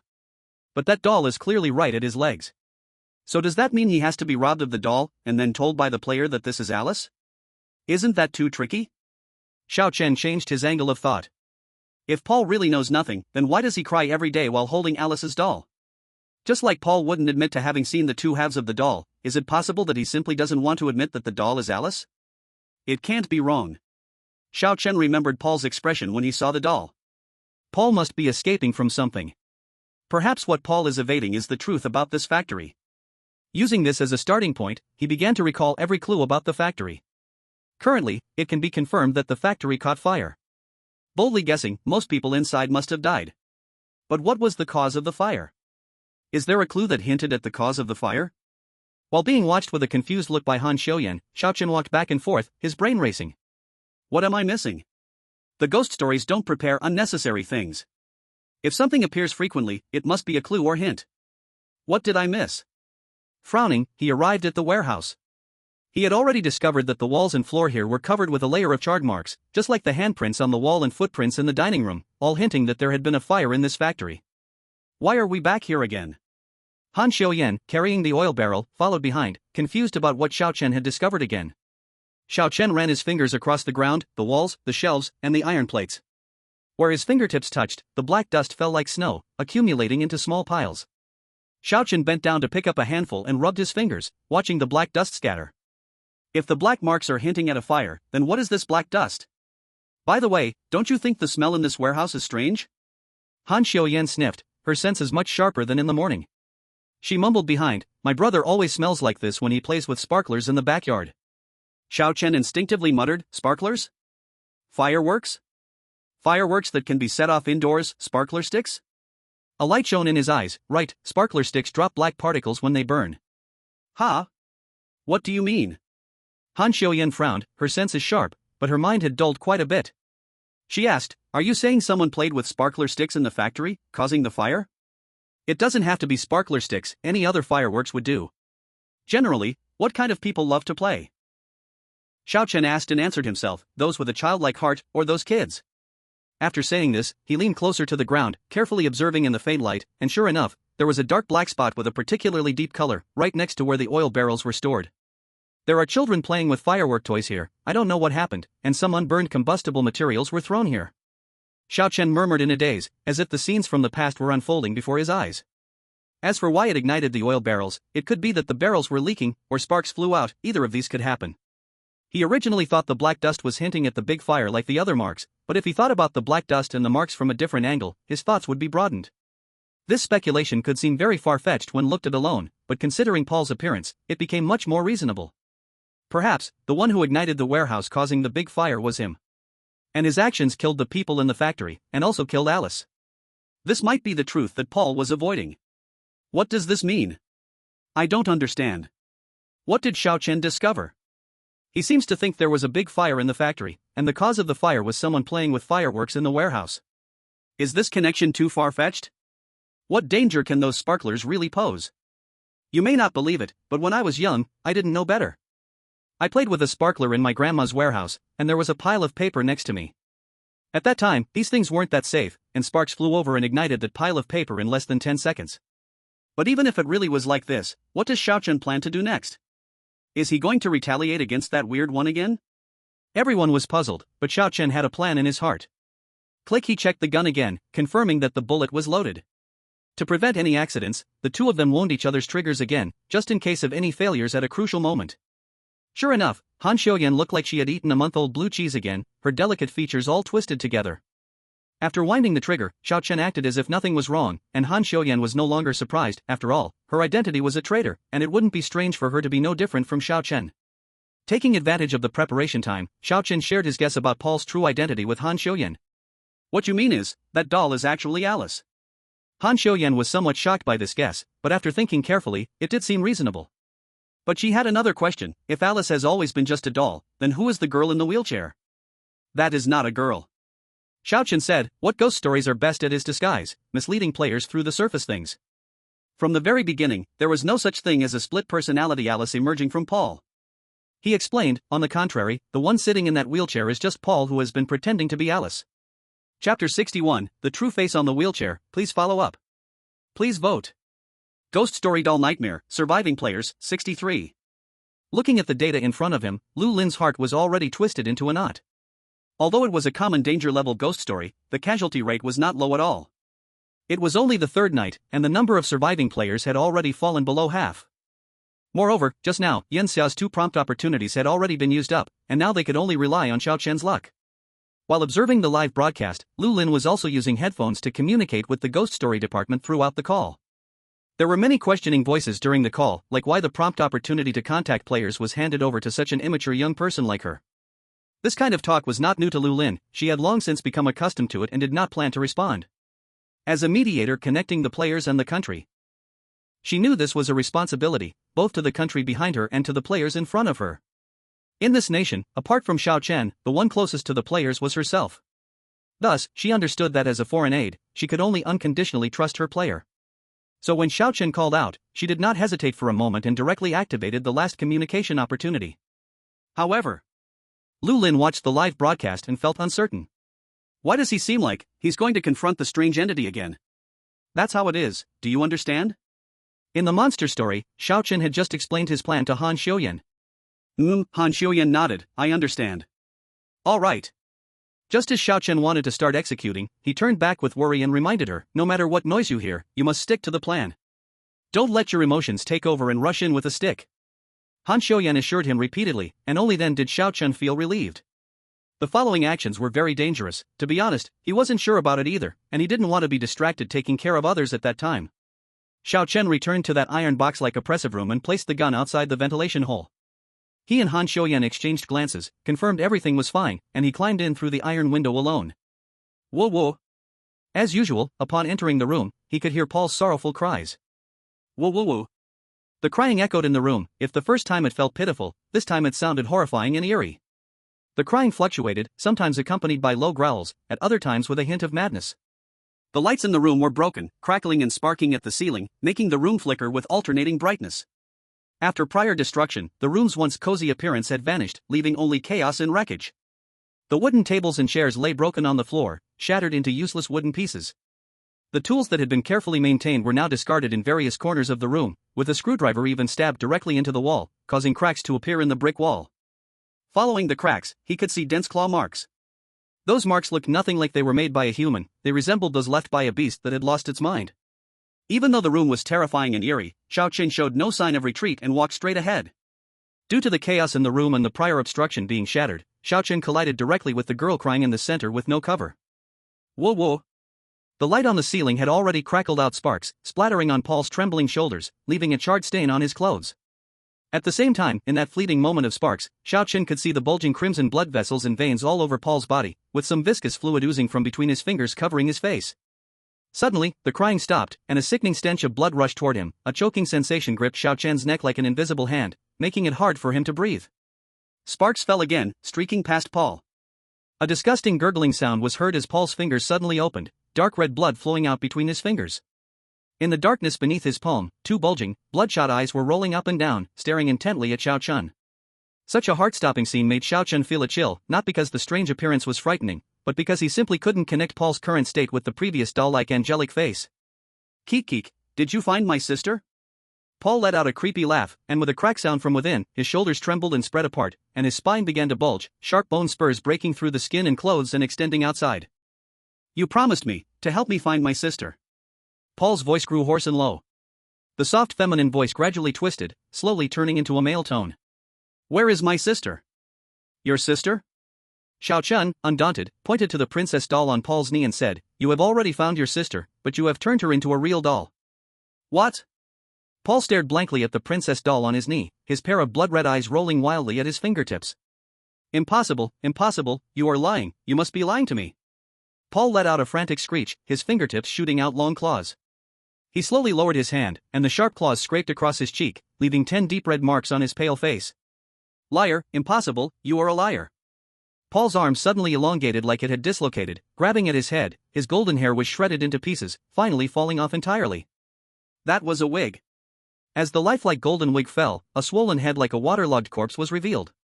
The scalp, filled with bulging veins, had no hair, only large patches of burn-like red scars. I will turn you into a doll, he. Paul grabbed his bent legs, with no hesitation, and the sound of crack echoed as he forcibly straightened his legs back to normal. Can these legs still be used? Xiao Chen quickly realized he had worried for nothing. Paul's feet hit the ground, and he stood up like a robot, making a clack sound, and the princess doll on his knee fell to the ground. Xiao Chen now understood that the legs Paul had hidden in the wheelchair were this long. Just bending to stand, Paul's distorted head had already touched the ceiling light.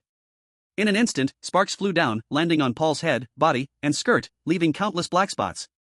But Paul seemed oblivious to the pain, suddenly grinning wide and revealing a terrifying smile. Come on, I want to turn you into a doll too. I want to make you a doll. Facing Paul's shrill threat, Xiao Chen stood unmoved, slowly squeezing out a sentence. You look really ugly now. Chapter 62 Burned by Fire, please continue reading. Please vote. IP, Han City. As expected of Xiao Chen, I am almost scared to death by Paul, and he can still say something like this, IP, Burning Summer. Oh my, have the players from Burning Summer always been this tough? IP, Han City. This strange thing looks like a boss level, isn't he afraid of angering it? IP, Han City. From what I know, he should be deliberately provoking the strange thing, IP, Burning Summer. What did you say? The veins on Paul's forehead bulged again, as if they would explode and splatter in the next second. Clearly, that sentence had not only irritated Paul, it had an extraordinary effect. I said. Xiao Chen slowly repeated, "You are really ugly now." You. Paul's veins writhed, his jaw trembled uncontrollably, and a row of sharp teeth rattled with a clack. "I've changed my mind, I won't turn you into a doll." Paul's eyes bulged. "I want to peel your skin off and stick it on my new doll." "Yes, I want to do this, and your organs, I think they can also make pretty specimens." Crack. Paul let out a shriek, his limbs writhing like a snake, charging straight at Xiao Chen. Xiao Chen reacted quickly, dashing backward as Paul began to move. He dared not look back, only burying his head and running wildly, as he could hear the mad footsteps getting closer, accompanied by frenzied cackles. Fortunately, he didn't go too deep into the room, the vent was not far away. Xiao Chen seized the moment, leaping out of the vent, rolling on the ground a few times, and picking up the gun he had long placed outside. A set of actions flowed smoothly, like a stream. He scanned the ground, which was now covered with a layer of oil, with another oil drum placed very close by. It seems that Han Xiuyan's actions were swift. Boom! A loud crash echoed from behind, the wall trembled violently for a moment, and dust fell from every corner. Xiao Chen quickly maneuvered around the oil, looking seriously at the wall. Even though this situation was not the first time he encountered it, a hint of tension lingered beneath his calm facade, causing sweat to start dripping from his forehead. Come out, come out. Xiao Chen held the gun tightly, hoping that his earlier words would strike deep into Paul's heart. Boom! Another thunderous sound erupted, and a few bricks flew through the air. Boom! Boom! Boom! The loud noises grew more frequent, one after another, as if the ground was shaking with Paul's anger. Dust swirled wildly in the air, some bricks fell while others shattered into pieces, and the powerful disturbance even caused the central light fixture in the room to flicker. The shaking intensified, and the entire wall of the room displayed a spiderweb-like pattern of cracks. Finally. Bang! The roar was deafening, smoke and dust rose, and bricks flew in all directions. Xiao Chen hurriedly protected his head while looking ahead. Through the swirling dust, a terrifying, inhuman figure slowly emerged, revealing its true form as the smoke cleared. Paul's mouth was ripped open, veins bulged beneath his skin, writhing like snakes, his limbs distorted unnaturally, and his nails gleamed ominously like blades. Why are you running? Paul's hoarse voice sounded almost as if it was squeezed out from his throat, bleak and sorrowful. Why run?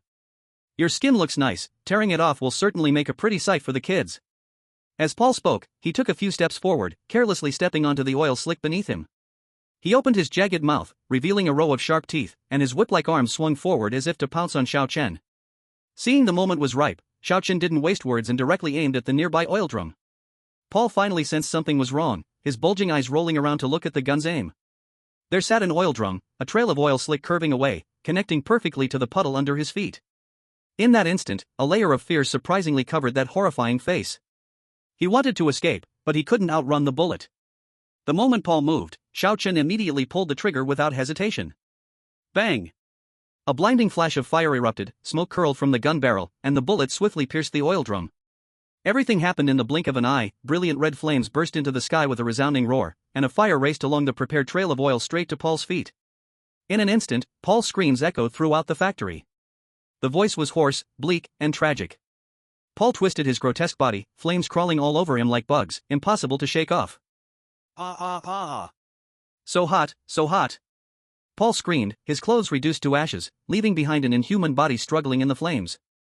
They guessed correctly, just like the manager's weakness was Lu Mengmeng, Paul's weakness was fire. Xiao Chen's gaze was fierce, his pupils reflecting the orange flames. Uncertain how much time had passed, the flames still burned, and Paul's wails gradually subsided, his figure slowly disappearing in the fire. Suddenly, a charred hand shot out from the flames, gripping the ground tightly. 5 fingers clenched hard, leaving 5 bloody marks on the ground. Then, a body covered with black spots crawled out from the fire. It was Paul, he was not dead. Paul stubbornly crawled out of the fire, breathing heavily, with flames still flickering on him. Ha, ha! At this moment, Paul had reverted from his monstrous form. Returned to the normal human body ratio. The raging flames burned away his weirdness and madness, and what crawled out of the fire was the previous Paul. However, at this moment, Paul was burned all over and could only lie on the ground, struggling to survive. The flames left him with irreversible scars, just as previously imagined. Found it!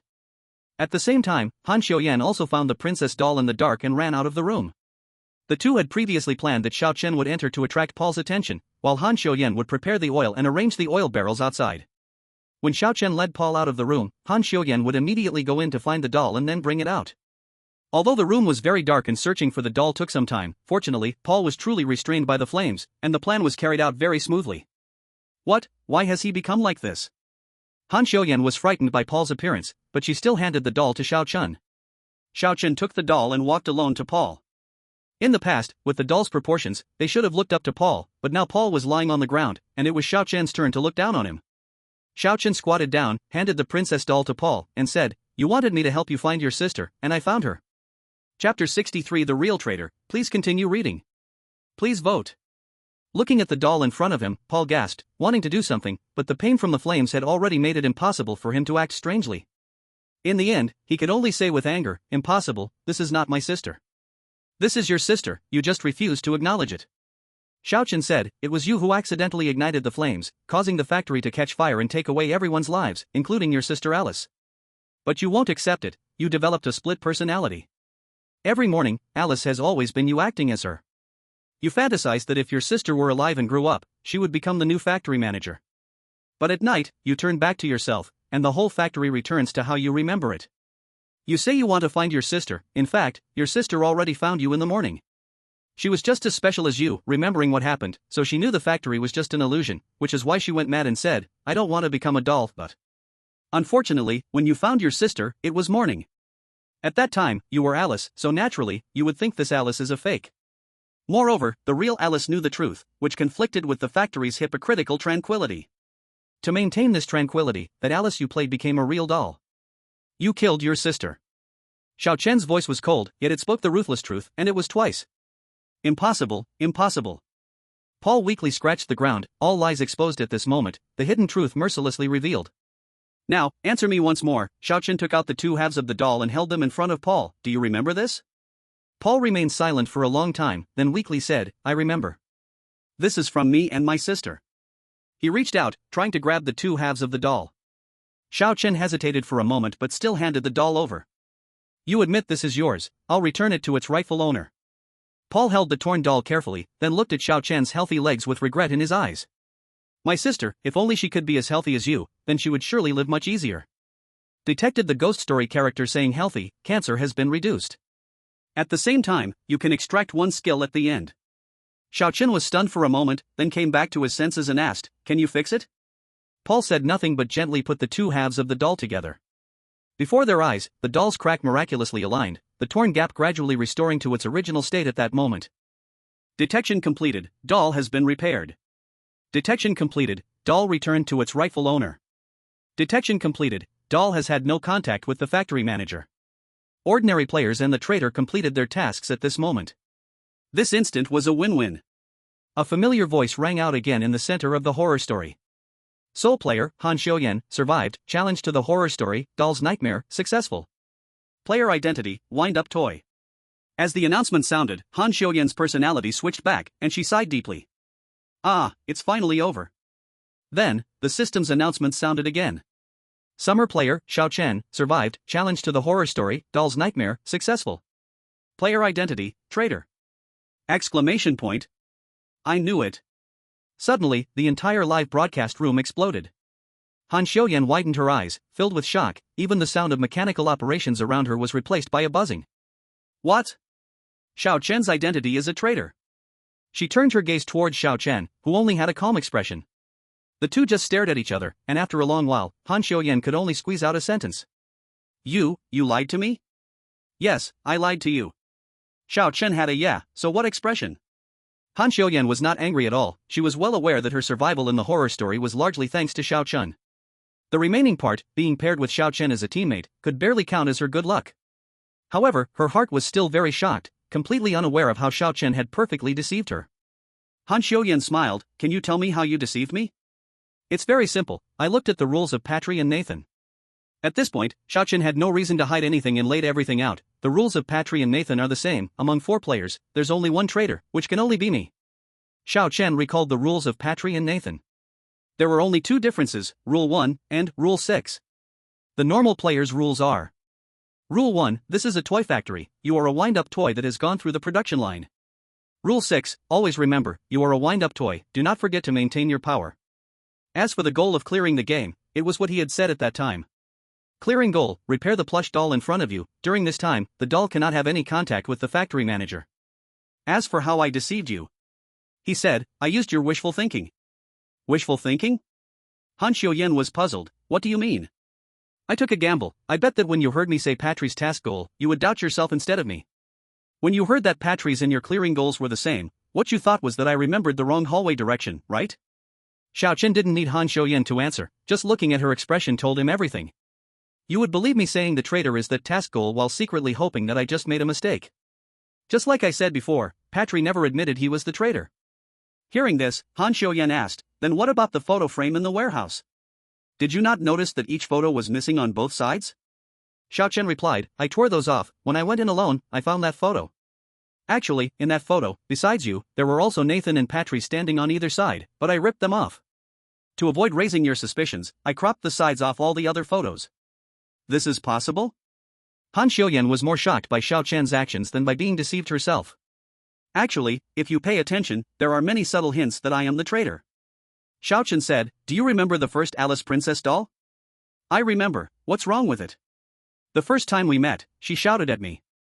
Xiao Chen helped Han Xiuyan recall. She said to me you are different from them. This them actually also includes you normal players because your identities as normal players are just wind-up toys in the factory. This is also why you want to throw up after winding a spring, while I do it with no problem. Because my spring is just for show. You're impressive. I've completely fallen for your trick. Han Xiuyan had lost all her anger. She initially thought the doll was just a scare tactic by the game at the beginning, but who knew it hid so many crucial clues? Han Xiuyan was convinced. She raised her head, her eyes shining with the light of survival. Meanwhile, the white curtain was slowly falling down. Chapter 64, The Story Swallowed by the Great Fire. Please read more. Please vote for recommendations. The white light gradually descended, and the surrounding scene began to fade. The bizarre tale was slowly disappearing. At this point, Han Xiuyan, knowing there was still time, asked the last thing she couldn't understand. Why did you create a new traitor? Wouldn't it have been better to hide it? You can't even figure that out? Xiao Chen replied, my task had an added objective, to return things to their rightful owner. Your task could actually end once the two dolls were repaired. It's very simple, which is why the difficulty of the bizarre tale is only average. But if you restored the doll, I would fail my task. At that time, Patri was also present, and I couldn't find a legitimate reason to continue with the additional tasks from being a traitor. So I had to make my teammate, which means making you feel like a traitor. The identity of a traitor itself represents a kind of alternative pressure, so you naturally had to hide and wait for me to continue with my tasks. Xiao Chen spread his hands, that's how it is. Han Xiuyan was completely convinced. She could only say that Xiao Chen had seen right through her, even understanding her mentality. Then why, do you still take the risk to find a win-win way? This morning's Alice was actually Paul, just giving her back would save a lot of trouble, right? To be honest, not necessarily. Alice doesn't attack you because you are a wind-up toy, but I am different. Xiao Chen's thinking was clear. The reason for being called a traitor is that returning the doll to its owner would shatter Paul's last illusion. I think the risk factor is actually quite similar. However, Xiao Chen thought for a moment and said, if my teammate were someone like Nathan, I would betray him without hesitation. Because someone like him deserves to die, living would only cause harm. To win, to complete the level, I would lie and even kill. Xiao Chen's expression was cold but rational, but before confirming there were no other options, I wouldn't harm someone who doesn't deserve to die, especially someone who unconditionally believes in me, my teammate. That is my bottom line. He shrugged, besides, if there's a chance, I have to try, right? Otherwise, it would be too cheap for this bizarre tale. I see. Han Xiuyan nodded, revealing a meaningful smile. If we team up again next time, I'll have to pay more attention. Next time, there might not be any teammates, even if there are, it might not be me. Xiao Chen reminded, this is a bizarre tale, keep your guard up around everyone. Not surprisingly, the next player in the bizarre tale in Seoul would be Han Xiuyan. Thinking of this, Xiao Chen felt somewhat helpless. You're too easy to see through. Maybe, but at least from the outcome, being tricked by you isn't a bad thing. Han Xiuyan was all dirty, her expression relaxed, having long lost the pretentious demeanor of a young lady from the beginning. Xiao Chen looked at those bright eyes, feeling a touch of determination inside them. Han Xiuyan leaned in a little, hands behind her back, showing Xiao Chen a sweet smile. I hope when we meet next time, we can truly be teammates. She tilted her head slightly, and I hope that by then, I can really help you, not just be kept in the dark by you. As her sweet words fell, Han Xiuyan's figure gradually became blurry in his sight, transforming into an outline, then completely disappearing. The white curtain completely fell. When Xiao Chen came back to his senses, he found himself once again standing in the hollow white room. The white room began to flicker, just like an old film reel, and the story behind the ghost tale started flashing by scene. At the very beginning of the story, a brother and sister were crying as they came into the world at a small clinic. The sister's name was Alice, and the brother's name was Paul. Their family was not wealthy and could even be said to be struggling. As days passed, their parents discovered that Paul had learned to walk. But the older Alice could only sit on the ground, even crawling was a bit difficult for her. They initially thought she just had poor learning ability, but as she grew older, Alice still had not learned to walk. The parents panicked and took her to see a doctor, only to find out it was a congenital leg disability. Congenital leg disabilities are usually not curable, but with the doctor's guidance, the patient's condition can be improved through surgery and rehabilitation training. However, this would come at a high cost. This made their already struggling family face even more difficulties, and they were on the brink of collapse due to long-term financial strain. Seeing Alice in her wheelchair, the parents feared that Paul might also be diagnosed with some illness later on. So one evening, they made a decision. The next day, the parents said they would take Alice and Paul out to play, and on the way, they told the two children that they were going to buy something and asked them to wait in place. Alice sat in her wheelchair while Paul pushed her, and both of them obeyed well. But a day went by, and the parents never returned. Alice did not cry or throw a tantrum, she simply held her brother's hand and told him, "Sister is here with you." Alice, not yet 10 years old, was much more mature than the average person. She knew what had happened and understood that the responsibility of taking care of her brother now fell on her shoulders. She knew her brother was still very innocent, so she said nothing and just wandered aimlessly with Paul, answering him every time he asked, "Where are Dad and Mom?" with, "Dad and Mom don't know the way, Sister is figuring out how to find them." Fortunately, the owner of a toy factory, Mr. Smith, discovered the wandering siblings and took them in. This factory was built by a group of broken people. There was the lonely old man Ben, a widow named Mary who became a widow early, a hot-tempered young man named Jack, and a group of workers. Alice was very sensible. She listened to Ben tell those boring old stories, helped Mary take care of the children, and listened to Jack complain. The factory, once lifeless, became vibrant with the arrival of Alice and Paul. However, Paul did not understand. He often cried to find Dad and Mom. In his mind, the factory owner was just a bad guy who locked them in the toy factory. To cheer up the children, Mary, Ben, and Jack, three people who knew nothing about toys, surprisingly made a strange doll together and gave it to the two children. The factory owner even specifically built a room for the two kids, hoping they could sleep more comfortably. Until one day, Paul and Alice were secretly playing with sparklers in the factory's warehouse, and as they chatted, they brought up their parents again. This time, Alice couldn't hold it in. She thought this place was wonderful. Why did they have to go back? In a fit of anger, she told Paul, "Parents don't want them anymore." The two erupted into a fierce argument, and the doll was torn in half. The siblings quarreled more and more intensely, and Paul even threw aside the sparklers he loved to play with. But they didn't notice that an oil barrel had broken, and the unburned sparkler ignited the leaking oil. There were many flammable materials in the warehouse, and the fire quickly spread. Because it was nighttime, many people had already fallen asleep, and when they discovered the fire, the main door had already been swallowed by the flames, and they could only flee around the factory, some rushing into the cafeteria, while others, in panic, hid on the slide. The factory manager reacted quickly. He clearly remembered that the factory was equipped with fire hydrants, which could at least weaken the fire a bit. "No. Why is there no water in the fire hydrant?" he screamed in agony. Didn't the rent say everything was checked and qualified? The fire gradually spread, consuming the entire factory. Chapter 65, Doll Nightmare, Level Cleared. The story's conclusion is that the rescue arrived and extinguished the fire, discovering two children protected by everyone beneath the ruins, one of whom showed no signs of life, while the other was severely burned but miraculously survived. Thus, the story ends, with a classic movie-like scene closing with an endless expanse of white. After understanding the entire tale behind the ghost story, Xiaochen could only let out a light sigh. To be honest, it was pretty much as he guessed. The factory did indeed catch fire, and the cause was a firework toy that accidentally fell, igniting the leaking oil. Of course, it was thanks to Han Xiuyan's keen nose that he could guess this. Although Xiaochen had almost pieced together the story of the factory, after a thorough review, many things became clearer. Like why the doll was torn into two halves, it was because the siblings had accidentally ripped it during their argument. And the reason the doll needed to be repaired by three NPCs was that the doll was originally made by them. It was a repetitive process. He once said Mary was pitiful because Mary was a widow. As for why the factory manager at night was a giant chasing the players, it was because in Paul's heart, he never understood or accepted the fact that they were abandoned by their parents. In his heart, what his sister said, "Mom and Dad just lost their way," was true. He believed that Mom and Dad were just separated from them. So in Paul's heart, the factory manager was the bad guy who imprisoned them in the factory. Just like what Paul said in the quest, the manager is a bad guy who grabbed him and his sister. In Alice's eyes, the factory was wonderful, a place where one could be entrusted. So with Alice as the central personality, the factory became a harmonious place, and she naturally became the daytime manager. After learning all the truths, Xiao Chen couldn't help but criticize. For these traitors, how could this be a normal difficulty level? At this point, the cold system voice rang out above again. Personal hidden task completed, skill extraction, psychological induction, A. In a multiplayer scenario, you can give a hint to a player once, causing them to believe in the hint without realizing it. Note, just like how player Han Xiaoyan believes what you say without doubt. Usage limit, once per instance. Xiao Chen smiled wryly, feeling like the note for the skill was hinting at him. However, thanks to Han Xiaoyan's deep trust in him, he could find an unconventional way to clear the level.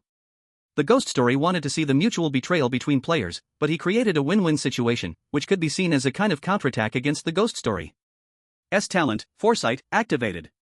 Next ghost story clue: for some games, luck is also very important. And sometimes, the more dangerous the place, the more critical the location. Luck? Looking at the clue before him, Xiao Chen fell into deep thought. This time, successfully clearing the level, Han Xiaoyan's trust and cooperation were indispensable. Making Han Xiaoyan trust him so much must have been greatly influenced by the charm value specifically raised to 16 after the last level. It seems that this time he was going to gamble on luck. As for the second part of the clue, it probably wouldn't become apparent until entering the instance. After the judgment, you and Han Xiaoyan became tied for the first player to clear the strange tale. As the first player to complete the tale, you receive double points, 10 points. Considering you completed the traitor quest, an extra reward of 5 points is granted. Total, 15 points. Only 10 points for clearing it? Xiao Chen said in some helplessness. The previous high-risk strange tale had a default of 10 points, while this one had a default of 5 points. It seems that as the difficulty of the strange tales decreases, the reward points change accordingly. However, the extra 5 points from the traitor roll still isn't a loss. The panel popped up again, and after a brief thought, Xiao Chen decided that since his charm was already high, he needed to focus on luck this time. In the end, he chose to allocate 9 points to luck, and 2 points each to strength, speed, and endurance. Player, Xiao Chen. Talent, Eye of Truth, S. Talent, Foresight, S. Strength, 12. Speed, 10. Endurance, 10. Charm, 16. Luck, 17. Skills, Dark Veil, B, Psychological Induction, A. After allocating the points, the surrounding light began to gradually fade. Xiao Chen knew that the strange tale had ended. When he came to his senses, he found himself back in the tidy and spacious villa. Xiao Chen looked around and saw the large screen in the middle of the living room still playing, showing various strange tale live broadcasts from other countries. He and Han Xiaoyan were the first players to clear the strange tale, and their progress was truly in a league of its own. As for the other players, they were either deep in mutual suspicion about the traitor identity or the two groups of players meeting each other in defiance. Xiao Chen remembered there were more than 150 countries participating at first. Even if the live rooms merged, there should still be over 70. But now, there were fewer than 20 live rooms left on the screen. It seems the casualties of the common risk level shouldn't be underestimated. While Xiao Chen was still sighing in his heart, a familiar voice suddenly came from behind him. Welcome back. He turned around and saw Lu Lin with her hands clasped in front of her, a cold expression surprisingly showing a hint of a smile. Since arriving in this world, Xiao Chen had always lived in a narrow rental room, where the only thing waiting for him at home was the dead silence of the air. This was the first time someone had said to him, "Welcome back," after returning to his residence. Seeing Xiao Chen in a daze, Lu Lin immediately showed a hint of worry on her face. Could it be that your mind was damaged when exiting the strange tale? She stepped forward a few paces to feel Xiao Chen's forehead, and he quickly regained his senses and hurriedly dodged. Oh, I'm fine, just a little out of it. Xiao Chen looked around, the familiar living room, familiar sofa, and familiar dining table, with Lu Lin beside him. In that moment, he truly felt relaxed, fatigue and drowsiness rushing over him. Lu Lin noticed Xiao Chen's fatigue and helped him to the sofa. She gently said, "You saved the summer once again, thank you." Xiao Chen gave a tired smile. "To be honest, I owe a lot of this to your hints." During the strange tale, he had encountered deadlocks twice. Once was regarding the traitor's identity, and the other about the real Alice. Though he discovered the clues himself, without Lu Lin's godlike perspective and help, he estimated he would have wasted much more time. Just a small effort. Lu Lin opened her phone, showing the live broadcast image sent from the higher-ups. In the image, people in various places were celebrating as a nation, shouting Xiao Chen's name. Some called him a hero, while others referred to him as a savior. Looking at this exaggerated adoration, Xiao Chen could only smile faintly. Who would know he simply wanted to live? Get some good rest. Lu Lin settled Xiao Chen down and said, "I'll go prepare dinner." Oh, right. Before leaving, she suddenly turned back. Tomorrow, I'll take you to a place. Chapter 66, Medical Miracle, Seeking Continued Reads. Seeking Recommendation Votes. Xiao Chen exited the strange tale right around midnight, and he didn't even need to adjust to the time difference before collapsing into sleep. However, this sleep was not very comfortable. It felt as if he had fallen into an ice cave. Only endless darkness enveloped him. Vaguely, Xiao Chen could feel a pair of deep eyes staring at him through the abyss.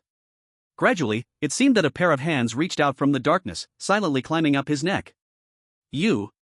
A messy and chaotic voice echoed from the depths, as if it came from thousands of meters under the sea, or from far away in the sky. Very special. In the next second, Xiao Chen found himself suddenly at a height of 10,000 miles, plummeting downwards. The sensation of weightlessness felt like an invisible hand, gripping his heart tightly and making it hard for him to breathe. In panic, Xiao Chen could see some chaotic thing descending from the air, mixed with the fuzzy sounds like snowflakes, engulfing him. Ha! Xiao Chen woke up, accompanied by a ringing in his ears, only able to hear his own heartbeat. What was that dream about? Could it be that staying in the ghost story for too long had left his mental state too tense? But this dream was too real. Xiao Chen sat up from the bed, the chill on his back still lingering. He looked towards the floor-to-ceiling window beside him, where he could see the lush green backyard of the villa, and feel the warm sunlight wrapping around his body through the glass. It couldn't be wrong, this was the real world, and he had come out of the ghost story. Perhaps the warmth of the sunlight offered some sense of reality. Xiao Chen felt the chill fading away, and his heartbeat calming down a lot. He changed his clothes and went downstairs, finding Lu Lin already in an apron preparing breakfast. Up so early? Don't you need to rest a bit more? Lu Lin was a bit surprised to see Xiao Chen waking up so early. Not being in the ghost story is already a rest for me. Xiao Chen stretched lazily. In fact, that dream had robbed him of his desire to sleep. Before long, Lu Lin brought out a full table of breakfast. However, looking at the abundant spread before him, Xiao Chen fell into deep thought. On the table were egg burgers, sushi, pasta, fried rice, even oil sticks, pancakes, and soybean milk. What does this mean? Xiao Chen looked at the table full of food. This simple breakfast could no longer be described as abundant. Why did it feel like a banquet at Hongmen? Because I didn't get to ask you what you wanted for dinner last night, and this is your first meal after coming out of the ghost story, Lu Lin explained. So I made all that I could think of. Isn't that wasteful? I think it's more important to ensure your diet is comfortable. After all, there weren't enough eating conditions in the ghost story. That is true. After Lu Lin said that, Xiao Chen remembered he hardly ate anything in this ghost story. The last ghost story at least had a cafeteria, where he could grab some bread when hungry. This time, it was either lubricant or dark cuisine. Fortunately, in this ghost story, everyone was playing as toys, so the feeling of hunger was not strong. Then you should join me, I can't finish all this. Xiao Chen did not refuse Lu Lin's kindness and invited her to have breakfast together. You said you would take me somewhere today. After filling his stomach, Xiao Chen asked, where to? First, I'll take you for a health check. Lu Lin led Xiao Chen to the car, explaining, I know you feel it's unnecessary, but the ghost story might leave some scars on players. I've already requested to simplify the process from the higher-ups, it won't take too long. Inside a tall building, the top-notch medical facilities were paired with top-notch medical personnel. On the doctor's face was the utmost confusion. Hiss. The doctor looked at the report in hand, then looked at Xiao Chen. I remember, you were in the late stage of lung cancer, right? Xiao Chen nodded with some frustration, as everyone here were professionals, and the atmosphere was too heavy, he just wanted to get out quickly. Oh. The doctor adjusted his glasses and asked, are the instruments reliable? Of course they're reliable, doctor, we have confirmed there are no issues multiple times. Okay. The doctor cleared his throat, took off his glasses, and said to Xiao Chen, young man. After the examination, I confidently told you that your cancer has improved, it is now at the mid-stage of lung cancer. The moment these words were spoken, all the medical staff in the room were stunned. Late stage turned into mid-stage? Isn't this a medical miracle? Xiao Chen was also surprised, not expecting the reward effect of the hidden task to be so significant. Once, these doctors believed in science. But now, they chose to place Xiao Chen outside the realm of science. Amidst the astonishment of many top medical staff, Lu Lin took Xiao Chen out of the building and turned to a small standalone structure. Where is this again? Xiao Chen looked at the small standalone building in front of him. Although it was also heavily guarded, the atmosphere was not as oppressive as the earlier building. This is the Strange Tales department, Lu Lin said. I need to go upstairs to report. You can wander around the first floor. What's there to explore? Xiao Chen was somewhat speechless, but since he was idle at home, it was nice to change places and walk around. After seeing Lu Lin leave, he began to explore the building. What he didn't expect was that this place was less of an official facility and more like a museum. A museum that records strange tales. Here, the times and occurrences of strange tales were clearly documented, along with the forms and themes of each tale. In the year 420, the first strange tale descended, and the entire world fell into panic. In the first strange tale, there were no winners. The bizarre phenomena indiscriminately affected every nation, with global casualties counted in hundreds of millions. From that moment on, everyone became aware of the terror of strange tales. Countries with smaller populations began systematic training, while others chose to strengthen their abilities to cope with strange tales. As subsequent strange tales continued to appear, players gradually started to win. As time passed, it seemed everyone accepted the strange tales and considered them an inherent part of this world. Xiao Chen continued walking inward and arrived at a black corridor. The walls of the corridor were covered with dense photographs, featuring both men and women, the elderly and the young. At the top of the wall, a line of words was engraved. List of players from all generations of Yin Summer. Xiao Chen's gaze swept across and found that all the photographs had turned black and white. The meaning was clear and unmistakable. He looked to the end and found that his photo was also posted, but it was in color. How could they find any photo? Xiao Chen felt somewhat helpless, but his gaze landed on another colored photograph. Indeed, besides him, there was another colored photo. He was not unfamiliar with the person in the photo. Just then, Lu Lin had finished her report and came downstairs, seeing Xiao Chen staring at the photo wall. For a moment, an awkward expression appeared on Lu Lin's face. She explained, "This place records in detail the scale, level, and forms of past strange tales, so I wanted to bring you here to see." "I know." Xiao Chen pointed at the second colored photo on the wall and asked, "So, you are also a player?" Chapter 67, Players with Desire. Please continue reading. Please vote for recommendations. Xiao Chen confirmed the photo on the wall repeatedly. Indeed, it was Lu Lin. But there were about 10 black and white photos of players in between Lu Lin and him. Could the strange tales change players midway? Lu Lin had no intention of hiding her past, admitting, "Yes, I used to be a player." The two found a place to sit, and the staff in the museum immediately brought over 2 lattes. To be honest, Xiao Chen was not particularly surprised by Lu Lin was once a player. From the first day Lu Lin inexplicably became his secretary, he sensed one thing: actually, Lu Lin was not that professional. Even though Lu Lin tried to hide it, Xiao Chen could tell she, like other girls, would also show small emotions. She was not a so-called emotionless work machine. Such small emotions are very normal for an ordinary person. But it is very strange for a personal secretary specifically assigned to the player. But if Lu Lin is not an ordinary upper-class person, but a former player, then all this makes sense. However, Xiao Chen still couldn't understand why the strange tale switched players halfway. Are you thinking about why, as a former player, I am still alive, yet the strange tale has chosen a new player? Lu Lin saw through Xiao Chen's thoughts, staying silent for a while, as if considering how to answer. After a moment, she asked back, "When you first entered the strange tale, did you hear a phrase?" "What phrase?" "Detected strong desire." "Detected strong desire?" Xiao Chen recalled carefully. It seemed there really was such a thing. "It seems you heard it too." Lu Lin said with a hint of helplessness in her tone, "I guess it is because of desire." "I don't understand." Xiao Chen was confused. Lu Lin said, "Actually, everyone has a question, which is what the criteria are for the strange tale to select players. Is it truly random selection? Or are there certain conditions?" Lu Lin took a sip of coffee, but the number of players who can survive and clear the strange tale is extremely rare, and those with a continuous clearing record are even in single digits. Most of the time, the country does not have the opportunity to ask players what happened when they entered the strange tale. Even if there is this opportunity, players might not necessarily speak. Of course, what follows is just my speculation. She said, if the strange tale selects players through desire as a medium, then it all makes sense. Lu Lin began to recall the events a few hours before she became a player. "My father was seriously ill and had been hospitalized for a long time. One day, I went to the hospital to accompany my father as usual, but his vital signs suddenly took a turn for the worse. The situation was extremely urgent, and the surgeon also told me to prepare for the worst. At that moment, I had only one thought in my mind. That was to hope my father could live, to get better. It was just then that the strange tale descended, and I was chosen as a player.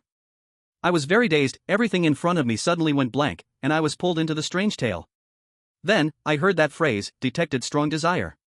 Some speculate that the strange tale would throw temptation at players, offering them an irresistible reward for victory to strengthen their desire." Lu Lin looked at Xiao Chen, a faint and unnoticeable bitter smile at the corner of her mouth. "As for whether this speculation is true, we both should be very clear." Hearing this, Xiao Chen couldn't help but ask, "So you still haven't answered why you left the strange tale and did not continue as a player?" "I did clear the strange tale, but it took a long time, about 4 or 5 days." Lu Lin's cold eyes flashed with a hint of sadness. By the time I came out, my father was already gone. And at the moment I was chosen as a player, the strongest desire I had also dissipated. I lost the medium with the strange tale. I think this is the reason. Lu Lin seriously analyzed the strange tale and the player's medium with Xiao Chun, but when it came to her own story, she just briefly mentioned it in one sentence. She spoke very blandly, but her face still couldn't hide the emotions inside. Xiao Chen did not ask further, for he had not experienced the warmth of family after his journey, mostly only feeling the bitterness of being alone. Wealth, health, friendship, or family love, he had not felt any of it. In other words, he did not have a true sense of being alive. Instead, after becoming a player and participating in the strange tale, he slowly began to feel warmth. Wealth. Issues of food, clothing, and shelter were no longer worries for him. As long as he wanted something, Lu Lin would ask her superiors, and it would be delivered to the villa within a few hours. Health.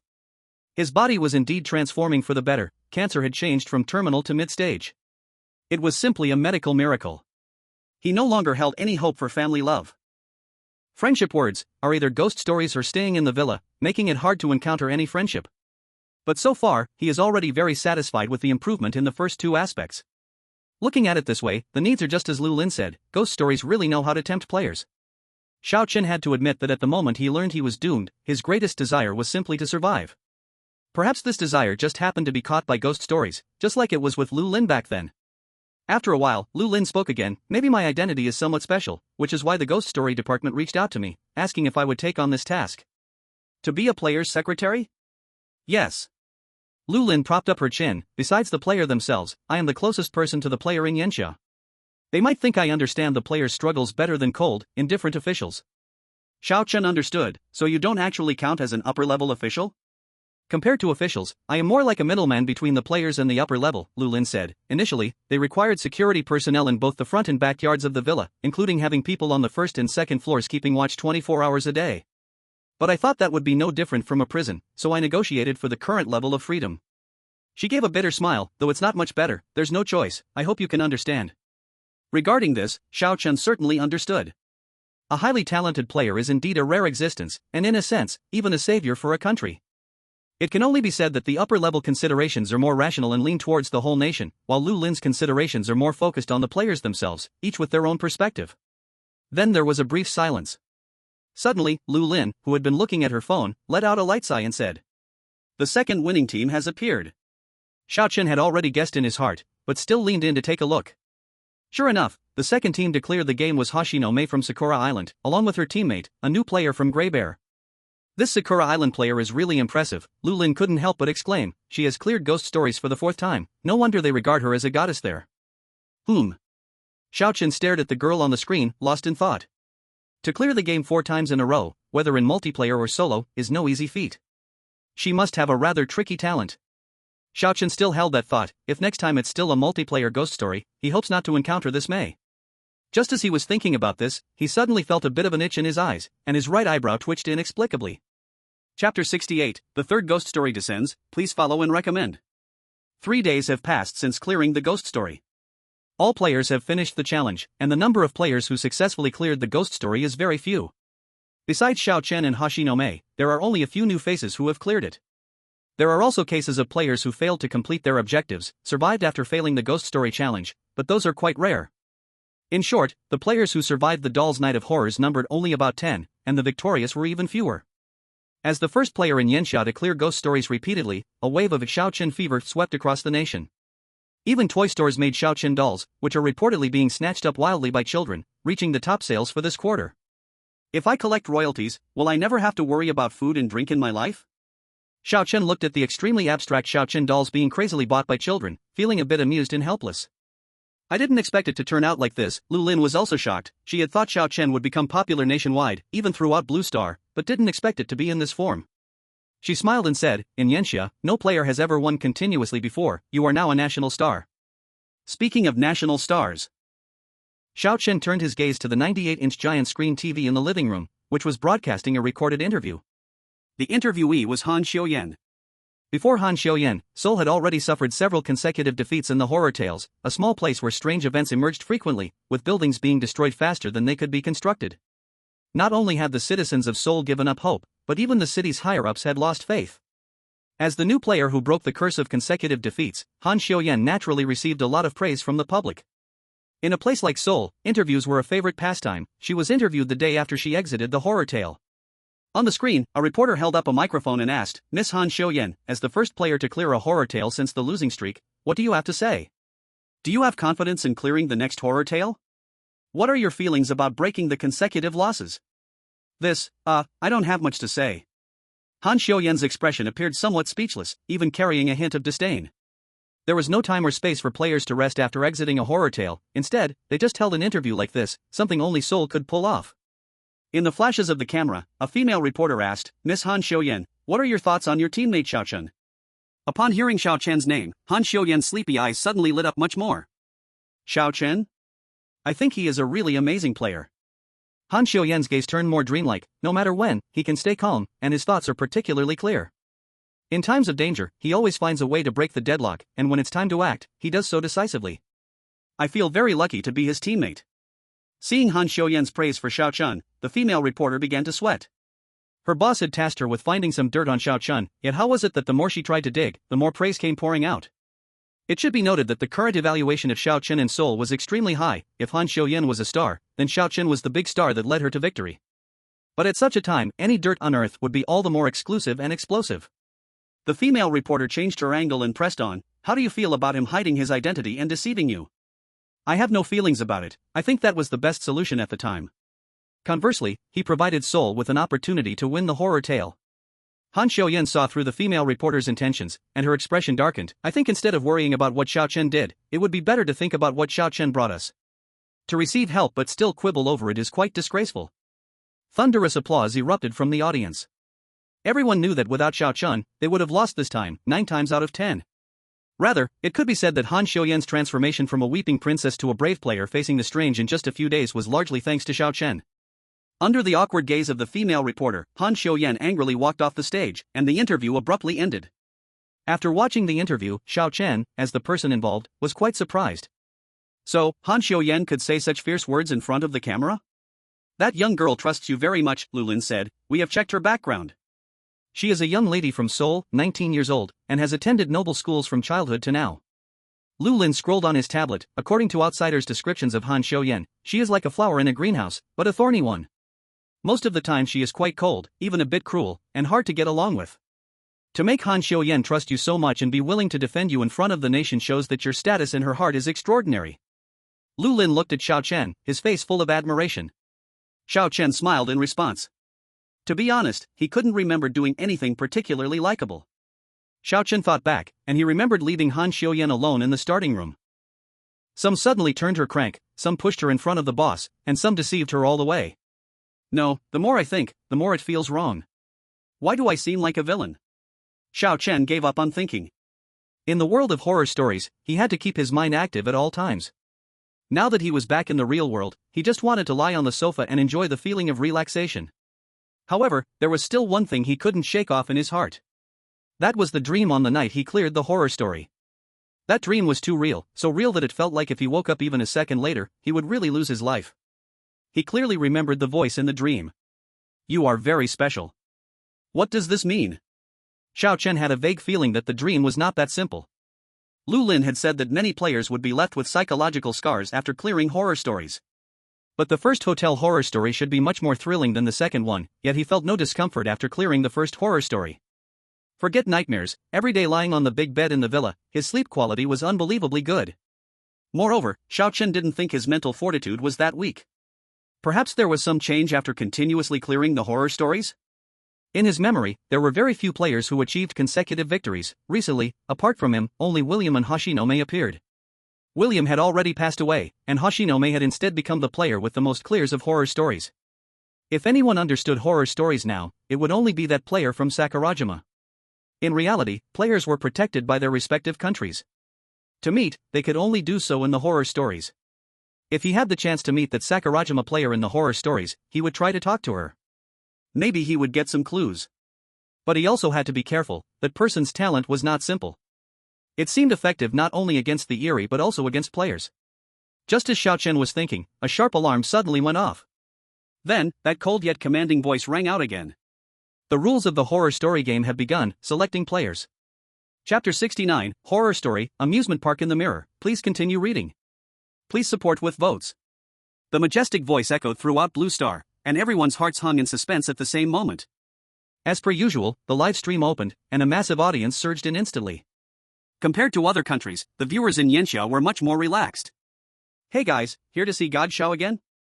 I haven't seen God Xiao for 3 days, it feels like ants are crawling on me. If Xiao Chen clears this time, it will be 3 consecutive clears. He would equal the record of Clock Tower William. Ha, too small-minded, too small-minded. From now on, let's call this place Xiao Chen Square. Don't pop the champagne, please. I think he really might smash through. Have you ever seen him clear following the usual pattern? In the room, Xiao Chen had already started preparing. Having relaxed for a few days in reality, it was time to return to a tense state. Lu Lin also stood up, arms crossed in front of her. To avoid what happened the day before yesterday, let me ask you in advance. A hint of warmth appeared on her cold beauty. When you come back this time, what do you want to eat? I'll prepare it in advance. Xiao Chen was taken aback but quickly realized Lu Lin was referring to the previous breakfast incident. He hadn't even entered the copy and she was already asking what he wanted to eat? Lu Lin's way of cheering was rather strange. Xiao Chen replied, make what you're best at, keep it simple. Okay, I'll prepare for you. Lu Lin nodded. Good luck. The player list was announced. Sakurajima, Hashino-mei. Han City, Han Xiuyan. Clock Tower, Newt. Yanxia, Xiao Chen. The white curtain fell, and in the blink of an eye, Xiao Chen found himself again in the White Room. Player, Xiao Chen, confirmation complete. Please proceed to the next room. Xiao Chen was stunned. Why was there an extra step? The White Room suddenly twisted, and a black and white door appeared out of thin air. When Xiao Chen opened the door, the moment he stepped inside, it felt as if space was shifting. When he regained his senses, he found himself in a larger white room. Ah! Xiao Chen! A voice rang out behind him, a voice so familiar that Xiao Chen didn't need to turn around to know who it was. Hey, what are you doing? Acting all cool after 3 days? The owner of the voice appeared right in front of Xiao Chen. It was Han Xiuyan. However, this time Han Xiuyan was completely different from before. She wore a simple t-shirt on top, black and white joggers on the bottom, paired with a pair of sneakers. Xiao Chen noticed that Han Xiuyan had tied her hair in a high ponytail this time, and her eyes lacked the previous shyness, looking like a true sporty girl. What's going on? Han Xiuyan's eyes curved with a smile. New persona? No. Xiao Chen replied with a hint of helplessness, don't you think it's strange to see me in a white room? Is this a strange thing? Han Xiuyan was taken aback. This is my second time here, I thought it was quite normal. She pointed to the side, and it's not just the two of us. Xiao Chen looked in the direction she was pointing and found another player, a skinny blonde man wearing glasses, but he couldn't tell which country he was from. He frowned slightly. There were 3 players in the White Room? What's going on here? Whether solo or multiplayer dungeons, Xiao Chen had participated in many, but he had never seen multiple people in a White Room before. The skinny man looked quite awkward. He had recognized Han Xiuyan as a successful player and wanted to cling to her for support, but Han Xiuyan barely paid him any attention. He had originally wanted to try to get closer, but the moment Xiao Chen appeared, Han Xiuyan ran straight to him. It was a complete transition from being outgoing to utterly shy. While the 3 were puzzled, many doors around the room opened up. More players trickled in through the doors, Xiao Chen counted, and combined with himself, there were actually a total of 7 people in the room. What's going on? Even Xiao Chen had never seen such a scene. Among the new arrivals was a player from India. The Indian player was initially very scared, but upon seeing Xiao Chen, his face suddenly lit up with hope, looking somewhat brighter. He rushed over to Xiao Chen, his voice cracking with emotion as he praised him. Brother Xiao, God Xiao. You are handsome and kind, you will lead me, right? Hearing him say this, 2 others also reacted and began to flatter Xiao Chen one by one. You really are a player who has cleared the game many times, your aura is different. Bro, I'm from the States, and we met last time too, isn't this fate? Bro, I'm from Maple Leaf Country, we've definitely seen each other before. Xiao Chen didn't pay them any attention and instead turned his gaze to the 7th person in the corner. It was a man with a dark face, a hooked nose, glaring ominously in their direction.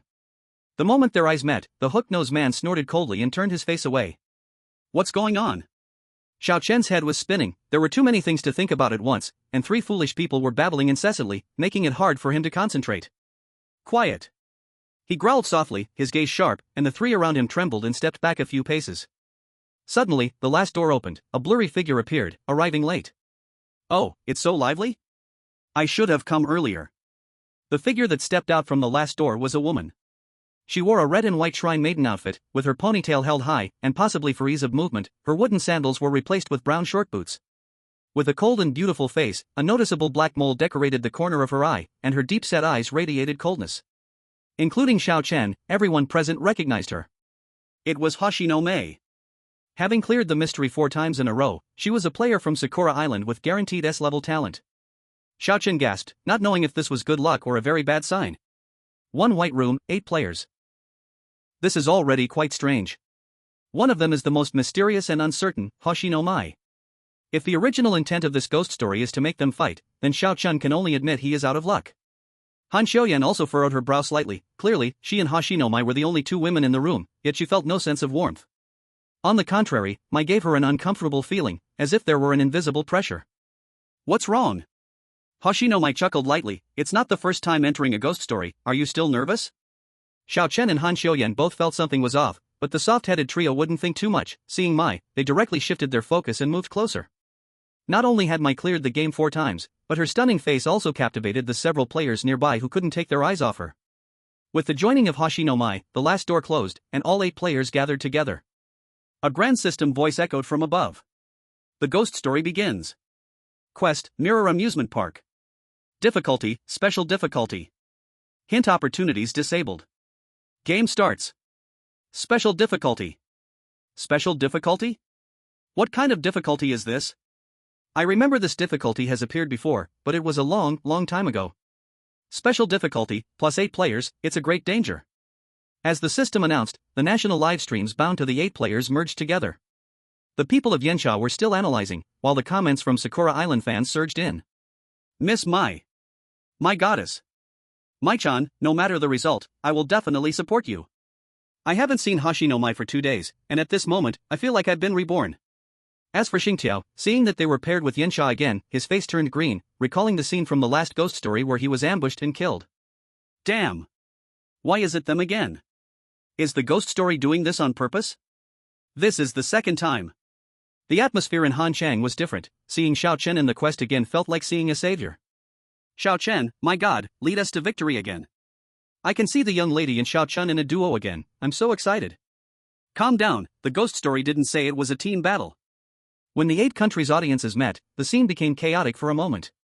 At the same time, everyone in the white room felt a pang of panic. Han Xiuyan's face also flashed with worry. She looked at Xiao Chen and asked, what does special difficulty mean? I don't know, I haven't encountered it before either. Xiao Chen carefully recalled the ghost story museum he visited a few days ago. Although he only scanned it quickly, he had a vague impression of this difficulty. Since the arrival of ghost stories, this kind of difficulty had indeed appeared, but very rarely. According to records, passing this kind of ghost story would reward players with an actual prize, which is items in the points store. The effects of these items include temporarily boosting players' points, having the ability to fend off one strange disturbance, and even weapon types targeting the strange. In summary, the rewards for clearing are very tempting. But correspondingly, the difficulty of this kind of ghost story is often extremely high, at least comparable to high-risk levels. While contemplating, the white curtain fell, and the surroundings suddenly brightened up. The sharp smell of rust permeated the air, and the dry atmosphere was somewhat suffocating. Xiao Chen looked around and found himself standing in an amusement park, with a towering giant Ferris wheel not far away casting a monstrous shadow on the ground. Near the Ferris wheel, several twisting and steep tracks hung in the air. It was a roller coaster. These high-risk amusement ride tracks seemed to be in disrepair, covered in rust. Creak creak. Suddenly, a kind of harsh friction sound arose. Xiao Chen followed the sound to see that the carousel was running without a rider. The wooden horse clearly had no one on it, yet the facilities still operated, though the process was rather stiff, as if frames were being skipped. Sharp scraping sounds burst forth from the wooden horse. Just as the strange tales tell, this time the venue was an amusement park. But why is it called the Mirror Amusement Park? At that moment, a hoarse and deep voice echoed. Welcome everyone. A few players were startled by the sudden voice. Only 3 veteran players stood still and unbothered. Among the 8 players, a white-haired old man had appeared without anyone noticing. He was short and leaned on a cane, grinning with his toothless mouth as he spoke. Welcome all employees to the amusement park, I am the park manager. The old man's voice was sometimes distant, sometimes near, like a ghost. Please follow me. Once he finished speaking, the old man strode forward.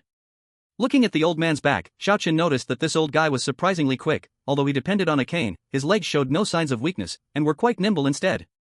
A few new players timidly hid behind, not daring to step forward at all. Xiao Chen and Han Xiuyan exchanged a glance and decided to follow the old man. With this example, the other players plucked up their courage and trailed behind. It was just like entering a haunted house, no one wanted to go first. Seeing the rest of the players had followed, Xingyame finally leisurely joined at the back of the line. Following the old man's pace, everyone arrived outside a low building at the edge of the amusement park. At first, the building was stuffy, and the corridor was very narrow, allowing only 2 people to walk side by side at most. Squeezing through the corridor, it finally became a bit wider. What came into view was a hall, fairly spacious. Besides that, there were 8 rooms. This is the employee dormitory. The old man said faintly, 1 room for each person, you will allocate it yourselves later. Now. He took out a stack of black envelopes and tossed them on the wooden table in the hall. The envelopes spread out, exactly 8 copies, neither more nor less. Choose. The old man's tone was low but carried a sense of pressure. The crowd exchanged glances, none were willing to go first. Until now, the rules had not been stated, and no one knew what might happen if they acted rashly. What's wrong? The old man gripped his cane tightly, the veins of his hand bulging slowly, not choosing. A few new players looked toward the 3 experienced old players. Except for Han Xiuyan, who appeared a bit conflicted, Xiao Chen and Xingyame stood there without changing their expressions, showing no intention to step forward. After several rounds of leveling up, their physical fitness had already surpassed ordinary people. Even if something unexpected happened, they would have a chance to react. Not knowing the rules, they naturally did not want to stick their necks out. Seeing that no one stepped forward, the old man pressed down on his cane, the tip of it even causing some cracks in the ground.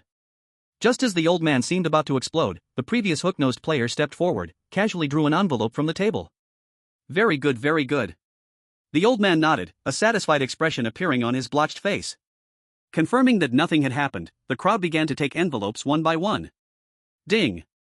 An ear-piercing bell rang out in the sky over the amusement park. Immediately after, a crackly broadcast echoed with intermittent snow.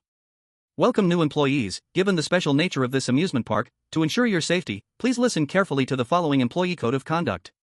Rule 1, you will play the role of a dedicated amusement park employee, and you must meet all the conditions for the guests in your assigned area. Rule 2, the amusement park provides breakfast and dinner, please come to the cafeteria for meals at 7 a.m. and 6 p.m. sharp. Rule 3, if you see a clown holding a balloon, do not show fear or fright, otherwise he will suddenly appear behind you and kill you. Rule 4, if the clown is holding a red balloon, do not approach and leave as quickly as possible. Rule 5, the amusement park has a game specifically for employees, held every other day, please participate at noon sharp under the Ferris wheel on that day. Rule 6, remember, do not go into the haunted house alone. Rule 7, if you want to ride the Ferris wheel, please ride in pairs. Rule 8, after 10 p.m. is rest time, please rest in the staff dormitory. If you need to go out, do not stay outside for too long. Rule 9, some facilities in the park cannot be activated due to malfunction, those facilities are dangerous, please do not activate them without permission. Goal, achieve a satisfactory level for visitors and free the amusement park. Chapter 71, 8 people, 1 heart? Please continue reading. Please support with votes. 9 rules. Everyone felt a weight in their hearts, even the usually composed Mei Hoshino frowned slightly. Now the old man tapped his cane, you can open the envelope. Xiao Chen opened the envelope and took out a card. Employee card. Responsible project, haunted house. Haunted house? Xiao Chen immediately thought of Rule 6. Remember, do not go into the haunted house alone. In the current rules, only 2 amusement facilities were specifically mentioned, one was the haunted house, and the other was the Ferris wheel. What a coincidence, he had drawn the haunted house. Xiao Chen glanced sideways at the others' faces, the other 7 players each had their own expressions. Some frowned, some looked relieved, and others were worried. He opened the envelope further, besides the employee card, there was also a letter inside. Such private information shouldn't be opened here, the players present were smart enough to put the envelope away after reading the employee card. Alright. Everyone understands their responsible projects now, right? The old man tapped his cane again and said in a deep voice, today is your first day of work. Due to special circumstances, the park opens at 12 p.m. Before that, you can freely allocate your time. After speaking, he silently walked away. As the old man left, the television screen in the lobby lit up, emitting a zapping sound, and the screen was full of static. Xiao Chen instinctively stepped back half a step, recalling the stories of haunted hotels and their TVs. Fortunately, this time it was not some eerie phenomenon. The television crackled for a while before the background suddenly turned black, revealing a string of numbers. 0/1000. What does this mean? Just as everyone was puzzled, Mei Hoshino suddenly spoke up. It must be the visitor's satisfaction level mentioned in the goal. Her thoughts were clear: we are acting as staff, and we need to satisfy the visitors' requests, and this represents the total number of satisfied visitors. Everyone quickly reacted. It's a team battle. In an instant, the atmosphere in the lobby lightened considerably. Xiao Chen didn't say much, as he had already formed a basic judgment of Mei Hoshino in his heart.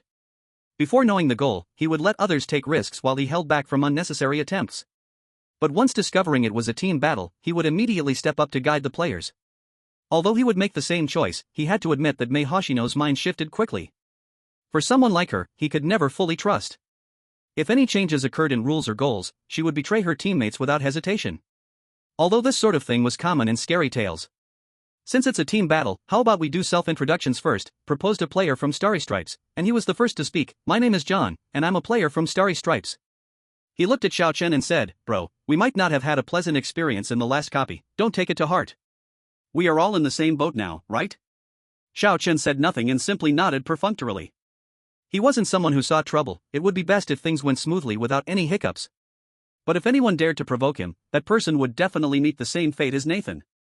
By the way, does anyone have a watch? Please remind me when it's close to noon. John asked casually. I do. The player from Asan hurriedly pointed to the yellowed watch on his wrist. It's not even 11 yet. It's just over an hour, there's no way I'm going to be late. Following the topic, the player called Asan introduced himself for a bit, but mostly it was nonsense. In short, he hoped the 3 experienced players would help the newcomers. Hello everyone. When it was the turn of the player named Maple Leaf, he stood up and bowed directly. I am a player of Maple Leaf, my name is Meyer. Meyer, sporting a beard, had a face full of forced smiles. My thoughts are the same as John's. I hope we can help each other, since it's a team battle, there's no need for tricks. The next person was the man with the hooked nose who looked dissatisfied. My name is Leno, from Iron Tower. Leno was concise and direct, finishing his sentence with no further comment. Taking this opportunity, Xiao Chen took another look at him. Leno had stubble, and his shoulder-length hair was disheveled, and his gaze was very murky. Rather than a man, he resembled a somewhat emaciated youth. Leno turned his head and caught Xiao Chen's gaze. Xiao Chen could clearly feel a hint of killing intent igniting in those murky eyes. Hey, do you know him? Han Xiuyan, who was beside him, also sensed something and poked Xiao Chen. I don't know. Then why is he always glaring at you angrily? Han Xiuyan was puzzled. You two are worlds apart in reality, why would you provoke each other? Who knows? Xiao Chen shook his head, not knowing how he had offended that little brat. He only knew that if the little brat dared to cause trouble, all that awaited him was a fist like a cannon. After all 4 introduced themselves, aside from the 2 famous star players and a somewhat known new player, there remained only the blonde boy shrunk in the corner.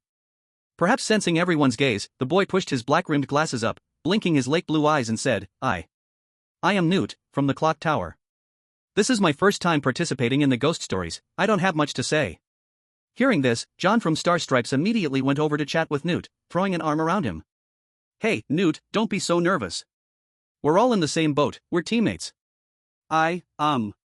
Indeed, Newt's personality seemed like the easiest to bully and the most likely to listen to others. Saying it was a team game, but at this moment, he had zeroed in on his target. No need to say more, when it came to forming alliances, John was definitely one of the top among the 8 players. Xiao Chen looked down on such small tricks. Although it was a team game, who could tell what might happen in this ghost story? In the last ghost story, a traitor had been found along the way, only for the final traitor to be himself. No one knew what kind of tricks the ghost story would play to harm people. Rather than placing all hope on others, it was better to rely on oneself. This self-introduction session was also a good opportunity to observe fellow players. Yayi's gaze was like an eagle, sweeping over everyone.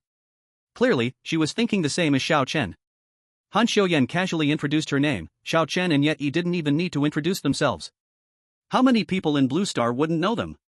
Since everyone has introduced themselves, how about we first allocate the rooms? There's no need to rush, we can still come back tonight.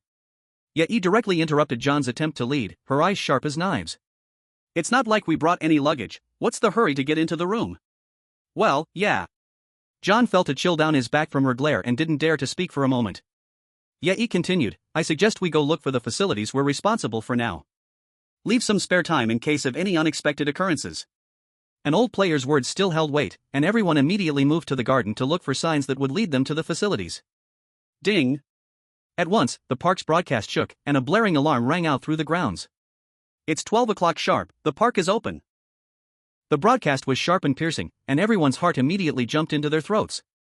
Wasn't it just before 11 o'clock? How could time pass so quickly? Did they unknowingly talk for a long time? Everyone hurried to confirm their respective tasks and ran in all directions in a panic. Xiaochen followed the direction of the signs and was about to head toward the haunted house when Han Xiuyan suddenly grabbed him. I'm at the pirate ship, if you need help, remember to find me. Han Xiuyan hesitated as she spoke, though I think, even if you can't solve it, asking me won't be of much use. But at least I can help share a bit of the pressure. All right. Xiaochen understood Han Xiuyan's kindness, I will consider it. With that, the 8 people completely scattered, each heading to their designated amusement rides. Xiaochen moved along the narrow path, surrounded by withered grass and trees. The midday sun shone down from above, but it felt devoid of warmth, instead offering a strange, chilling cold that made one shiver. Following the signs, he found a dark wooden door about the height of 2 people. The wooden door was set into a massive artificial mountain, and the doorframe had already corroded to black, with fishing net-like vines crawling over the dilapidated wood. Above the door was a half-protruding clown model. Though it was a model, the pale face was engraved with a terrifying smile that split down to its cheek, while a pair of yellow pupils seemed to stare at Xiaochen as if alive. Xiaochen felt a bit eerie and couldn't help but shiver. He noticed a sign next to the door and approached to find it was the rules of the haunted house. Welcome to the Mirror Amusement Park Haunted House. To ensure you have the best experience during your adventure, please follow these rules. Rule 1, minors must enter with an adult. Rule 2, if you see a ghost, please do not scream. Rule 3, if you see an NPC holding props, you may choose to talk. Rule 4, if you see an NPC with nothing in hand, do not approach, quickly flee. Rule 5, there is only one exit in the haunted house. If you feel you are going the wrong way, please return the way you came. Have a pleasant experience. Next to the rules, there was a drawing of a clown holding a yellow balloon. Xiaochen frowned slightly. There are rules for the haunted house, that's not strange. But why did the employee handbook specifically mention a rule about the haunted house? This haunted house rule seems to apply to anyone entering it, including the players. The rule in the employee handbook that mentions the haunted house seems only to refer to players, not guests. But is it really that simple? As Xiaochen pondered, he suddenly felt a chill coming from behind him. He turned around only to find no one there. Xiaochen's gaze drifted toward the amusement park entrance. Rusty turnstiles were placed at the entrance, and outside was an endless sea of thick fog. At that moment, a few figures slowly emerged from beyond the turnstiles. Those individuals appeared like ghosts, spreading out in eerie postures throughout the amusement park. Suddenly, he heard a noise, like footsteps, or perhaps something whizzing through the grass. Big brother. A faint voice rang out, and Xiaochen abruptly turned to the side, seeing a little boy who had appeared next to him without him noticing. The boy was thin as a stick, with a yellow cloth strip tied around his arm. His skin showed no sign of color, and his pitch-black eyes seemed to lack whites. He tugged at Xiaochen's clothing and asked, "Big brother, can I go in here to play?" Xiaochen's heart tightened, but not because of the boy's eerie appearance, but because the boy was all alone. Haunted House Rule 1, minors must enter with an adult. And the employee handbook mentioned, Rule 1 states, you will fulfill all the conditions for the guests in your assigned project. If he stops the little boy now, that would violate employee Rule 1, but if we let the little boy in, it will violate the haunted house's Rule 1. Xiaochen didn't dare test the truth of the employee rules, but at the same time, he didn't know what would happen if the haunted house rules were broken. If the haunted house rules are violated, will the punishment fall on the entering visitors? Or the players? All of this remained a mystery. Only a few hours had passed since entering the bizarre tale, and the clues were just too few. Too few clues? Talent activated, True Eye. Hidden rule discovered, NPCs marked in yellow only listen to the strong.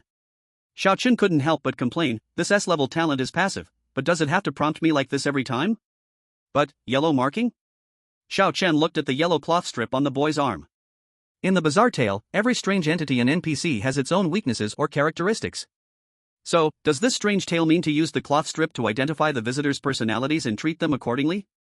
Big brother, why aren't you talking? The boy tugged at Xiaochen again.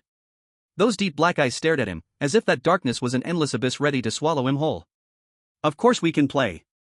Delaying any longer could lead to unknown consequences, Xiaochen casually agreed, then explained, but it's quite dangerous inside, and you need to have an adult accompany you. Can I ask where your parents are? My god, this is the first time I've seen Xiaochen speak so gently. No kidding, Xiaochen is just fierce, not foolish. He can't just punch this little ghost, right? Parents? The boy tilted his head, disdain clear on his face. I don't want parents, I want to play by myself.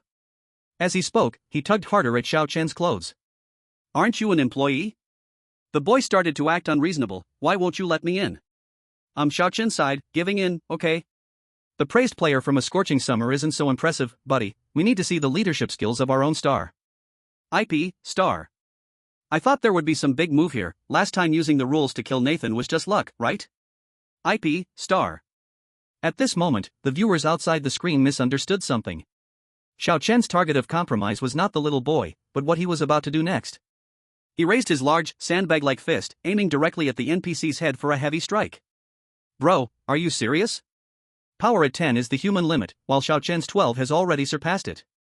A punch of such magnitude landed like a cannonball, striking the boy's face precisely. The boy, who had just been making a fuss, suddenly twisted his body and fell to the ground, covering his face. After this punch, the boy's dark eyes became much clearer. To be honest, under normal circumstances, Xiao Chen would never dare to take such risks. Regardless of whether such a normal attack would work on an NPC, provoking it could lead to much trouble. But if it's a prompt from his talent, that's a different story. True I provides hidden rules, which means a portion of the operational system and the copy, in a sense, it's a mechanism. And the bizarre won't stray from the mechanism of the haunted tale. To make the other party feel like they are the strong one, the easiest way is to let them experience the intensity firsthand. Xiao Chen clenched his fist and said, I'll ask you again, where are your parents? Chapter 73, Visitor Mechanism, please follow up. Please give recommendation votes. With that punch, everyone in the live broadcast room was stunned. They had indeed seen recklessness, but they had never seen someone punch a bizarre entity directly. But realizing that it was Xiao Chen doing this, everyone found it less strange. After all, this guy had previously kicked a bizarre entity into an elevator on his first visit to the haunted tale, so this punch didn't seem so unreasonable. Rather than wondering why Xiao Chen acted this way, everyone was more curious about what would happen next. Everyone held their breath, expecting the little boy to suddenly go berserk and turn bizarre. Who would have thought? I ran too fast, and my mom is behind me. The little boy didn't make a fuss, but instead stood obediently in front of Xiao Chen and said, then I'll wait for mom to go in together. Oh my gosh, to take a weird punch directly and still be okay, and it really made him submit. I don't understand, what kind of talent does this Xiao Chen have, that he can do what other players can't? Oh, for God's sake, he's still so surprising, it's just like finding a sweet strawberry in a rotten apple pie. I admit, his unconventional approach turned out to be spot on. Taking on the weirdness unarmed not only didn't provoke it but actually made it submit. The audience watching from Xiao Chen's perspective didn't know what to say, they had never seen such a scene. Okay. Xiao Chen looked at his fist, a bit surprised. He thought he would need a couple more punches, but unexpectedly, it ended with just one. Luckily, clearing the ghost story twice gave a lot of reward points, boosting his strength significantly. But he didn't relax because of that, controlling the NPC required more than just strength. The key thing was still to figure out the rules. Ah, here. A mournful female voice suddenly sounded from behind. Before Xiao Chen could turn around, a shadow suddenly sprang out and came in front of the boy. It was a woman, a long and thin woman with disheveled hair. Xiao Chen couldn't see the woman's face because it was hidden under her messy black hair, he could only hear her voice coming from underneath, now far, now near. How many times do I have to say, don't run around? The woman extended her bony hand, and her yellowed nails dug into the boy's head. If you run around again, I'll twist your head off. Okay, I won't do it next time. The boy hurriedly nodded, and the woman finally withdrew her hand, her nails even stained with blood. The woman slowly turned around, and Xiao Chen could finally see the bright red cloth tied around her arm. At the same time, a voice echoed in his head. Talent activated, Eye of Truth. Hidden rule discovered, do not defy the NPC with the red mark, please stay as far away as possible. I want to take my child to the haunted house, is that okay? The woman said in a ghostly tone, her serpent-like pupils flickering beneath her long hair. It's okay. Since an adult was now accompanying them, Xiao Chen had no reason to keep his guard up. He opened the creaky, rotting wooden door, and a chilling wind rushed in, carrying a hint of a sickly smell. The woman pushed the boy and silently walked into the haunted house, slowly disappearing into the endless darkness. Looking at the pitch-black interior of the haunted house, Xiao Chen fell into deep thought. Based on previous experience, the more dangerous a place, the more likely it hid clues. Though they were employees, no one said they couldn't experience the park's attractions. The rules mentioned do not enter the haunted house alone. And after 10 at night was rest time, where the rules stated if going out, please do not linger outside too long. Which meant there were no rules restricting players' actions after resting. Since this is the case, let's wait until night to enter the haunted house. But I can't go alone, should I call Han Xiuyin? Suddenly, a piercing scream echoed from the haunted house, sounding like the boy from earlier. Before Xiao Chen could react, the wooden door suddenly slammed shut. Walk! This sudden noise startled Xiao Chen, but he quickly calmed down, slowly leaning close to the door crack, tilting his head to press his ear against it. There was no sound, no footsteps, no screams, nothing at all, only a deathly silence. Wait. Suddenly, Xiao Chen heard something. It was a breathing sound. He pulled away from the door crack. Just as he turned his head, a bloodshot eye suddenly appeared from the darkness, peering out through the door crack. Xiao Chen was sure it was a human eye, and it was staring right at him. The moment their eyes met, suddenly, there came a cluck-cluck sound of teeth grinding from behind the wooden door. By the time he realized it, that eye had already disappeared. Rustle. Again, the sound of swaying weeds. Xiao Chen turned around and saw a few expressionless, pale-skinned people walking towards him. On their arms, they all had red or yellow cloth strips tied. Xiao Chen decided to focus on what was in front of him and do the work an employee should do. As for this haunted house, after such an experience just now, other players might want to stay as far away from this haunted house as possible. But Xiao Chen was different. He was determined to go inside and take a look at night. There must be some clues inside. Meanwhile, at the roller coaster ticket booth not far away, in charge of this project was a man named Mal from Maple Leaf, a bearded uncle nervously looking around. If he could, he hoped that not a single guest would come today, and that they would all go to the other 7 projects managed by others. But the more he wished for something not to come, the more it would come. Suddenly, Mal felt something tugging at him. He looked down and almost screamed, staring at the skinny, pale-skinned little boy clutching his shirt, with eyes that had no white staring straight at him. There was a red cloth strip tied on the boy's shoulder. The boy pointed at the towering roller coaster tracks and asked, "Uncle, can I play this?" Hearing this, Mal looked conflicted at the nearby signboard. "Welcome to the Mirror Amusement Park roller coaster. To ensure you have the best experience while playing, please follow the rules below. Rule 1, do not play if you are under 1.5 meters tall. Rule 2, please fasten your seatbelt and secure the safety bar. Rule 3, do not close your eyes during the ride. Rule 4, if the roller coaster gets stuck mid-ride, please remain calm and do not do anything excessive. Have a pleasant experience." The big letters stated that those under 1.5 meters were not allowed to play, yet the little boy in front of him looked like he might not even be 1.4 meters. Moreover, this child did not look normal. His strange appearance already had Mal feeling unsettled.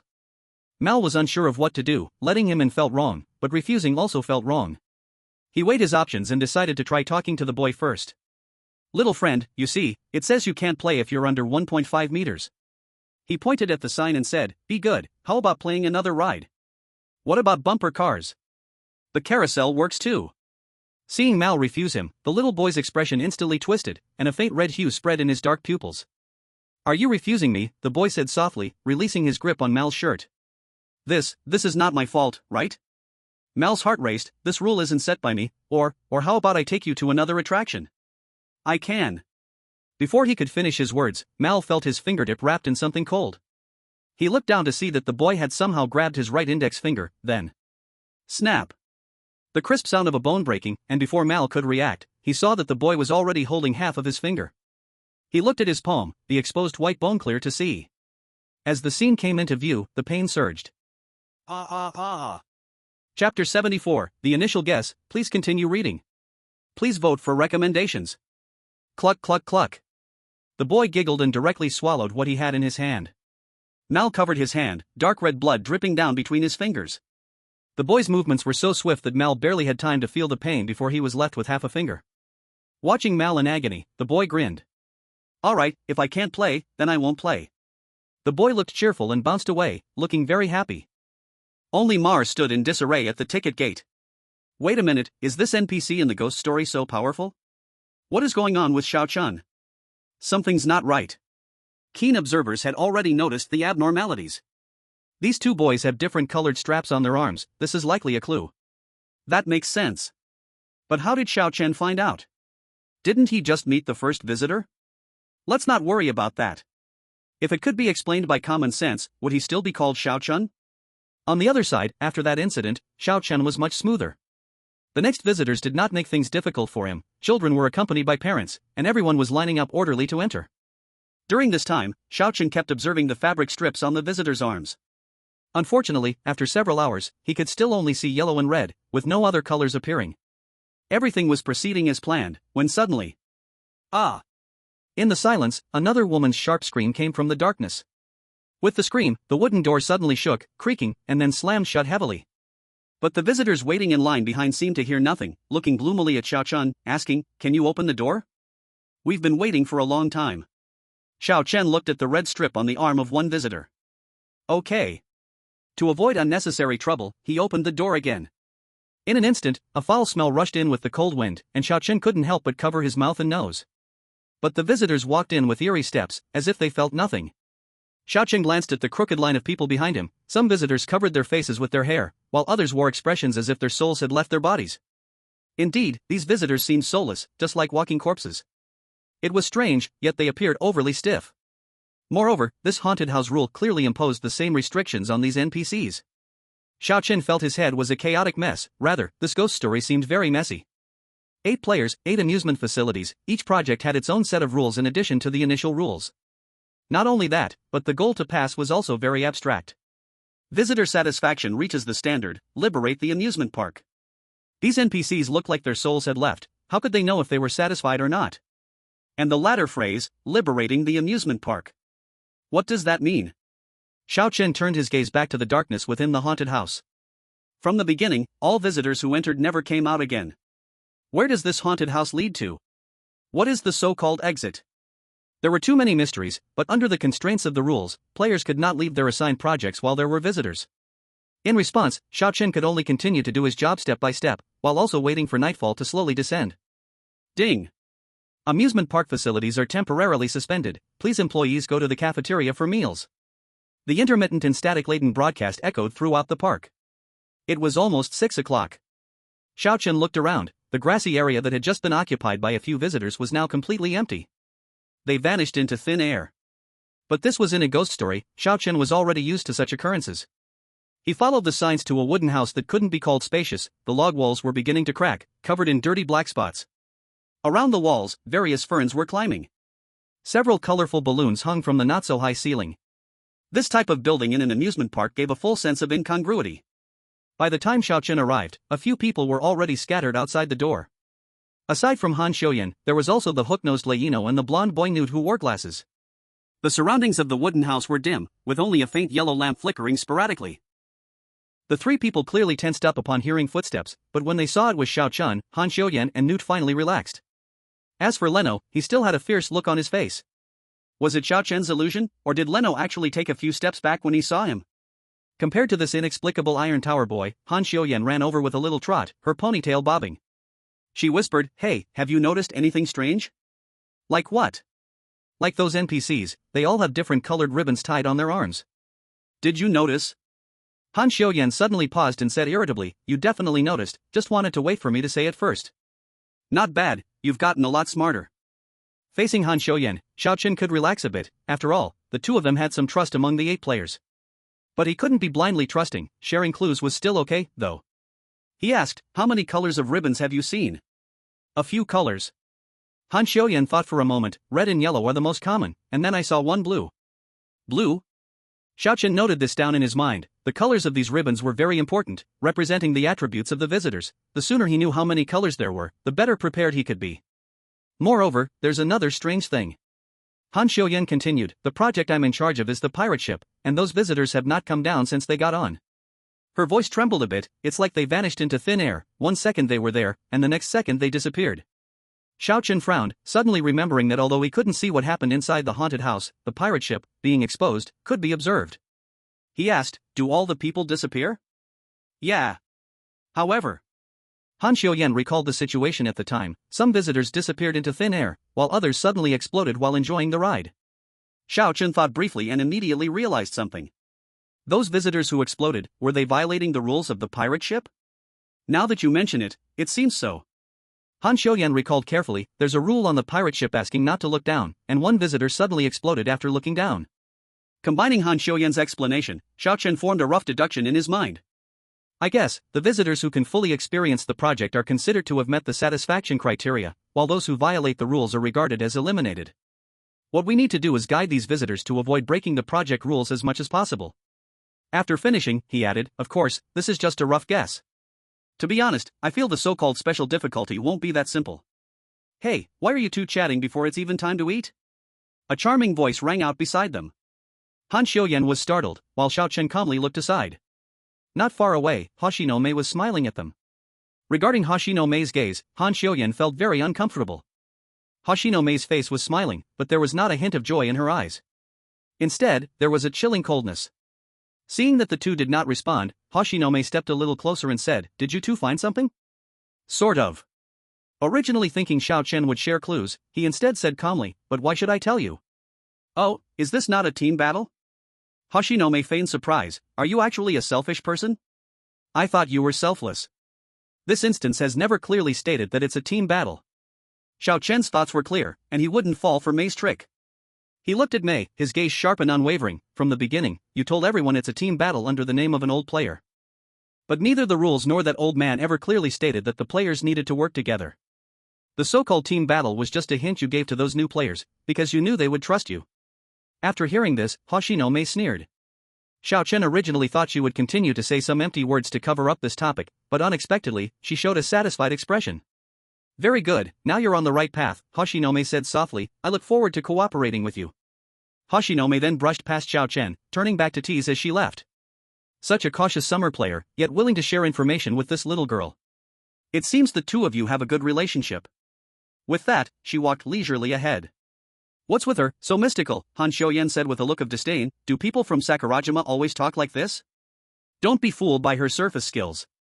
She has cleared the horror story 4 times, so she might already know more than us." Xiao Chen suddenly mentioned, "By the way, you can actually do tasks alone?"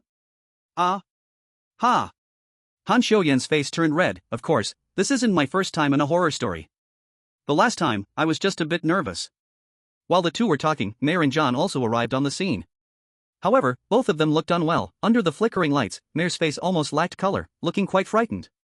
"What a coincidence, everyone is here." John had lost the energy he had earlier that morning, stuttering as he spoke. He didn't even turn back as he walked toward the door. "What are we waiting for? Hurry up and go in." "Wait," Leno whispered to stop him, "one person hasn't arrived." Everyone looked around and then realized that the player from Asan was nowhere to be found. Newton shrank into the corner, softly suggesting, "Should we go look for him?" "Look for him? Does he not know how to read?" John, who often spoke about team battles, was the first to reject the suggestion. "If you ask me, let's not wait for him. Let's go in first." John ran to the door, wanting to open it. After pushing twice, he discovered the door was locked. "What the heck?" He clicked his tongue. "Do we really need everyone to open the door?" Leno sighed beside him. He was the first to arrive and had already tried. This door was locked for some unknown reason. Seeing the door wouldn't open, John grew anxious. "Damn. The rules say not to be late. Is that guy trying to get us killed?" Just then, the Asan player finally arrived late.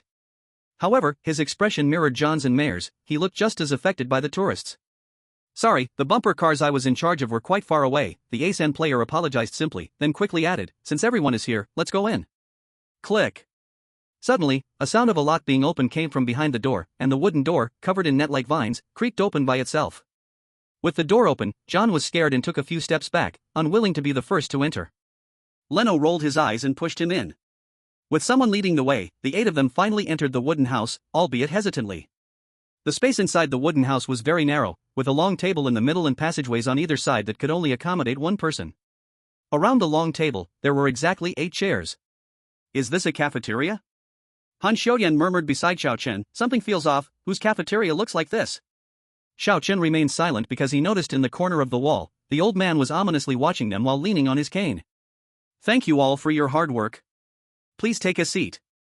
The old man suddenly spoke, startling several newcomers. This old man appeared and disappeared without a trace, moving without making a sound, which was quite eerie. Xiao Chen found a spot to sit first, while Han Xiuyan sat to his left. John had just pulled out the chair to Xiao Chen's right, but was pressed down by Mei Yi with one hand. Looking at Mei Yi's nuclear goodness smile, John wisely moved to sit one position further away. Xiao Chen did not pay attention to Mei Yi's actions because his gaze was completely focused on the old man. The old man emerged from the shadows, pushing a dining cart with exactly 8 covered plates on it. The old man said nothing, silently walking along the dining table, distributing the plates to the players in order. During this time, Xiao Chen did not hear any footsteps. "Let's eat. Remember to return to your posts within half an hour." After distributing all the plates, the old man placed the cart down, left a reminder, and then left the room. The yellow lights outside flickered intermittently, and in the shifting light, the old man had disappeared. This old man, could he also be strange? John swallowed hard. "As long as we follow the rules and don't provoke him, we'll be fine," Mal said from the side, habitually raising his right hand to lift the lid. "What happened to your hand?" Han Xiuyan, with keen eyes, noticed that Mal's index finger was significantly shorter and wrapped in cloth. "It was broken by a little monster." Mal had no reason to hide his answer, saying honestly, I might have violated Rule 1. At the time, I saw that little monster didn't reach the required height, and I thought I could try to persuade him to leave, but that little monster instantly broke my finger. And then? Han Xiuyan continued to ask. And then? Then he just left. Mal did not want to recall that moment too much and used his left hand to lift off the lid. Inside the plate was a bloody steak, with half a potato beside it. The others were the same. Xiaochen gently pressed down on the steak with his knife. The meat was very tender, easily cut apart with a single slice. However, the blood oozing out made it hard for a few to swallow. Let alone medium rare, the beef likely wasn't cooked at all inside. But thinking that if they missed this meal, they'd have to wait until 6 in the morning the next day, the group had no choice but to chew with frowns. Hey! Suddenly, the nearby Hoshino Mei called out to Xiaochen, asking, have you noticed anything strange? Yes. Xiaochen cut a piece of meat and put it in his mouth, but why should I tell you? Upon hearing Xiaochen's words, Mei not only did not mind, but instead smiled. It's fine, I can share my guess first, and then you can decide whether to respond. Hoshino Mei said softly, there are issues with our identities here. She analyzed, that old man claims to be the owner, while we are playing employees. Where do you see a boss pushing a cart to serve meals to employees? And Mei suddenly paused, smiling at Xiaochen, tossing the topic over. And the place is wrong. Xiaochen calmly continued the conversation, they say it's a canteen, but there are exactly 8 seats. If it were a villa banquet theme, that would make sense, but this is an amusement park. This so-called canteen is clearly tailor-made for us. Exactly. Hoshino Mei shook the small knife in her hand, 8 envelopes, 8 rooms, just the right number of 8 amusement facilities, including the 8 seats in this small house. Clearly an amusement park theme, yet it feels like a special banquet being held for us. Isn't that strange? After speaking, she skillfully cut a small piece of meat and elegantly put it in her mouth. Xiaochen naturally understood what Hoshino Mei was hinting at, that the entire scene did not match the environment displayed. Just as Mei said, compared to pretending to be employees at an amusement park, they seemed more like guests invited to a certain banquet. Even if this was a strange scenario, the strange tales wouldn't present such a discordant situation. Just like the first hotel scenario, there were indeed other rooms on each floor, apart from the players. Even if the doors wouldn't open, the appearance and state of the scene were still correct. Or the second factory instance, the cafeteria is just a cafeteria, with dozens of tables. But this amusement park, it seems like it was built just for the 8 so-called employees. At this moment, John, feeling more relaxed, spoke up, does anyone have any clues about the ghost stories today? Why don't we take this chance to share? The room was small, well-lit, and all 8 were still there, so John's courage grew, and he returned to his confident self. Since earlier, he had noticed that Xiaochen and Hoshino Mei were whispering about something, so he certainly wouldn't miss this opportunity. John cleared his throat and said seriously, I assume the seasoned players have discovered some clues, right? Why don't you share, so we can clear the level more efficiently? Xiaochen did not respond, simply focusing on his meal. Just as he said, this instance never made clear it was a team battle, and moreover, he did not trust these unfamiliar faces. Han Xiuyan also rested her chin in silence, but it looked like she was thinking about something. Seeing that neither of them intended to speak, Hoshino Mei finally pursed her lips and said, well, we do have a little discovery. She smiled, her eyes narrowing to slits, but why do you think we have to share it? If you want us to share information, shouldn't you offer some honest intel in return? What? Huh? As soon as she said this, the few newcomers at the table were stunned. Wasn't this supposed to be a team game?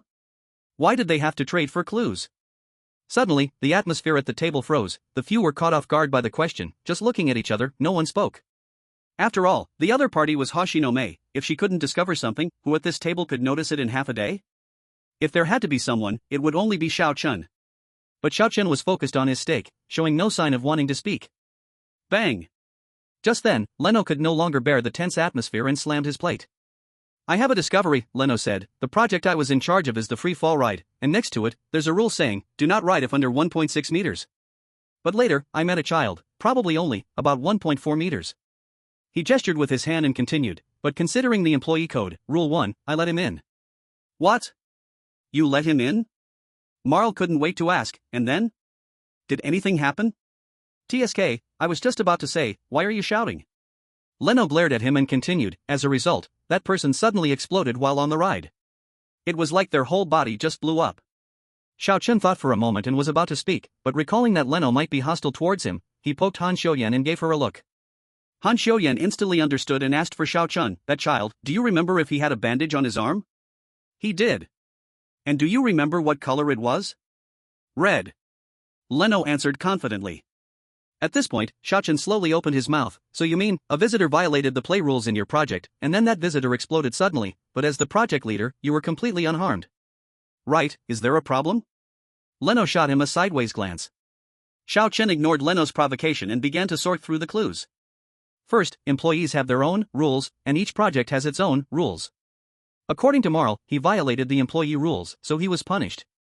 But on Leno's side, a visitor violated the project rules, and the one punished was the visitor, not the person in charge.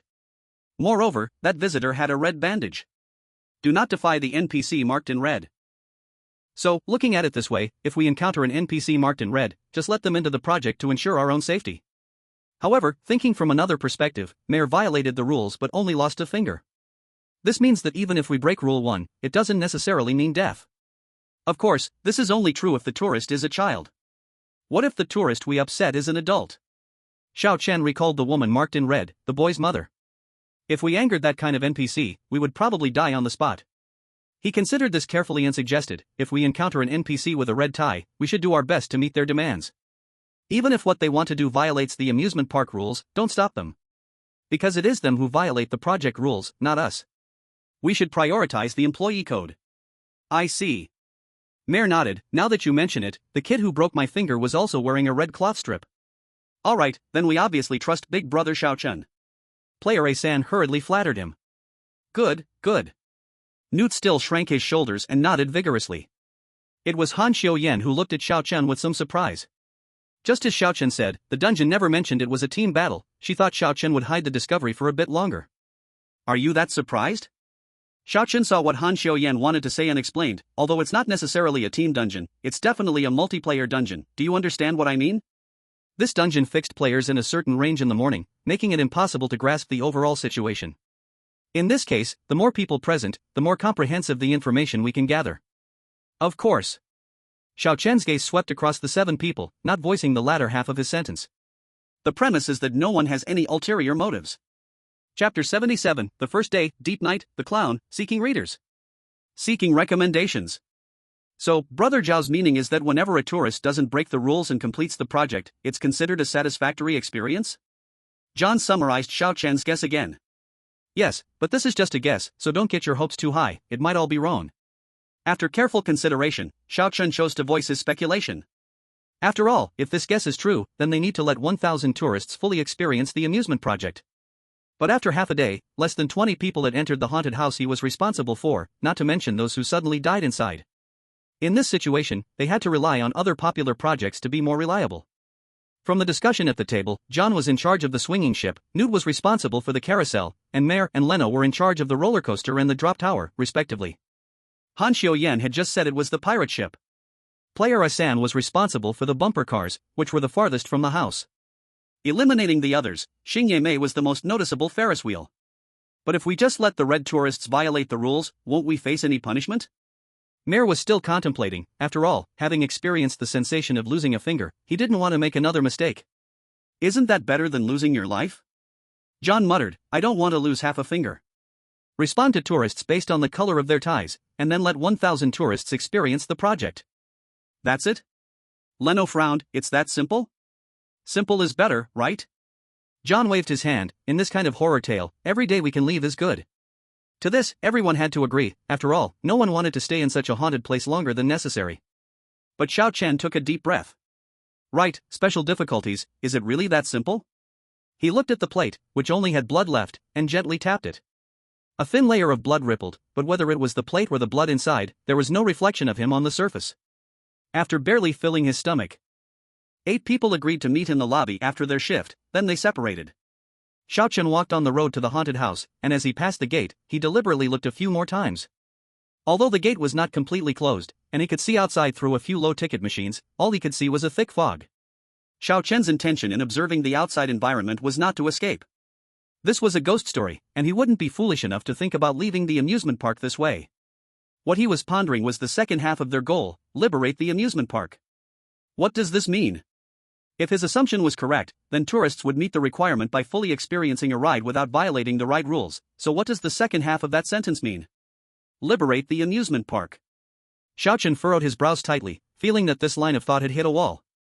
Is it that making 1,000 tourists satisfied is what they call liberating the amusement park? Then the second half of the sentence would be unnecessary. Clues were too scarce, and now he didn't even have the most basic route. He could only wait for the night shift to end and see if there was any change on the counting board in the lobby. Ding! While he was thinking, the loudspeaker rang out, the sound echoing in every corner of the park, sharp and piercing, like a sword piercing through the silence. In an instant, a blinding light shone, making Xiao Chen's vision turn white. When he regained his senses, the nearby amusement facilities had all lit up. The distant Ferris wheel looked like a sun that had fallen to the ground, emanating a strange red light that cast shadows on the ground, as if some evil god had cast down judgment upon it, dyeing the amusement park with a layer of scarlet veil. Ding ding dang ding ding, dang. The music sounded in pauses, coming from the nearby carousel. Those horses were struggling to sway up and down, clearly, no one was sitting on them, yet those models, missing eyeballs and broken hooves, seemed to bear 1,000 tons, sinking downwards and unable to rise up at all. Just then, the timid blonde guy Newt was in charge of this project, and when the music began, he was so scared that he hugged his head, moving so quickly that he nearly dislodged his glasses. Not just him, even Xiao Chen's heart skipped a beat. Everything came too suddenly, with no buffer at all. It was like a playing card, white on one side and black on the other. Just by flipping it over, the world changed completely in an instant. The amusement park was the same, in the blink of an eye, it went from dimming light to an existence like a light show. However, this light show was a bit eerie. Mom! I want to play that. Dad, I want to ride the carousel. Baby, let's go ride the Ferris wheel, okay? Xiao Chen felt as if he was in a trance. When his thoughts returned, he realized that people had surrounded him without him noticing. These expressionless tourists had pale skin, some even looking a bit swollen. They moved around in extremely twisted poses like walking corpses, mumbling to themselves. In the blink of an eye, the amusement park had turned into a light party. If the morning tourists had entered through the main gate, Xiao Chen was certain that these people had appeared out of thin air. He didn't dare to waste any more time and ran as fast as he could to the haunted house entrance. Fortunately, there were only a few people wrapped in yellow bandages waiting in line outside this attraction, but they looked like teenagers, not yet adults. Hey, open the door fast. Xiao Chen impatiently clicked his tongue, aimed for the yellow band on one arm, threw a punch, and quickly resolved the situation. Under his cannon-like fist, a bloated father arrived slowly. Sorry, the kids were too excited. Xiao Chen was surprised that the first thing this father did was apologize. He looked at the father's bony arm, which was tied with a blue cloth band. Talent activation, True Eye. Discovering hidden rules, NPCs with blue marks have reason and can attempt communication. I see. The few boys intended to complain, but as Xiao Chen subtly waved his fist, they quickly shut their mouths, pretending nothing had happened. Taking this opportunity, Xiao Chen tried to show the rules on the notice board next to him to the other party. Sure enough, the father of the tourist nodded, all right. I understand. After saying that, he led the group of bruised yellow-clad tourists inside. As the tourists walked into the darkness, the area outside the haunted house returned to silence. Xiao Chen looked towards the brightly lit center of the amusement park, then glanced at the area near the haunted house, which could only be described as desolate. Even the lone streetlight flickered weakly. Shoo! A biting cold wind swept through the piles of dry grass, and in a daze, a dark figure slowly descended. Xiao Chen instantly sensed the movement and quickly turned around. In the eerie woods, there stood a person he hadn't noticed before. This person was dressed in a ridiculous and conspicuous blue overall with a yellow and white striped shirt, and a pair of tight red boots with pointed tips that slightly curled up. And in his hand, he clutched a balloon, though the color of the balloon was hidden in the darkness and couldn't be seen clearly. He. The man suddenly laughed and slowly stepped out from the shadows. It was a clown.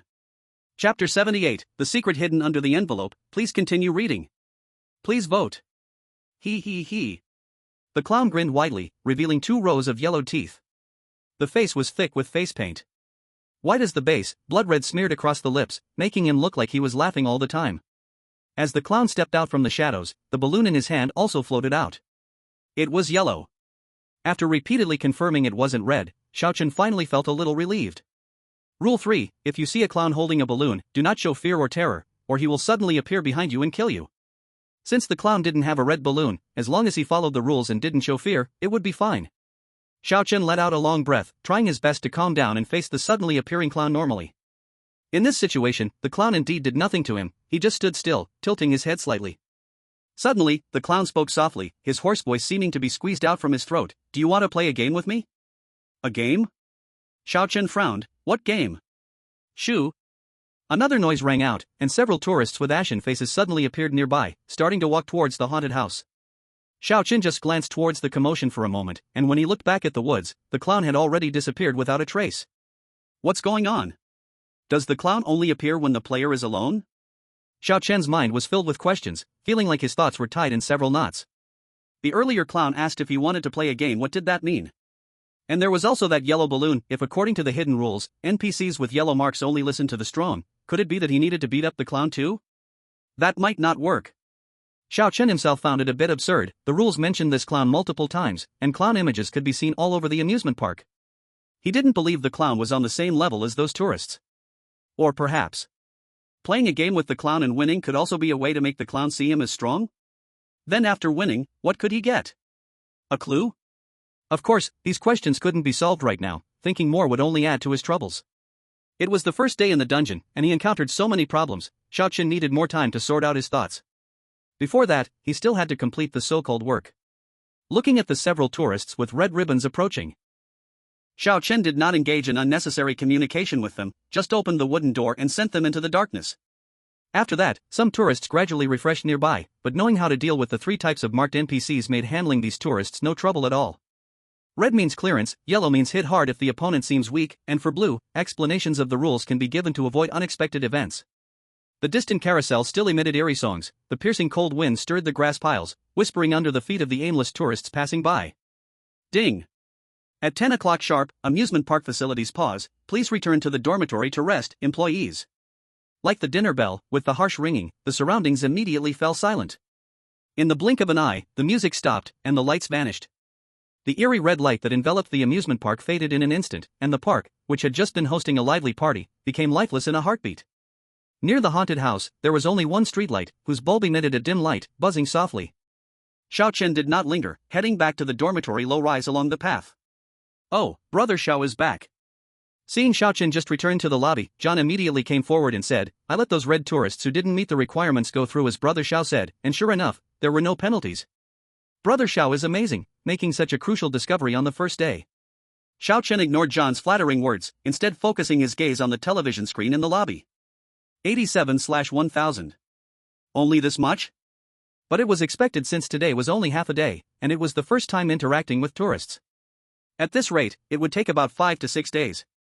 Of course, time is not an issue, as long as they could steadily clear the levels, but will it really be that simple? Ah, looks like I'm the last one again. This time it was starry-eyed Mei Xingye who arrived late, but she still appeared to be in no rush. Now that everyone is here, shall we start assigning rooms? John once again stepped up, suggesting first. Mei Xingye chuckled lightly, all right, then give me the outermost room. Saying this, she casually took the key for the outermost room. You all chat, I'm a bit tired, so I'll go in and rest first. Leaving a single sentence, she lightly stepped inside, leaving behind an elegant figure. TSK, how strange. Han Xiuyan crossed her legs and rolled her eyes at Mei Xingye, her displeasure clearly written on her face. Xiao Chen guessed that this young lady had changed her personality and asked, Are you afraid of going to the haunted house tonight? Afraid? Han Xiuyan scoffed, me, afraid? All right, see you at the entrance later. Xiao Chen looked towards the corridor, where 8 rooms were distributed in pairs opposite each other. Give me the room opposite Mei Xingye. Actually, Mei Xingye's intention was quite clear, choosing the outermost room so that if someone walked past outside at night, she would hear it, but if she wanted to go out, no one would know. In response, Xiao Chen chose the room opposite her. He could hear any noise and keep an eye on her. After all, this woman was definitely not simple to accomplish for ghost stories, so caution was necessary. Then I'll take the room next door, Han Xiuyan said, taking the key for the room next to Xiao Chen's. After simply assigning the rooms, everyone returned to their respective rooms. Xiao Chen turned the key, and with a crisp click, the door swung open, revealing an incredibly narrow space. A low bed, a cabinet with wood chips, and a U-shaped curtain surrounding the low bed. There wasn't even a window. But compared to the previous sublevel, at least there was a room for the players to rest. Xiao Chen sat on the edge of the bed, taking out the unfinished black envelope. There was also a piece of white paper inside the envelope. He pulled out the paper, spreading it open. Several lines of black text were clearly written on it. Welcome to this imaginary amusement park. I think we need to inform you that among you, someone is sick. Among you, some have a habit of killing. Among you, some can decide the fate of others. Among you, some have a strong sense of justice and will protect others. Among you, some can glimpse into others' hearts. Among you, some feel powerless. At this point, a line was drawn on the white paper, followed by a paragraph. The following paragraph is for you alone. You can see into others' hearts. Every night at midnight, a clown will appear in your room. When you see the clown, don't panic, just say a person's name, and he will tell you that person's affiliation. Chapter 79 The First Victim. Damn, here it comes again. Looking at the letter in his hand, Xiao Chen's vision went dark. He knew this scenario was not that simple. Knock knock knock. Just as he was thinking, someone knocked on the door suddenly. Is it Han Xiuyan? To be safe, Xiao Chen opened the door just a crack, but the visitor outside surprised him. The striking red and white shrine maiden outfit perfectly outlined her perfect figure. It was Hoshino Mei. The great hero of summer. Do you have time to take a walk together? Hoshino Mei still wore a smile that seemed never to fade. What are you selling? Xiao Chen was not buying it. In his memory, he didn't know this woman that well, and today was even their first day meeting. What you say is curious. Among these 8 people, besides me, you are the player who has cleared the most rounds. Is it strange for me to want to communicate with you? Hoshino Mei tilted her head slightly, her eyes smiling. It's better to make one more friend than to create one more enemy. Isn't this saying well known across all Blue Star? Looking at the warmly inviting Hoshino Mei, her exquisite face and devilish figure, basically any man would not refuse. Unfortunately, he is Xiao Chun. I'm not going. Saying this, he closed the door with a bang. What does he mean? That's our goddess. How dare he, IP, Sakura Island. Miss Mei personally invites him to go out. How many men in the world long for this opportunity? Does he not know, IP, Sakura Island? God, that's Mei. How could this summer player refuse her, IP, Sakura Island? If other countries were praying desperately for players to be reliable and clear as soon as possible while watching the live broadcast, then Sakura Island was focusing all its attention on Hoshino Mei. Having cleared 4 rounds in a row, plus her angelic face, made these people, who hadn't suffered mysterious torment for a long time, throw their thoughts away from the ghost stories. For them, so-called ghost stories were just another form of Hoshino Mei's show. But Xiao Chen had no spare thoughts like them. He just wanted to research ghost stories well. The sooner he cleared, the better. With so many doubts already, now there was another identity setting. He didn't have time to think straight. How could he feel elegant and leisurely to take a walk with Mei? Besides, didn't Hoshino Mei open the envelope? It couldn't be. She definitely opened it. And she might have done it earlier than everyone else. According to the format of the envelope, the upper part of the explanation should be something all players have, and starting from, next, it is the identity corresponding to each player. So at this time, Hoshino Mei had no reason to invite him out, right? Isn't one-on-one alone the most dangerous? What exactly is that woman plotting? Could she be the addicted to killing person, wanting to deal with him first? Then this tempting speech was a bit too low for an experienced player. Knock knock knock. The door rang again. Who? Xiao Chen opened the door again, thinking it would be Han Xiuyan calling him to the haunted house, but it was still that woman. Oh dear, you really are impatient. Mei still wore a smile on her face. But she could clearly see several blue veins bulging on her forehead. Let me put it this way. Mei's eyes flashed coldly. Aren't you curious about who is addicted to killing? Upon hearing this, Xiao Chen furrowed his brows slightly and finally opened the door. He asked, aren't you afraid that person is me? It doesn't matter, because you would also worry that person is me. If you really can't rest easy, you can also call that girl from Han City. Mei gave a soft laugh. Just consider it a little experiment with me, how about it? Xiao Chen hesitated for a moment, recalling that dream. Perhaps this was a good opportunity to ask Mei, and besides, he didn't think such a seasoned player would use such a lowly method to lure prey. And, he still had a secret weapon he hadn't used, which was psychological manipulation. After weighing both sides, he finally agreed. The two walked out of the low building, following the faint light along the path. This is far enough. After moving a distance away from the low building, Mei suddenly stopped, her cold gaze piercing through the trees to look into the distance, just in time to see the entrance of the dormitory low building. Xiao Chen couldn't be bothered to beat around the bush with her and directly asked, it can't just be a simple walk, right? What exactly are you plotting? Don't be impatient, you'll know soon enough. Before that, let me ask you something. Mei raised her eyes, a hint of a smile on her lips. You have something you want to ask me, right? Xiao Chen's facial expression twitched slightly, but this detail was caught by Mei. Don't overthink it, I don't have mind-reading abilities. Mei's expression was a bit indulgent, as if she had spotted a cute pet on the roadside. It's just that you aren't very good at hiding your thoughts, your curiosity is almost bursting out of your eyes. Go ahead, I'll give you a chance for a free answer. All right. Xiao Chen didn't hold back and roughly described his dream to Mei. But the more he spoke, the more something felt off. Mei's ever-present smile was slowly fading away. I see, it's quite an interesting dream. Mei took a deep breath. Unfortunately, I've never had such a dream. Every time I come out of a strange tale, I sleep very soundly. She crossed her arms and propped her chin up with one hand, but I can tell you about the perspective on strange tales in Sakurajima. Perspective on strange tales? What is that? Xiao Chen was puzzled. It was the first time he had heard of such a thing. On Sakurajima, there are many theories about strange tales. The most popular saying is, the so-called strange tales are actually tests and punishments from the gods for humans. In every strange tale, there is a god that governs the tale. We players are the chosen messengers of the gods. We desperately clear the strange tales to prove to the gods that humans should not just go extinct. She looked at Xiao Chen, a glint of coldness in her eyes, and you, Xiao Chen. You have participated in 2 strange tales. In the first one, you induced the god and successfully passed with it as a stepping stone. In the second one, you even killed the god, breaking its tail design. Mei extended her finger, gently tracing her neck. With that in mind, isn't it normal for you to receive special attention in dreams? I see. Xiao Chen scoffed. It's an interesting explanation, but unfortunately, I don't believe in that kind of supernatural stuff. Really? But before the strange tales arrived, people thought such a situation could only exist in novel stories.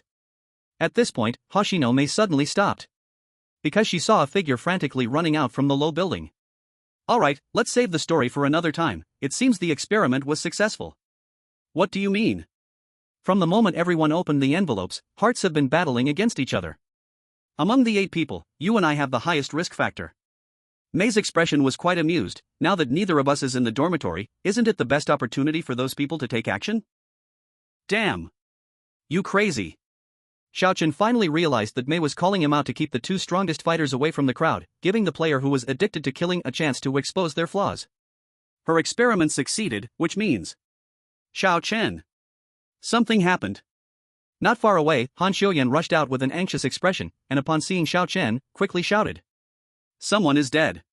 Chapter 80, Werewolf Kill, please continue reading. Please vote. Someone is dead? Xiao Chen's heart sank. He could hear the commotion from inside the low building even from far away. He hurried forward, following Han Xiuyan into the building. As soon as he entered, a strong smell of blood hit him in the face, mixed with the rusty smell wafting through the air, turning into some unbearable and pungent stench that filled this small room. Xiao Chen crossed the lobby and saw the innermost door open, revealing a pale hand. He slowly approached, and saw the player from Asan lying in a pool of congealed blood. Behind him, there was a blurred blood trail extending to the bedside. It seemed he had been attacked at the bedside, then struggled to crawl to the door, and finally received a fatal blow at that position. Xiao Chen glanced around. Mal was at the neighboring door and Newt was across the hallway. Mal looked relatively normal, but Newt's face was ashen, showing no color, probably very frightened. Is this the result you wanted to see? Xiao Chen glanced at Hoshino Mei. Don't you have an idiom in Yenxia that means to lure the snake out of its hole? Hoshino Mei's tone was cold and frigid, just like the chill in her eyes. She leaned in a little and whispered, pay close attention to the expressions of the people around. What happened? What's going on? John, who lived diagonally across from the Asan player, opened the door, his gaze landing squarely on the corpse, F***CK. What's going on? How did someone die? John staggered back a few steps, letting out a scream, his face turning even paler. What are you all shouting about? It's so noisy. Leno opened the door and stepped out, glancing around. When he finally saw the corpse on the floor, he frowned slightly. What on earth is happening here? Newt said, panicking as he pushed up his glasses. Xiao Chen asked, you live next door to him, didn't you hear anything? I did hear a door open, but I don't know whose it was. Newt's features twisted a bit, and after forcing the words out, he vomited. So disgusting. Han Xiuyan's face showed her disdain, and she poked Xiao Chen, asking, can you tell anything? I'm not a god, what can I tell at first glance? Xiao Chen rolled his eyes. And now, there was another question. What was the cause of death for this Asan player? Was it the work of a player, or had he touched some rule? Han Xiuyan had the same thought and asked, could it be that he violated a rule himself? Doesn't seem like it. Hoshino Mei dismissed it outright. I participated in 4 ghost stories, and players who violate the rules die tragically, very few are left whole. She looked at Mal's severed finger and said, referencing his finger, as long as the bazaar wishes to and can kill a player, that player basically has no chance to resist. But this guy clearly was attacked by the bedside and then crawled to the door. If the murderer was bazaar, he wouldn't have had this opportunity. If it was an intentional creation of struggle marks, that's even more impossible, such things only humans would do. And also, Mei gently lifted the Asan player's chin with her fingers. On his neck, there was a deep knife wound into the flesh. Bazaar has no reason to use a knife. Hoshino Mei's logic was clear, and her few words convinced everyone present. But the players also realized one thing, the murderer was among the 7 of them. Then let's make it clear. John regained his composure and loudly suggested, "Everyone must have opened their envelopes. I propose that those with special identities can step forward and say something, so we can all concentrate on protecting." "No way." Han Xiuyan immediately interrupted John, "Are you stupid? Isn't that asking those people to stand out as live targets?" In an instant, panic spread among the crowd, with several people talking over each other, and the hallway quickly became chaotic. Unlike the arguing crowd, Xiaochen quietly stood in the corner, observing everyone's reactions while recalling the words on that letter. Recalling those lines of hints, the first thing that came to his mind was a game. Werewolf. Just as he thought, this special difficulty wouldn't simply allow them to handle the tourists, there must be other core elements involved. Killing addiction should refer to the werewolves in the game, meaning the current murderer. The powerless ones are the ordinary citizens without special abilities, thus, the others must be those with special identities. And what he drew was: "You can peek into others' hearts." Xiao Chen immediately thought of the prophet in Werewolf, whose ability is to verify others' identities. However, he realized several problems. First, there was no clear number of people mentioned. There were a total of 8 of them, but only 6 descriptions. Perhaps there was more than one person with killing addiction. Furthermore, what does it mean if someone is sick? Moreover, if completing the game requires 1,000 tourists to fully experience the project, then the more players present, the more tourists could be accommodated, and the faster they could complete the game. So if there really are werewolves, isn't it counterproductive for him? Fewer players do not benefit him at all. Unless as soon as the werewolf knows their identity, their target task changes, or perhaps the werewolf gains some benefit from killing. Xiao Chen's gaze shifted back and forth between the others. At this moment, apart from him, everyone else could be a murderer, including Han Xiuyan. He could only trust himself. If anyone had the least suspicion, it could only be Xingye Mai. Putting aside whether what she said was true or not, if she really was the murderer or an accomplice, she should be stirring the waters more, having no need to just analyze that the murderer was a player, not the rule. Wait. Xiao Chen suddenly thought of something and looked at the watch on the corpse. That's right, he remembered that Asan was the only player present who was wearing a watch. Xiao Chen lifted the corpse's arm and looked at the yellowed watch. Perhaps due to the struggle, the surface of the watch was filled with cracks, and several hands had already stopped moving. Xiao Chen looked at the watch in disbelief, murmuring, "No, there's a problem." "What did you find?" Xingye Mai leaned in, and a flash of surprise crossed her face when she saw the watch. "We were all wrong." Xiao Chen looked at that watch, whose hands were pointing exactly at 5:45. At 11 a.m., his watch was still moving. It probably got damaged during the fight, causing it to stop. But this time Xingye Mai squinted her eyes. Xiao Chen was certain, that's right, he died at 5:45 p.m. What? How is that possible? Hearing Xiao Chen's words, the crowd fell into greater panic. Newt shrank his body, mumbling, but didn't we have dinner together at 6 o'clock? Yeah. Xiao Chen also felt a chill down his back. If this person died at 5:45, then who was eating dinner with them at 6 o'clock? Chapter 81, Right on Target, please continue reading. Please vote. Everyone froze in place, feeling a chilling wave behind them, and Newt even shivered directly. If it's really like Xiao Chen said. The player died at 5:45, so who was that person having dinner with them at 6 o'clock? Could it be a ghost? This is too strange. What if the clock is just broken? John's voice trembled a little. It shouldn't be that creepy, right? We can't rule out that possibility. Xiao Chen's gaze remained on the corpse, but the clock is cracked, clearly damaged, and the hour hand points at 5:45. It's hard not to associate that with the time of death. He gently lifted the corpse's chin with his hand, looking at the cut on the neck. The cut was deep enough to see the bone and flesh clearly. However, the more Xiao Chen looked at it, the stranger he felt. Though the cut was deep, the edges were not smooth, as if it had been repeatedly sliced. It wasn't a single fatal blow, but multiple cuts. Moreover, it wasn't just in the front of the neck, the cut even extended to both sides, forming a semicircle around the neck. Does it really take so many strikes to cut a neck? Is the murderer just clumsy, or is there another motive? It seems like they wanted to hide something. Xiao Chen looked at the lifeless face, eyes bulging like beads, tongue slightly sticking out, appearing black and purple. Something's wrong. Xiao Chen was taken aback, and before he could speak, a cold hand suddenly pressed down on his shoulder. He turned around and saw Hashino giving him a look. So what's happening now? Reino said unpleasantly, if there's nothing else, I'm going back to rest. Why don't we all stay in the lobby tonight, so we can watch over each other? Newt said timidly, this way, no one can make a move. TCH, boring. You all can do whatever you want. Reino dismissed, I'm a bit tired, I need to rest first. With that, he slammed the door and returned to his room. What the heck, is this guy crazy? Han Xiuyan rolled her eyes. After Reino's outburst, the corridor became deathly silent, leaving the temperature among the few of them dropping to zero. Actually, I think staying together isn't a bad idea. After a while, Mal gently spoke. Not necessarily. Hoshinome refuted, no one knows how the killer is killing, or how many methods they have. This is a ghost story, not reality, we can't think with common sense. Being crowded together might be safe but could also lead to our downfall. Undeniably, May had a point. They all exchanged awkward glances, trapped in a thick silence. Standing still wasn't a solution, and since they had to get up early tomorrow, they could only return to their rooms. So, are we still going to the haunted house today? Han Xiuyan asked. After such an incident, let's put that on hold for now. Okay, then I'm going to rest. Han Xiuyan also went back to her room, leaving only Xiao Chen and Hoshinome in the corridor. After a brief silence, Xiao Chen spoke first. Did you notice?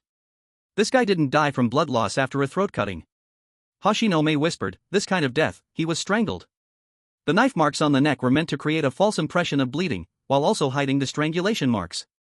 Xiao Chen took a deep breath. He probably died long ago, he was just hidden in this room, and after we left, someone intentionally dragged him out. But there was one problem he couldn't understand. If he really died at 5:45, then who was having dinner with us? I already said, this is a ghost story, don't think with common sense. Hoshinome crossed her arms, don't forget we are players, different from ordinary people. Are you saying it's talent? Xiao Chen frowned, someone killed him and created a fake image using talent, so he appeared last at dinner. Exactly. Hoshinome narrowed her eyes, I have someone in mind. I have one too. Xiao Chen recalled the details from the day, and a name quietly surfaced in his mind. Really? Why don't we say that name together? Xingyame's expression was amusing, as if she were playing some kind of game. No, let me hold my opinion for now. Before that, answer me a question. Xiao Chen's eyes flashed coldly as he countered, why are you so sure I am trustworthy? Xingyame tilted her head, blinking her eyes. Did I? Xiao Chen was too lazy to banter with her, pressing on, you've been testing me since dinner, and during the meal, you were exchanging information with me. Plus, after seeing the envelope, you still dared to call me out alone, aren't you afraid I'll deceive you? I think you seem like an honest kid. Is that reason good enough? Xingyame looked up and laughed when she saw Xiao Chen's speechless expression. Ah, sorry, just making a joke. She chuckled lightly, I have my reasons to believe in you, you can't deceive me. But what surprised me is that you seem to have never deceived me. Hearing this, Xiao Chen immediately reacted, did you use your talent on me? Smart. What exactly is your talent? Well, that's a secret. Xingyame walked to her door and opened it, but you should have guessed it by now. I'm looking forward to tomorrow's cooperation, provided you survive tonight. After saying that, she shut the door. It really is a bit mysterious. Xiao Chen sighed lightly and returned to his room. As for Xingyame's talent, he had already made a rough guess. That woman's talent probably had to do with lies in reality. According to her words, you can't deceive me, you haven't deceived me. Combining that with the video of her clearing the first horror story, he remembered the distorted expression of that strange butler, which revealed the truth of the hotel. It seemed that Xingyame's talent was to designate one target in the copy that could not lie to her. This target could be either an NPC or a fellow player. But this was just a guess, no one aside from her could know the specific effect. He lay down on his bed, hands behind his head, staring blankly at the ceiling. He didn't know how long it had been, but suddenly, he noticed a shadow appearing in his peripheral vision. Xiao Chen sat up and calmly looked at the person that had silently appeared beside his bed. The eye-catching blue overalls and a pair of pointed red boots, it was the clown. However, this time the clown's hands were empty, holding nothing. The clown's snake-like pupils stared at Xiao Chen as it slightly tilted its head, its blood-red lips painted grotesquely stretched into a smile. Every night at midnight, the clown will appear in your room. When you see the clown, don't panic, say a person's name, and it will tell you that person's affiliation. Xiao Chen was not flustered, he silently said a name. In the next second, in the blink of an eye, the clown vanished. Xiao Chen looked around, only to see a balloon tied to a rod at the edge of his bed. The balloon swayed back and forth in the windless room, its color standing out remarkably. It was red. Chapter 82, Night Raid, Seeking follows. Seeking recommendation votes. A red balloon. Xiao Chen looked at the balloon floating in the room, its conspicuous red color was like it had been stained with blood. Connecting it with the color markings of NPCs, red represented disobedience, indicating danger. In this way, the clown's hint regarding the name he had mentioned was already quite clear. Xiao Chen lay back down, starting to think. Did he need to rush into that guy's room and resolve it right now? Unfortunately, this idea hadn't occupied his mind for long before he dismissed it himself. Firstly, they didn't know how many ways the werewolf could kill. Just like players with special identities could gain other abilities, werewolves could do the same. Rushing in now might lead him right into a trap. Moreover, there was likely more than one werewolf. If he acted impulsively and killed, he would just give his opponents a reason to frame him. There are too many uncertainties right now, one should not act rashly. Just like in Werewolf, there must be a way to vote out the werewolves. As he pondered, the fatigue from half a day hit him hard, and Xiao Chen put his hands behind his head, feeling his eyelids start to battle each other before he slipped into a deep sleep. Creak. After what seemed like a long time, Xiao Chen vaguely heard a noise, like an old door being opened with a creak. But it wasn't his own door, it was from other rooms nearby. With the sound of the door opening, a faint sound of footsteps echoed. 1 step, 2 steps, there was no sign of stopping, rapidly approaching this room. Xiao Chen opened his eyes, quietly got up, and pulled up the U-shaped curtain surrounding the bed. Click. The door lock was moved, and a silhouette peeked in from the dark. In that person's hand was a small knife. The sharp blade glinted coldly, aimed right at the figure lying on the bed behind the curtain. That person stepped closer, trembling as they reached out to grab the yellowing, oxidized curtain, and with a ripping sound, pulled it open, thrusting the knife towards the bulge under the blanket without hesitation. The blade's cold light flickered, cotton flew everywhere, and that person's movements became increasingly frantic, stabbing faster and faster. Their shoulder trembled violently, and they even emitted a laughter tinged with sobs. It took several minutes before that person finally stopped. Finally. They trembled, a few tears streaming down their cheeks. They lifted the blanket covered in stab holes, but in the next moment, their expression froze. There was no one beneath the blanket, just a pillow. The bulge was merely a deliberately created illusion. How could this? Where is the person? The person is behind you.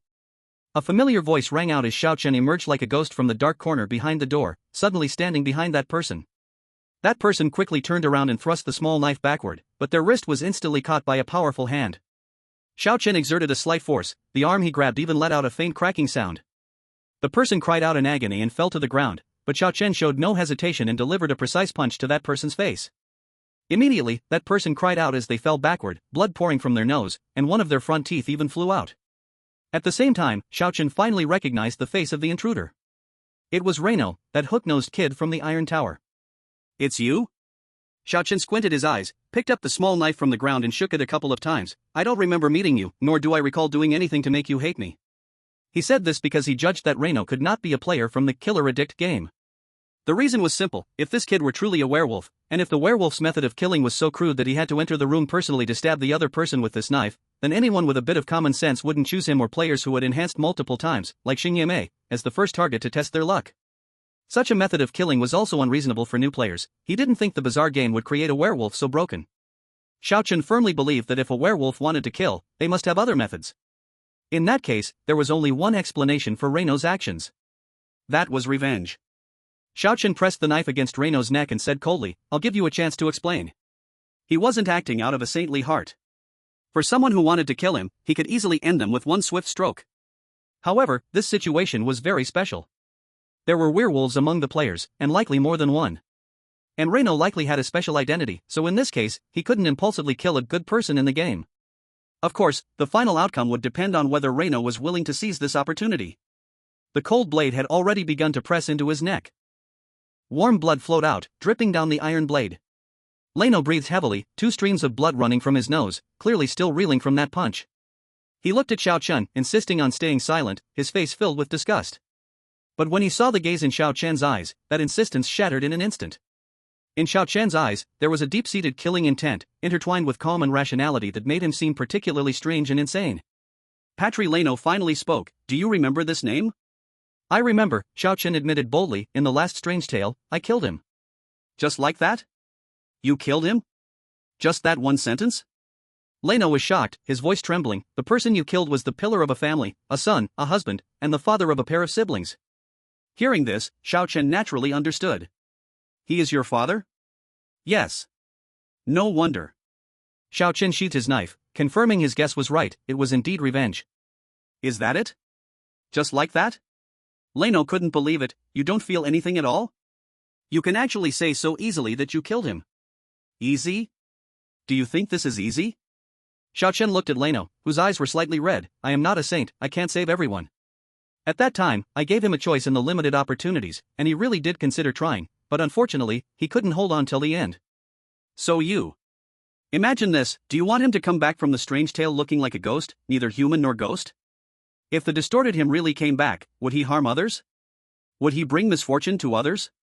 Xiao Chen interrupted Leno, his gaze cold enough to frighten. He was even willing to trust enemies just to see you again. And what about you?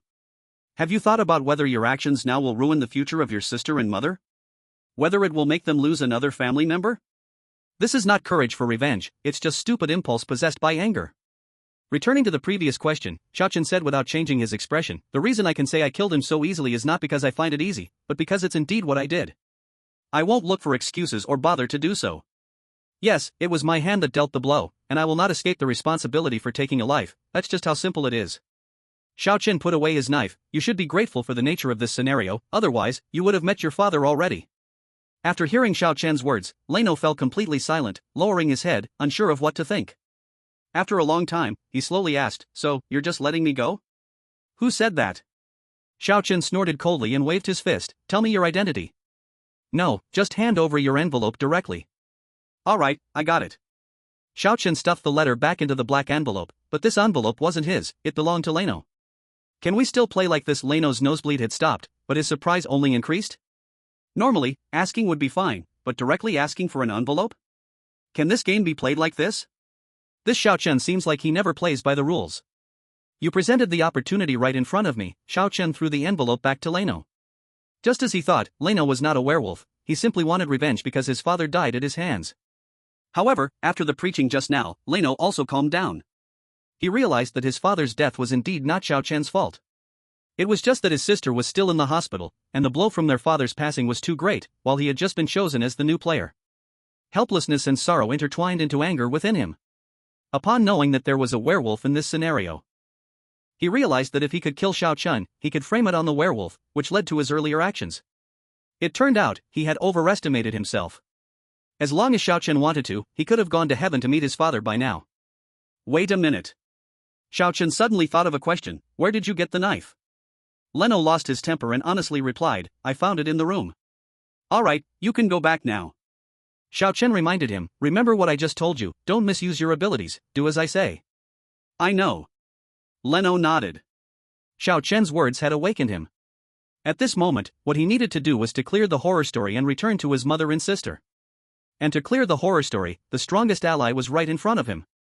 Ding! What? Leno was startled. Xiao Chen's heart also skipped a beat. How could there be a broadcast in the middle of the night? The amusement park was pitch dark, with only a faint light coming from the dormitory's low building. In the darkness and silence, a child singing unexpectedly came through the broadcast. Uncle Clown. With all kinds of smiles. On a night of revelry. Who is screaming this time? Flowing in the mirror. The amusement park never rains. Ride the wooden horse. Feeling warm beneath, let's go again. Creak creak. The bell rings, and the door is open. Shoo. You are being watched. At this point, the eerie song abruptly stopped, leaving only the intermittent static from the broadcast. What does this mean? Leno was a bit confused, fear appeared in his eyes for the first time. Why is there singing? Xiao Chen was equally puzzled, why would there suddenly be singing in the middle of the night? And it was such a strange nursery rhyme. Not good. Suddenly, a commotion came from the door, followed by a piercing scream that broke the silence. Someone's dead again. Xiao Chen hurriedly rushed out, and Leno followed him. John was already standing outside the door, his face pale, unable to hold back his dry heaving. Why are you two out together? Han Xiuyan, who lived next to Xiao Chen, happened to see them running out together. We'll talk later. Xiao Chen asked, who died? The door opposite opened, and Xing Yimei walked out, her face unusually devoid of a smile. Oh, I'm relieved to see you alive. Xing Yimei looked at Xiao Chen. I thought the killer would take you out first tonight, and I even worried about you for a while. Facing Xing Yimei's peculiar concern, Xiao Chen ignored her. He didn't have time to entertain this woman. He could hear the initial shout coming from John. Following John's gaze, he looked towards Mal's room. But just that look startled even him. The door to the room had been opened, and a foul odor filled the air. In the narrow room, centered around the bed, the walls and floor were splattered with vivid red, as if a body had exploded from within while lying on the bed. They could only see some remnants of bones and flesh. There wasn't a single complete human body part in the whole room. This scene even made Xiao Chen gasp in surprise. Wait a minute, is someone missing? Leno asked, slow to realize, what about that bespectacled guy from the clock tower? It was only then that everyone noticed Newt hadn't come out. Xiao Chen approached the innermost room's door, his hand slowly reaching for the doorknob. Creak! Suddenly, the door opened from the inside. Under everyone's gaze, Newt came out clutching his stomach. Ugh! He covered his mouth, his complexion could only be described as ghastly, lacking any trace of color, even his glasses were crooked. Ugh! Newt couldn't hold it back and fell to his knees, vomiting on the ground. Han Xiuyan frowned slightly, her face filled with confusion. Did he just come out? How did he start vomiting? Leno looked speechless. But everyone had long realized that this guy was very timid, so it wasn't surprising. The group shifted their attention back to Mal's room. Looking at the horrific scene before them, several people were momentarily at a loss for words. It was as if they swallowed a bomb, and the bomb exploded in Mal's stomach. It's hard to imagine what happened at that time. This is probably the killer's method of committing murder. In the end, it was Hoshinome who broke the deadlock, only something strange can do this. I don't think resting in a room could violate any rules, so there's only one possibility. Xiao Chen continued, murder addict players targeted Mal. So what does that nursery rhyme mean? John asked, you all heard it, right? It rang at just the wrong moment, what else could it mean? Hoshinome squinted, it was to remind us that the killer has acted and succeeded.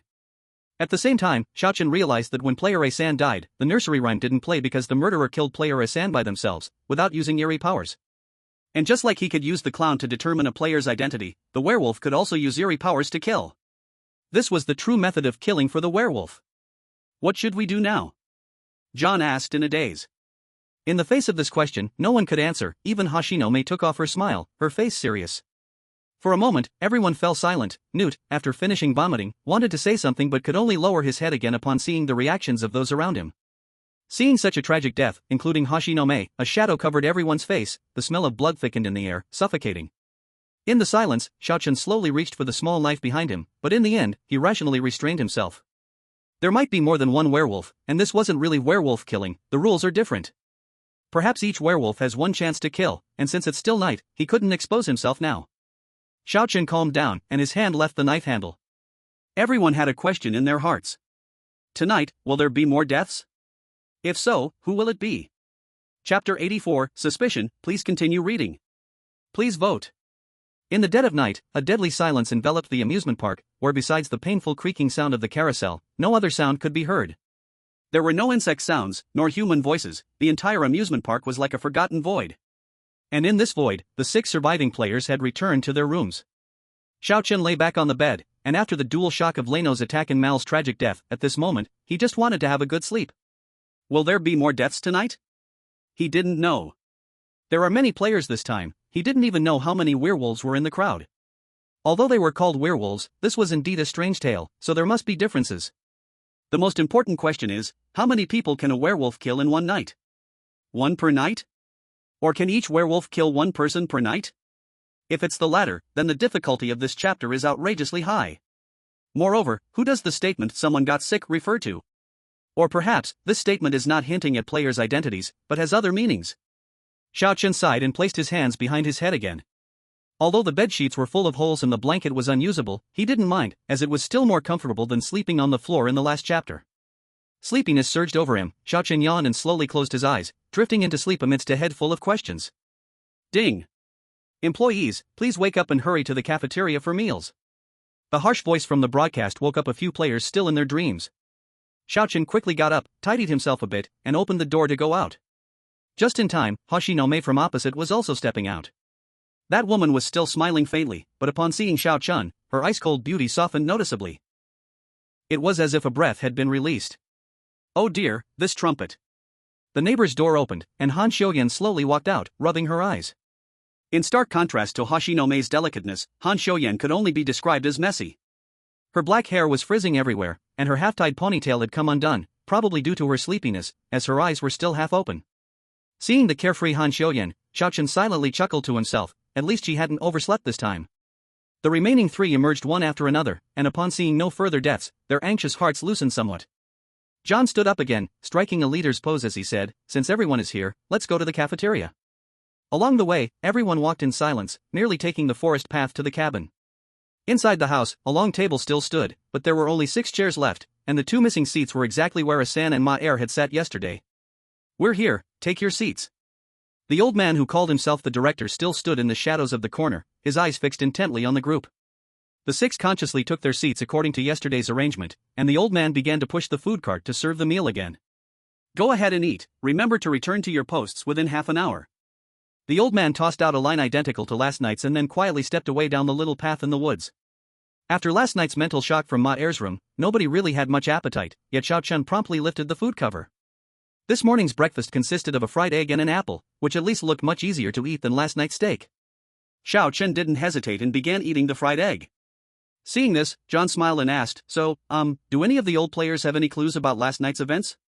Well, I do have a guess, Mei said with a smile, taking a gentle bite of her apple, the juice flowing between her slightly flushed lips. Really? John hurriedly replied, That's great. Since everyone's here, why not just say it? No need for that, Hoshinome tilted her head, for me, it's just a guess. Besides, I already said, if you want clues, you have to trade for them yourself. John felt awkward and turned his gaze towards Lino, as he was the one who had broken the ice during dinner yesterday. To his surprise, Lino coldly remarked, I have nothing to say. Besides, in situations like this, who can even guarantee that what others say is true? Right. Hoshinome's eyes gleamed with a chilling coldness, don't forget, the murderer is among us. This. John didn't know what else to say, and in the end, he passed the conversation to Newt. Hey, you kid, say something. Me? Newt was taken aback, not expecting to be called out suddenly, stuttering, I have nothing to say. Furthermore, since the murderer is among us, isn't it better to say less? The atmosphere at the table dropped to freezing point, the players had lost all sense of unity, leaving only mutual suspicion, which was undoubtedly a terrible omen. Of course, this omen had no effect on Xiao Chen. What did it matter to him that these few people had no trust in each other? Xiao Chen quickly finished his breakfast, stood up, and said, I'm done eating, I'm leaving first. Wait, you're leaving just like that? John wanted to say something to keep Xiao Chen, but he didn't even look back as he walked out of the room. He knew there were werewolves in that room, and likely more than one. In such circumstances, there was no need to waste words discussing it, relying on himself was better than trusting others. Xiao Chen arrived in front of the haunted house, beginning to wait for the park to open. During this time, he looked at the clown next to the notice board titled, Haunted House Rules. The clown in the drawing held a yellow balloon, and last night when he saw the clown, it had also held a string of yellow balloons. Xiao Chen immediately realized that perhaps the color of the balloons the clown held when it appeared was related to which amusement facility it was next to. If you can use some method to lure the clown out near the haunted house, perhaps you can play a so-called game with it. Ding! A sharp bell rang out from the broadcast, interrupting Xiao Chen's thoughts. The park has opened. Like yesterday, some tourists with pale faces and strange behaviors suddenly appeared from the mist outside the entrance, walking through the turnstiles like ghosts, whispering in low tones, sounding like a kind of wailing. Xiao Chen momentarily focused his attention on the tourists. With an understanding of the tourist mechanism, Xiao Chen dealt with the problems more smoothly, and these tourists no longer posed a threat to him.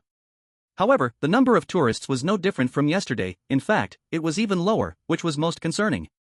The goal is to satisfy the tourists, now they have 2 fewer players, meaning 2 fewer attractions to enjoy. In this case, after half a day, the number of tourists had decreased compared to yesterday. Xiao Chen felt he had served fewer than 20 tourists, making the goal of reaching 1,000 seem utterly distant. Can it really reach 1,000 people? If there were no time limit, that would be fine, however, every night the werewolf could act. Although only one person died last night, it's possible that some good people used skills to save a life. And he remembered. Ding! Just as he was thinking, the broadcast rang again. All staff please go to the Ferris wheel ticket booth immediately to prepare for the game. Chapter 85, The Identity of the Killer, please continue reading. Please vote. It came just as expected. As usual, with the announcement, the entire amusement park instantly fell silent, as if the tourists really were ghosts that had never appeared. Xiao Chen quickly made his way to the Ferris wheel following the signposts. When he arrived under this towering giant, he truly felt its immense size. It is no exaggeration to say that this is the most spectacular Ferris wheel he has ever seen. This thing stood in the center of the amusement park, like the sun of this empty world. At the Ferris wheel ticket booth, there was a sign. Welcome to the Mirror Amusement Ferris wheel. To ensure you have the best experience while riding, please follow the rules below. Rule 1, do not reach your hand outside the window. Rule 2, please do not open the door during the ride. Rule 3, please do not shout loudly during the ride. Wish you a pleasant visit. Compared to the haunted house, the rules for the Ferris wheel were much simpler. Moreover, next to the Ferris wheel rules, there was a picture of a clown holding a blue balloon. In addition, Xiao Chen also noticed that the so-called windows of the Ferris wheel were just bars surrounding the openings, not the usual glass. Speaking of the Ferris wheel, he remembered that the person in charge of it was. Hey, here just in time? From the voice, he could tell Xiao Chen turned around and indeed saw the smiling face of Xing Yimei. He asked, "Do you have something to say?" "Oh? You noticed that?" Xing Yimei showed a rare surprised expression, though it might have been an act. Even though this woman always wore a smile, after spending time together in the scenario, Xiao Chen could tell she had something to say. "Alright then, let me say it directly," Xing Yimei whispered. "Think about that nursery rhyme from last night." Xiao Chen knew what Xing Yimei meant. He also felt that nursery rhyme hinted at something. Combining the clown in the amusement park and the nighttime festivities, the first two lines seemed normal, but how could the latter lines be explained? Mirror water flows, the amusement park never rains. Ride the wooden horse, warmth beneath as we go again. And the last line. You have been seen. Seen? By whom? Indeed, you think that nursery rhyme has issues too, right? Xing Yimei thought for a while and said, "I believe that this nursery rhyme may very well be the key to the second half of the game's objective." Xiao Chen recalled the game objective and murmured, "Liberate the amusement park." You should have realized that after those two people died, 2 amusement rides stopped operating, but the number of visitors for the remaining rides didn't increase. Instead, it has decreased. Xiao Chen took a deep breath. I think relying on visitor numbers to clear the game won't work. He furrowed his brow and made a bold judgment. Perhaps the clearance objective in the rules and the TV screen in the lobby are misleading us. There is a killer among the players, and the number is uncertain. With 2 players dead, the visitor count has obviously decreased, which is illogical. Xiao Chen still believed that while the supernatural stories would increase the difficulty, they definitely wouldn't create unsolvable problems. But given the current situation, the daily number of visitors isn't fixed, and as the number of players decreases, the visitor count also declines. Thus, achieving the astronomical number of 1,000 satisfied visitors is simply impossible. You mean, the key point of this supernatural story is not to make the visitors satisfied, but the so-called liberation of the amusement park? The task objective putting those 2 sentences together is likely a misdirection, Xiao Chen deduced. It is not that the amusement park can be liberated only after satisfying the visitors, but rather that the amusement park must be liberated to make the so-called visitors satisfied. The supernatural story probably deliberately reversed the cause and effect to mislead the players. He said, just like the name of this supernatural story, the amusement park in the mirror. Hoshinome nodded, yes, an interesting hypothesis. Oh, by the way. Besides that, there's one more thing. Just as she was speaking, she suddenly paused. Hoshinome hesitated and glanced at the distance, just in time to see the other 4 arrive one after another. There are too many eyes here, let's talk about it later. Saying that, her expression seamlessly changed to one of a bright smile. Oh no, the swinging pendulum is too far away. John ran over, panting, and said, "Fortunately, I'm not late." So, what is this game all about? Newt looked even weaker. It would be more accurate to say that since last night, he appeared half dead. This can't be some sort of reward, right? John said hopefully, this instance has tormented us for so long, it should give us some reward. As the 6 surviving players gathered, that hoarse and low voice sounded again. Very good, very good. You are all punctual. The white-haired old man appeared again at the right moment, hunching his back and lifting his cane to tap the ground. Everyone turned around in unison towards the sound, only to find a square table and 2 chairs had appeared behind them without them noticing. On the square table lay a single-barrel shotgun. The old man grinned, and that smile was eerie and terrifying. Come play a game. Ding. At the same time, a sharp sound came from the broadcast, beginning to announce. Welcome to the amusement park in the mirror shotgun roulette. To ensure you have the best experience while playing, please follow the rules below. Rule 1, players vote to select 2 candidates to play the game. The selected candidates can be any personnel in the amusement park, and they cannot refuse. Rule 2, by rolling dice, a higher number goes first. Rule 3, there are a total of 6 bullets in the gun, 2 live rounds and 4 blank rounds. Rule 4, if a bullet is successfully fired, it will either be a live round or a blank round. Rule 5, both parties will take turns to fire according to the rules. When firing, they can choose at themselves or at the opponent.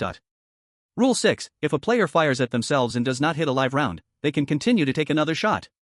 Rule 7, if a player fires at the opponent and does not hit a live round, the right to shoot transfers to the opponent. Rule 8, the game can only end when one side is dead. We wish you a pleasant game. The broadcast abruptly stopped. Everyone's faces were filled with astonishment. This is no reward game, this is simply a life or death gamble based on luck. And as everyone was shocked, Xiao Chen immediately realized that this is the so-called voting phase, this is the chance to eliminate the werewolf. What should we do? Who should we choose? John said, while secretly hiding behind the crowd. Doesn't it mean someone has to die? Newt stuttered again, if the one who dies is a good person. Exactly. Han Xiaoyan also felt a bit at a loss. What if we vote for the wrong person? Wouldn't that be useless? As everyone pondered, Xiaochen slowly walked behind Leno and suddenly kicked him out. Damn! Leno felt a brief pain in his butt and was pushed to the front of the crowd. He turned around in confusion, just in time to meet Xiaochen's gaze. Xiaochen gave him a look, and Leno immediately understood. Leno cleared his throat and said, "Actually, I have already found out who the murderer is." As soon as he said this, the crowd instantly erupted in noise. "I am the one on the envelope who can peek into others' hearts," he said calmly. "Through my ability, I confirmed last night that the murderer is John."